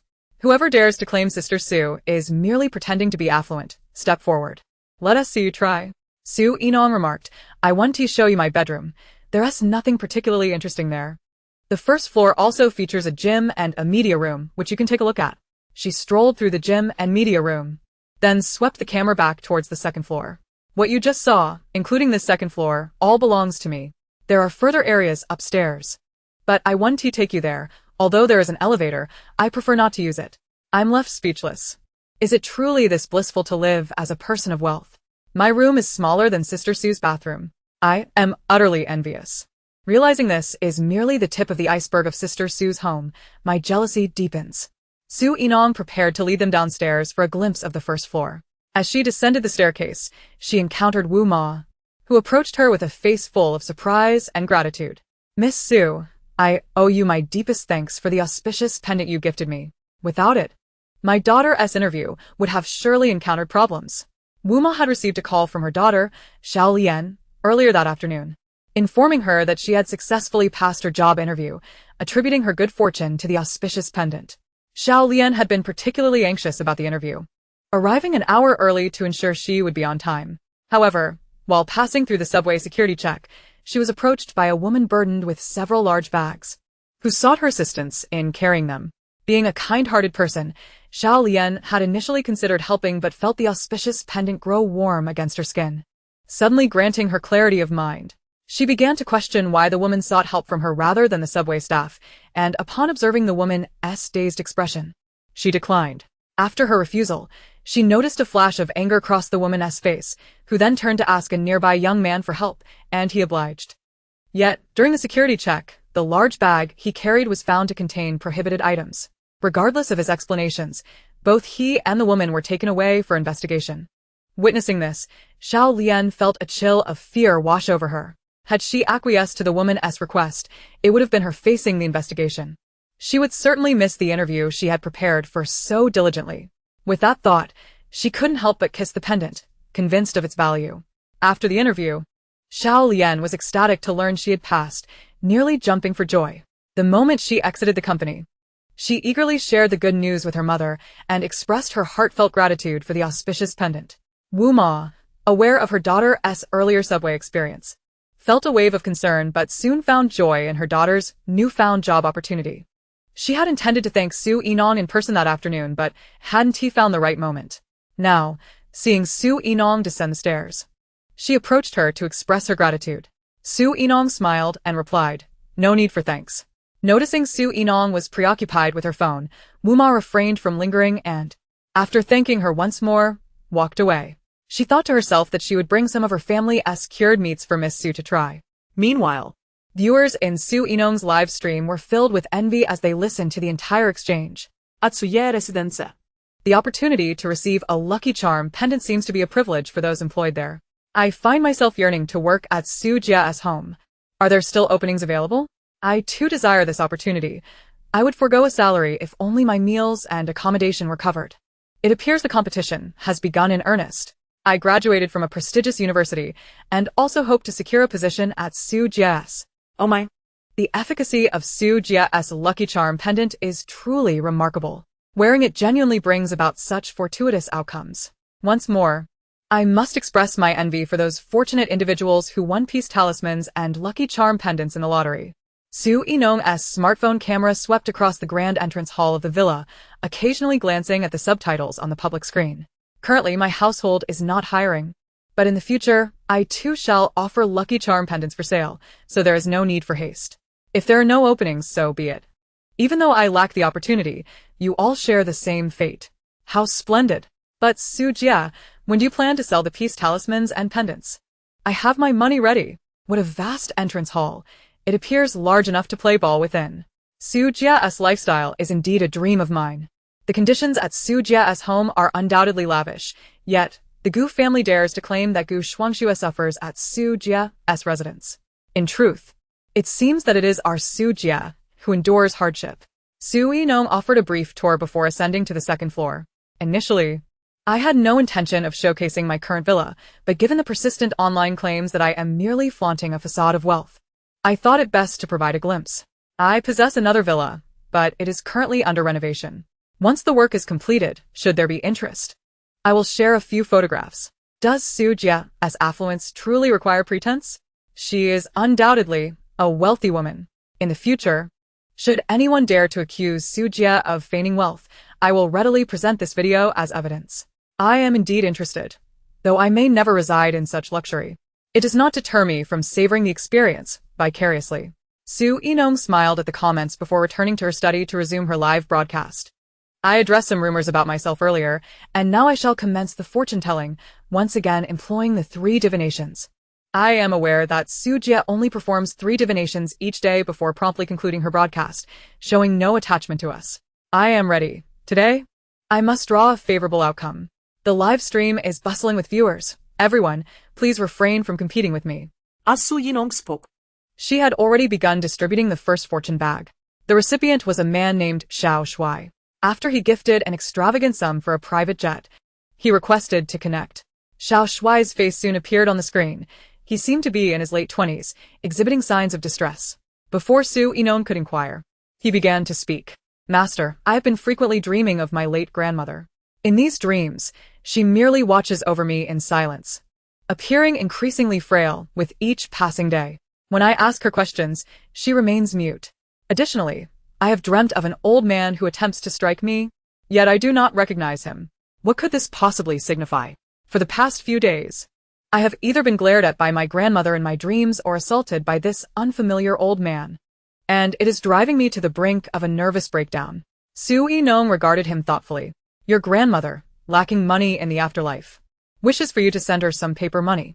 Xiao Shui, perplexed, replied, that cannot be.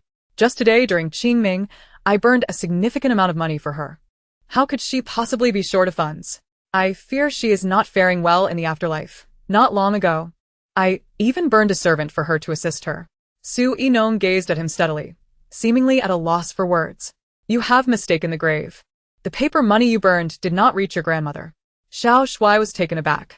Surely not, master. He recalled something and swallowed the unspoken words. This is the 2nd year since his grandmother's passing, and she was buried in their hometown. The previous year, his parents had taken care of the offerings, but this year, as they were away, he had assumed the responsibility. Chapter 64. Mistaken grave. Xiao Shui rarely visited the cemetery, and, according to local customs, a gravestone is erected 3 years posthumously. Without a gravestone, there would be no name. Prior to this, he had only accompanied his parents to his grandmother's grave once. Thus, mistaking the gravesite seemed plausible. As this realization dawned upon him, Xiao Shui felt a pang of guilt. You genuinely mistook the gravesite, my friend. No wonder your grandmother is displeased. You have quite the audacity. Why did you not consult your parents before burning the offerings? Grandmother, a year has passed. Do you have any idea what my existence has been like underground? Not a single cent has reached me. Xiao Shui's face reflected his guilt as he took out his phone to call his father. Dad, may I ask you something? Is my grandmother's grave the 3rd one to the left of the large tree at the ancestral grave? A frustrated male voice erupted from the other end of the line. What do you mean the third? It's the fourth. I specifically told you that. How could you forget? You scoundrel. Why are you asking this now? You aren't mistaking your grandmother's grave, are you? Xiao Shui, on the verge of tears, realized he had indeed made an error. Unfortunately, the third grave also lacked a gravestone. Otherwise, he would have recognized it immediately. Xiao Shui hung up the phone amidst his father's irate tone. Oh dear, you truly did mistake your grandmother's grave. Your grandmother must love you dearly if she isn't scolding you. Are you not being a tad unreliable, my friend? At this moment, Xiao Shui turned to the screen and asked, Master, what should I do now? And who is that old man in my dreams? Why does he strike me upon seeing me? Su Yinong's lips twitched slightly. Your grandmother appears in your dreams due to her lack of funds. For the next few days, be sure to burn more paper money for her. As for that old man, he is likely associated with the grave you mistook. Upon hearing this, Xiao Shui felt somewhat displeased, muttering, If he received the money I mistakenly burned, why would he strike me? That seems rather excessive. Su Yinong replied. Think carefully. Did you not burn a servant for him not long ago? Xiao Shui nodded vigorously. Master, you are truly remarkable. How did you deduce that? I intended for the servant to care for my grandmother, but I never anticipated such a mishap. Nevertheless, if the old man received the servant I burned, wouldn't that be beneficial for him? Why then does he strike me? Su Yinong explained, because the servant you sent lacks eyes and ears. He is essentially a mute and blind. Not only can he not provide care, but he also burdens the old man with the need to escort him for medical attention. Originally, he was living comfortably in the afterlife, but now he has acquired a nuisance, hence the desire to strike you. Laughter erupted in the comment section. The old man, thank you. During his lifetime, he was burdened with grandchildren, and now that he has finally found peace in death, you have given him yet another task. Xiao Shui, feeling utterly embarrassed, chuckled awkwardly. Ah, I see now. So, master, what should I do next? Su Yinong advised, burn more paper money to amend your mistake. And speak kindly. As for that blind and deaf servant, you may choose to either paint eyes and ears on him, or burn another capable servant to replace him. Xiao Shui understood. All right, master, I shall procure additional paper money for both my grandmother and the old gentleman. And I will burn 2 capable servants, one for my grandmother and one for that old man. As for painting eyes and ears, it sounds somewhat tedious. I shall forego that. Xiao Shui expressed his gratitude to Su Yinong once more before disconnecting. Su Yinong proceeded to commence the second divination. Meanwhile, Su Zhao had already caught wind of the live street interview featuring Gu Shuangxue and Hu Baiting online. The statements made by Gu Shuangxue, alongside the malicious speculations from certain online detractors regarding his precious daughter, ignited a furious wrath within him. She actually dared to accuse Yinong of deceit and trickery online, claiming that she engaged in fortune-telling and mystical acts, while also alleging that she was a vain individual posing as a wealthy beauty. Yinong is his daughter, Su Zhao's, and the fortune amassed by him is entirely hers. She is, by nature, a wealthy beauty. There is no need for pretense. As for the Gu family, although they have recently secured an order through the Hor family's project, this is merely a fleeting circumstance. Su Zhaoan narrowed his eyes, immediately identifying his next ambition. Since Gu Shuangxue is so proud of her family's affluence, his next step will be to absorb the Gu family's company as a gift for Yinong. Although he may not be able to accomplish this just yet, it is only a matter of time. When that moment arrives, he will relish witnessing Gu Shuangxue's diminished pride before Yinong. In a fit of indignation, Su Zhaoan took to his official account and composed a post. I hear my daughter needs to pretend to be rich? She is, in fact, a wealthy beauty. Su Yinong. He accompanied this with videos showcasing his company and factory, which were nothing short of magnificent. Given Yinong's already soaring popularity, Su Zhaoan's post quickly captured attention. At first, netizens assumed it was a prank, but upon discovering that Su Zhaoan was indeed the chairman of Jiayi Building Materials, complete with a blue certification, they were astounded. The chairman, no less. How much must such a large factory earn in a year? Those who had not witnessed Yinong's live stream now gained a clearer understanding of her wealth. It turned out that the Su family was indeed affluent. It was clear that Su Yinong truly was a wealthy beauty. Gu Shuangxue's previous displays of victimhood, subtly insinuating the Su family's poverty, were nothing more than an attempt to garner sympathy. Mr. Su, do you need another daughter? May I? Mr. Su, I wish to be sisters with Sister Su. Please say yes. Dad, our villa is too spacious with just you and my sister. It would be perfect if I moved in. I'm obedient and sensible. Definitely not an ungrateful child. After posting, Su Zhaoan beamed at the rapidly increasing likes and comments, only to be taken aback by the netizens referring to him as Dad. He was immediately startled. Su Zhaoan promptly pinned his comment, I shall only have Yinong as my child in this lifetime. Please refrain from calling me Dad again. The current generation of netizens seems utterly devoid of restraint. Simultaneously, many spectators eagerly tagged Gu Shuangxue. Miss Gu, the Su family is indeed quite wealthy. It appears your family's profits this year may not surpass theirs. I'm dying of laughter. It seems the one who truly disrupted another's beautiful life is you. How pitiful Su Yinong is, going from the only daughter of the Su family to being merely a member of the Gu family, who neglects her and seeks to steal her fortune. I genuinely feel sympathy for Su Yinong now. Upon seeing these tags, Gu Shuangxue immediately clicked on them. She had expected the usual praise and admiration from netizens, but this time it was different. Her reputation had shifted. She was no longer seen as a talented wealthy beauty, but rather as a scheming white lotus who had disrupted Su Yinong's life. A shadow flickered in Gu Shuangxue's eyes. Su Yinong, Su Zhaoan. Why must they always oppose her? And Su Zhaoan, whom she had called dad for 18 years. How could he be so heartless? In a fit of anger, Gu Shuangxue hurled her phone away, then began to contemplate how she might swiftly rectify the situation. Having only recently signed a contract, she could not afford any damaging scandals. After a moment of brooding silence, she picked up her phone once more. Wasn't it just a matter of online discourse? Just like before, a little financial incentive for some internet trolls would suffice. However, when Gu Shuangxue tried to reach out to the trolls again, she faced repeated rejections. Sorry, we want to take jobs that involve disparaging Su Yinong. This group, led by Wang Digo, had experienced a series of unfortunate events that prompted them to reform and refuse to engage in unscrupulous acts, even for money. Gu Shuangxue, having just returned from an outing with Huabaiting, was unaware of the events transpiring in Su Yinong's live stream or the existence of the talismans. She frowned as she attempted to increase the payment, yet still received no takers. Frustrated, she nearly smashed her phone. Taking a deep breath, she resolved to have the trolls change their approach to rehabilitate her image. Since they were unwilling to disparage Su Yinong, they could instead extol her virtues. Furthermore, not criticizing Su Yinong did not preclude them from casting doubt on her. Su Yinong's dabbling in talismans and trinkets was undoubtedly an act of mysticism. If those trolls were unwilling to earn money, surely others would be eager to seize the opportunity. Gu Shuangxue contacted her manager to resolve this predicament. After hanging up, a fleeting expression of confusion crossed her face. Why did she always feel that her life should not be like this? It should be smooth sailing, the envy of others. How had it come to this? Where had she gone wrong? Was it because of Su Yinong? Gu Shuangxue then recalled the upcoming variety show The Charmer on a Journey, which marked her entry into the entertainment industry. She could not afford any mistakes.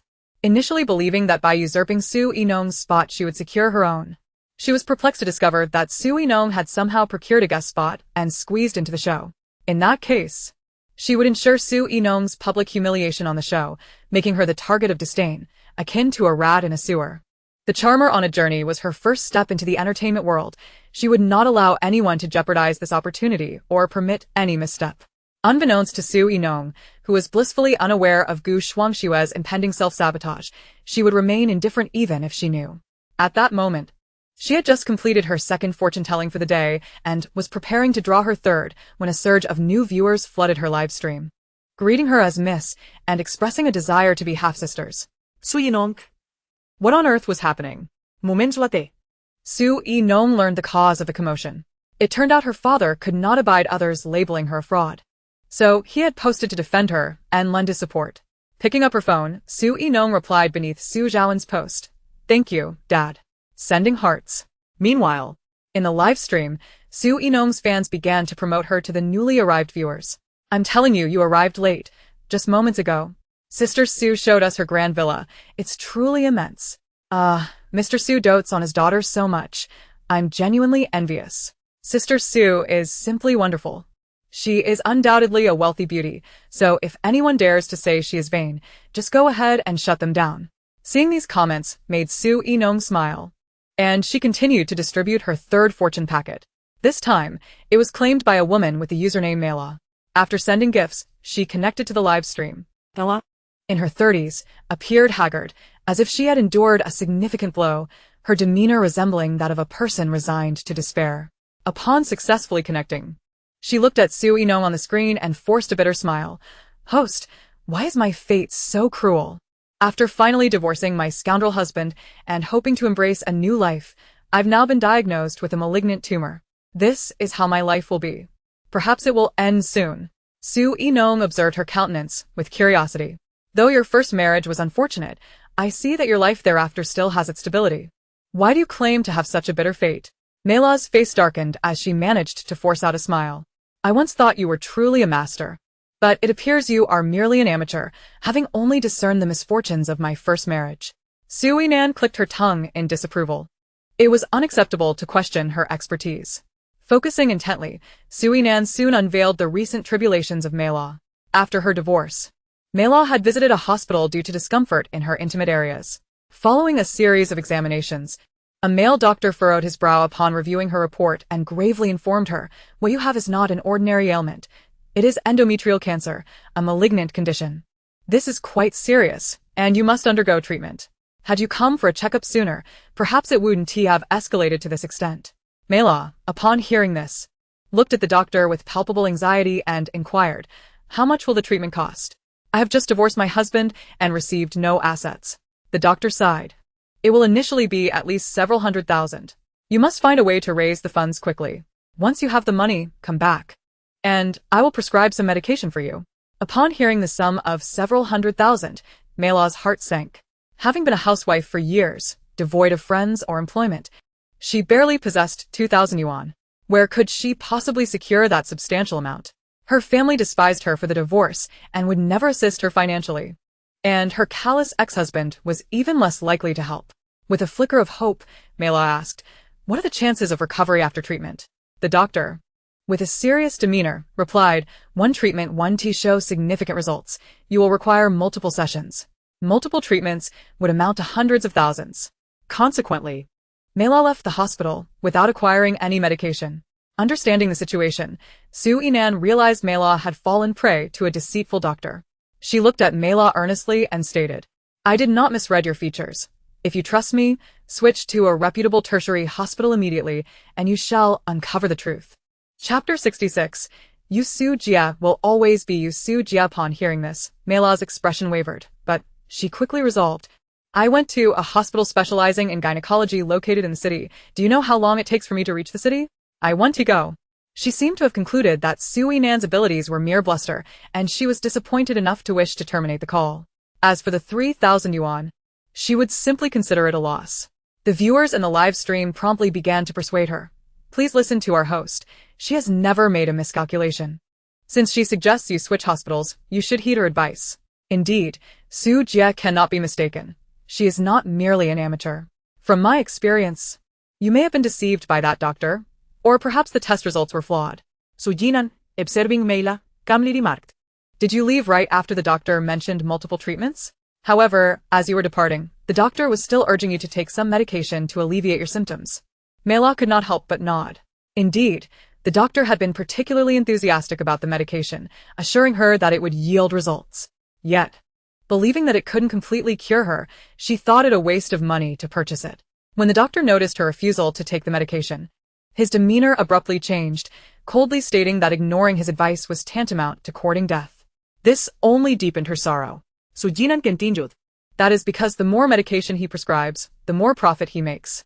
Many of the remedies he suggested are opaque herbal concoctions, correct?" Meila nodded vigorously. "Exactly, that's true." Seeing Meila begin to grasp the disquieting reality, Su Yinan candidly asserted, "You do not have endometrial cancer. That doctor's statement was merely a ploy to extract money from patients like you. Go seek a reputable hospital for a re-evaluation. If I am wrong, I shall refund your consulting fee 100-fold. Su Yinan's words resonated powerfully, striking a chord in the hearts of the audience. 100-fold. That amounts to 300,000. Soyez indeed formidable. I believe in her judgment. If Su Jia is correct, then that doctor is truly suspect. How many others has he deceived with the same rhetoric, profiting dishonestly? At this moment, Meila began to waver, her heart stirred by Su Yinan's words. If she were to switch hospitals and discover she did not have cancer, it would be a monumental relief. Conversely, if the results mirrored the previous findings, she would receive 300,000 from Su Yinan. In this light, she stood to gain regardless of the outcome, with the worst scenario being the cost of a consultation. After a moment of contemplation, Mela nodded and said, "All right, since you say so, I will visit another hospital for a re-examination." The viewers in the live stream were eager for the unfolding events, exclaiming, "Please don't log off. We want to know the results immediately." Yes. This will also reveal whether Su Jia was correct. This is the first instance in her long history of fortune-telling where someone has called her an amateur. I do not wish to miss the follow-up. Encouraged by the viewers, Mela indeed remained online and proceeded directly to a different reputable tertiary hospital. When she registered and met with the doctor, in order to maintain her privacy regarding her recent discomfort, she muted her phone while describing her symptoms and only unmuted it after finishing her account. Afterward, Mela inquired of the doctor, "Is it possible that my symptoms indicate endometrial cancer? That's what I was told at the previous hospital." The doctor frowned and replied, "Based solely on your symptoms, there are many possibilities. We cannot definitively conclude without the test results." "Which hospital did you come from?" Mela recounted it was a gynecology hospital. "I thought their specialization made them more authoritative." The doctor shook his head and remarked, "That is a private hospital, rather small in scale, notorious for its unscrupulous practices. Many have been deceived there." Mela stood frozen, her mind awash with complex thoughts. The doctor continued, "I glanced at the tests from that hospital. Some of the data appear suspicious, as if it had been altered. Let us conduct a new set of tests here, as I have greater confidence in our hospital's results." Mela nodded, her resolve firm, and she hurried off to undergo the necessary examinations. The viewers in the live stream watched her navigate through the hospital, finding it far from tedious, eagerly awaiting the final results. The hospital operated with remarkable efficiency, and the results were swiftly delivered. The doctor, after reviewing the findings, smiled at Mela and said, "Relax. You do not have endometrial cancer. It's merely a common inflammation and menstrual irregularity. A few hundred yuan for treatment will suffice." At that moment, the weight of anxiety lifted from Mela's heart, and a radiant smile spread across her face as she repeatedly exclaimed, "Wonderful. This is truly wonderful." The viewers, having awaited the outcome, finally received the news. "Yes. I knew Su Jia could not be mistaken. Su Jia remains unparalleled, earning my unwavering admiration. Su Jia is the best." She felt a sense of relief that her sister had not been afflicted by cancer. Fortunately, this sister heeded Sister Su's advice and underwent a re-examination. Otherwise, the consequences could have been dire.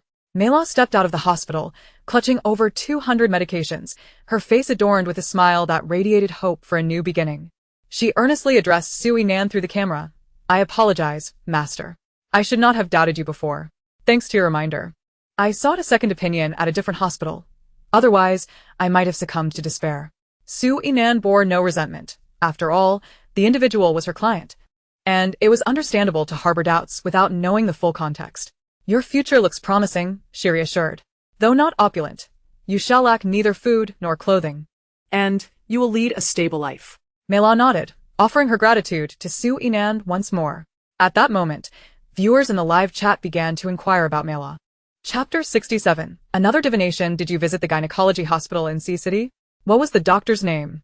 I can't shake the feeling that my friend visited that same doctor last month, and he suggested the same course of treatment, medication followed by chemotherapy. The viewer, clearly anxious, repeated her question several times to ensure Mela noticed her message. Upon reading it, Mela recalled her earlier deception and, with gritted teeth, replied, "Yes. That's the hospital you mentioned. The doctor's name is Lu Feng." The inquiring viewer quickly responded, "My friend consulted that very doctor. She has already spent over 8,000 on a month's worth of medication. Moreover, she mentioned that after some adjustments, she would soon begin chemotherapy. At this point, I suspect she may not even be seriously ill. I must insist she seeks another hospital for a second opinion." A viewer then commented, "It's terrifying to think that this doctor might employ the same deceitful tactics on all his patients. How many people has he potentially duped over the years, and how much money has he garnered?" Someone couldn't help but ask Su Yinan, "Sister Su, do you see anything amiss with this doctor?" Su Yinan replied, "Your suspicions are accurate. This doctor has a history of such misconduct, and many have fallen victim to his deceit. She then advised Mela, I recommend you report him to the authorities and expose this unscrupulous doctor. The viewers in a live chat erupted in righteous indignation, declaring, report him. Sister Sue has already warned us he is a bad doctor. If we don't expose him, he will continue to deceive others. How can a heartless doctor steal the hard-earned money of so many? If you don't report him, I will. What we know may only be your case, but we cannot allow such a menace to health and finances to roam free. Upon hearing Sue Yinong's words and seeing the comments from the audience, Mela resolved, thank you all, I will report him. She did not wish for others to suffer as she had. Today, she was fortunate to have encountered Master Sue. What if she had been less fortunate? Would she have been deceived? Consequently, after disconnecting from the live stream, she promptly dialed the police to report the situation and filed a complaint. At that moment, Sue Yinong announced, today's 3 divinations have concluded. In the coming days, I fear I shall lack the time to conduct further sessions, so my next broadcast may be delayed. The variety show The Charismatic Traveler was about to commence, and she still had yet to procure the auspicious Pai Xiu ornament and protective items she had promised Pei Jiaxin. Sue Yinong intended to dedicate several days to sourcing suitable materials for crafting a protective talisman herself. Thus, she would likely be unable to continue her live broadcasts. As her words settled, the chat was filled with lamentations. Sister Sue, please don't leave us. I will miss you. What will I watch if you don't stream? I might not be able to eat. Wah, my most anticipated moment each day is waiting for Sister Sue's broadcast, and now it feels like the sky has fallen. Sister Sue, could you possibly stream every day?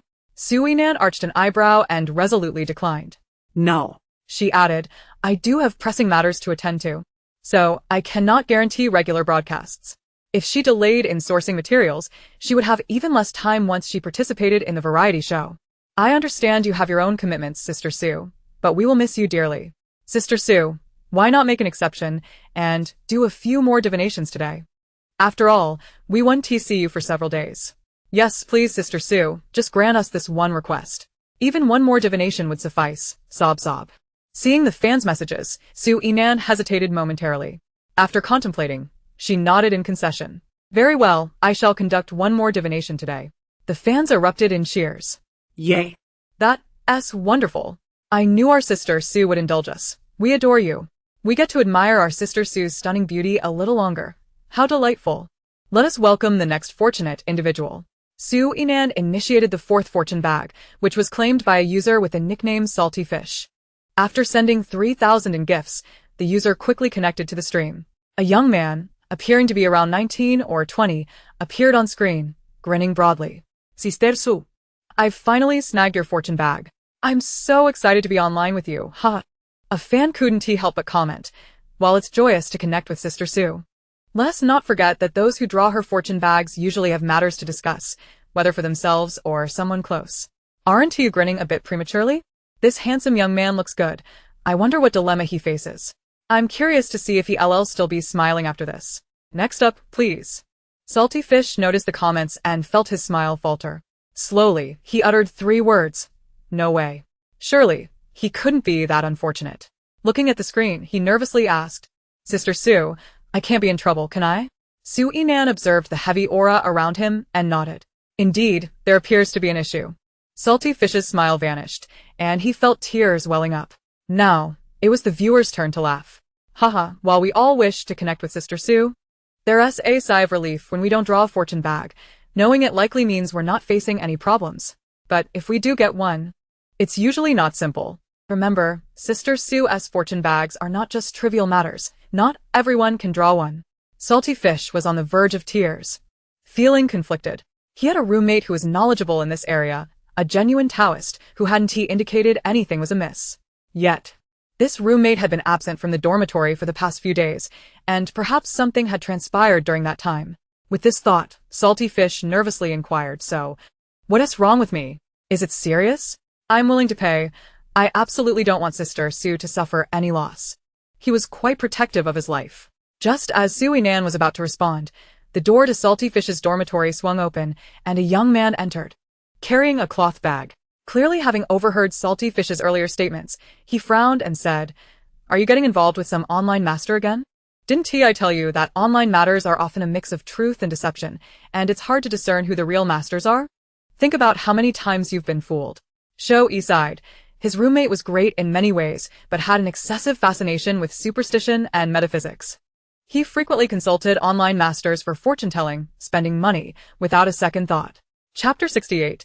You look like a grandson show. He pondered that, to his knowledge, his roommate had already squandered thousands on divinations. From those charging a few dozen to several hundred, he had consulted nearly all of them. Once, my roommate encountered a swindler who claimed he was beset by misfortune and needed to spend 20,000 yuan on a ritual to avert his calamity. Had it not been for my roommate's keen perception in recognizing the deceit, he might have unwittingly transferred the funds, only to be left thanking the so-called master after being duped. Shui, a genuine Taoist priest, detests such charlatans who tarnish the reputation of his kind, harboring a profound disdain for their actions. Were it not for these impostors, true practitioners like him would not suffer from the stain of their misdeeds. Thus, Shui harbors a deep-seated intolerance for those who masquerade as masters to swindle the gullible. Should he discover one, he would ensure they receive a fitting reprimand. Upon returning, Xianyu instinctively shifted the livestream camera aside and awkwardly remarked, "You're back. How was your outing?" He was acutely aware of his roommate's disdain for online masters. If Shui found out he was consulting one again, he would undoubtedly chastise him. Hence, Xianyu felt a twinge of guilt and sought to divert the conversation. Shui, with a knowing smile, inquired, "Consulting a master again? Which one this time?" He was determined to expose the truth and report the swindler's account. Realizing he had been caught, Xianyu sheepishly replied, "You don't understand. This time it's a real master. I've been watching her live stream for quite some time." He had developed a penchant for fortune-telling and, days prior, had been trying to snag a lucky bag from Sister Sue's stream, but to no avail, until today, when he finally managed to obtain a reading. Despite Shui's objections, he was resolute in completing the consultation, for it was a hard-won opportunity. Shui's lips twitched, thinking to himself that Xianyu always claimed to have encountered a bona fide master. "So, how much did this reading cost you?" he pressed. Xianyu fell silent for a moment before silently holding up 3 fingers. Shui breathed a sigh of relief. 300? Not too bad. Certainly less than the 888 from last time. The honest Xianyu couldn't help but correct him. No, it was 3,000. Shui's voice instinctively rose. What? 3,000? That's exorbitant. Do you realize I charge only 3 to 5,000 for a small ritual and you're paying 3,000 just for a reading? This is pure extortion. He could hardly contain himself. What's this person's account number? I'm reporting them right now. Xianyu promptly intervened. No. This is a real master. I worked hard to get this reading. You can't stop me. Shui found his roommate's fervor amusing. He thought, if he didn't expose this fraud today, he would not deserve to be called a Taoist. So, taking a deep breath, he said, "Fine, I won't stop you. But may I watch alongside? You know I have some knowledge as well, and if they truly are fraud, I can alert you." Xianyu, valuing their friendship, agreed. "All right. But let us not offend Sister Sue. Let us keep our demeanor respectful." Shui inhaled deeply, pondering the absurdity of maintaining a courteous attitude towards a fraud. Heaven help me. Why should I endure this for a foolish, affluent roommate? He nodded in reluctant agreement. Xianyu then adjusted the camera, relieved that the connection had not been severed. He worried Sister Sue might lose patience and terminate the call. However, Su Yinong was known for her patience with her clients, especially upon hearing that Shui was a Taoist. She was curious to see the level of expertise among practitioners in this world, thus she maintained the connection. Meanwhile, the viewers in the live stream were engaging in conversation about the ongoing discussion. "Oh, the handsome guy's roommate just called our Sister Sue a fraud and said he's going to report her. As if we didn't already know whether Sister Sue is a fraud or not. I have a feeling this handsome guy's roommate is about to be proven wrong. Sister Sue, let this Taoist brother see your true prowess." Shui, upon reading the comments, felt a twitch in his eye. It seemed not only had his roommate been deceived, but the viewers in the live stream were equally misled. Xianyu noticed the on-screen comments and chuckled. Shui is a good person. He's just worried about me being conned. But I believe once he sees Sister Sue's abilities firsthand, he'll change his mind just like everyone else. Shui thought to himself, I wouldn't. The thought of a legitimate Taoist being fooled by an online charlatan was utterly unacceptable. Then Xianyu resumed the conversation. Sister Sue, you mentioned I have some issues. What are they? At this, Shui instinctively assumed Su Yinong was no different from other frauds, using the tired trope of darkening fortunes that could only be resolved with monetary offerings. He shook his head. thinking how unfortunate it was for someone so beautiful to resort to deception online instead of becoming a glamorous streamer. Yet, out of concern for his roommate, he couldn't help but scrutinize Xianyu closely.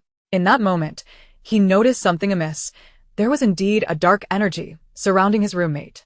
How had he missed this upon entering? He had been careless. Su Yinong, hearing Xianyu's inquiry, decided to assess Shuy's expertise before responding. This Taoist brother, what insights do you have? Although she referred to him as a brother, her gaze was filled with a tenderness reminiscent of looking at a grandchild. They were all young practitioners in the realm of metaphysics. Shui, having encountered numerous frauds alongside Xianyu, instinctively guarded himself. Why don't you go first? What if I say something and you just use my words? Su Yinong chuckled lightly at his words. Don't worry, you go ahead. With your level of expertise, you probably won't discern the true issue. Xianyu felt a pang of distress. What did she mean by that? Was there something seriously wrong with him? Shui was incensed. He thought, no matter how beautiful she was, she should not look down upon him. And what was with that gaze? It felt as if she were looking at him like a grandchild. Under such scrutiny, Shui felt oddly like her grandson. Strange indeed. Fine, I'll speak. But if what you say mirrors mine, don't blame me for reporting you as a fraud and getting your account suspended. Su Yinong maintained her simile. Speak freely. If you get everything right, I'll gift you a piece of century-old thunderwood.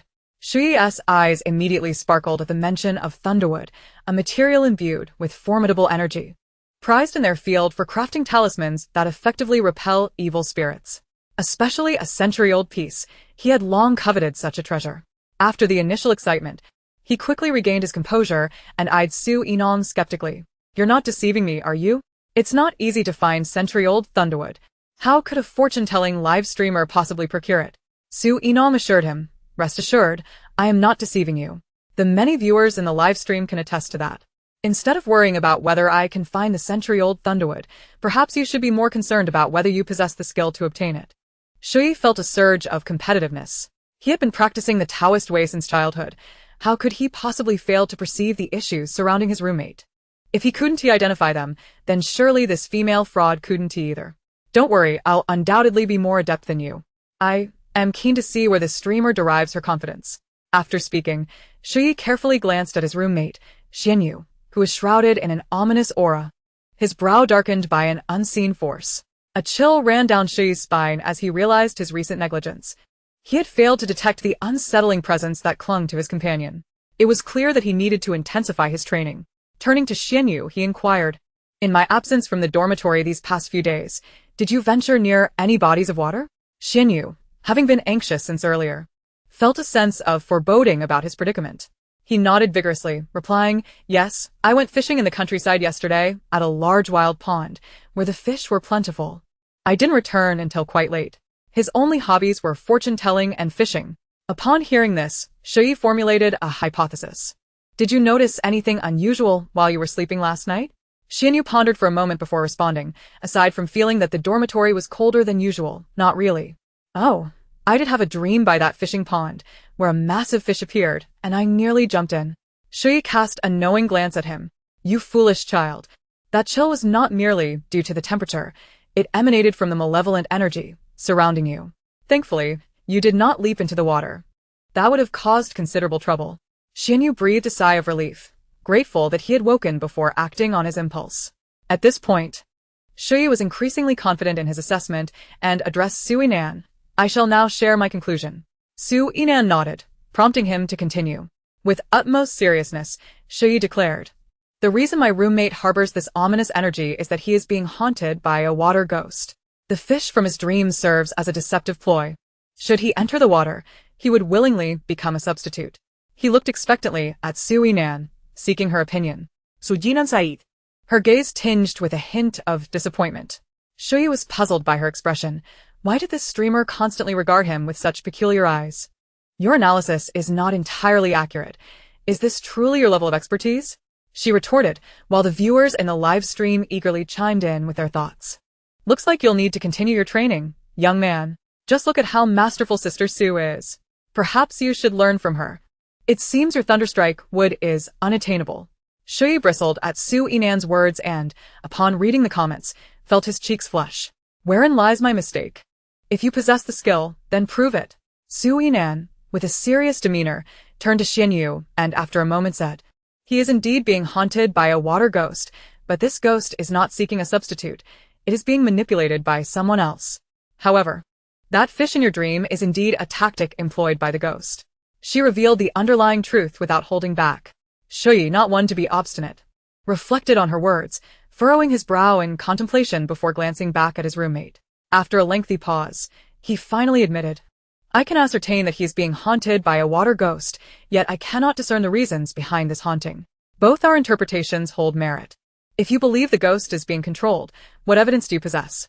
Su Yinan countered. "As college roommates, he must have consulted you about his fate. Have you ever examined his birth chart?" Shui shook his head. "No. He relies solely on fortune-telling and never discloses his birth details. Even I am unaware of them."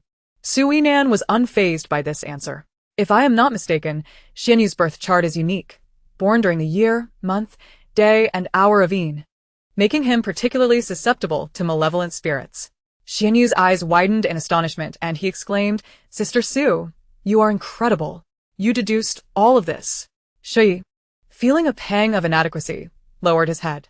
Perhaps this streamer truly possessed remarkable capabilities? After enduring numerous deceptions, had Xian Yu finally encountered someone reliable? Su Jinan continued. "You are currently being targeted. Didn't your family advise you against wandering outside at night?"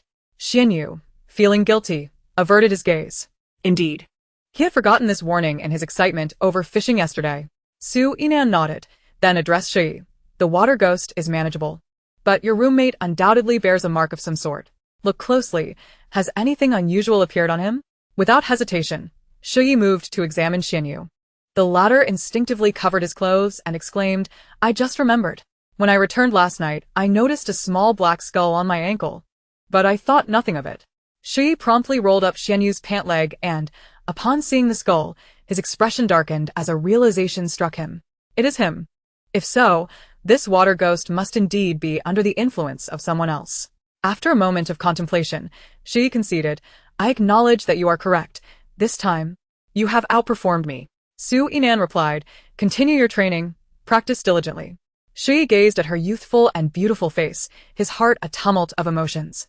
Having devoted himself to cultivation since childhood, he had only achieved his current level, yet this female streamer appeared only slightly older than him. And yet she was evidently more formidable. Chapter 70. Why haven't I seen you at the Ziwei sect? Shui contemplated this, but refrained from voicing his curiosity. Perhaps she possessed extraordinary talent or hailed from a formidable sect. Meanwhile, Xian Yu felt a mix of trepidation and reassurance. Though he seemed embroiled in a grave matter, with his roommate and sister Su by his side, he felt secure. Why should he panic? However, Xian Yu could not suppress his question. "Sister Su, is my issue easily resolved?" Su Yinan nodded. "The water ghost is manageable." Xian Yu sighed in relief, but then recalled that the water ghost had to be controlled by someone else. What about the person manipulating the water ghost? Su Yinan smiled. "That is also manageable. Anyone capable of commanding a water ghost against ordinary people must be an evil cultivator. Furthermore, I suspect they are harboring more than just water ghosts. Evil practitioners are despised by righteous cultivators and must be eradicated." Now that he had encountered one, he would not allow them to continue unchecked. Shui, reminded of the black skull, hesitated before addressing Su Yinan. "Leave this matter to me. I can handle it. There is no need for you to intervene." He was determined to keep others out of this affair. Su Yinan regarded him with a bemused expression. "Are you certain?"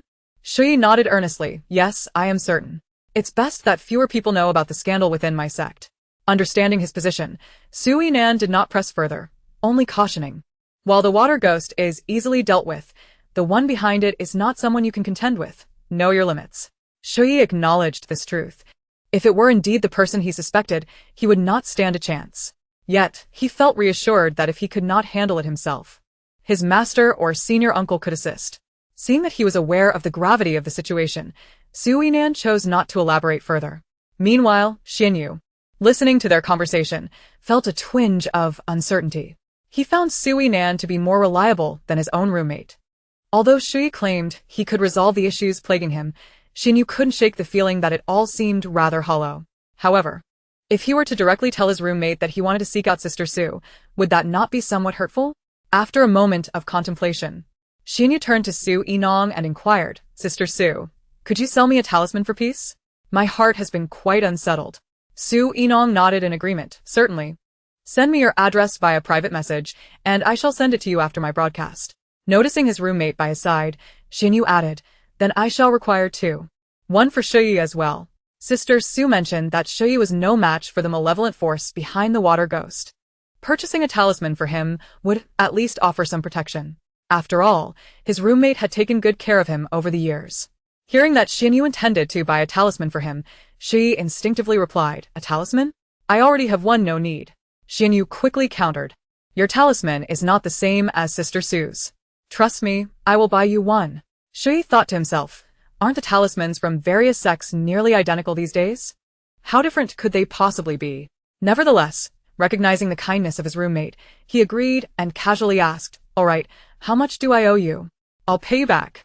Xianyu, with an indifferent expression, replied, oh, it's 100,000 for each. Shui instinctively responded, 100,000? Sure, but then suddenly realized, raising his voice incredulously. What did you say? 100,000. Are you trying to rob me? Memories of his roommate's past experiences with scams surged in Shui's mind, and he cast a dubious glance at Su Yinong. Could it be that she was indeed a fraud? What sort of talisman could possibly be worth 100,000? Yet, recalling how articulate she had been and the evident talents she possessed, Shui could only endure the heartache and helplessly tell Xianyu, fine. I will transfer the money to you right now. Xianyu waved his hand dismissively. No need, we are roommates. I know you well enough. You don't even have a total of 100,000 to your name. Consider this talisman a token of my gratitude. This roommate is incredibly frugal, unable to hold on to any money he earns, let alone the fact that he hardly makes any. Perhaps he would only receive a chance to participate in a ritual every few months. If it weren't for his diligent work-study efforts at school, he might not even have enough for living expenses. Just look at that large cloth bag he carries, stitched together with several patches and still not replaced. Shui, upon hearing this, clutched his chest, revealing a shattered smile. That strikes deep, brother. I thank you. Xianyu, unperturbed, responded generously. It's no big deal. Observing the glamorous and seemingly affluent Su Yinong on the public screen, Shui felt a pang of despair. As fellow disciples, how had she managed to thrive so well? Yet, remembering that Su Yinong charged 3,000 for a divination and 10,000 for a talisman, he realized that with such pricing, it was no wonder she was prosperous. Feeling somewhat indignant, he decided he would see for himself what distinguished Su Yinong's talismans from the others. With this thought in mind, Shui grew increasingly curious about Su Yinong's sect. What sect could possibly have nurtured her? He took out his phone and searched for Su Yinong's account, soon discovering the 3 words following her name, Ziwei sect. Ziwei sect. I know that sect. He couldn't help but exclaim. I have a close friend who is also from the Ziwei sect, but I had no idea there was someone like you among them. He then regarded Su Yinong with suspicion. You aren't using the Ziwei sect's name to swindle money online, are you? Su Yinong taichet Heiress. Your choice of words leaves much to be desired. What do you mean by swindling? I am merely claiming what is rightfully mine. She then turned to Shui. I am indeed from the Ziwei sect. Still unconvinced, Shui worried about the potential tarnishing of the sect's reputation. No way, wait here. I will contact my friend from the Ziwei sect to verify whether you truly belong to the same sect. With that, he picked up his phone and made a call. Lulin, is there a particularly attractive friend of ours from the Ziwei sect who does live broadcasts for divination? I can't explain it all right now. Just search for the streamer on the Yongshitsi platform. Once he hung up, Shui turned to Su Yinong. Don't end your broadcast yet. I'll have my friend take a look.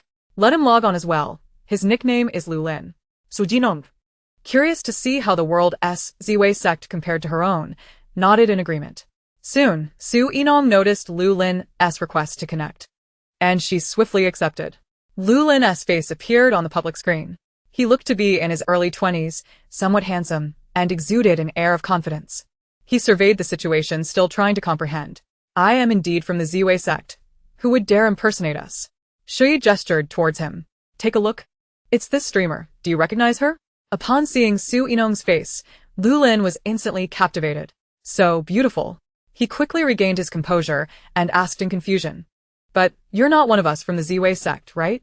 I've never seen you before. Hearing Lulin's words, Gu Shuangxiwe. who had been lurking in the live chat for quite some time, immediately erupted in excitement.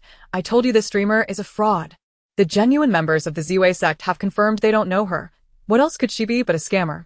Dressing up as a fortune teller to deceive us common folk. Isn't that the aim? Now that she has been exposed, let us see how she explains herself.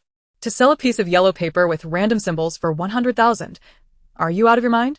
Gu Shuangxue sent out numerous messages, eager to capture screenshots of the live stream, intending to create a trending topic that would reveal Su Yinong's true identity as a fraud. She eagerly anticipated watching Su Yinong's pride crumble. However, Su Yinong's fans were not so easily deterred. Oh, a hater? Why don't you take a hike? Oh? A new batch of trolls has joined the fray? Sister Su's warning talisman is in effect. Come if you dare. Such harsh words. You wouldn't happen to be Gu Shuangxue's little alt, would you? Faced with a barrage of insults labeling her as an ugly toad hiding behind a phone, Gu Shuangxue grew increasingly enraged but found herself powerless. How could she compete against so many voices? It seemed that the trolls were possessed, refusing to back down against Su Yinong. In frustration, Gu Shuangxue threw her phone down and exited the live stream, choosing not to see. After all, she had already recorded the screen, and now she had evidence proving Su Yinong was no member of the Ziwei sect. With a little more investment to manipulate public opinion, she was confident that the notion of Su Yinong being a fraudulent master would soon spread across the internet. Meanwhile, after listening to Lu Lin, Su Yinong raised an eyebrow and quipped, "Of course, you haven't seen me. I am your esteemed ancestor." Upon seeing Lu Lin for the first time, she had instantly recognized him. The technique he practiced was indeed a fundamental skill of the Ziwei sect, and he bore the aura of their disciples. Although Su Yinong was puzzled as to why a similar Ziwei sect existed in another world, it did not alter the fact that she was their venerable ancestor. Lu Lin's eyes widened in astonishment. How absurd. How old are you? How could you possibly be my ancestral master? You dare to take advantage of me. Although he was unaware of who his ancestral master was, it was inconceivable that it could be someone so youthful. Moreover, he didn't appear to possess any remarkable prowess. Lu Lin spoke while slightly panting. He had just accepted a task from a client and was currently traversing a mountain while simultaneously live-streaming. Su Yinong, undeterred by his disbelief, casually formed a hand gesture and asked, "Does this hand sign look familiar to you?" Lu Lin's eyes widened in astonishment. "This is a legacy of our sect, known only to its disciples. How did you learn it?" Su Yinong regarded him with a tender gaze. "Did I not tell you? I am your ancestral master." Before Lu Lin could respond, she surveyed his surroundings and continued, "You have already entered an illusion. Have you not noticed? Where do you wish to go?" Hearing her words, Lu Lin hesitantly glanced around, shaking his head in confusion. "No, everything seems normal to me." Su Yinong felt a surge of exasperation akin to that of a mentor witnessing their disciples' lack of ambition. Look at the trees and flowers nearby. Do they not appear identical? As Lu Lin contemplated her observation, realization dawned upon him, and he nodded vigorously. Indeed. Su Yinong couldn't help but twitch her lips. While she understood that the spiritual energy of this world had waned and metaphysics had declined, she was unprepared for the disheartening state of her sect's disciples. Alas! What misfortune has befallen our lineage? At that moment Lu Lin, filled with bravado, bellowed, "What vile entity dares to act recklessly before a disciple of the Ziwei sect? Just watch as I make you bloom like a field of flowers." Su Yinong inhaled deeply. "You cannot defeat them. If you can run, then do so." Lu Lin, momentarily forgetting Su Yinong's claim of being his ancestral master taking advantage of him, replied, "Run? Absolutely not. That would bring shame to the Ziwei sect. Especially since he was live-streaming, fleeing would be utterly humiliating." Su Yinong raised an eyebrow, finding his reasoning somewhat valid. A disciple of the Ziwei sect should not be so cowardly. However, she had never encountered such a lackluster disciple before. Nevertheless, as a caring mentor, she advised, "Do not underestimate the situation, but it would serve you well to practice your skills. Do you remember the incantation for summoning your ancestral master in times of danger?" Lu Lin, puzzled about how she knew this, began to doubt. Could this person, seemingly his age, truly be his ancestral master? Shaking his head internally, he dismissed the thought. Impossible? Absolutely impossible. "Do you remember?" he asked. He had memorized it well, hoping to utilize it one day, even if he was uncertain of its efficacy. Su Yinong instructed. "If you find yourself unable to fight, recite the incantation," adding, "I humbly welcome the arrival of ancestral master Su Yinong." Sensing your mental energy, I will come to your aid. I suspect you will soon lose signal in this illusion. Just as Lu Lin was about to refute his inability to lose, he noticed his phone had lost signal. His eyes widened in disbelief. How did that female streamer know? Perhaps the signal in this mountain was simply poor. As he pondered, he began to wave his phone around searching for reception, only to witness the surrounding trees start to move. In an instant, all the trees began advancing towards him. Having never encountered such a spectacle, Lu Lin quickly drew his peachwood sword and retrieved a talisman from his sect, chanting incantations. Yet it was futile. Panic surged within him as he feared being crushed, prompting him to flee. However, the trees seemed to have sprouted legs, and he thought that if this strength were applied to sports, he could surely win a championship. Yet he himself could barely run. In his breathless state, he suddenly recalled Su Yinong's earlier words. Chapter 72, Ancestral Master to the Rescue. Lu Lin glanced back at the trees, which relentlessly pursued him, then looked down at his own exhausted self. A look of despair washed over him. Su Yinong, my ancestral master? Is she truly not jesting? Just then, he tripped over a vine and fell to the ground. As the trees closed in, he gritted his teeth, shut his eyes, and loudly recited the incantation, heaven and earth vast and boundless, the spirit's resonance enduring. May the ancestral master manifest, striking fear across the realms. I, Lu Lin, disciple of the Ziwei sect, humbly beseech ancestral master Su Yinong to appear and save me. Ancestral master, rescue me. The moment Lu Lin uttered the incantation, Su Yinong sensed it. Only a brief moment had passed since Lu Lin's signal had been lost, and she had yet to enter live stream. The viewers and show were still eagerly anticipating the next developments, unwilling to log off. Su Yinong announced, I need to step away for a moment. I will return shortly. One viewer, unable to contain their curiosity, inquired, is it because of that arrogant young man who just got into trouble? Su Yinong quickly replied, indeed. After all, he was a disciple of her sect, and she felt responsible. She could not allow her junior to come to harm. As she spoke, Su Yinong adjusted the live stream camera, and in the blink of an eye, she teleported to Lu Lin's side, guided by the mental energy she had received. A particularly observant viewer noticed her disappearance just as the camera shifted. This viewer's eyes widened as they typed, guys. I think I just saw Sister Su vanish into thin air. Did anyone else see that? Am I imagining things? Responses flooded in. I saw it too. I thought I was hallucinating. I thought I was the only one. Wait, are you saying Sister Su can teleport? Goodness, I knew she was skilled in fortune-telling. But I didn't know she could do this. I am impressed. The comments on the screen left Shou Yi feeling conflicted. He had also witnessed Su Yinong's astonishing vanishing act, and now he wore a face of shock, unable to believe the spectacle. Teleportation? Where on earth did this master of metaphysics come from? Is she truly that extraordinary? Meanwhile, as Lu Lin completed his incantation, he cracked open his eyes to see countless branches approaching. Terrified, he widened his gaze. In his heart, he lamented, that online streamer, Su Yinong, is indeed a fraud. She promised her arrival upon reciting the incantation. Taking a deep breath, Lu Lin stood tall. As a disciple of the Ziwei sect, he refused to succumb to a pitiful demise. Although aware of his inability to win, he wished to fight valiantly, at least preserving his dignity in death. He drew his peachwood sword once more, but in the next moment, he found himself frozen in awe. In an instant, a figure materialized beside him. It was none other than the streamer Su Yinong, the one who claimed to be his ancestral master. Lu Lin felt dizzy. Overwhelmed by the singular thought, his ancestral master was indeed a young and beautiful woman. How fortunate! Ancestral master, I am saved. Su Yinong raised an eyebrow and remarked, well, at least you recited the incantation correctly. Lu Lin instinctively puffed out his chest, responding proudly, of course. I memorized it precisely for this day. Su Yinong surveyed the trees hesitating before her arrival and coldly declared, I see your cultivation is lacking. You would do well to retreat quickly, or I shall summon lightning and reduce you to ashes. At this moment, Lu Lin noticed that the trees had lost their initial imposing demeanor, seemingly deterred by the presence of those around him and hesitant to advance. Having found a formidable ally, he felt an overwhelming sense of confidence.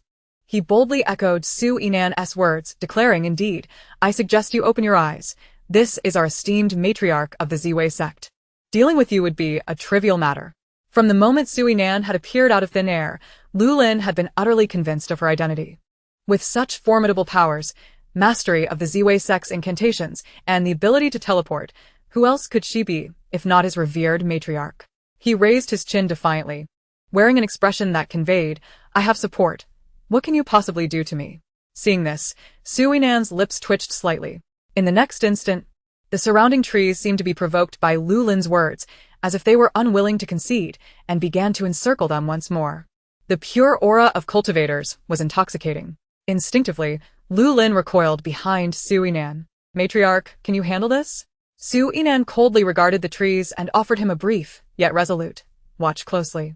In the next moment, Sui Nan deftly maneuvered her hands, muttering an incantation before commanding, "Break." Instantly, the once clear sky was shrouded in dark clouds and thunder roared down, striking the trees in their vicinity.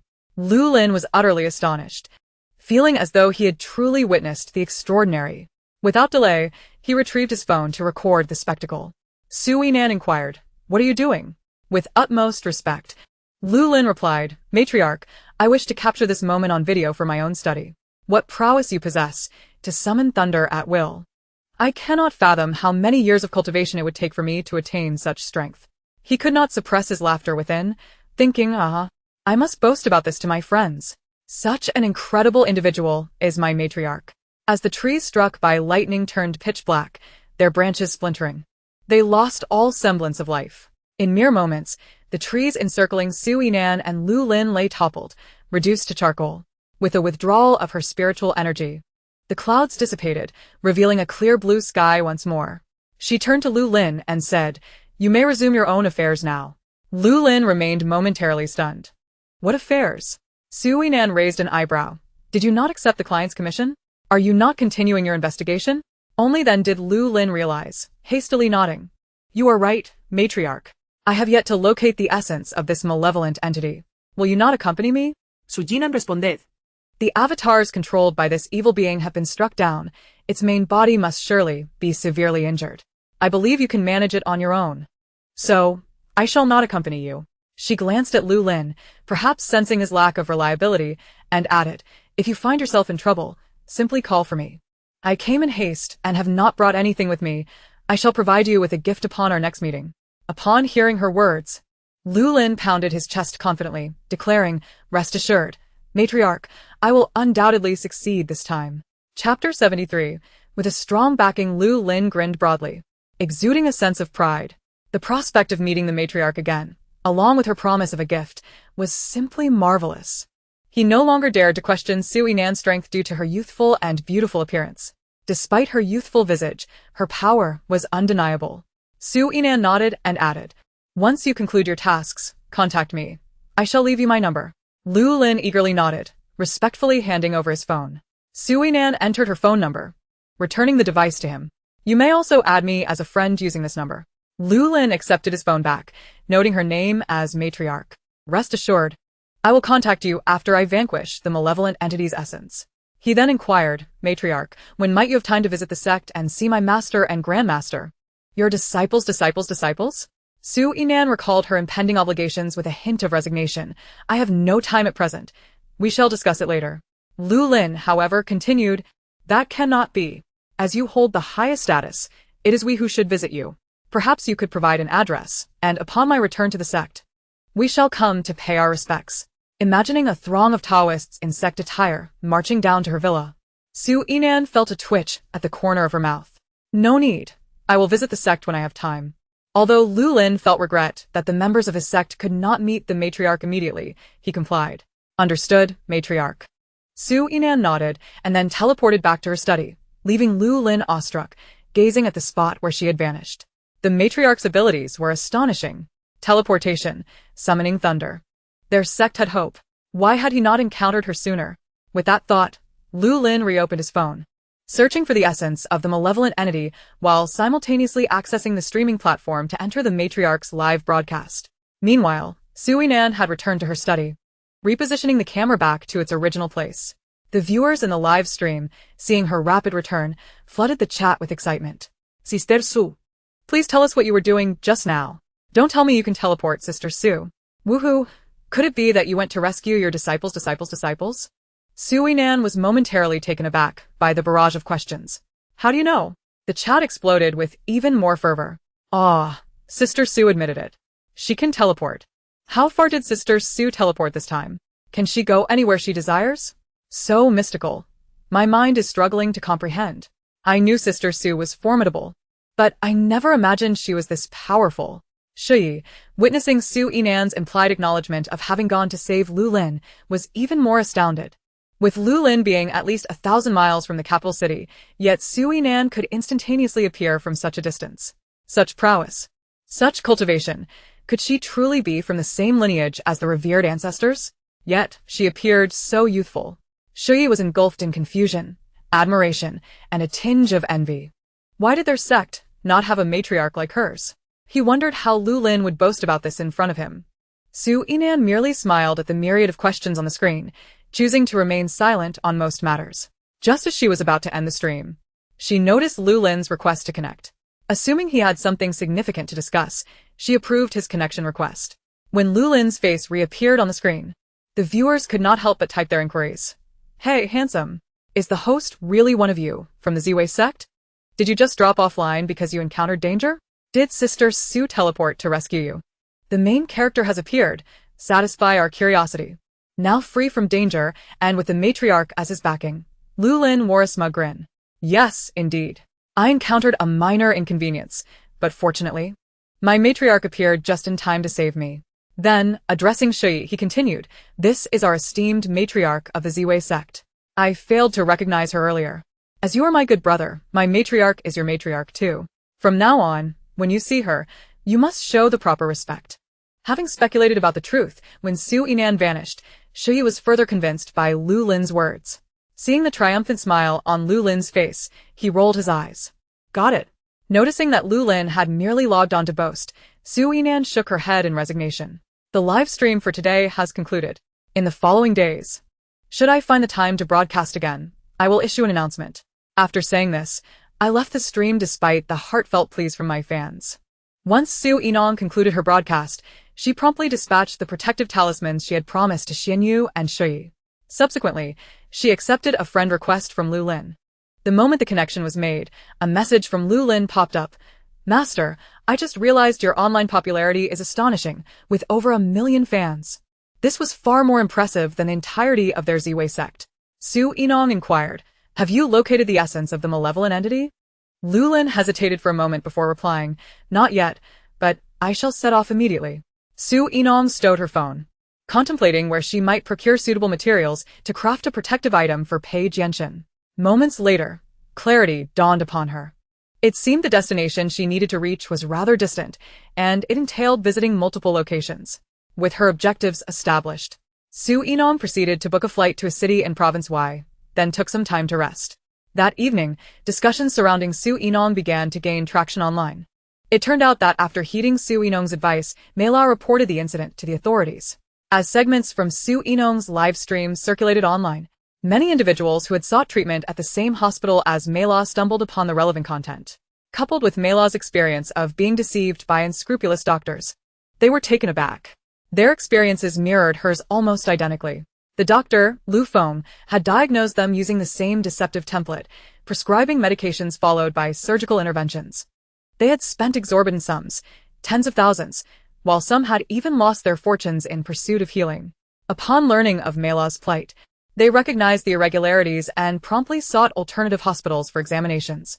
To their astonishment, they discovered that their conditions were not nearly as severe as they had been led to believe. There were no malignant tumors. Yet, Lu Feng had treated them as if they were afflicted with such grave ailments. Chapter 74.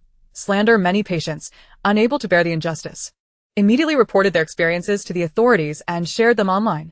That very night, Lu Feng was taken in for questioning by the relevant departments. Following a thorough investigation, Lu Feng admitted to exploiting patients as cash cows. Regardless of whether they were genuinely ill, he treated all as though they were suffering from serious conditions.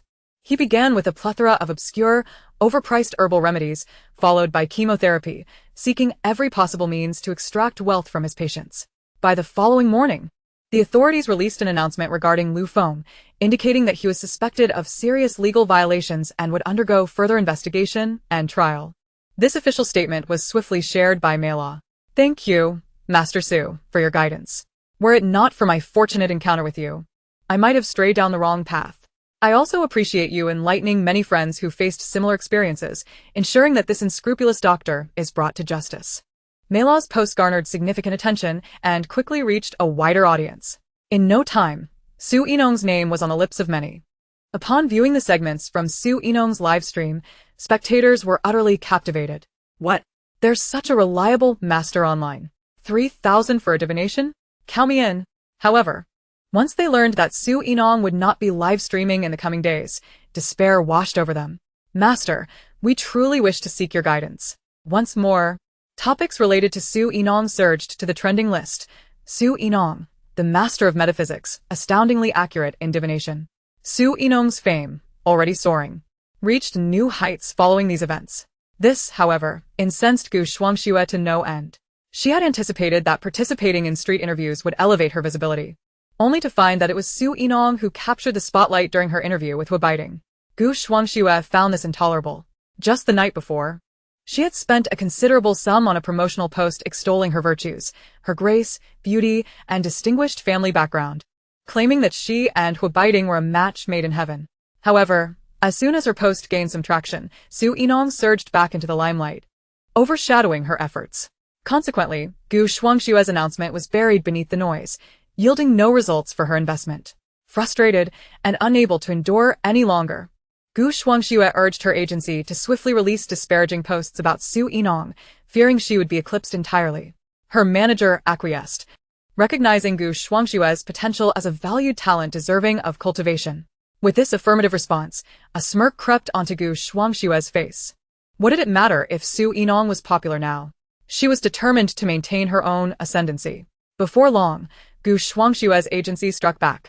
Whispers emerged online suggesting that Su Yinong's live streams were mere facades, with the true intent being to peddle ineffective protective talismans and auspicious charms. They alleged that Su Yinong was misappropriating the name of the Ziwei sect, claiming she was not an authentic disciple, supported by a clip of Lu Lin stating he had never encountered Su Yinong within the sect. This seemed an attempt to substantiate claims of Su Yinong masquerading as a master to deceive others. In a matter of moments, a plethora of similar topics surfaced, all aimed at unveiling Su Yinong's purported charlatanism online. A wave of users who had never viewed Su Yinong's streams were misled, genuinely believing her to be a fraudulent master. What kind of master is Su Yinong? She has never learned the art of divination in her life. I won't comment further. But have you ever seen a master as young as Su Yinong? With her looks, she could easily be a star in the entertainment industry. But to claim she can divine? I simply cannot believe it. This is laughable. Su Yinong brazenly adds Ziwei sect to her username. But now the real sect members are calling her out. Recently, I've noticed Su Yinong's sudden rise to fame, and it feels off. She must have invested in marketing. You all know Gu Shuangxue, the true heiress of the Gu family. She has stated that Su Yinong has never studied divination. Regardless of your opinions, I trust Gu Shuangxue. At this moment, some spectators, eager for drama, tagged Gu Shuangxue. Do you believe that Su Yinong's protective talismans and auspicious charms truly work? Gu Shuangxue, perusing the disparaging comments about Su Yinong, observed the growing skepticism among netizens and the diminishing goodwill towards her rival. This only brightened her smile. Professional matters were best left to the agency, unlike the ineffective hired hands she had previously employed. After a deliberate pause, Gu Shuangxue finally replied, I believe in science. This succinct statement conveyed her stance. Although she did not directly elaborate, her meaning was unmistakable. Gu Shuangxue's belief in science implied her skepticism toward protective talismans and divination practices. As the discussions around Su Yinong being charlatan and a false disciple of the Ziwei sect gained momentum, her fans took notice. Upon comprehending the topic's content, they were nearly in stitches. While you may lack protective talismans and auspicious charms, I won't delve into that. However, how dare you question our Sister Su's standing as a member of the Ziwei sect? Sister Su has undoubtedly risen to prominence. The detractors are now grasping at straws to malign her. I'm not saying this lightly, but if you wish to criticize Sister Su, at least watch yesterday's live stream in its entirety. Apologies, detractors. But let me inform you, Our sister Sue is not only a member of the Ziwei sect, but also the esteemed matriarch of the current disciples. Her status is unparalleled. In order to dispel the doubts of certain skeptics, I have thoughtfully edited and extracted last night's live stream. Feel free to watch it yourself. A number of casual viewers clicked to watch, only to find themselves utterly captivated. Teleportation. Have they risen too abruptly today? Is this phenomenon genuinely plausible?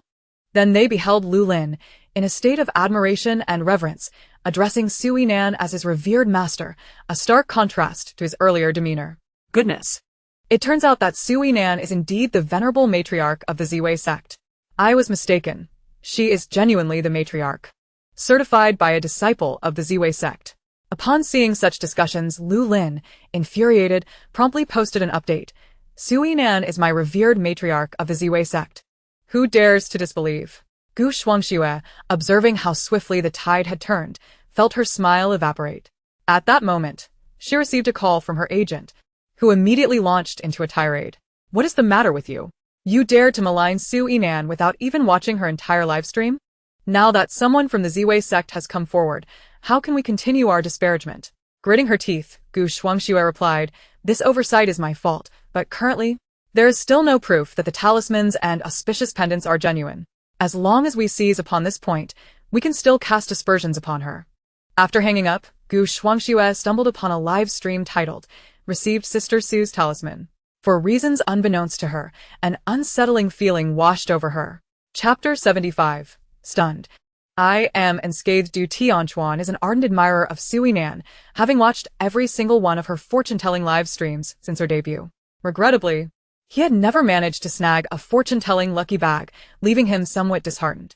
However, he had successfully obtained a fan gift from Su Yinan, a talisman of safety.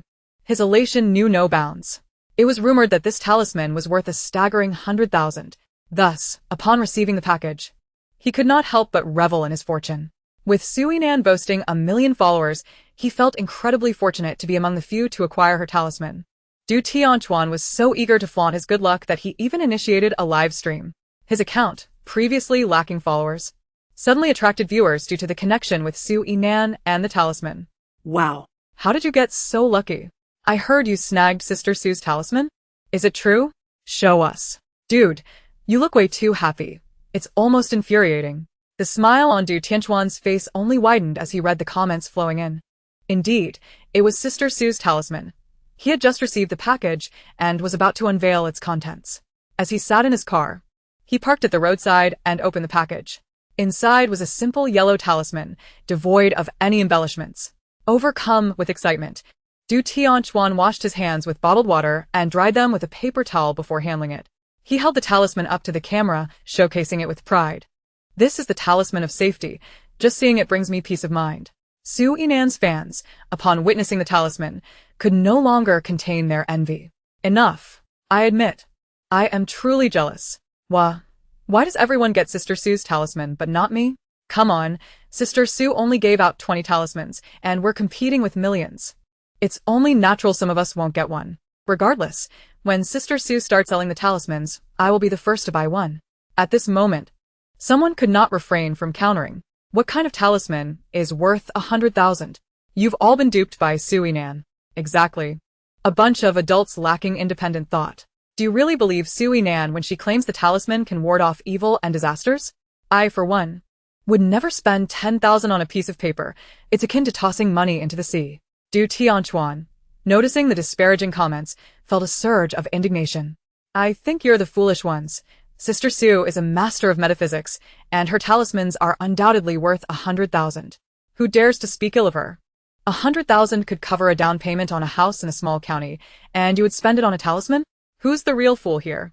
I see that all those years of reading have been in vain for Su Yinan's fans. Do you even know what science is? With utmost care, Du Tianchuan placed the talisman into his pocket, thinking, my money, I shall spend as I please. It's none of your business. He then started the car, intending to head home while keeping the live stream active.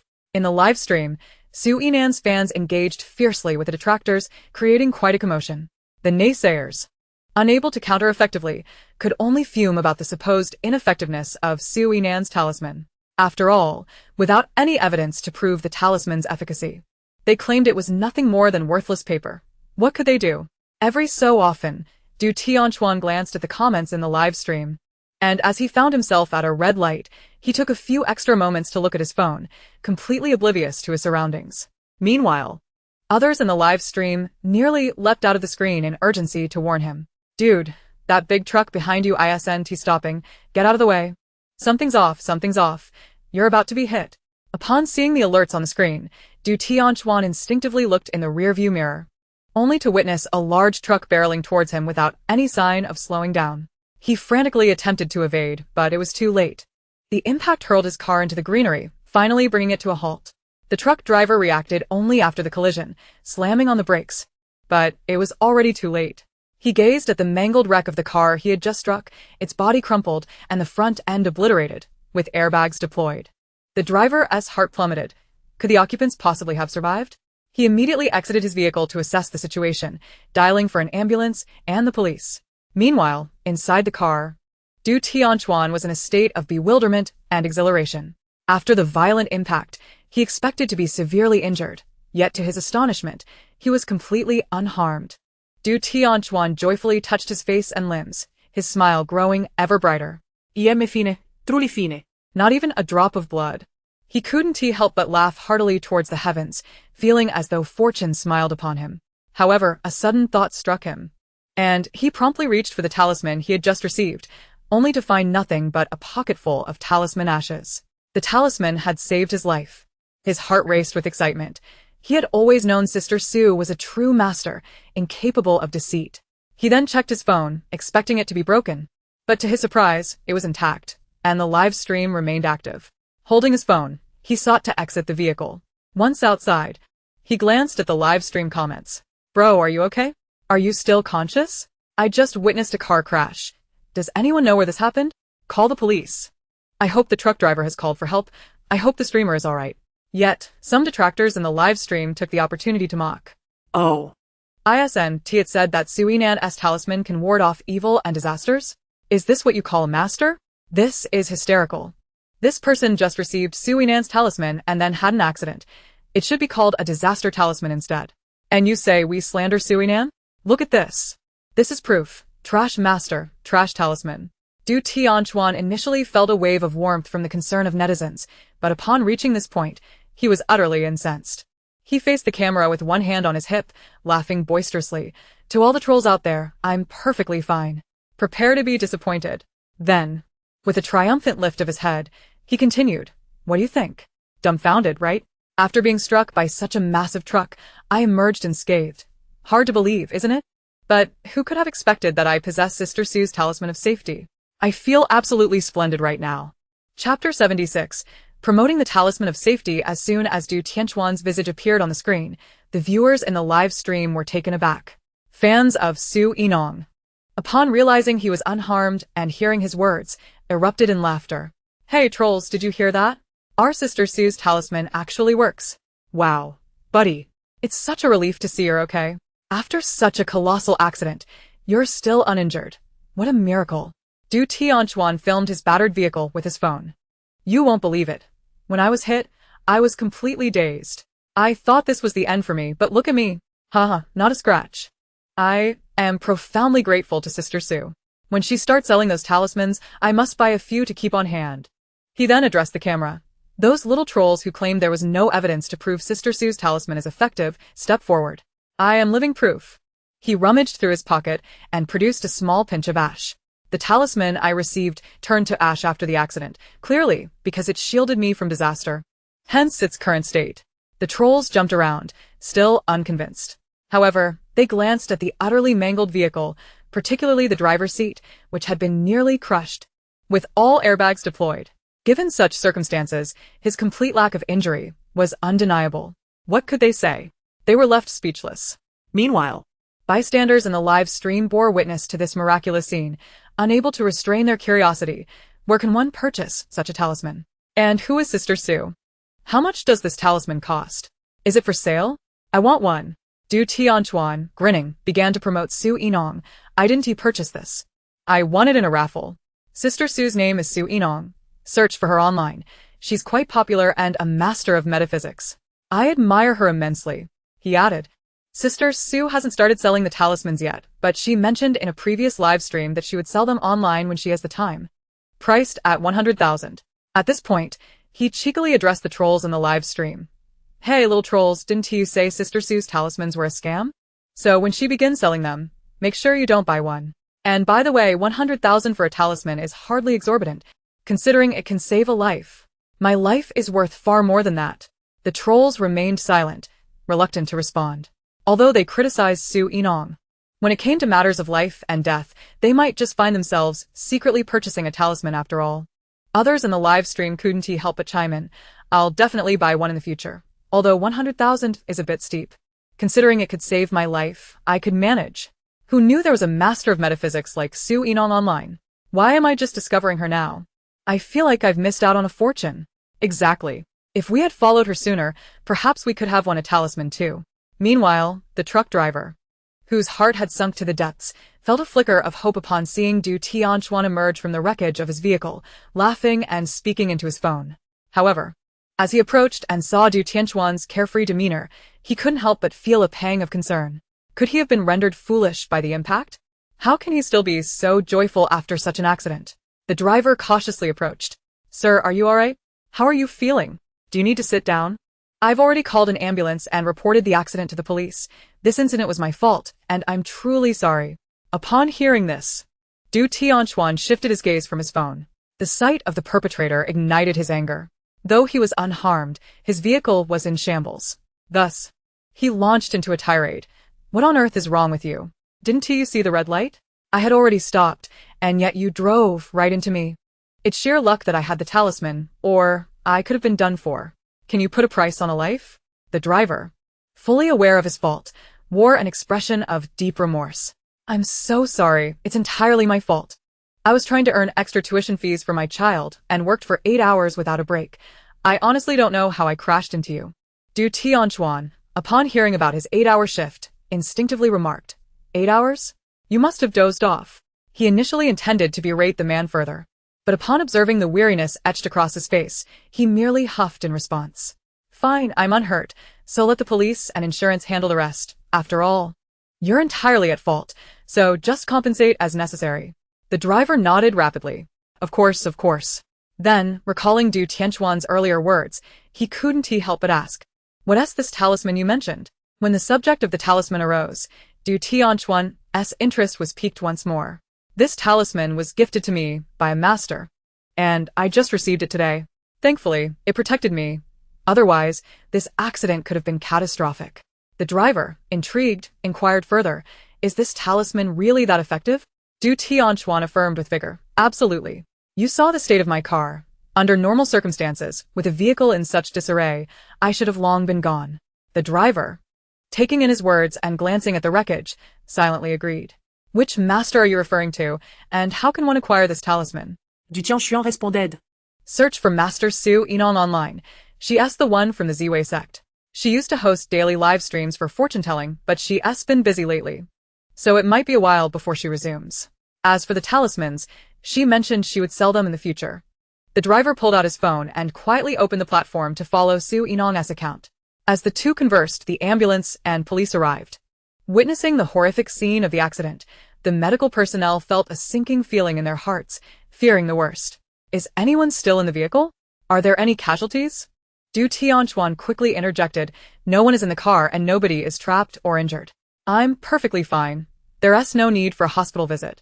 The medical staff stared at him in disbelief. You're the owner of this wrecked vehicle? Du Tianquan nodded. Yes. The medical team's concern deepened. No. You must go to the hospital for an examination. With a vehicle in such a state, how can you possibly be uninjured? Typically, the one who appears fine and can walk away is often the one most severely injured. Just because you look fine doesn't mean your insides are not in turmoil.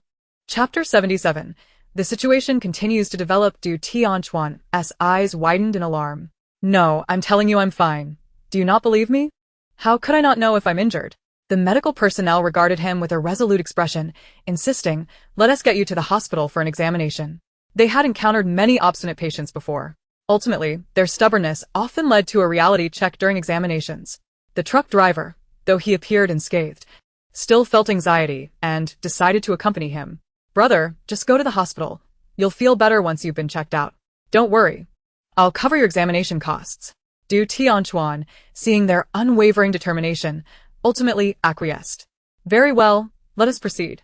He boarded the ambulance, only to suddenly recall that in his haste to extol Sister Sue's remarkable abilities to the driver, he had neglected to end the live stream. Thus, addressing the camera, he announced, I am en route to the hospital for a checkup. I shall temporarily conclude the live session. I appreciate your concern, and should the examination reveal no issues, I will update you all shortly. With that, Du Tianchuan ended the broadcast. Meanwhile, several onlookers, having tuned into his live stream, awaited the results of his medical examination. Although Du Tianchuan appeared unscathed following the accident, the true extent of his condition was contingent upon the hospital's findings. Should he indeed be unharmed, it would undeniably affirm the prowess of the fortune-telling host, Su Yinong. Du Tianchuan wasted no time. As soon as the results were available, he promptly shared his report online. Thanks to Sister Sue's talisman, I emerged from the car accident completely unscathed. Clips from Du Tianchuan's live stream detailing the accident quickly circulated online, and netizens immediately fixated on his mention of the talisman. What? Such a life-saving artifact exists in this world. Why was I unaware of this sooner? Su Yinong, is it? I shall follow her at once. The sky has fallen. Why did I not follow Master Su earlier? Perhaps I could have been one of those lucky enough to receive a talisman. As a fan of Sister Su, I am exceedingly proud. Ha ha ha. Did someone not claim to believe in science? Were they not subtly suggesting that our Sister Sue's talisman was ineffective? What do they have to say now, Gu Shuangxue? Indeed. Now we have empirical evidence proving the efficacy of Sister Sue's talisman. You aren't gritting your teeth in frustration behind your screen, are you, Gu Shuangxue? Gu Shuangxue, upon seeing these tags, twisted her face in anger, gnashing her teeth. Su Yinong was indeed her nemesis. Her company had skillfully guided public opinion, managing to convince a portion of netizens that Su Yinong was nothing more than a fraudulent charlatan, profiting from overpriced yet ineffective talismans. But now? At this very moment, a fan of Su Yinong had received one of her talismans and even initiated a live stream. And, as fate would have it, they were involved in an accident, yet emerged unscathed. With this turn of events, all the covert maneuvers she and her company had undertaken were rendered futile. Rather than dissuading netizens from believing in Su Yinong, they were perilously close to elevating her to celestial heights. Gu Shuangxue remained unconvinced of Su Yinong's fortune-telling abilities, doubting her capacity to craft talismans or the potency of her charms. In her eyes, this was all mere publicity. She even suspected that Du Tianchuan's live stream and the accident were orchestrated. She refused to believe in such coincidences. After all, in the entertainment industry, what was impossible? In the aftermath of this incident, Su Yinong not only garnered an influx of followers, but also attracted a throng of naive individuals eager to purchase her talismans. This development perfectly aligned with Su Yinong's ambitions. With her current surge in popularity and a fanbase surpassing her own, Gu Shuangxue could not help but feel the pressure. Though she had been purchasing followers, Su Yinong's rapid growth in popularity was alarming. If this continued, her expenditures on acquiring followers would become exorbitant. With her family's business faltering, even though the orders from the He family provided some respite, her father's allowance had dwindled significantly. She now had to be frugal with her finances. As Gu Shuangxue contemplated this, her expression grew increasingly grim. Lately, her fortunes had taken a downturn. Her online presence paled in comparison to Su Yinong's, and her family's business was no match for the Su family's. It felt as if she were cursed. Suddenly, she sensed a chill in her room. Puzzled, she wondered why her air conditioning, set to a comfortable temperature, was failing to keep her warm. As she muttered to herself, she adjusted the temperature on the air conditioner. Unbeknownst to her, at that very moment, two spirits were perched on her shoulders, laughing and chatting. The chilling aura they exuded was the very source of her discomfort. Gu Shuangxue soon received a call from her manager, who expressed dissatisfaction. Are you certain that Su Yinong cannot predict the future? Does her talisman truly lack efficacy? In a flurry, Gu Shuangxue replied, I assure you, Su Yinong cannot foretell the future. Not only I, but my parents can also attest to this fact. She has never studied such arts, so how could she suddenly master fortune-telling and talisman crafting? This is all a ploy, for publicity. After pondering her words for a moment, the manager responded, if you are so confident, then it seems Su Yinong's marketing strategies are quite adept. Many netizens now have unwavering faith in her. We must pause our smear campaign for now and revisit the matter when an opportunity arises. Though reluctant, Gu Shuangxue ultimately acquiesced. Given Su Yinong's current acclaim, any attempt to publicly disparage her could backfire spectacularly. The manager offered some reassurance. Very well, the present lacks opportunity, but that does not mean the future will be devoid of it. You and she are slated to participate in the same variety show soon, given the chance. If she continues her charade, she is bound to slip up.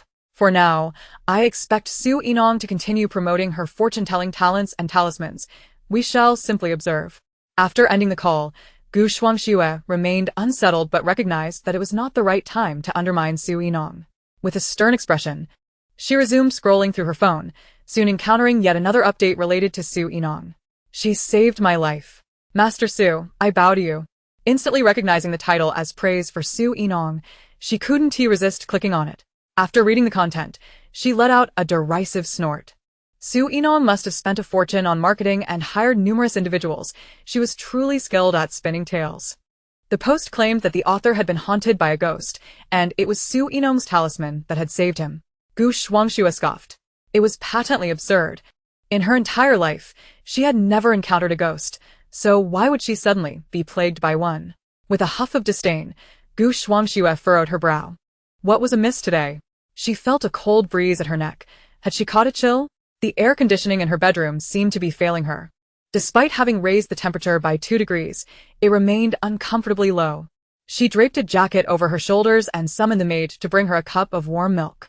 Ever since her tumble down the stairs, Gu Shuangxue had learned her lesson. She now requested the maid to bring her whatever she desired in the evenings. Sipping from her cup of milk, she casually placed it on the table before heading into the bathroom.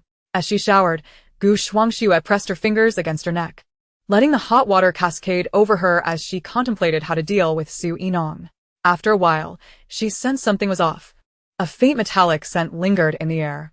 Initially attributing it to rust, she opened her eyes to find the water flowing from the shower head had turned a vivid crimson. Startled, Gu Shuangxue stumbled backward, unable to fathom what she was witnessing. She squeezed her eyes shut, then reopened them to find only clear water streaming down. Shaking her head, she concluded that she must have been driven to madness by Su Yinong's antics over the past few days, leading her to hallucinate. Dismissing the incident, she finished her shower and stepped out. Upon exiting the bathroom, Gu Shuangxue instinctively reached for the milk, only to find the cup she had placed on the table had vanished. Frowning, she scanned the room and discovered the cup sitting at her bedside. Confused, she wondered if she had simply misremembered. Certainly, it must be the frustration of recent days that has dulled my memory. Gu Shuangxue approached the bedside, finishing the milk in her cup, only to discover that its once rich and creamy flavor had faded to a blandness akin to plain water. A flicker of annoyance crossed her face as she attributed the tastelessness to her own sour mood, entirely oblivious to the fact that the milk had already been consumed by a ghost, leaving nothing but emptiness for her to taste upon her next sip. After climbing into bed, she picked up her phone once more, only to find that the discussions surrounding Su Yinong's talismans had surged in popularity. Has the blogger truly encountered a ghost? Can Sister Su's talismans really ward off spirits? I equally envy everyone who has received Sister Su's talismans and auspicious pendants. I also wish to share my experience. Although I couldn't snag Sister Su's talisman, I did obtain an auspicious pendant, and I aced my interview today. Alas, will Sister Su ever hold such a giveaway again? I long to win just once. Everyone, hurry and follow Sister Su. There may still be a chance. It seems that those who won their prizes have already received them. I just saw several people posting about the talismans and pendants they had received, and I couldn't help but feel a pang of envy. As Gu Shuangxue observed the escalating buzz around these topics, she could not resist clicking into Su Yinong's profile, only to see that her follower count had inexplicably surged by several 100,000. In stark contrast, despite her investment in purchasing followers, her own count barely exceeded 1 million. This realization darkened her expression. She could not bear the thought of those whom she had deemed beneath her suddenly surpassing her. With a chilling glare, she recalled the 2 talismans that Su Yinon had taken from her. It seemed imperative that she seek out a master swiftly, to transform all of Su Yinon's fortune into her own sustenance. She firmly believed that Su Yinon ought to serve as her stepping stone, while she remained the most resplendent figure. Setting her phone aside, her thoughts before sleep were consumed with how to locate the master. Meanwhile, Su Yinan remained blissfully unaware of the influx of followers she had garnered due to the talismans and auspicious pendants. After informing her father that she would be taking a brief trip, she departed from the capital city. Upon landing in a city within Y province, Su Yinan made her way out of the airport. Y province is renowned for its jade, and Su Yinan had come with the intention of crafting a magnificent picio for Pei Jiaxin from the finest jade. She headed directly to a local raw stone market, confident that she would discover the perfect material there. After perusing the market, she encountered numerous fine specimens, yet none matched her desired quality. Since it was intended as a gift for Pei Jiaxin, she was determined to select only the best. However, she remained uncertain of where her anticipated exquisite jade might be found. As Su Yinan contemplated her next move, a sudden commotion erupted from a nearby shop. She turned her attention to find a middle-aged man collapsing to the ground. When bystanders assisted him back to his feet, it became evident that he had been perfectly fine moments before, yet now he was limping on one leg. Su Yinan noticed the heavy sigh that escaped the man. Though fear flickered across his face, there was an unmistakable air of resignation, as if he had long anticipated his disability. Intrigued, Su Yinan observed him more closely. Upon discerning his features, she began to form a hypothesis. A glance at the young man assisting the middle-aged man revealed a striking resemblance between the two. Clearly, they were father and son. As she scrutinized the young man's visage further, Su Yinan's initial conjecture solidified. At that moment, she overheard murmurs from the surrounding crowd. The Zhu family is truly unfortunate. It said that they all suffer from a hereditary ailment that leads to disability with age. Another voice chimed in. Indeed, I've heard that old Zhu can no longer move his legs at all. Zhu boss is only in his 40s. And now he is facing leg issues too. I wonder if his son will end up limping as well. What does their wealth matter if the entire family becomes incapacitated? A third voice lamented. I heard they've spent a fortune on hospital visits, yet they still can't pinpoint the illness. Listening to the conversation, Su Yinan reflected that the Zhu family's disabilities were not the result of an illness at all. Seeking medical help would be futile. Meanwhile, the man, referred to as Zhu boss, was acutely aware of the discussions surrounding him, and a pained expression crept onto his face. For generations, the Zhu family had experienced health issues at a certain age, starting with one leg failing to function, and eventually leading to complete paralysis, confining them to wheelchairs. Thus, the sudden onset of his leg issues did not come as a shock to him. This day had finally arrived. Yet, while he could bear his own affliction, he worried for his children. Zhu Yong could not bear the thought of his offspring suffering the same fate of disability. Unfortunately, no matter how thoroughly they examined their health in hospitals, the cause remained elusive, ultimately attributed to genetic issues. Chapter 79. When to encounter charlatans with these thoughts weighing heavily on him, Zhu Yong found it difficult to remain in the shop. He exchanged a few words with his son, Zhu Chaoxing, before deciding to head to the hospital. Though he knew that even a visit there would likely yield no solutions, he felt compelled to go. What else could he do? The Zhu family operated a jade business and held a respectable position in Y province. Yet no amount of wealth could cure their family ailment. Zhu Yong's demeanor was grim, and concern marred Zhu Chaoxing's face. As they observed the crowd outside, gazing with morbid curiosity, Zhu Chaoxing felt a surge of indignation. What are you all staring at? Is there anything amusing? Seeing Zhu Chaoxing's outburst, one bystander muttered under his breath, "What's with the attitude? Just because you have a bit of money, you think you're better than us? You're all bound to end up like the rest eventually." Upon hearing this, Zhu Chaoxing's icy glare fell upon the man, causing him to feel a twinge of guilt.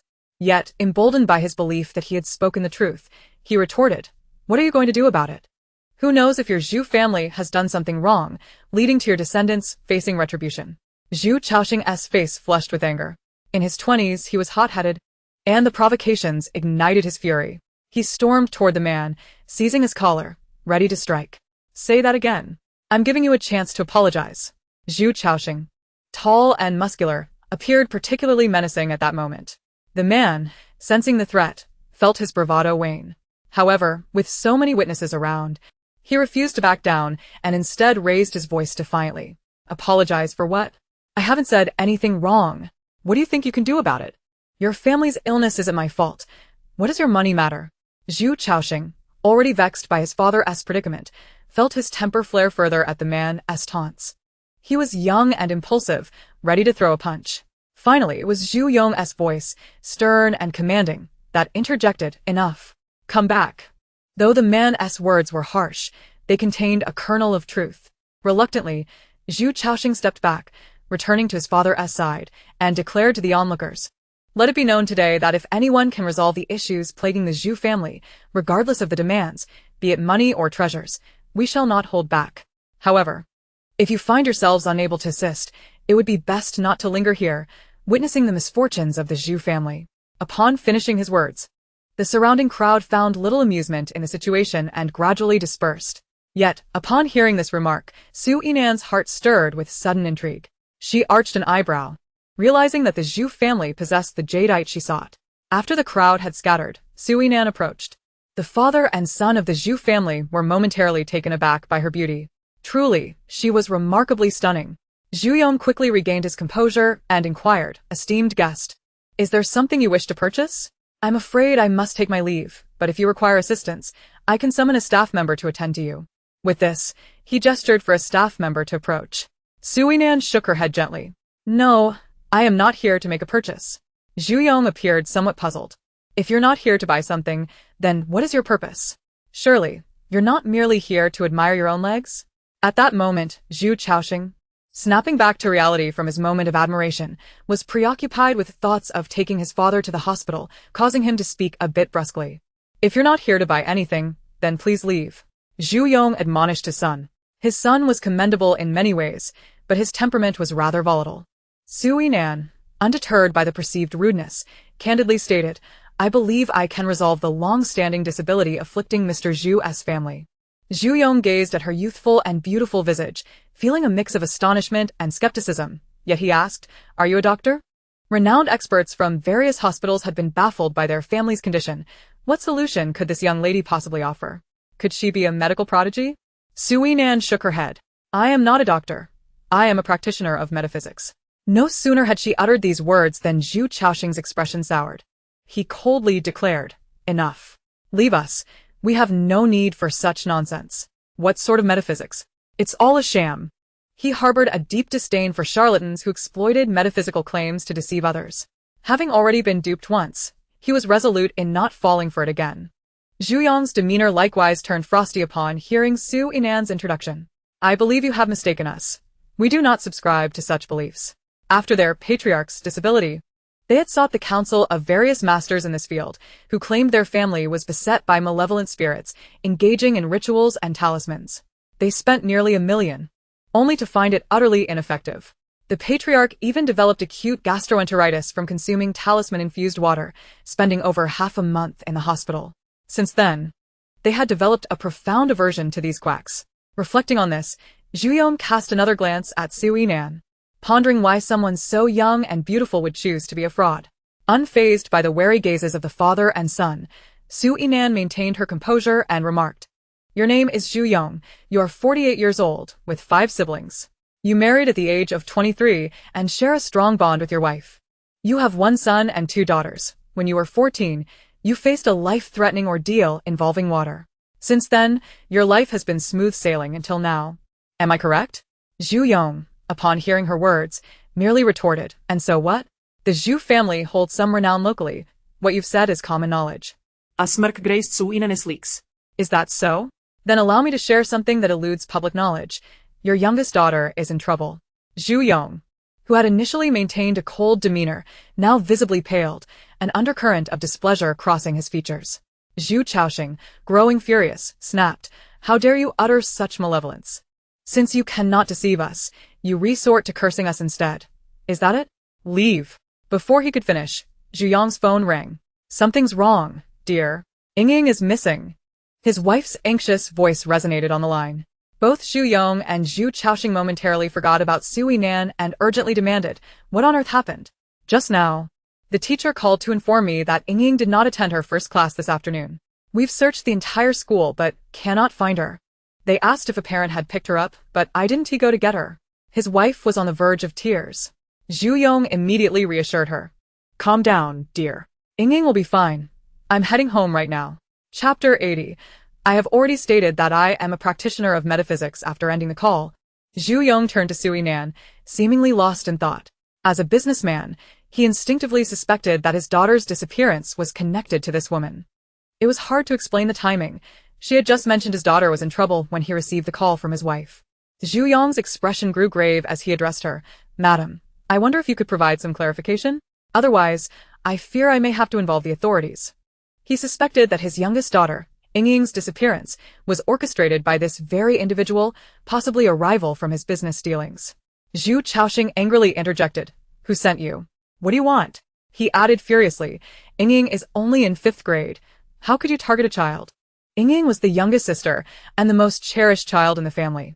Su Yinan replied, You are mistaken. I am not sent by anyone. As for how I know your youngest daughter is in trouble, it is evident from your features. I already mentioned that I am a practitioner of metaphysics. She continued, If you choose to believe me, you might inquire about your daughter's uncle. As for her whereabouts, you should search 2 kilometers east of your home. Zhu Yong frowned at her words, perplexed at how this could relate to his daughter's uncle. Could his daughter's disappearance possibly involve her maternal uncle? Su Yinan had already offered ample guidance, concluding with, You must hurry, or your daughter may be in grave danger. By the threads of fate, I have shared what I could. Whether you believe it is up to you. Oh, and by the way, your other siblings will become disabled tonight. Her well-meaning warning fell on deaf ears.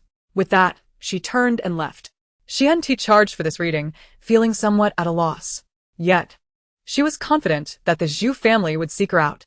After departing from the raw stone market, Su Yinan checked into a hotel. Meanwhile, Zhu Yong and Zhu Chaoxing remained uncertain about whether to believe her. Just then, Zhu Yong's phone received a ransom message.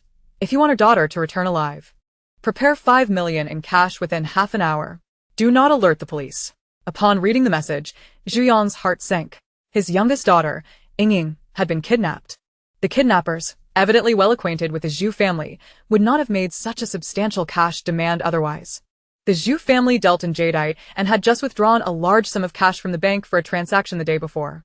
5 million was precisely the maximum liquidity they could muster at present. Only someone from within the family could possess such intimate knowledge of their affairs. As this realization dawned on him, Zhu Yong recalled Su Yinan's words. He promptly turned to his son, Zhu Chaoxing, and instructed, I will head home to prepare the cash. You discreetly contact the police, but do not let anyone notice. This was a significant matter, and it certainly warranted police involvement. After pondering for a moment, Zhu Yong added, Let us keep this from your uncle. Zhu Chaoxing, having recalled Su Yinan's warning, nodded in agreement. The father and son split their efforts. One returned home while the other headed to the police station. Upon arriving home, Zhu Yong's wife rushed to him anxiously, and upon seeing him in a wheelchair, her expression deepened with sorrow. Darling, your legs, she began, unable to suppress her tears. You're still so young. Why has this happened so soon? She knew of the Zhu family's hereditary illness, but knowing did little to ease her heart when faced with the reality. now, It was her husband suffering, and soon it could be their son and daughter. How could she possibly come to terms with this? Mrs. Zhu could not help but speak with a quivering voice, saying, Had I known that the ailment was incurable, I would have preferred not to have given birth at all. After all, whether sooner or later, he would have become disabled. Why subject our child to such suffering? Zhu Yong immediately sought to console her, saying, I am fine. My dear, let us first find Yinong. He then inquired, Have you been in touch with your brother recently? Mrs. Zhu shook her head at his question, perplexed as to why he suddenly brought up her brother. Zhu Yong, with a complex expression, asked again, Does your brother reside in the neighboring community?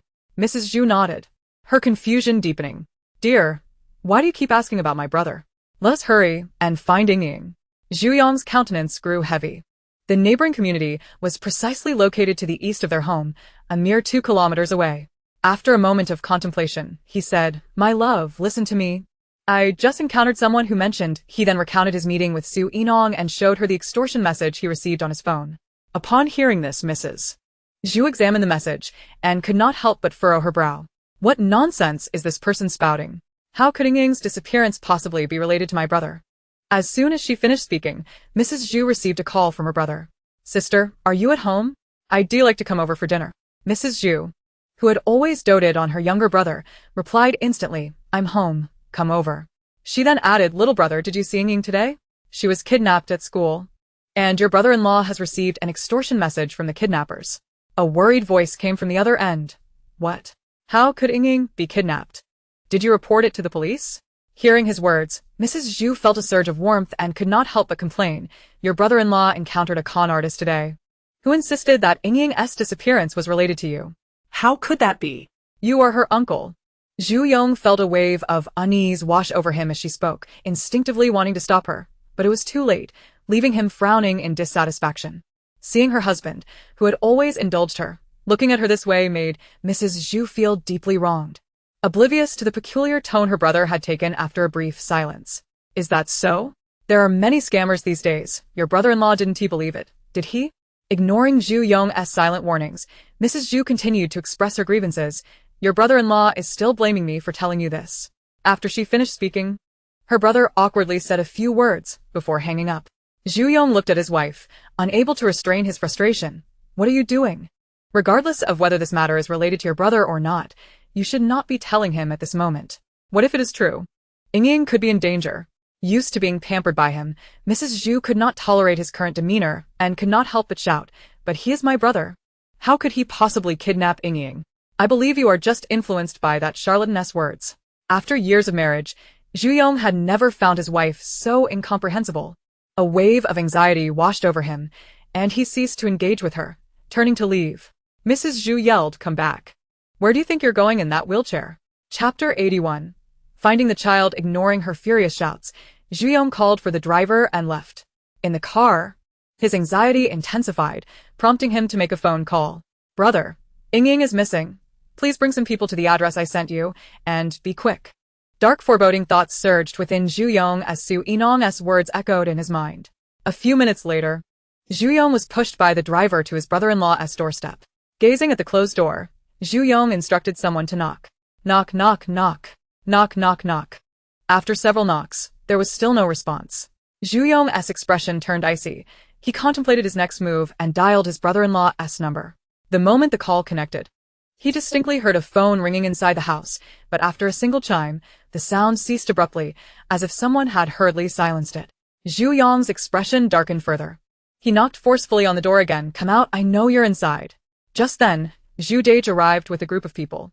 Zhu Yong had no time to explain and ordered them to break down the door. Several strong men began to push against the door, which soon showed signs of yielding.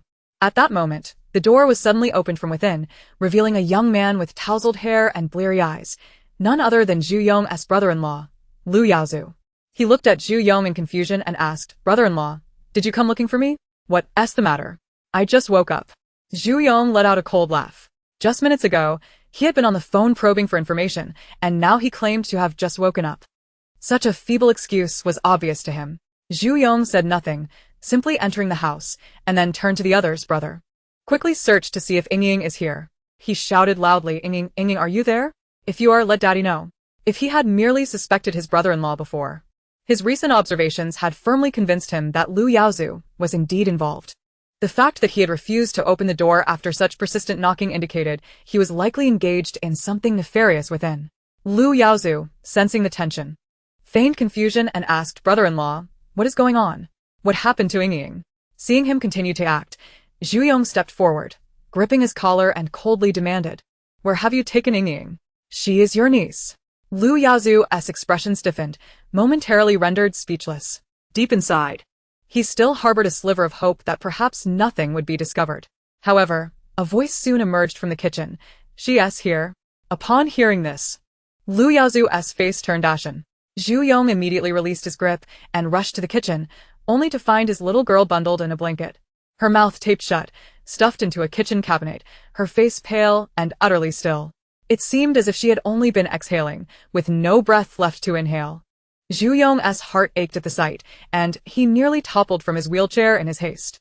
In a hoarse voice, he called out, Brother, please help me get Yinong to the hospital. Zhu Yong's brother, equally alarmed for his niece's welfare, swiftly scooped the child up and rushed outside. Zhu Yong himself dialed the police. Lu Yaozu, realizing the gravity of the situation when Yinong was found, saw Zhu Yong calling for help and immediately shoved past those around him, attempting to escape. Damned, how could his brother-in-law know that Yinong was with him? Zhu Yong would not allow him to flee so easily. In no time, Lu Yaozu was seized just a few steps away. When he was brought back before Zhu Yong, he had yet to speak before receiving a slap across the face. Zhu Yong glared at him, his eyes filled with murderous intent. Yinong is your niece. How could you be so heartless? At this moment, Lu Yaozu felt true fear, remorse flooding his features as he admitted, "Brother-in-law, I was bewitched by my own folly. I know I was wrong. I don't know how I could have committed such an act." Yet Zhu Yong was unmoved. A brother-in-law could never outweigh the importance of his own flesh and blood daughter. "Enough, whatever you wish to say, save it for the police." Realizing the dire consequences of falling into the hands of the police, Lu Yaozu swiftly broke free from the driver's grasp, took out his phone, and called his sister, Lu Jinan, who was Zhu Yong's wife, exclaiming, "Sister, please save me. Brother-in-law wants to kill me."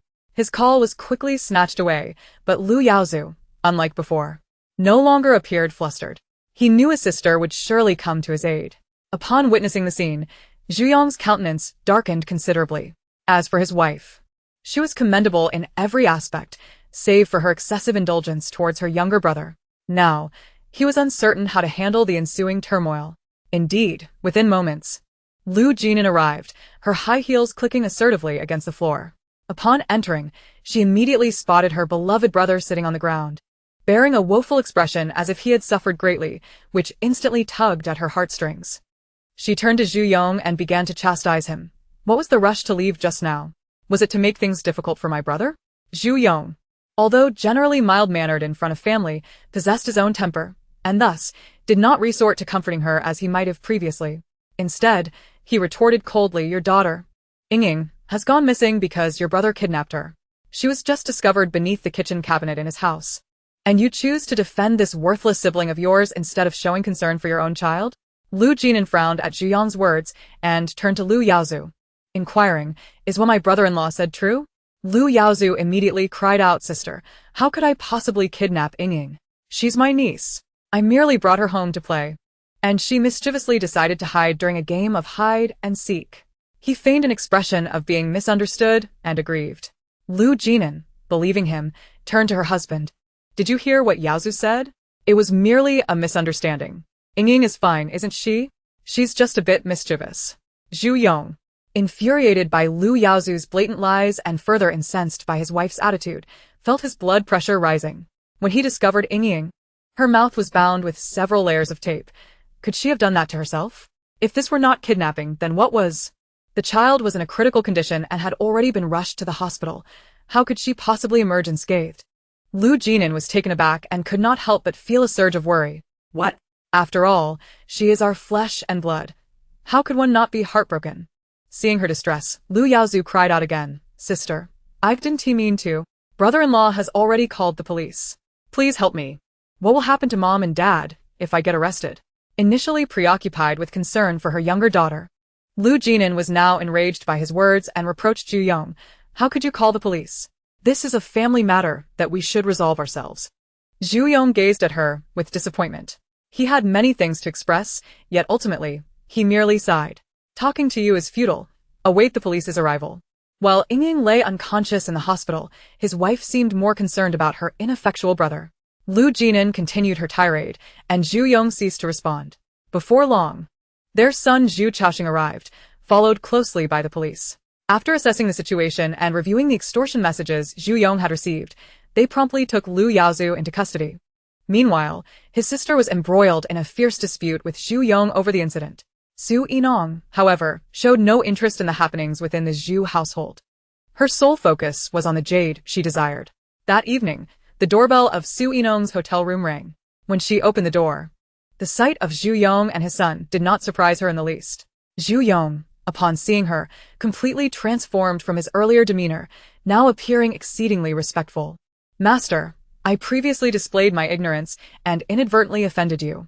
I am profoundly grateful for your guidance, which enabled me to rescue my daughter Yinong in time." After being rushed to the hospital, Yinong's condition was dire due to prolonged oxygen deprivation. The doctors had stated that had she arrived 5 minutes later, she might have been lost. The reason for his brother-in-law Lu Yaozu's kidnapping of Yinong was due to substantial gambling debts he had incurred, leading him to resort to such desperate measures for money. Lu Yaozu himself confessed that, knowing Yinong's awareness of his identity, he had never intended for her to survive. Upon reaching the hospital and confirming that his daughter was safe, Zhu Yong recalled his earlier encounter with Su Yinong. It dawned on him that he might have indeed crossed paths with a truly capable master. Just as he prepared to express his gratitude, his elder brother suddenly found himself in the same predicament, unable to walk. Subsequently, all four of his siblings followed suit, each becoming disabled without exception. This unexpected turn of events was unprecedented. Never had all the siblings become incapacitated simultaneously. In his rising panic and concern, Yinong quickly recalled Su Yinong's words. He leveraged some connections to discover the hotel where she was staying.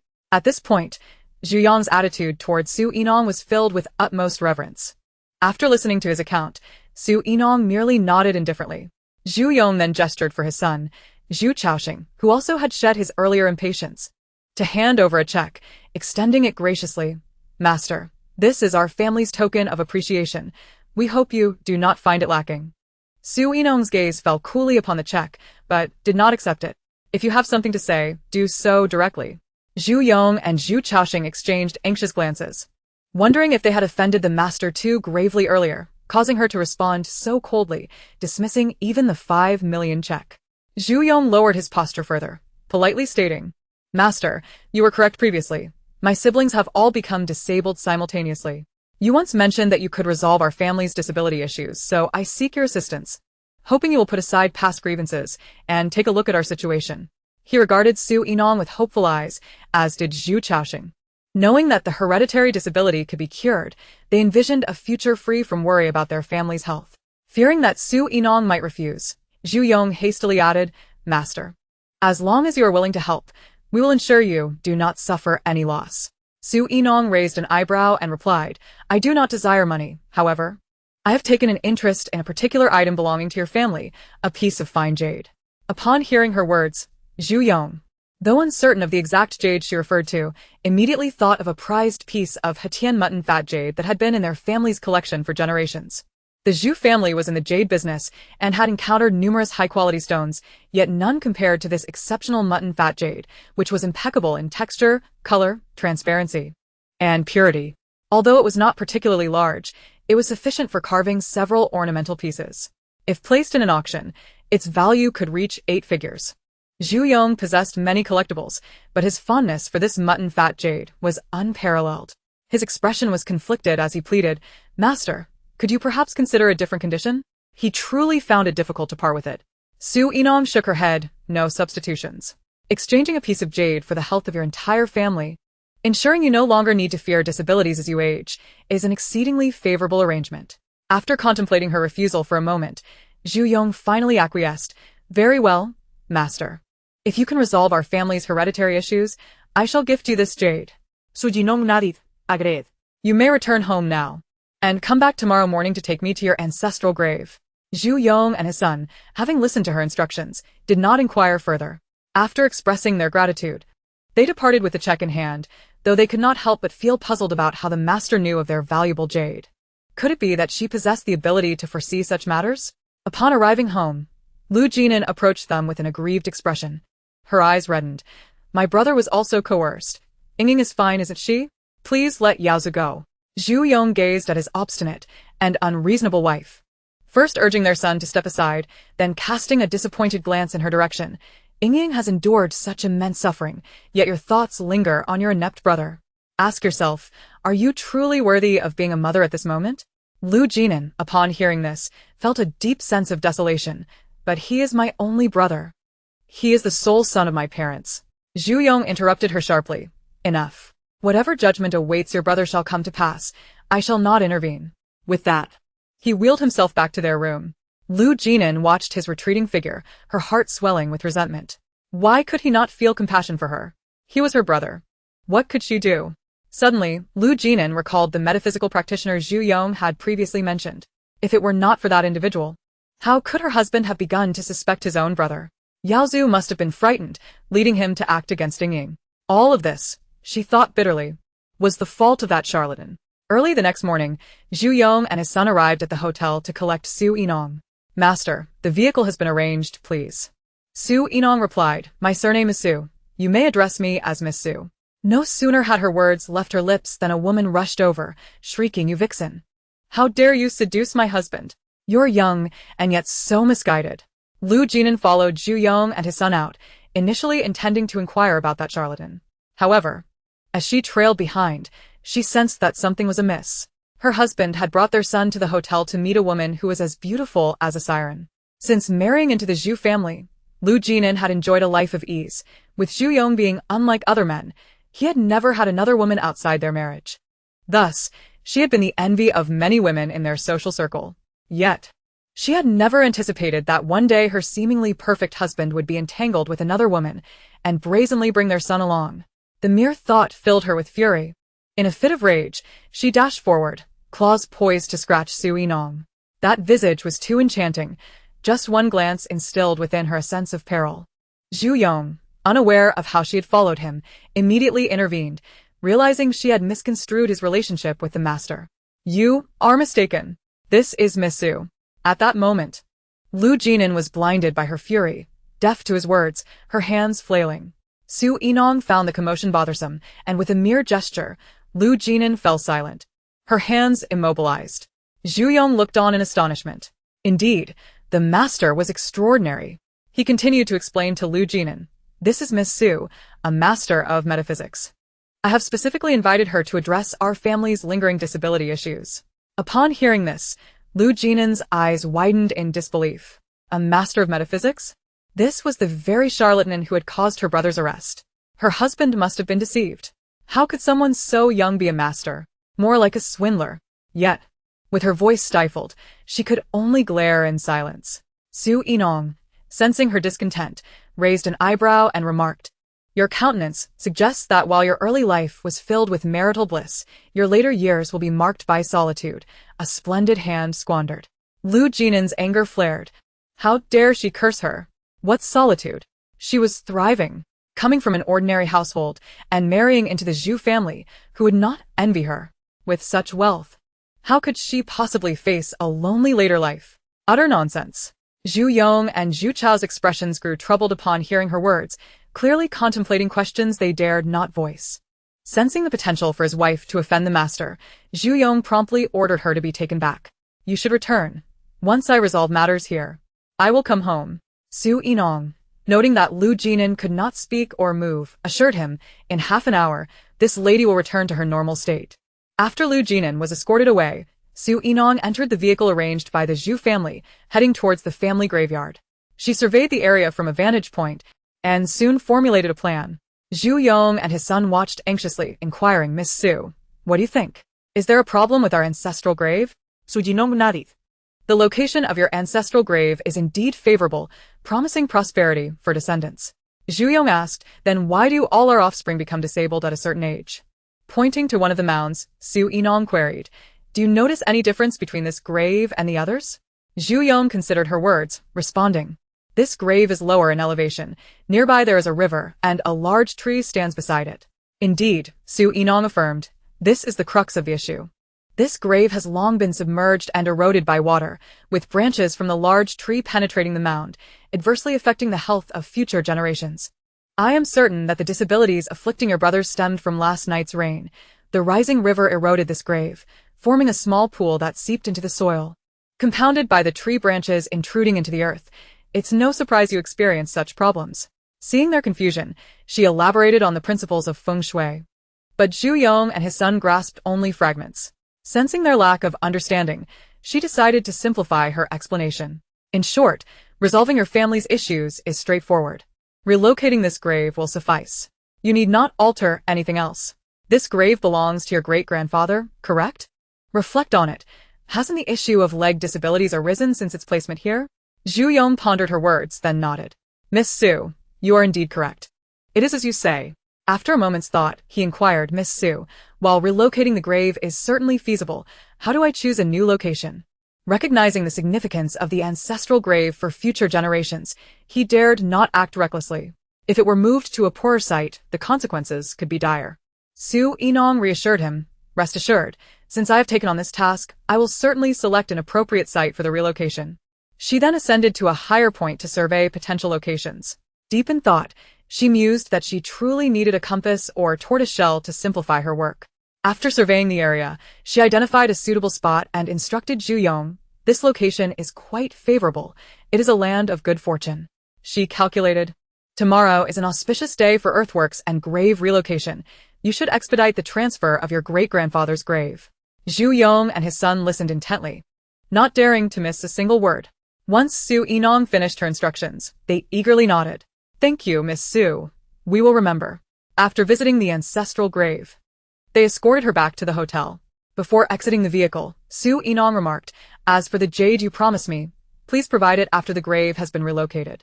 She was confident they would not dare to renege, for offending a master of metaphysics could spell disaster for their family. Zhu Yong, having witnessed Su Yinong's prowess, was indeed cautious. He could hardly entertain thoughts of deceiving her. Yet, before departing, he could not resist inquiring about his wife. Miss Su, you previously mentioned that my wife would face a solitary later life. Could you elaborate further? After all, having been married to his wife for so many years and raising 3 children together, he could not help but inquire about the possibility of a bleak future for her in the latter part of her life. Su Yinan curled her lips into a smile, stating, Of course, but my fortune-telling fee is 3,000. The jadeite she received was compensation for resolving the ancestral grave issues of the Zhu family and did not encompass the price for reading Lu Jinan's fortune. Upon hearing this, Zhu Yong promptly transferred 3,000 yuan to her. Chapter 84. Completion of the craft. Having received the fee for the fortune-telling, Su Yinan began. Your wife was born into an ordinary family, and marrying you is considered an upward match. She has 3 sisters and 1 brother in total. Her parents display a preference for sons, and she herself perceives her brother as the backbone of the family, hence he is favored the most. As for why I assert that she will endure a lonely later life, it is due to the features on her face indicating that you two will divorce, leading to estrangement from her children, ultimately leaving her with nothing. If she wishes to alter this fate, she must cease her involvement in her brother's affairs. Perhaps there is still a chance. After delivering her insights, Su Yinan turned to Zhu Yong and advised, Be vigilant regarding your bank account after returning home. Zhu Yong, having gleaned some understanding from her words, felt a sense of foreboding. With a somewhat grim expression, he could not resist inquiring, Miss Su, does your prediction of my divorce stem from my wife's brother? Indeed, Su Yinan confirmed. With this affirmation, Zhu Yong refrained from further questioning, graciously thanked her, and took his leave. The following afternoon, the door of Su Yinan's hotel room was knocked upon once more. Upon opening the door, she was greeted by Zhu Yong and several members of his family standing outside. The Zhu father and son, along with their siblings, exhibited great respect and barely contained joy upon seeing her. Miss Su, we followed your instructions and relocated the grave early this morning. Now, all of us have recovered sufficiently to stand, though our elder still relies on a wheelchair and could not come to express our gratitude. Su Yinan was not surprised to see Zhu Yong and the others able to stand. Your father is elderly and has been affected for quite some time. With a few more days, he will surely recover. The Zhu family members were elated by this news. Subsequently, Zhu Chaoxing stepped forward, carrying a large wooden box, and presented it to Su Yinan. Miss Su, this is the jade we promised to give you. Please open it and see if it is the one you desired. Though Su Yinan was aware that they would not deceive her, she opened the box under the watchful eyes of the Zhu family. Indeed, this is precisely what I wanted. thank you. The jade was of exceptional quality, which explained why it had been treasured by the Zhu family for so long. Relieved to see her satisfaction, the Zhu family sighed in relief. After a moment of thought, Su Yinan produced 10 talismans. Although we agreed that you would exchange jade for resolving your ancestral disability issues, it seems I have benefited more from this arrangement. Here are 10 talismans, a gift for you. Furthermore, should you encounter any difficulties in the future, feel free to reach out to me. Zhu Yong's heart swelled with joy as he respectfully accepted the talismans, knowing that the master's skills were unrivaled and that her gifts must be extraordinary. Thank you, Miss Su. Zhu Yong's siblings, although they had heard about the master being a young and beautiful woman from him, were still taken aback by her actual appearance. She was not merely beautiful. Had they not known beforehand, they might have mistaken her for a celebrity. After Zhu Yong received the talismans, they all sincerely expressed their gratitude to Su Yinan, acknowledging that their swift recovery was largely due to her expertise. Concerned about imposing on her, the Zhu family offered their thanks once more before departing. Zhu Yong retained 4 of the talismans for himself, distributing the remainder among his siblings. The eldest sister of the Zhu family brought the talismans home, where her daughter discovered them and exclaimed in delight, Mom, are these talismans from Sister Su? Where did you get them? Having seen numerous talismans from Sister Su online, she was certain she could not be mistaken. Surprised, Zhu's eldest sister asked, Sister Su? Yes. Mom, you didn't know? Sister Su is an exceptionally talented fortune teller, and she has many fans online. Moreover, her talismans and wish-granting pendants have been particularly popular lately, with many people desiring them. She was astonished that her mother had managed to acquire Sister Su's talismans. After the Zhu family departed, Su Yinan meticulously stored the jade and vacated the hotel, heading to several other locations. A few days later, she returned to the capital city, looking somewhat travel-worn but satisfied with her acquisitions. The materials she gathered were sufficient not only for the items intended for Pei Jinshan, but also left her with some surplus. Su Yinan resolved to use the remaining materials to craft something for her father and herself. Upon seeing his daughter return, Su Zhaoan was filled with joy. During her absence, he had found meals to lack flavor. Yinan, have you been busy these past few days? He inquired. Indeed, the company has been inundated with orders, requiring my oversight. He replied. However, during your absence, many of your fans came to me, asking when you would resume your broadcasts, expressing a desire to purchase your talismans and wish-granting pendants.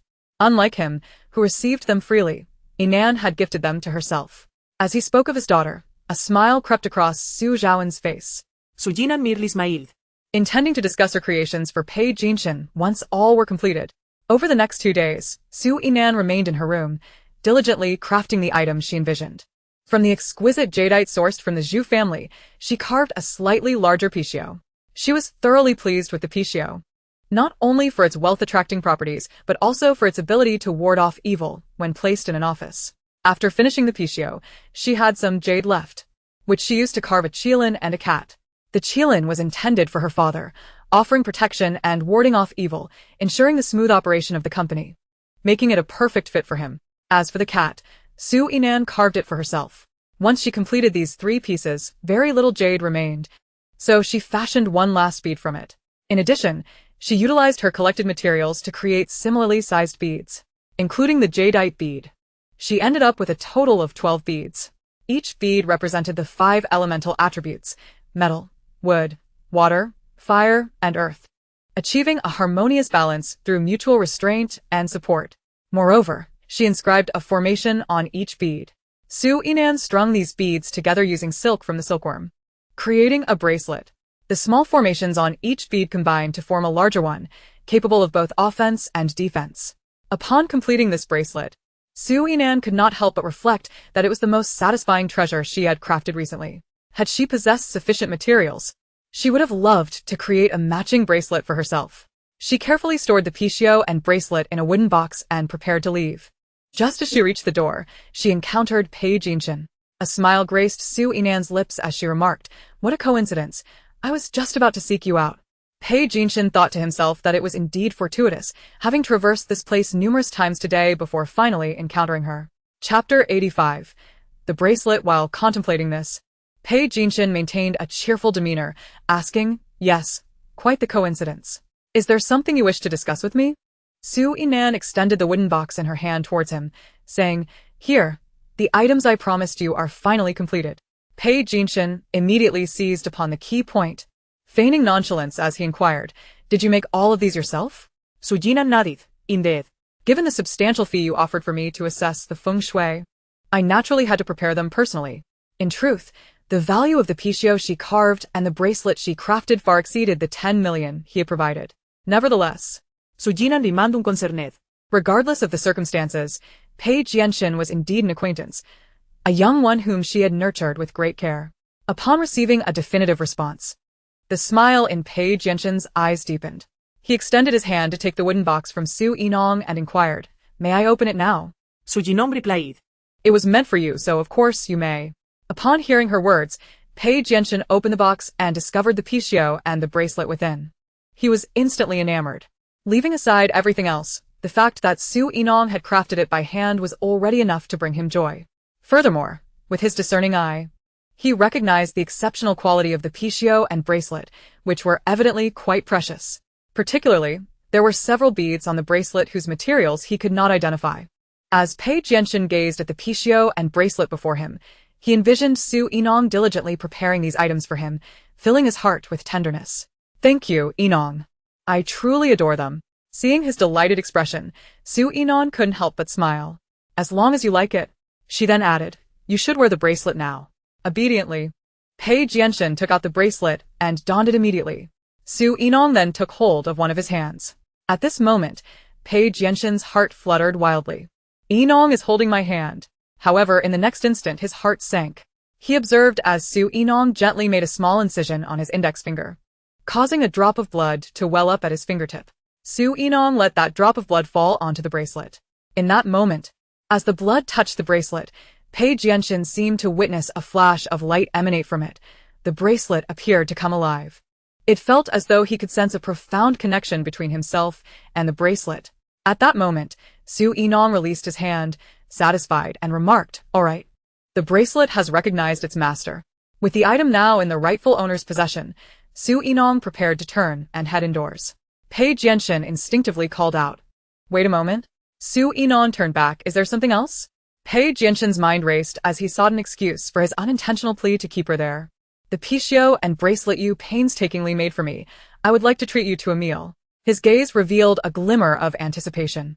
Su Yinong, avoiding his gaze, contemplated before declining. "No need, it was my promise to you, and besides, I have other matters to attend to today." Pei Jianshan concealed his disappointment and maintained a smile. "Then perhaps next time." Su Yinong nodded and entered the house. Pei Jianshan watched her retreating figure before he too departed. Su Yinong had not lied.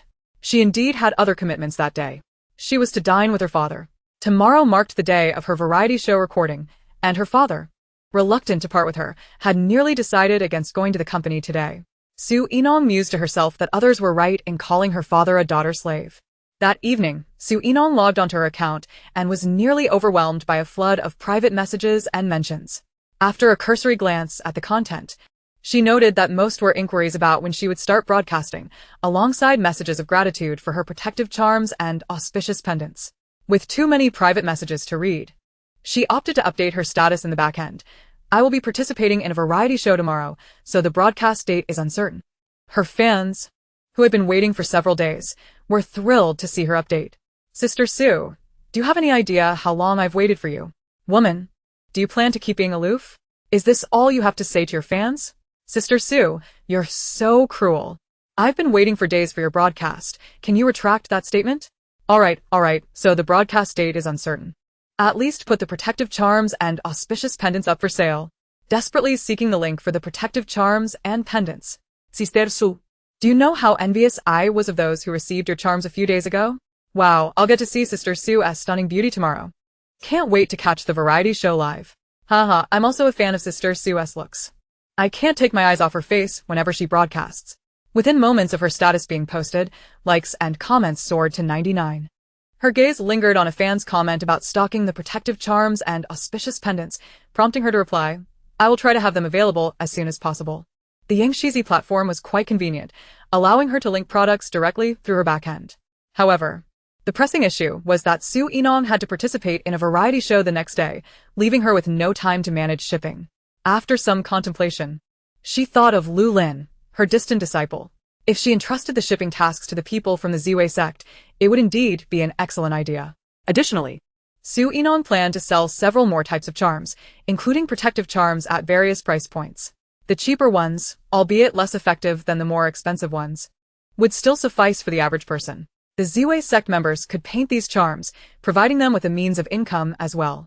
As she pondered this, she contacted Lu Lin. Upon receiving a message from his revered master, Lu Lin was elated. After Su Yinong explained her plan, he eagerly pledged, "Master, leave this matter to me." However, he quickly realized the implication of his words and, with a hint of bitterness, typed, "Master, when will you return to the sect?" Su Yinong replied, "Why?" Lu Lin lamented, "My father and the others do not believe what I say." To be precise, the members of the Ziwei sect did not believe Lu Lin. They regarded him as a young man easily swayed. What could possibly be true about a master who is only in her 20s and extraordinarily capable? Why could they not trust him? Consequently, Lu Lin had even received a scolding from his father for not practicing diligently and not being sharp-witted. He was eagerly awaiting Su Yinong's return to the sect for her to vouch for him. Upon hearing this, Su Yinong sighed in exasperation. "Perhaps next time. I will visit when I have the chance. For now, focus on practicing your charm painting." Lu Lin looked up to her with admiration and immediately affirmed, Rest assured. Master, I will practice diligently. After ending the conversation, Lu Lin felt a twinge of melancholy. Sigh, when I have the chance actually be? Chapter 86. The variety show begins early the next morning. The charmer on the journey quietly commenced its live broadcast, eager to see their idol at the first opportunity. Fans had gathered early beneath the program's official account. Thus, when the broadcast began, fans immediately took notice. Upon entering the live room, fans were greeted by the sly grin of Director Li Cheng. Ladies and gentlemen, our guests have yet to rise and are unaware that our crew is about to visit their homes. Are you excited for the chance to see the guests in their natural state? Ah, a surprise visit. This is absolutely fantastic. Wow, the director is indeed the director. The program's excitement is off the charts. Awesome. I was just hoping to see Sister Sue's natural beauty. What is so great about Su Yinong? She must have heavy makeup on during her broadcasts. Who knows how she really looks? Haters get lost. Warning for negative comments. Director Li Cheng observed the increasing viewer count in the live room and felt quite pleased. The high initial engagement suggested a promising start. This variety show was bound to become a sensation. Next, the crew would visit the homes of 6 guests, each with a corresponding live stream perspective. Fans could simply click into the live stream of the guest they wished to watch. This would also allow him to gauge which guests garnered more attention, enabling him to focus on those during the show. As Su Yinong awoke, she heard faint sounds wafting up from the living room below. She felt a sense of bewilderment and promptly exited the bedroom, only to collide head-on with the production crew ascending the staircase. Upon seeing them, Su Yinong suddenly comprehended the situation. A smile graced her lips as she greeted them. Good morning, everyone. Meanwhile, the viewers in her live stream had already reached a fervent frenzy. Did you see Su Jia's villa? It's enormous, exquisite, and utterly opulent. I saw it. It's even larger than what Su Jia showcased during her live stream. She even has an elevator. I am truly envious. How can Su Jia look so stunning even without makeup? I feel like I might faint from her beauty. Su Jia emerged in her nightgown, her long black hair cascading down, and in that moment of eye contact, my heart felt like it had stopped beating. I'm just a passerby. Not originally a fan of Su Jia, but in that instant, I felt utterly captivated by her beauty. A glance at Su Jia is enough to seal my fate. Sisters, trust me, supporting Su Jia is a decision you will never regret. At that moment, as the crew ascended the stairs, the camera drew ever closer to Su Yinong. The goddess has descended. Så jeg about is inte de parallelled. No way. Not only does Su Jia possess striking looks, but her skin is also flawless. Without any beauty filters, I can't even spot a pore with the camera this close. It's as smooth as the finest jade. Goddess Niwa, you're showing favoritism. Su Yinong winked at the camera and then inquired, have you all had breakfast? I asked the Annie to prepare a bit more. The staff closest to her, witnessing her wink, couldn't help but clutch their hearts. Oh my. There truly is a princess in this world. Su Jia, please stop winking. I'll just give you my bank card password right now. I declare that from now on, I belong to Su Jia. No one can surpass her in my heart. The crew members wished to comply. Yet bound by professional decorum, they reluctantly declined. No need, Yinong. We appreciate your kindness. Please gather your belongings. Once you're ready, we can depart to meet the guests. So Yinong narid. Then you all sit down and take a break. I'll be ready shortly. With that, she returned to her bedroom, quickly changed her attire, and emerged with her suitcase in tow. She had prepared her belongings the previous day, and it was not much. After finishing breakfast, Su Yinong was set to depart. Su Zhaowen, knowing his daughter was participating in a variety show, deliberately refrained from going to the office and stayed home instead. At this moment, he stood at the doorway, a look of reluctance etched on his face. Have fun on the show, but do stay safe. If you don't enjoy it, you can always come home. Su Yinong smiled and reassured him. I understand, Dad. You needn't worry. The viewers in the live stream chuckled at the sight. Ha ha ha. Su Dad is such a doting father. I can almost see him waving a handkerchief calling, come back, daughter. I am so envious so da dote son Su Jia. It's so evident. This is paternal love. Su Jia is truly fortunate. Speaking of which, I can't help but think of Gu Bailian. If it weren't for her, our Su Jia would have returned home to reunite with Su Dad ages ago. It's all because of her that Su Jia has faced years of unhappiness. Exactly. Previously, some even claimed that Su Jia had snatched Gu Shuangshua's life of luxury. Our Su dad is so wealthy, who truly stole whose affluent life. I wonder who released such outrageous slander. I can't take it any longer. I must rush over to Gu by Lian's live stream and vent my frustrations. Meanwhile, the production crew had just arrived at the Gu residence. Upon learning that Gu Shuangxue had yet to awaken, the staff approached her bedroom door and began to knock. The viewers who had just transitioned from Su Weinong's live stream noted that the Gu villa seemed inferior to Su's. Isn't the Gu family supposed to be affluent? Why does it seem less impressive than the Su family's? I can't discern much else. But Su's house has an elevator, while Gu's does not. So, who spread the rumors online claiming Su Weinong was a false heiress? I see Su Weinong as the true affluent beauty. The Gu family's decor appears decent, but seems to reflect the taste of a nouveau riche.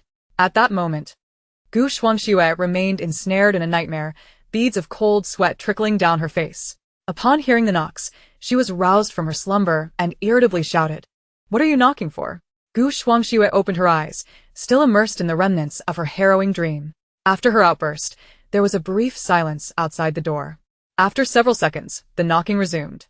Without waiting for the person outside to speak, Gu Shuangxue stormed over, her face contorted with anger, and flung open the door. Damn it! Upon seeing the production crew, the words she had intended to unleash lodged in her throat. In front of the live camera, she quickly composed herself, forcing a smile. It seems the show has begun. I thought it was just the housekeeper. I was going to say that if there's anything, you could wait until I wake up to tell me. Gu Shuangxue scrambled to cover up her earlier slip of the tongue. Wait, is this Gu Shuangxue? The rising star? Upon seeing her without makeup, I thought I had encountered a ghost. Chapter 87. Another fall. Gu Shuangxue's appearance before the live camera starkly contrasted with her usual persona. Due to her nightmares the previous night, she had hardly slept well. Now, she appeared pale, with dark circles under her eyes, lacking vitality. She bore no resemblance to the delicate flower that usually graced the screen. The production crew recognized that Gu Shuangxue was attempting to salvage her image and refrained from exposing her, instead smiling as they asked, "Shuangxue, have you had enough rest? Please pack your belongings. Once you're ready, we can set off to meet the guests."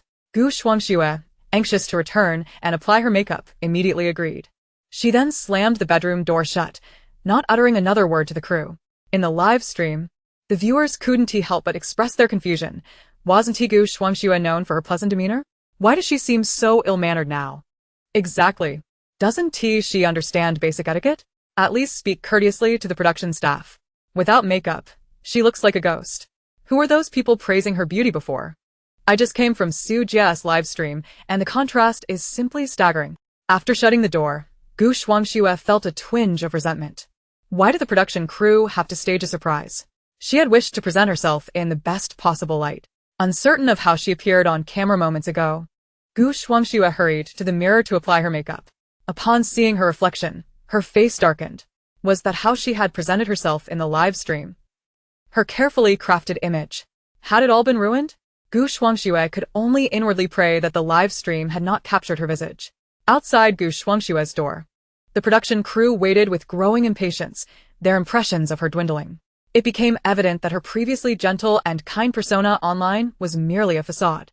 The staff remained outside, waiting for half an hour, but Gu Shuangxue still hadn't emerged. The viewers in the live stream were on the verge of dozing off. So boring. Has Gu Shuangxue fallen asleep again? Why not check out Su Weinong? I just spent a few minutes in her live stream and nearly got trapped there. Haraha, me too. Regardless of anything else, Su Weinong's beauty is genuinely top tier. Every frame could serve as a screensaver. Meanwhile, inside, Gu Shuangxue had completed her makeup and was now covertly watching her live stream on a secondary account. When she saw the viewers incessantly praising Su Weinong, her face turned a shade of green with envy. She merely suffered from a lack of rest last night, which is why her complexion appeared somewhat pallid. Such netizens shouldn't go so far as to label her a specter. Particularly egregious is the comparison drawn between her and Su Yinan, with some claiming that Su Yinan is more beautiful and that the Su family is superior to the Gu family. Gu Shuangxue, with a frosty demeanor, took to her alternate account to post comments in the live stream. Wow, the Gu family is so grand and luxurious. I've never seen a villa quite like this in my life. Gu Shuangxue is truly beautiful. Perhaps you should all take a look in the mirror, as she far surpasses you. After posting a few more comments, Gu Shuangxue contacted her manager, requesting that the company arrange for more casual viewers to sing her praises. Only after completing these tasks did she set her phone down, retrieve her suitcase, and open the door to the room. With a face full of contrition, she addressed everyone. I apologize, everyone. I've been plagued by nightmares these past few nights, so I woke up feeling rather drained. Thank you for your patience. Gu Shuangxue was fully made up, exuding an air of grace and sophistication, her designer attire only enhancing her allure, which might deceive the newly arrived viewers in the live stream. Furthermore, with the casual viewers arranged by her company chiming in, the live stream was not entirely filled with negative comments. What happened? Why is everyone talking about Gu Shuangxue? Isn't she quite lovely? It's all an act. She's just a scheming little flower. Could you be a little more civil? Let us refrain from mentioning anyone else in Shuangxue's live stream, shall we? It's bad luck. Bah, Gu Shuangxue is the one bringing bad luck. Who cares to watch her? At this moment, Gu Shuangxue, carrying her suitcase, descended the stairs with the production team. As she approached the staircase, she instinctively became cautious. Ever since her last fall, she had been extra careful whenever she neared the stairs. Reflecting on this, Gu Shuangxue could not help but feel disgruntled. Why hadn't her family installed an elevator like the Su family? If there had been an elevator, she wouldn't have fallen last time. Just as she was about to descend, a male voice called out from the side. Shuangxue, let me carry your suitcase. It looks heavy and I wouldn't want you to tire yourself. It was Gu Jing, the eldest son of the Gu family, smiling warmly. Upon hearing his voice, Gu Shuangxue turned to him, her face brightening with joy, and playfully replied, Thank you, big brother. Please do, but this suitcase is a bit heavy. Gu Shuangxue had previously garnered envy from netizens, not only for her engagement to abiding but also for her status as the true daughter of the Gu family, along with the fact that all three of her brothers were doting on her. Although Gu Jing had a reputation for being a playboy, he was undeniably handsome, sporting a pair of silver-rimmed glasses that added to his charm. Consequently, when he appeared, some netizens couldn't help but express their admiration. I'm so envious. Gu Shuangxue's brother is so indulgent towards her, and she has 3 brothers just like him. Gu Jing is so handsome. I want to be Gu Shuangxue's sister-in-law. However, those who had watched Su Yinong's live stream were quick to douse the enthusiasm. Oh, please. Gu Jing might look decent, but he's a notorious womanizer, juggling multiple affairs while still dating his first love, a real scoundrel. Exactly. Sister Su mentioned that whoever marries Gu Jing will be embroiled in family disputes over assets and will have to give way to his first love. It's a grim fate. What? Is that true? Then I'm no longer envious. Gu Jing, embodying the role of the affectionate older brother, took the suitcase from Gu Shuangxue's hands. Let us go. Big brother will escort you to the door. Gu Shuangxue nodded enthusiastically. At that moment, behind them, 2 ghostly shadows gathered, chattering animatedly. Which one should we push this time? The atmosphere was thick with malevolence. Should we push that man this time? Why choose? Why not push them both? That makes sense. You push one, I'll push the other. How delightful. Meanwhile, Gu Shuangxue and Gu Jing had already started down the stairs, merely a few steps away from the living room, when suddenly they felt a chill behind them, followed by a powerful shove, causing them to slip and tumble down the stairs. They landed in one swift motion, eliminating the need to take those last few steps. Gu Shuangxue fell hard, instinctively preparing to curse, but upon seeing the live stream camera, she swallowed her words, instead adopting a pitiful expression. Once on her feet, she assessed the pain.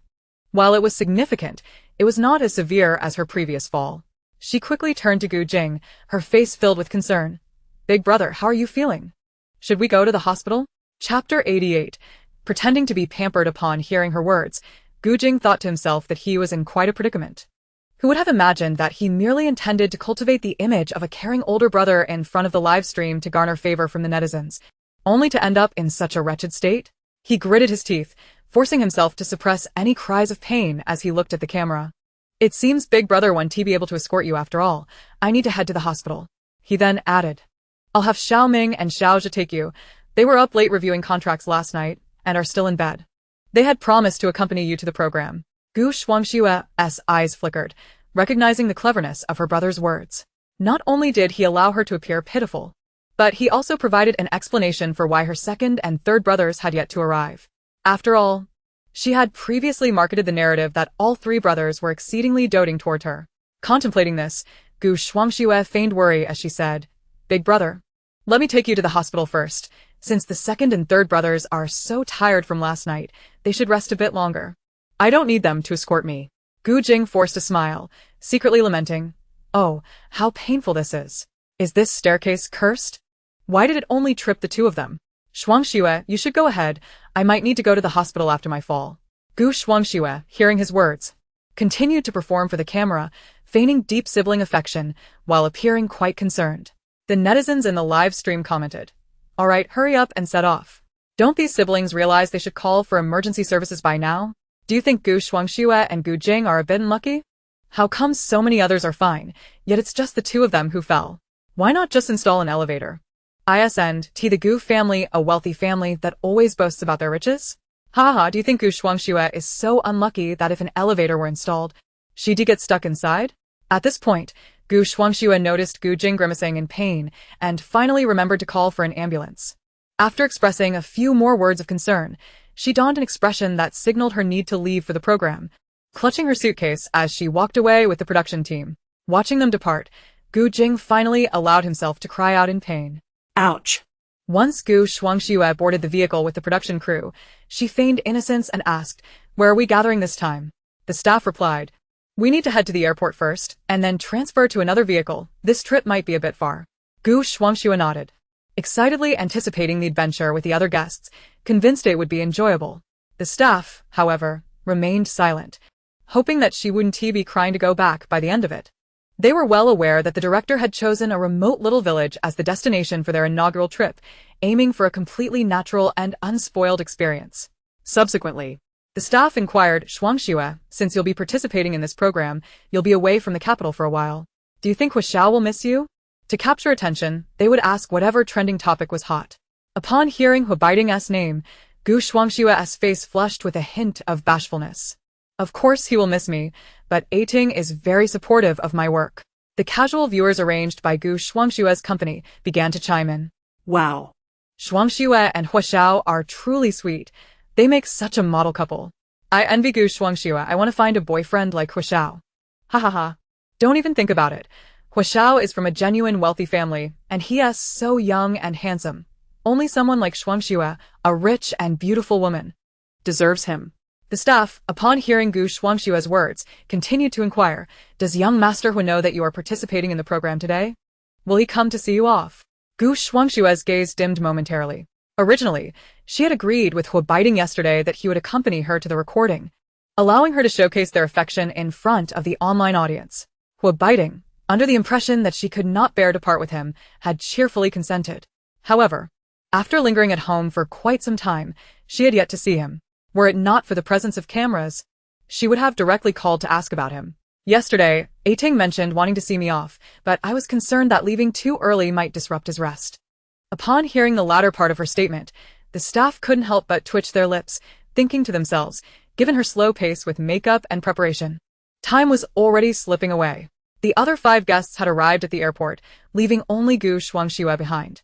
The staff internally scoffed, then asked, "I didn't see Mr. Gu and Mrs. Gu at your home earlier. Are they not at home?" What the staff truly wished to inquire about wasn't it said that Gu Shuangxue's parents doted on her immensely? Why had they not come to see her off? Gu Shuangxue, feigning understanding and consideration, replied, "Our company recently secured a significant order, so my parents have been at the office these past few days. I didn't want them to worry. Hence I didn't ask them to return for me." However, the reality was that there had been a disturbance at the company regarding employee wages, and Gu Fenghai and his wife were preoccupied with resolving the issue. Are they really that busy? How many orders could there be? President Su, as the boss, capable of making time to see Sister Su off. Indeed. I've often heard Gu Shuangxue speak of how pampered she is by her parents and how harmonious their family relations are. Yet it seems otherwise now. Unlike President Su, who is completely devoted to his daughter. Why is your mindset so dark? The Gu family is affluent. Isn't it normal to be busy? Affluent, my foot. Is it a wealthy family that can't even afford an elevator in their villa? At this moment, while Gu Shuangxue engaged in casual conversation with the staff, she felt a twinge of irritation. What on earth was happening with Huaibaiting? Had he truly forgotten her? Meanwhile, Huaibaiting, who was very much on her mind, was experiencing his own frustration as he confronted the wrecked vehicle. Today had been exceptionally unlucky.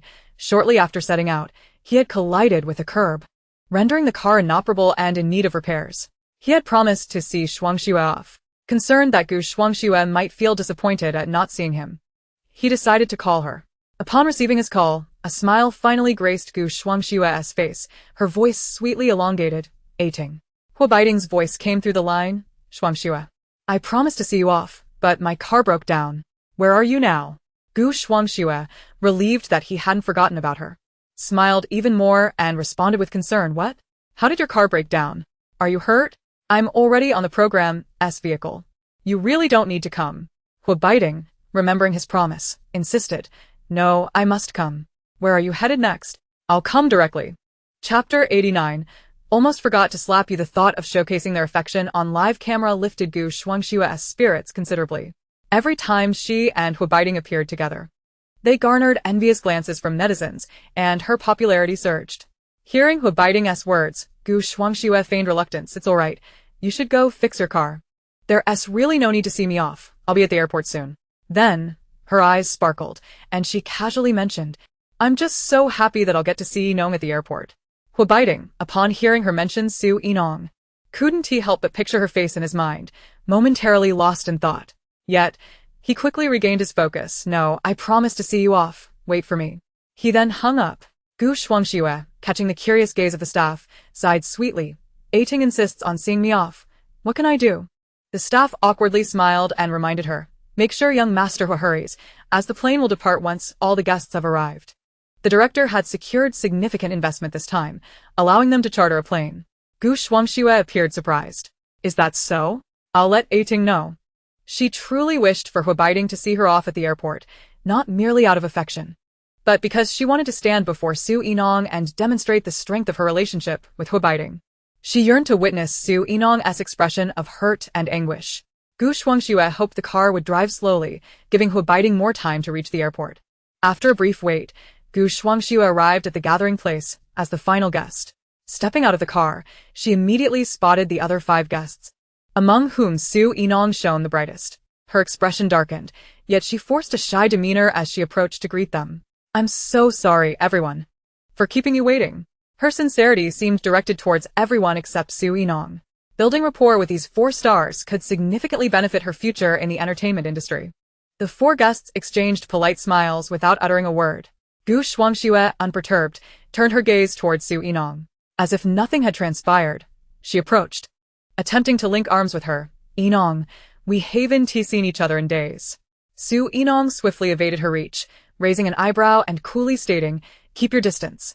Onlookers expressed their discontent. What's up with Yinong? She's so cold. Indeed, I had a decent impression of Gu Shuangxue, but isn't it common courtesy to respond to a friendly greeting? Doesn't Yinong understand this? Yinong's fans quickly retaliated. Cold? It's clearly Gu Shuangxue who's being shameless. She knows our Jie doesn't like her, yet still approaches. She's clearly seeking discomfort. Gu Shuangxue, the White Lotus, often slyly accuses our Jie of being a fraud online. Does she expect Jie to treat her kindly? Dream on. Indeed. I don't understand what Gu Shuangxue has to flaunt in front of Huabaiting. Is it really worth boasting about a stolen fiancé? In essence, she's merely a homewrecker.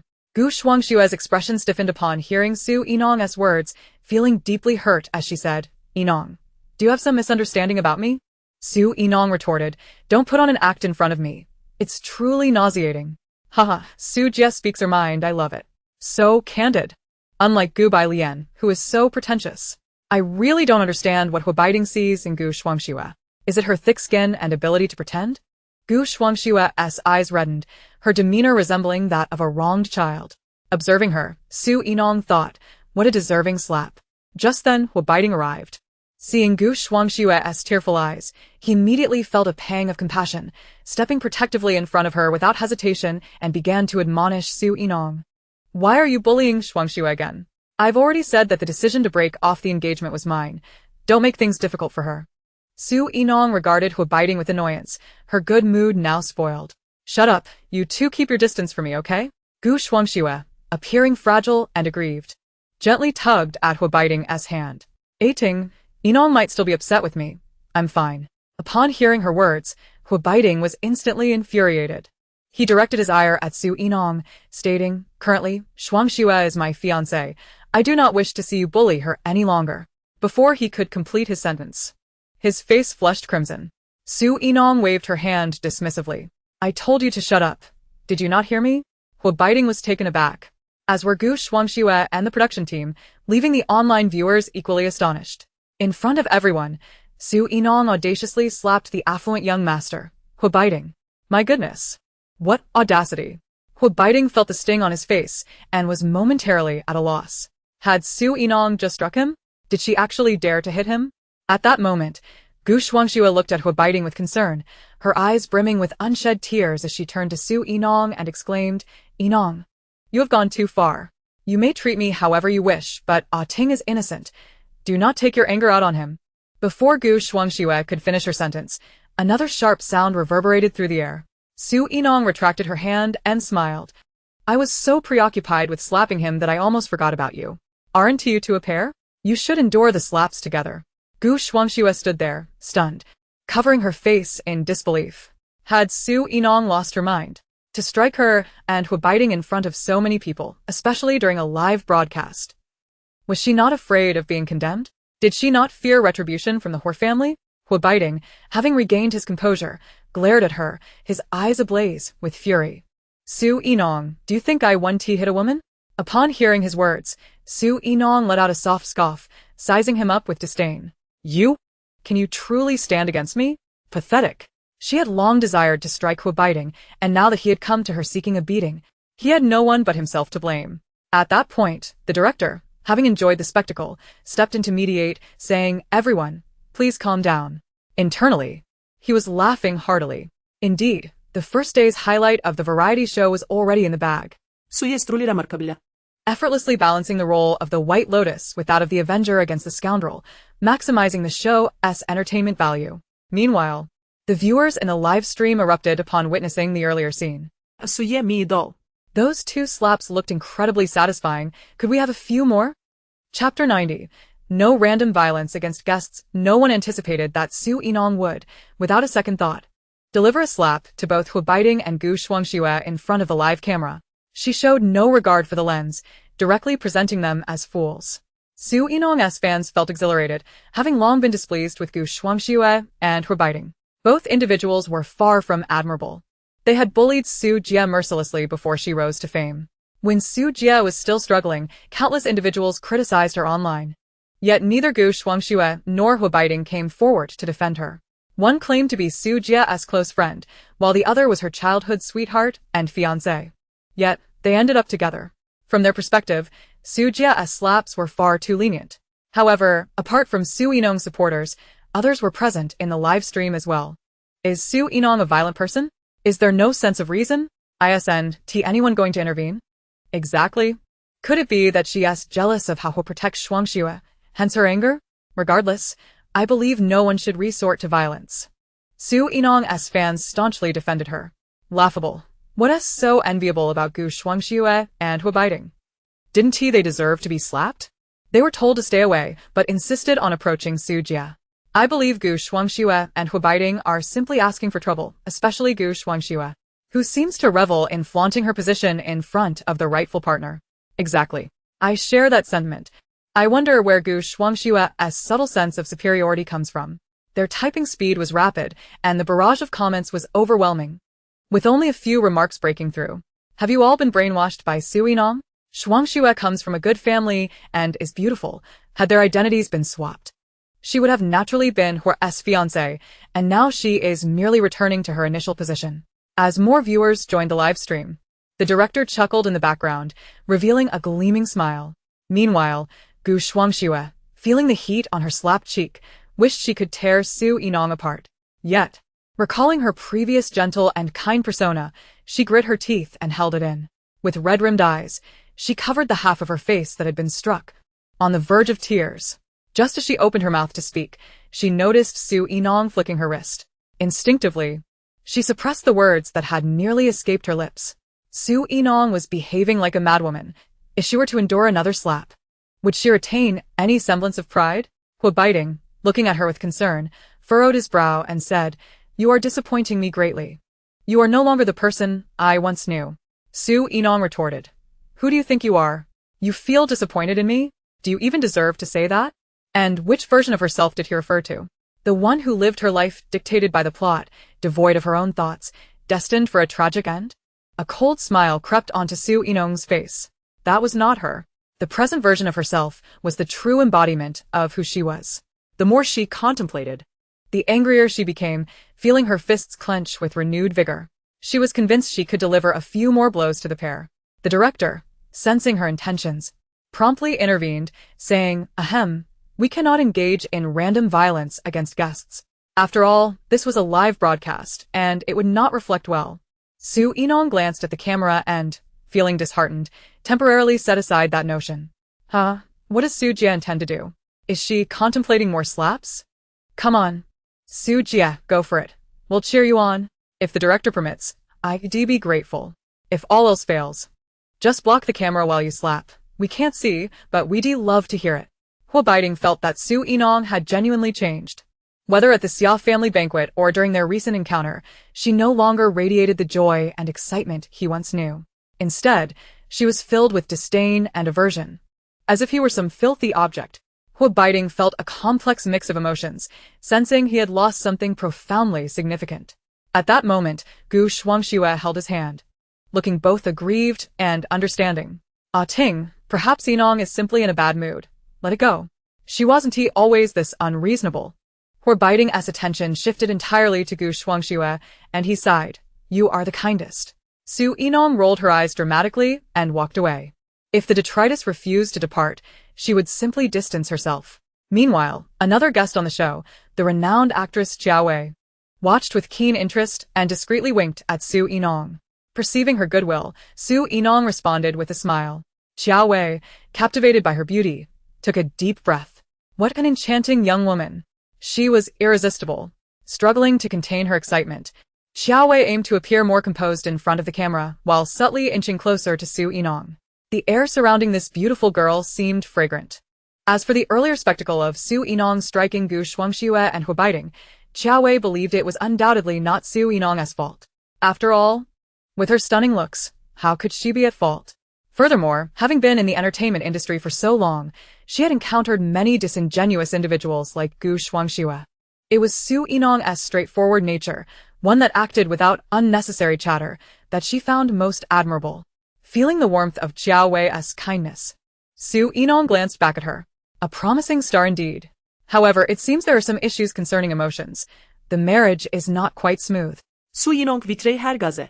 At that moment, the director glanced at the time, feeling it was about time to depart, and thus interrupted the affectionate exchange between Gu Shuangxue and Hua Baiding. Guests, please prepare to board the plane. Gu Shuangxue gazed longingly at Hua Baiding, wishing to market their relationship in front of the camera. She aimed to seize every opportunity to enhance her visibility. Hua Baiding, holding her hand, felt a surge of protective instinct and inquired, Where are you all headed? I want to join. He worried that without his presence, Shuangxue might be bullied by Su Yinong. Gu Shuangxue, looking somewhat conflicted, replied, I don't know. The director keeps it a secret. After a moment's thought, she added, Ah Ting, aren't you already involved with company affairs? You should focus on your own matters. I can manage. Though she desired to flaunt her relationship with Hua Baiding in front of Su Yinong, she was reluctant to allow too much interaction between them. Hua Baiding merely perceived her as understanding, and since he indeed had company matters to attend to, he did not press further about accompanying her. Oh wow. Hua Xiao really adores Shuangxue. He is even worried about her during the program. Gu Shuangxue isn't a 3-year-old. What is there to be concerned about? Chapter 91. The countenance of those boarding the plane resembles those on the verge of death at this time. Gu Shuangxue's manager was also in the live broadcast room. Some of the flattering comments about Gu Shuangxue were actually paid for by the company. Upon witnessing derogatory comments directed at Gu Shuangxue, the manager grew somewhat impatient. Despite the company's substantial investment in hired commenters, the results were still lackluster. If it weren't for Gu Shuangxue being Hua Baiding's fiancé, they wouldn't be exerting so much effort. And what was with Su Yinong? What did her fans intend to achieve by relentlessly targeting Gu Shuangxue? The manager initially contemplated buying more hired commenters to tarnish Su Yinong's reputation, but many were refusing the job, reportedly intimidated by Su Yinong's rumored powers of cursing. While she was skeptical of such rumors, the lack of willing participants to discredit Su Yinong left her with no choice but to focus on praising Gu Shuangxue instead. The manager thought to herself that Gu Shuangxue must perform well in the variety show this time, otherwise an unremarkable individual wouldn't warrant the company as continued investment. If Gu Shuangxue failed to gain fame post-show, resources would inevitably be retracted. Being Hu Baiting's fiancé would hold no weight. The company was driven by profit. Unless Hu Baiting personally elevated her status, there was nothing more to discuss. Meanwhile, in the live broadcast room, Hu Baiting had already departed, and the program's guests were checking their luggage, preparing to set off once confirmed. Su Yinong had already inspected her belongings before departure, thus she did not check again. Her gaze wandered, inadvertently catching sight of a dense purple aura not far away. Su Yinong raised an eyebrow, pondering that such a purple aura was something she had only seen on one person. Upon closer inspection, she indeed spotted Pei Jianxin on another runway. Following him was his assistant, Qi Yunkai. The two seemed poised to board a plane. Su Yinong felt something was amiss, as she noticed a deathly pallor on Qi Yunkai's face. This indicated that the other party was nearing death. She averted her gaze, looking towards the others preparing to board the same aircraft, frowning. To her dismay, all these individuals bore a shroud of deathly energy. Soon, they were destined to perish. Everyone set to board that plane shared the same fate. That aircraft was destined for calamity. Su Yinong stared intently for a few more seconds before striding forward. The director, puzzled, called out, "Yinong, where are you going?" In truth, he wished to address her as Master Su. Last time in the live broadcast, had she not discerned the issues concerning his wife and child, they might have faced dire consequences. Thus, Director Li Cheng was quite grateful to her. Upon his calling out, everyone turned their attention to Su Yinong. She did not pause her steps, stating, "There is something unusual over there. I need to check it out." The passenger plane was about to take off, and she needed to halt its departure before it did. She had to save so many lives. Director Li Cheng scratched his head, observing that Su Yinong was not stopping. He instructed the staff, "Follow her and see what is happening." Gu Shuangxue feigned indifference, remarking, "Is there something very important that Yinong needs to attend to? We are about to depart. Will it delay everyone?"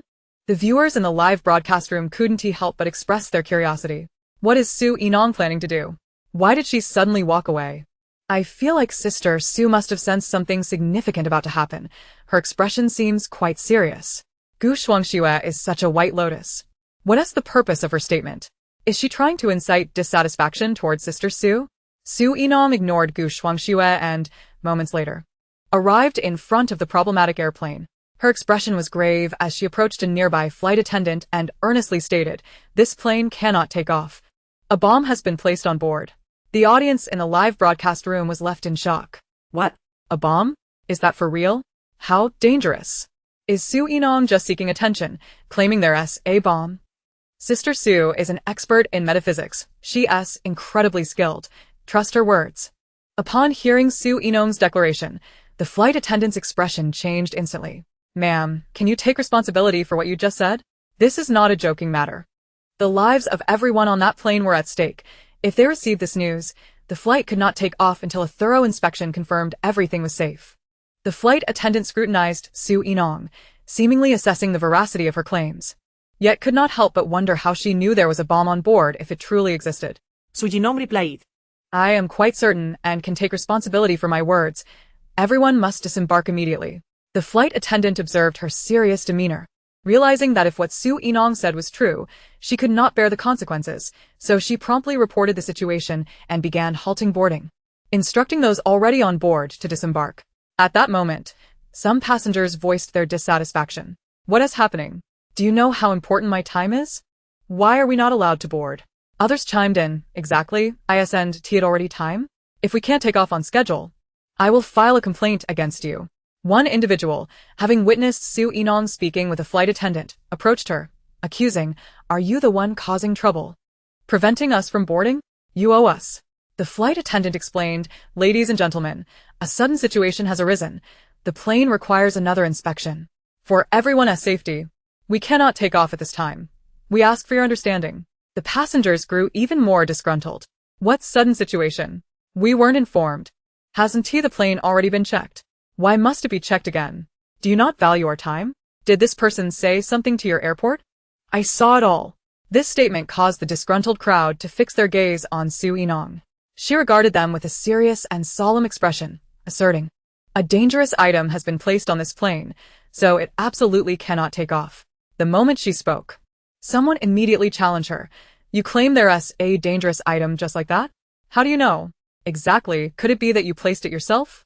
Su Yinong assessed the aggressive individuals before her and replied with a raised eyebrow, "I am a fortune teller.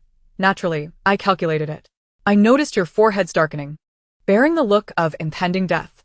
It is out of kindness that I remind you. Sister Su is so daring, directly stating that someone is about to die. This is indeed Sister Su's doing. I wouldn't dare speak up, for I fear that as soon as I do, I shall be struck." Sister Su, however, is utterly unperturbed, and I find her character immensely endearing. How did Sister Su manage to express such words in a perfectly serious tone? Those few individuals must be seething with anger. Indeed, they are infuriated. Chapter 92. The handsome man is President Pei. What nonsense are you spouting? You must be asking for a beating. The individual closest to Su Yinong spoke, his fury palpable, seemingly ready to lash out. The expressions of the others soured as well. After all, who enjoys hearing that their demise is imminent? Su Yinong turned her gaze toward the one who had just spoken, and after a brief pause, she continued, "I am not fabricating tales. I perceive your countenance reveals that your outing is to meet your university girlfriend, is it not? Concealing this from your wife, I presume? I advise you to turn back post-haste, lest you find yourself penniless and abandoned. Furthermore, your wife is quite admirable. Cherish her well." As soon as Su Yinong's words fell, the previously boisterous man fell silent, his eyes wide with disbelief as he looked at Su Yinong, instinctively asking, "How do you know this?" A smirk played upon Su Yinong's lips. "I did mention that I am a fortune teller, did I not?" The surrounding crowd, witnessing the scene, shifted from anger to curiosity. Their intrigue piqued by the man's reaction, which indicated that she had indeed spoken the truth. What a scoundrel! The onlookers regarded the man with expressions of newfound understanding, revealing him to be of a less than reputable character. Some even raised their phones, eager to capture his visage.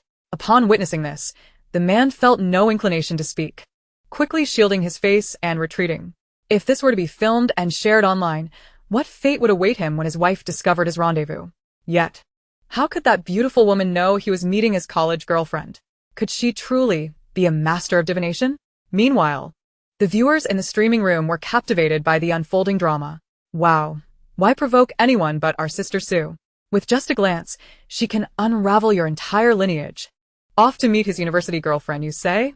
I've taken a screenshot. Let's see if his wife catches wind of it online. Ha ha ha, well done. He deserves it for being so unfaithful. As the crowd at the airport observed the man's retreat, their attitude towards Su Yinong began to shift. Perhaps she truly is a master? How else would she have discerned the man's intentions? At that moment, a man appearing to be in his 50s stood within the crowd, his gaze towards Su Yinong dark and brooding. It was this person who had thwarted his plans. The more he thought about it, the angrier he became. His heart filled with resentment, and a hint of madness flickered in his eyes. The man reached into his pants pocket, retrieving a knife, and approached Su Yinong. Just as he lifted the blade to strike, he was sent flying by a swift kick, his face pressed to the ground, and his hands restrained. Pei Jinshan's expression was icy. What are you attempting to do? Do you wish to commit murder? The image of the man brandishing the knife at Su Yinong ignited a tempest of fury within Pei Jinshan. He longed to annihilate anyone who dared to harm her. Observing that Pei Jinshan had subdued the assailant, Su Yinong approached him, retracting her hand that had been poised for a spell. What brings you here?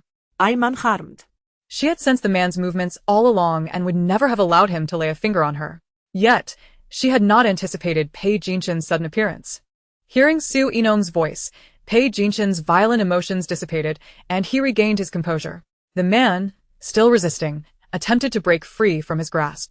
With a twist of his arm, Pei Jinshan forced the man into submission, eliciting a pained cry from him. At that moment, airport security personnel arrived, and Pei Jinshan handed the man over. The crowd had already scattered in panic upon seeing the knife. Su Yinong turned to Pei Jinshan with concern. Are you injured? Upon hearing her voice, Pei Jinshan's previously cold demeanor melted away, replaced by a smile. I'm fine. What about you? Su Yinong couldn't help but chuckle. He didn't even touch me. How could I be harmed? The moment they exchanged smiles was captured in its entirety by the live streaming cameras. igniting a wave of excitement among the viewers. Ah, what a handsome man. How can he be so dashing? Oh my goodness. I feel as though I've been struck by lightning. If he were to be my future husband, I would gladly adorn myself in gold and silver. That face, that physique, that demeanor. In that suit, I am utterly entranced. Let us be real, everyone. This handsome man is clearly smitten with Sister Sue. We all stand no chance. Ha ha ha. I was just thinking that. The moment Sister Sue appeared, his eyes were solely on her, oblivious to everyone else. Wow, how romantic. So, he was indeed a hero saving the damsel in distress. Absolutely. Did you see the look of concern on his face as he rushed over? All right. My first ship has officially set sail. Ugh, I just fell in love and now I'm heartbroken, but what can I say? He likes Sister Sue. I can only wish them well, for they are a perfect match. Pei Jinshin's arrival not only stirred the online viewers, but also sent the director, Li Chung, into a frenzy. After all, he was their most significant financial backer. How fortuitous to encounter him here. Li Chung quickly approached, a smile gracing his face as he addressed Pei Jinshin. What a coincidence, President Pei. I never expected to see you here.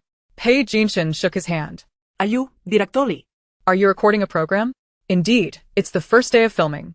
Pei Jinshin nodded, then, with a pointed remark, added, ensure the safety of the guests. Li Chung patted his chest confidently. Rest assured, President Pei, safety is our utmost priority. Upon hearing their exchange, the viewers in the live stream erupted once more. What is this man's identity? Director Li's demeanor is so obsequious. President Pei? I just searched it up. He appears to be the general manager of the Pei Corporation. What? The Pei Corporation? The general manager? No wonder he exudes such an air of nobility. Suddenly, I feel a pang of envy for Sister Sue. The viewers' emotions ran high as they bombarded the chat with comments. Meanwhile, airport personnel, during their checks, uncovered a critical issue. Chapter 93, it was him quickly dispersed the crowd. There's a timed bomb. The staff member responsible for inspecting the aircraft spoke with a grave expression, his voice firm. Upon hearing that there was indeed a bomb, the surrounding crowd panicked and fled, casting looks of astonishment towards Su Yinong, their perception of her irrevocably altered. Could it be true? Did she actually foresee this? As the viewers in the streaming room absorbed this shocking revelation, their awe of Pei Jinshin momentarily faded, replaced by concern. Thank goodness we encountered Sister Sue. Otherwise, if we had boarded the plane, we might have met our end. There were those who initially questioned Sister Sue. I wonder how they feel now. Oh my heavens, who could be so deranged as to surreptitiously install an explosive device on an aircraft? This is utterly terrifying. Is it possible that Su Yinan possesses such formidable prowess? Could she have foreseen this? Surely, the bomb must have some connection to her? Your inability to comprehend does not imply that our Sister Sue is incapable. Let us refrain from casting aspersions upon her. Furthermore, given the gravity of the situation, it is certain that an investigation will ensue, and clarity will emerge in due course. Simultaneously, upon the discovery of the bomb, the airport had already enacted emergency protocols, evacuating passengers and directing the bomb disposal unit to intervene. Seeing that the situation was nearing resolution, Su Yinan prepared to depart with her production team. However, upon learning that the flight would not take off as scheduled, Pei Jiashin initially intended to leave via a private jet, only to subsequently alter his decision upon encountering Su Yinan. Assistant Chi Yun, well aware of this turn of events, felt no surprise. Although President Pei was a workaholic, Miss Su would always remain the singular exception to his otherwise unwavering focus. Yet, just as Su Yinan and her companions were about to exit, she was halted by airport personnel. I apologize, madam, but due to the unresolved nature of the bomb incident, and considering you were the first to discover it, you cannot leave just yet. Despite her assertion of having predicted the event, such reasoning was difficult to substantiate, inevitably leading to speculation regarding her potential involvement. For instance, one might wonder if she had prior knowledge, and was only now revealing it. The motive behind such behavior, whether stemming from a guilty conscience or a desire for publicity, would only be clarified post-investigation. Understanding the implication behind the staff's words, Su Yinan responded, "Are you implying that this bomb is somehow associated with me?" The staff member replied, "That is not my intention, madam.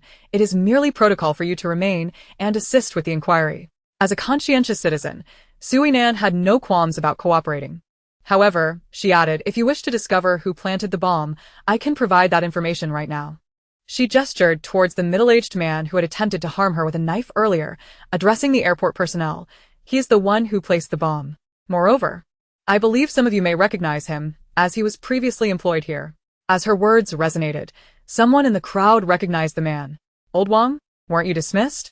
What are you doing here? The middle-aged man, caught in the spotlight, wore a facade of innocence, yet malice flickered in his eyes. I finally had some time off, so I thought I'd take a trip. I never anticipated this would happen. The staff, sensing the dubiousness of his claim, regarded him with suspicion. The man, referred to as Old Wang, then turned to Su Yinan with a bewildered and aggrieved expression. How can you make such baseless accusations? This bomb has nothing to do with me. You cannot slander me simply because you are eager to clear your name. In response, Su Yinan smiled lightly, eliciting a sudden wave of unease in the man. Propping her chin on her hand, she let her gaze traverse his face before articulating.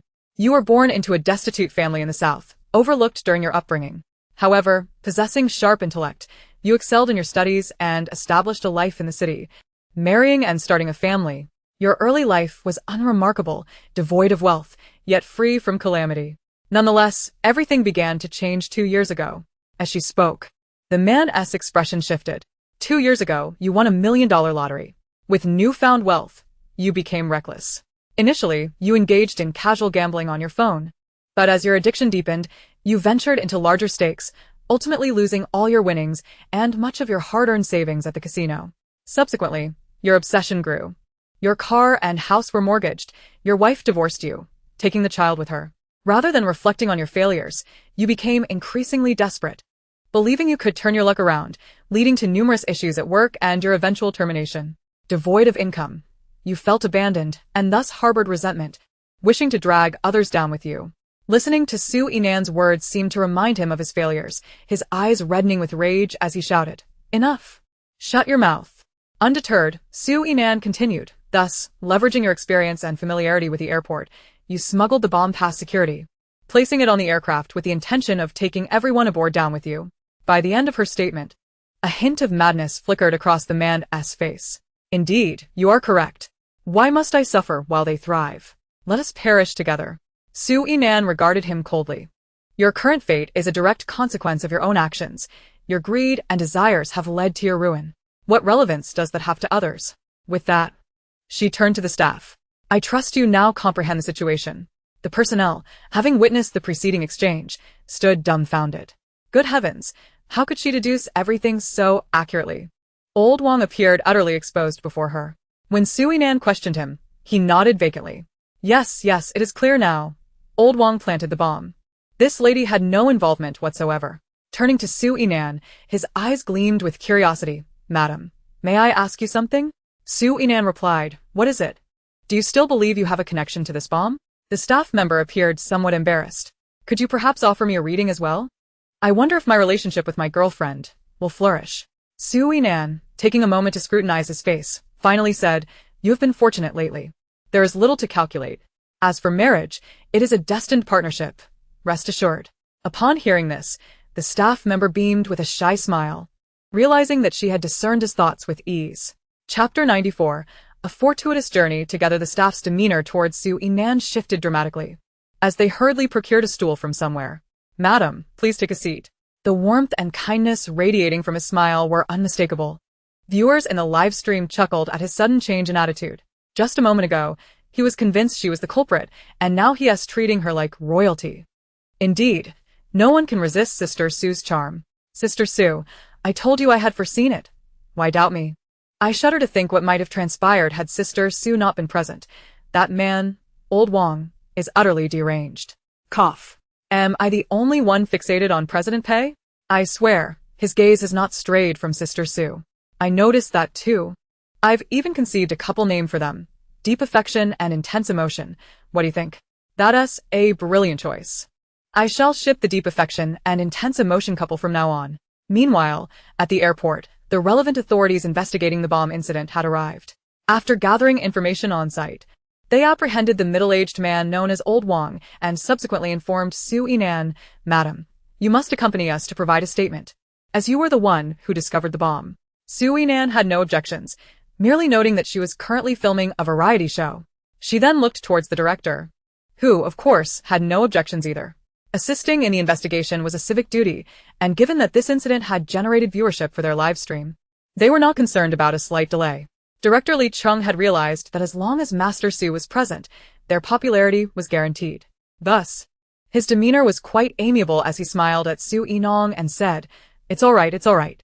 Go ahead. We are not in a hurry. The director then turned his gaze towards the other guests. What about you? Do you have any opinions?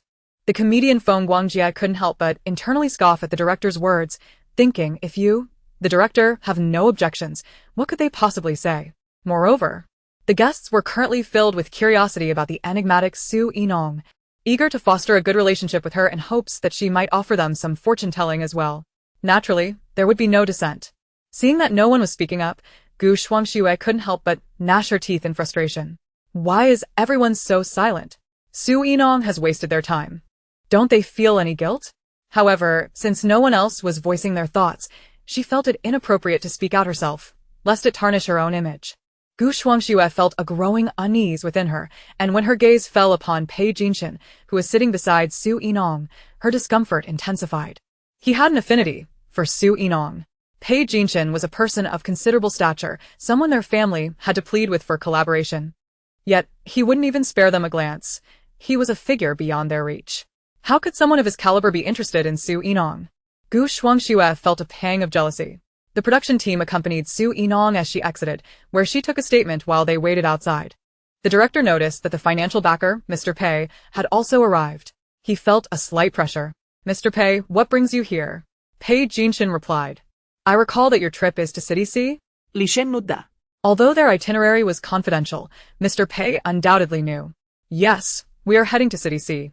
Pei Jinshin continued, I happen to be going to City C as well. I wonder if it would be convenient to travel together. Li Chung thought. How could he dare to say it was inconvenient? After all, the charter flight costs were sponsored by him. He could not refuse. With a sincere smile, tinged with a hint of flattery, he replied, it's very convenient. A flicker of satisfaction crossed Pei Jinshin's eyes, and he fell silent. Before long, Su Yinong emerged, having resolved the matter that had burdened everyone. After a preliminary investigation, it was determined that she had no connection to the bomb incident, and thus she merely provided a statement. Even when asked how she had known there was a bomb on the plane, and she truthfully answered that she had calculated it. The expressions of those in the police station reflected surprise and skepticism. Su Yinong felt somewhat helpless. She was merely speaking the truth. When Su Yinong stepped out, she noticed Pei Jinshin had not yet departed. Before she could inquire, he preemptively stated, my flight was delayed, and I happen to be heading in the same direction. So, I thought it best to accompany you. Su Yinong nodded, finding his earnest explanation somewhat amusing. Meanwhile, Chi Yunkai, following closely behind Pei Jinshin, couldn't help but internally criticize. Was it really coincidence, or was he hoping to be alongside Miss Su? He bother to expose Mr. Pei's intentions. After all, who could be oblivious? At last, the group boarded the plane, and the live broadcast temporarily ceased, transitioning into a recorded format that would later be edited into the final show. On board, the seats were labeled with the names of the guests, and everyone took their places. Gu Shuangxue, however, hesitated, uncertain of what she was waiting for. Only she knew that her gaze was fixed on Pei Jinshin, wishing to sit closer to him. A glint of calculation flickered in her eyes. She had previously snatched her biting from Su Yinong, so why not Pei Jinshin as well? But Pei Jinshin afforded her no opportunity, for after Su Yinong settled into her seat, he took the spot beside her, leaving no one else nearby. Su Yinong blinked and turned her head to look. It seemed the boy's courage had grown. Pei Jinshin's swift action surprised everyone. Mr. Pei, your intentions are rather transparent. Xiao Wei and the others had already recognized Pei Jinshin. Even those who had never seen him had heard of his name, and thus they dared not speak out. Although Xiao Wei felt a tinge of resentment, she had hoped to sit close to the beautiful girl herself. She kept her thoughts to herself. Assistant Chi Yunkai observed the possessiveness in his boss's gaze and felt overwhelmed. Mr. Pei, as long as you are happy, just hope Miss Su isn't frightened away. Subsequently, the guests engaged in simple self-introductions, quickly growing more familiar with one another. The comedian Feng Guangjie, now in his 30s and having once been quite handsome in his youth, found himself unable to contain his curiosity about Su Yinong's fortune-telling abilities. Thus, he spoke up, Yinong, did you really deduce the bomb at the airport? Would you be able to read mine? His interest in metaphysics piqued, He felt an itch to have her tell his fortune. So Yinong nodded. Indeed, I did calculate it. I can read for you, but I do require a fee for my services. Feng Guangjie clapped his hands, exuding enthusiasm. Then do read for me. What is the fee? Su Yinong smiled. 3,000. Feng Guangjie did not find this exorbitant and instinctively reached to pay, but quickly remembered they were on a plane without internet. And he hadn't brought cash. He chuckled awkwardly. Can I pay after we land? Of course. What would you like to inquire about? Su Yinong observed his features. And her mind began to form a hypothesis. The director immediately instructed the cameraman to capture their interaction. He knew that this segment would undoubtedly garner considerable viewership when aired. Feng Guangjie sighed, then said, Actually, I wish to know not about myself, but about my sister. He had a younger sister, 2 years his junior, with whom he had shared a close bond since childhood. They went to school together and returned home together. However, during his 3rd year of middle school, he had been detained by a teacher for a few extra minutes. When he exited the school, his sister was nowhere to be found. Assuming she had left before him, he returned home without concern. It was only upon arriving home that he realized something was amiss, and his parents immediately reported her disappearance to the police. Unfortunately, aside from a van caught on security footage near the school, no further clues emerged. Years had passed, and there was still no trace of her. Feng Guangjie had never intended to become a comedian, but he thought that perhaps the greater his fame, the more likely his sister would see him. Ever since her disappearance, he had been consumed by guilt and self-blame, believing it was his fault that she was lost. Now, after so many years, he was unaware of her fate, whether she was alive or dead. After sharing his story, he looked at Su Yinong with a mix of hope and trepidation, wishing for news of his sister, yet fearing it might not be what he desired. Su Yinong examined the area associated with his siblings and sighed softly. Feng Guangjie's heart raced. Su Yinong's fortune-telling was always straightforward, revealing the truth without embellishment, and she candidly stated, from the perspective of your sibling's palace, your sister's current situation is not particularly favorable. However, rest assured, she is still alive. Feng Guangjie held his breath until the end, murmuring, as long as she's alive, that's all that matters. As long as she lives, there is hope. With his newfound wealth, he could surely provide her with a good life. Feng Guangjie quickly asked, where is she now, and what is her condition? Has she been unable to return all these years? Su Yinong replied, do you have any photos or her birth date? I cannot deduce much from your features alone. Feng Guangjie retrieved his phone and pulled up a photo he had always kept preserved. Indeed, he said, as he extended his phone towards her. Su Yinong gazed at the girl displayed on the screen, and after a brief moment, she spoke. The image is not particularly clear, yet it is evident that she is situated in the northwest. For all these years, she has been under someone's control, and her physical condition is rather poor, which has rendered her unable to escape. As Feng Guangjie listened, his worry deepened, prompting him to inquire urgently, is there a specific location? The northwest is vast. Where exactly should I go to find my sister? Su Yinong fell silent for a moment, contemplating her own limitations. She doubted she possessed the prowess to locate someone merely from a photograph taken over a decade ago. The passage of time could alter one's appearance significantly. However, if a recent photograph were available, or through certain methods, it might still be possible to find her. Noticing her silence, Feng Guangjie realized his impatience had gotten the better of him. Embarrassed, he admitted, I am too anxious. At that moment, Gu Shuangxue, who had been observing them, smirked disdainfully. I told you, Su Yinong cannot possibly predict fortunes. What northwest direction? It's merely her fanciful fabrication. Just look, she can't even provide a specific location now. A nearby camera captured Gu Shuangxue's mocking demeanor, and the photographer mused about how her naive fans would react to her scornful attitude. Indeed, navigating the entertainment industry was no simple feat. Feng Guangjie felt a twinge of disappointment, yet a glimmer of hope remained. As long as his sister was alive, there was a chance to bring her back. Observing his expression, Su Yinong reassured him, do not fret. I believe we shall soon uncover clues related to your sister. But we must be patient. Feng Guangjie's eyes brightened at her words. That would be wonderful. I entrust this to you. As long as we can find my sister, everything else can be negotiated. It seemed his decision to participate in this variety show was indeed a wise one. He had heard that Su Yinong had garnered quite a following due to her fortune-telling before joining the program. Once he landed, he resolved to follow her account. Sitting in his seat, he felt a surge of excitement, causing the other guests to stir with anticipation. Was she truly that remarkable? Perhaps they should seek her guidance as well? Meanwhile, Su Yinan turned to Page Yashin, seated beside her, and casually inquired, "Do you have any important matters to attend to in City C?" Page Yashin, initially feeling disheartened for not having spoken to Su Yinan earlier, instantly perked up at her question, his spirits soaring. "Indeed, I have a new project, and I've come to check on its progress." Su Yinan regarded his face and smiled. "I can assure you, the project is proceeding smoothly." Page Yashin returned her smile, alluding, "If it is going well, I believe the Pai Xiu must deserve some credit." Su Yinan chuckled softly. "Your fortune has always been exceptional. Even without the Pai Xiu, you would fare well. The aura surrounding you is rich, ensuring success in all your endeavors. Had you boarded that plane with the bomb, I surmise you might have been its sole survivor. Such is the fortune of one blessed with a strong aura."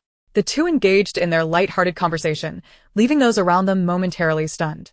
The atmosphere was so harmonious that they felt unable to interject. After 3 hours of flight, they finally arrived at the airport in City C. Yet, this was not the final destination for Su Yinan and the others. Upon disembarking, the director wore a mysterious smile as a large bus appeared to whisk them away. Page Yashin chose not to follow this time. After spending several hours with Su Yinan, he felt content. However, standing still as he watched the bus depart, he momentarily lost his focus. Qi Yunkai silently stood behind, hesitant to remind him. Inside the bus, the guests exchanged glances. Judging by the director's expression, the destination was certainly extraordinary, otherwise, he wouldn't wear such a sly grin. It was clear they were about to be tricked. Initially, the bus followed a regular route, but it quickly veered off course.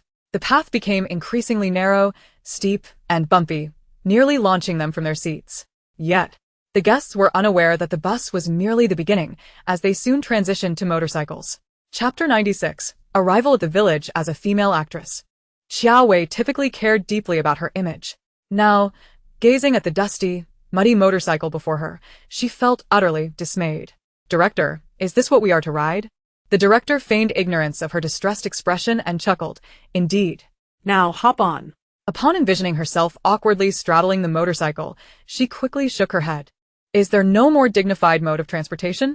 The director, appearing troubled, replied, "The place we are visiting is remote, far from the city's clamor, and the roads are too narrow for anything but motorcycles." After disembarking, the production team resumed their live broadcast, and the viewers erupted in laughter at the sight. "I can hardly imagine our guests looking utterly defeated while riding motorcycles. Director, please, our Weiwei is going to cry in frustration. These motorcycles make me feel as if I've been transported back a decade." It seems our destination is indeed secluded. Now, looking around, there are hardly any buildings left. The director wouldn't want the guests to live like wildlings in the mountains, would he? But I can't help but wonder where President Pei has gone. What did everyone do on the plane? There's no need to rush. We'll find out once the production team edits the footage. Meanwhile, Xiao Wei, unwilling to give up, once again asked the director, "Is it truly only motorcycles?" The director, noticing her eager gaze, cleared his throat. "Your question reminds me, in addition to motorcycles, there are also tricycles. Would you prefer motorcycles or tricycles?" Xiao Wei was the first to raise her hand. "I want to ride the tricycle."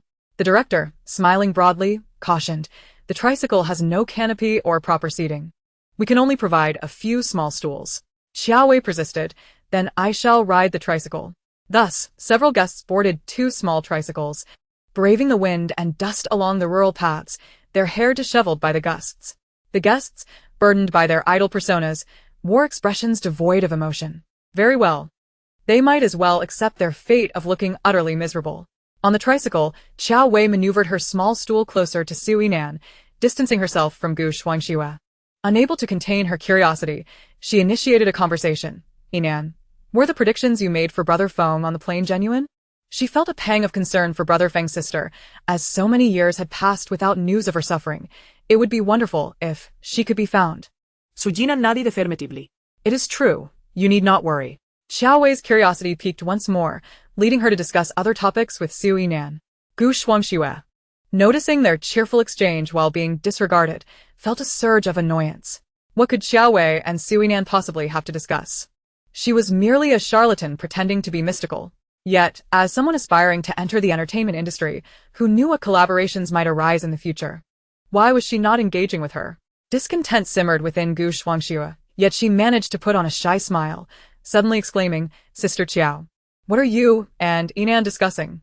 Xiao Wei's conversation faltered momentarily. Then, with a polite yet unfamiliar smile, she replied, "We were chatting about some amusing fortune-telling anecdotes.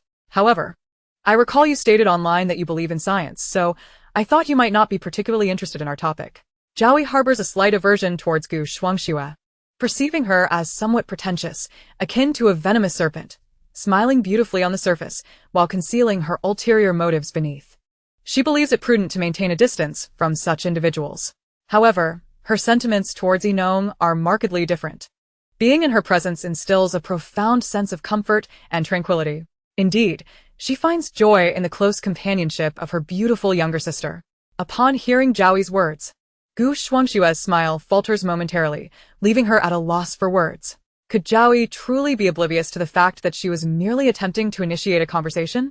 As this thought crosses her mind, Gu Shuangxue feigns a forced smile for the camera, lowering her head in silence. Since Zhao has rebuffed her overtures, she resolves to pull her down instead. After all, does Zhao not have a fondness for Su Yilong? Is she not ignoring her? Let her witness the consequences of drawing closer to Su Yilong. Meanwhile, discontent brews in the live stream. What does Zhao and Su Yilong mean? The tricycle only has the three of them. Why aren't they speaking to Shuangxue? Exactly. Can't they see that Shuangxue is feeling down? Are they isolating and bullying Shuangxue? Fans of Su Yilong and Zhao quickly notice the presence of detractors. Who is Gu Shuangxue that she must be spoken to? How ridiculous. Did our Zhao say anything outrageous? She spoke nothing but the truth. After all, it was Gu Shuangxue who claimed to believe in science, leaving no common ground. I've always said Gu Shuangxue is a little white lotus. When Zhao speaks candidly, she acts like she's the one wronged. Sister Su said, "Don't come near." Our Sister Su isn't the same as before. She has plenty of fans now. As the journey continues, Zhao and Su Yilong continue to disregard Gu Shuangxue. The latter turns her gaze toward the roadside, observing the flowers, grass, and trees, attempting to mask her discomfort. The production team bounces along on the tricycle for nearly an hour before finally arriving at the village entrance. The guests are now feeling numb. They can't comprehend how the director managed to discover such a remote location. Although the scenery appears decent, it is indeed rather secluded. The tricycle halts at the village entrance, where villagers await their arrival. A few middle-aged men approach the director and his crew with great enthusiasm. "Welcome to our village for the show. The scenery here is unparalleled. I assure you, everyone will have a delightful time." One robust man, slightly tanned, introduces himself. "We are in Zhao family village, and we all share the surname Zhao. I am the village head, Zhao Wang. These villagers have come to help out, having heard that celebrities are visiting." Zhao, weary from the bumpy ride, instinctively reaches to hand over her suitcase upon seeing the villagers offer assistance. Su Yilong, seemingly indifferent, pulls her back. Zhao then reclaims her suitcase, politely addressing the eager villagers. "Thank you, but my suitcase is a bit heavy. I can manage." Su Yilong, with a similarly aloof demeanor, adds, "I can carry it myself." In contrast, Gu Shuangxue, upon seeing someone offer to take her luggage, quickly hands it over with a sweet smile. "Thank you, uncle." Afterward, Gu Shuangxue turns to Su Yilong, saying, "Yilong, they're just trying to help. There's no need to be so cold." She remains oblivious to the glimmer of satisfaction and greed that flickered in the eyes of the villager who had taken her suitcase upon seeing her face and smile. Su Yilong retorts, "Mind your own business." Taken aback by this directness, Gu Shuangxue finds herself momentarily speechless. The live stream remains lively. Can Gu Shuangxue stop trying to provoke Sister Su? Can't she see that Sister Su doesn't wish to engage with her? Indeed, Su Yilong's demeanor is rather chilly. The villagers are so warm, yet she maintains such a stern expression. It's quite rude, isn't it? Gu Shuangxue is the one who is polite and beautiful. No wonder Mr. Hu favors her. Does Su Yilong look down on farmers? What does her cold demeanor signify? I say, Gu Shuangxue's fans are quite overbearing. What is there to be proud of regarding Huabaiting's affection for her? Mr. Pei has a fondness for our Sister Su too. Has our Sister Su become arrogant? Exactly, Mr. Pei is far superior to Huabaiting. In comparison, our Sister Su possesses greater charm.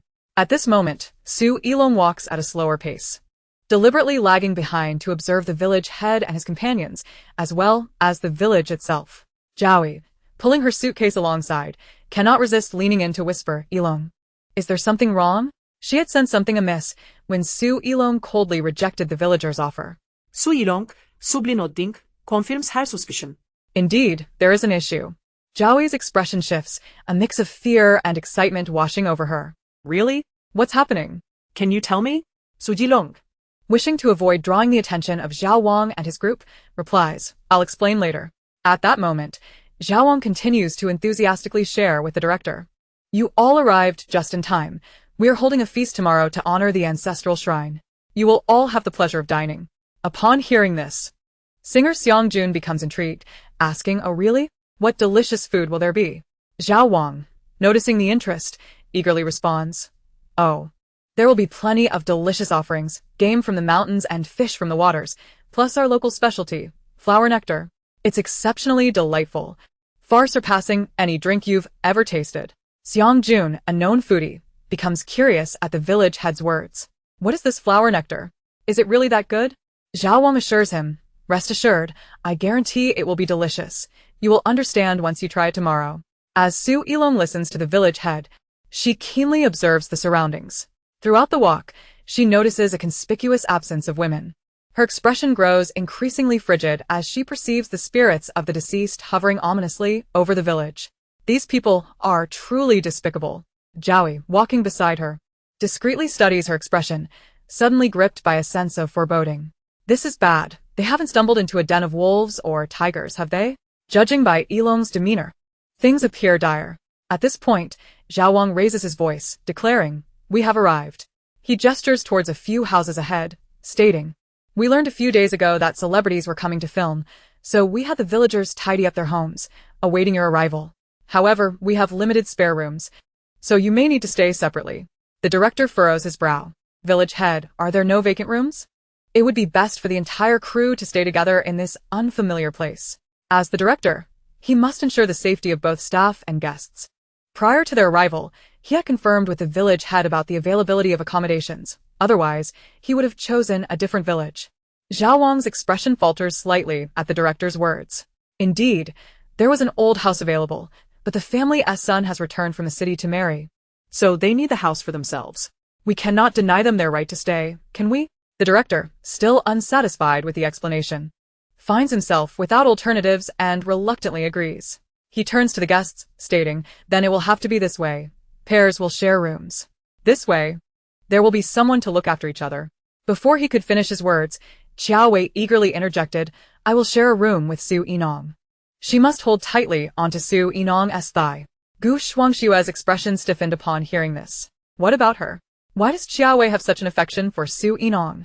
Is she unwell? In the end, Gu Shuangshua shared a room with a female staff member from the production team. Among the male guests, the popular star Deng Yizhou and the singer Xiang Jun shared a room, while Feng Wangjie roomed with a male cameraman. In total, there were 16 individuals across 8 rooms, divided among 4 households, one of which belonged to the village chief.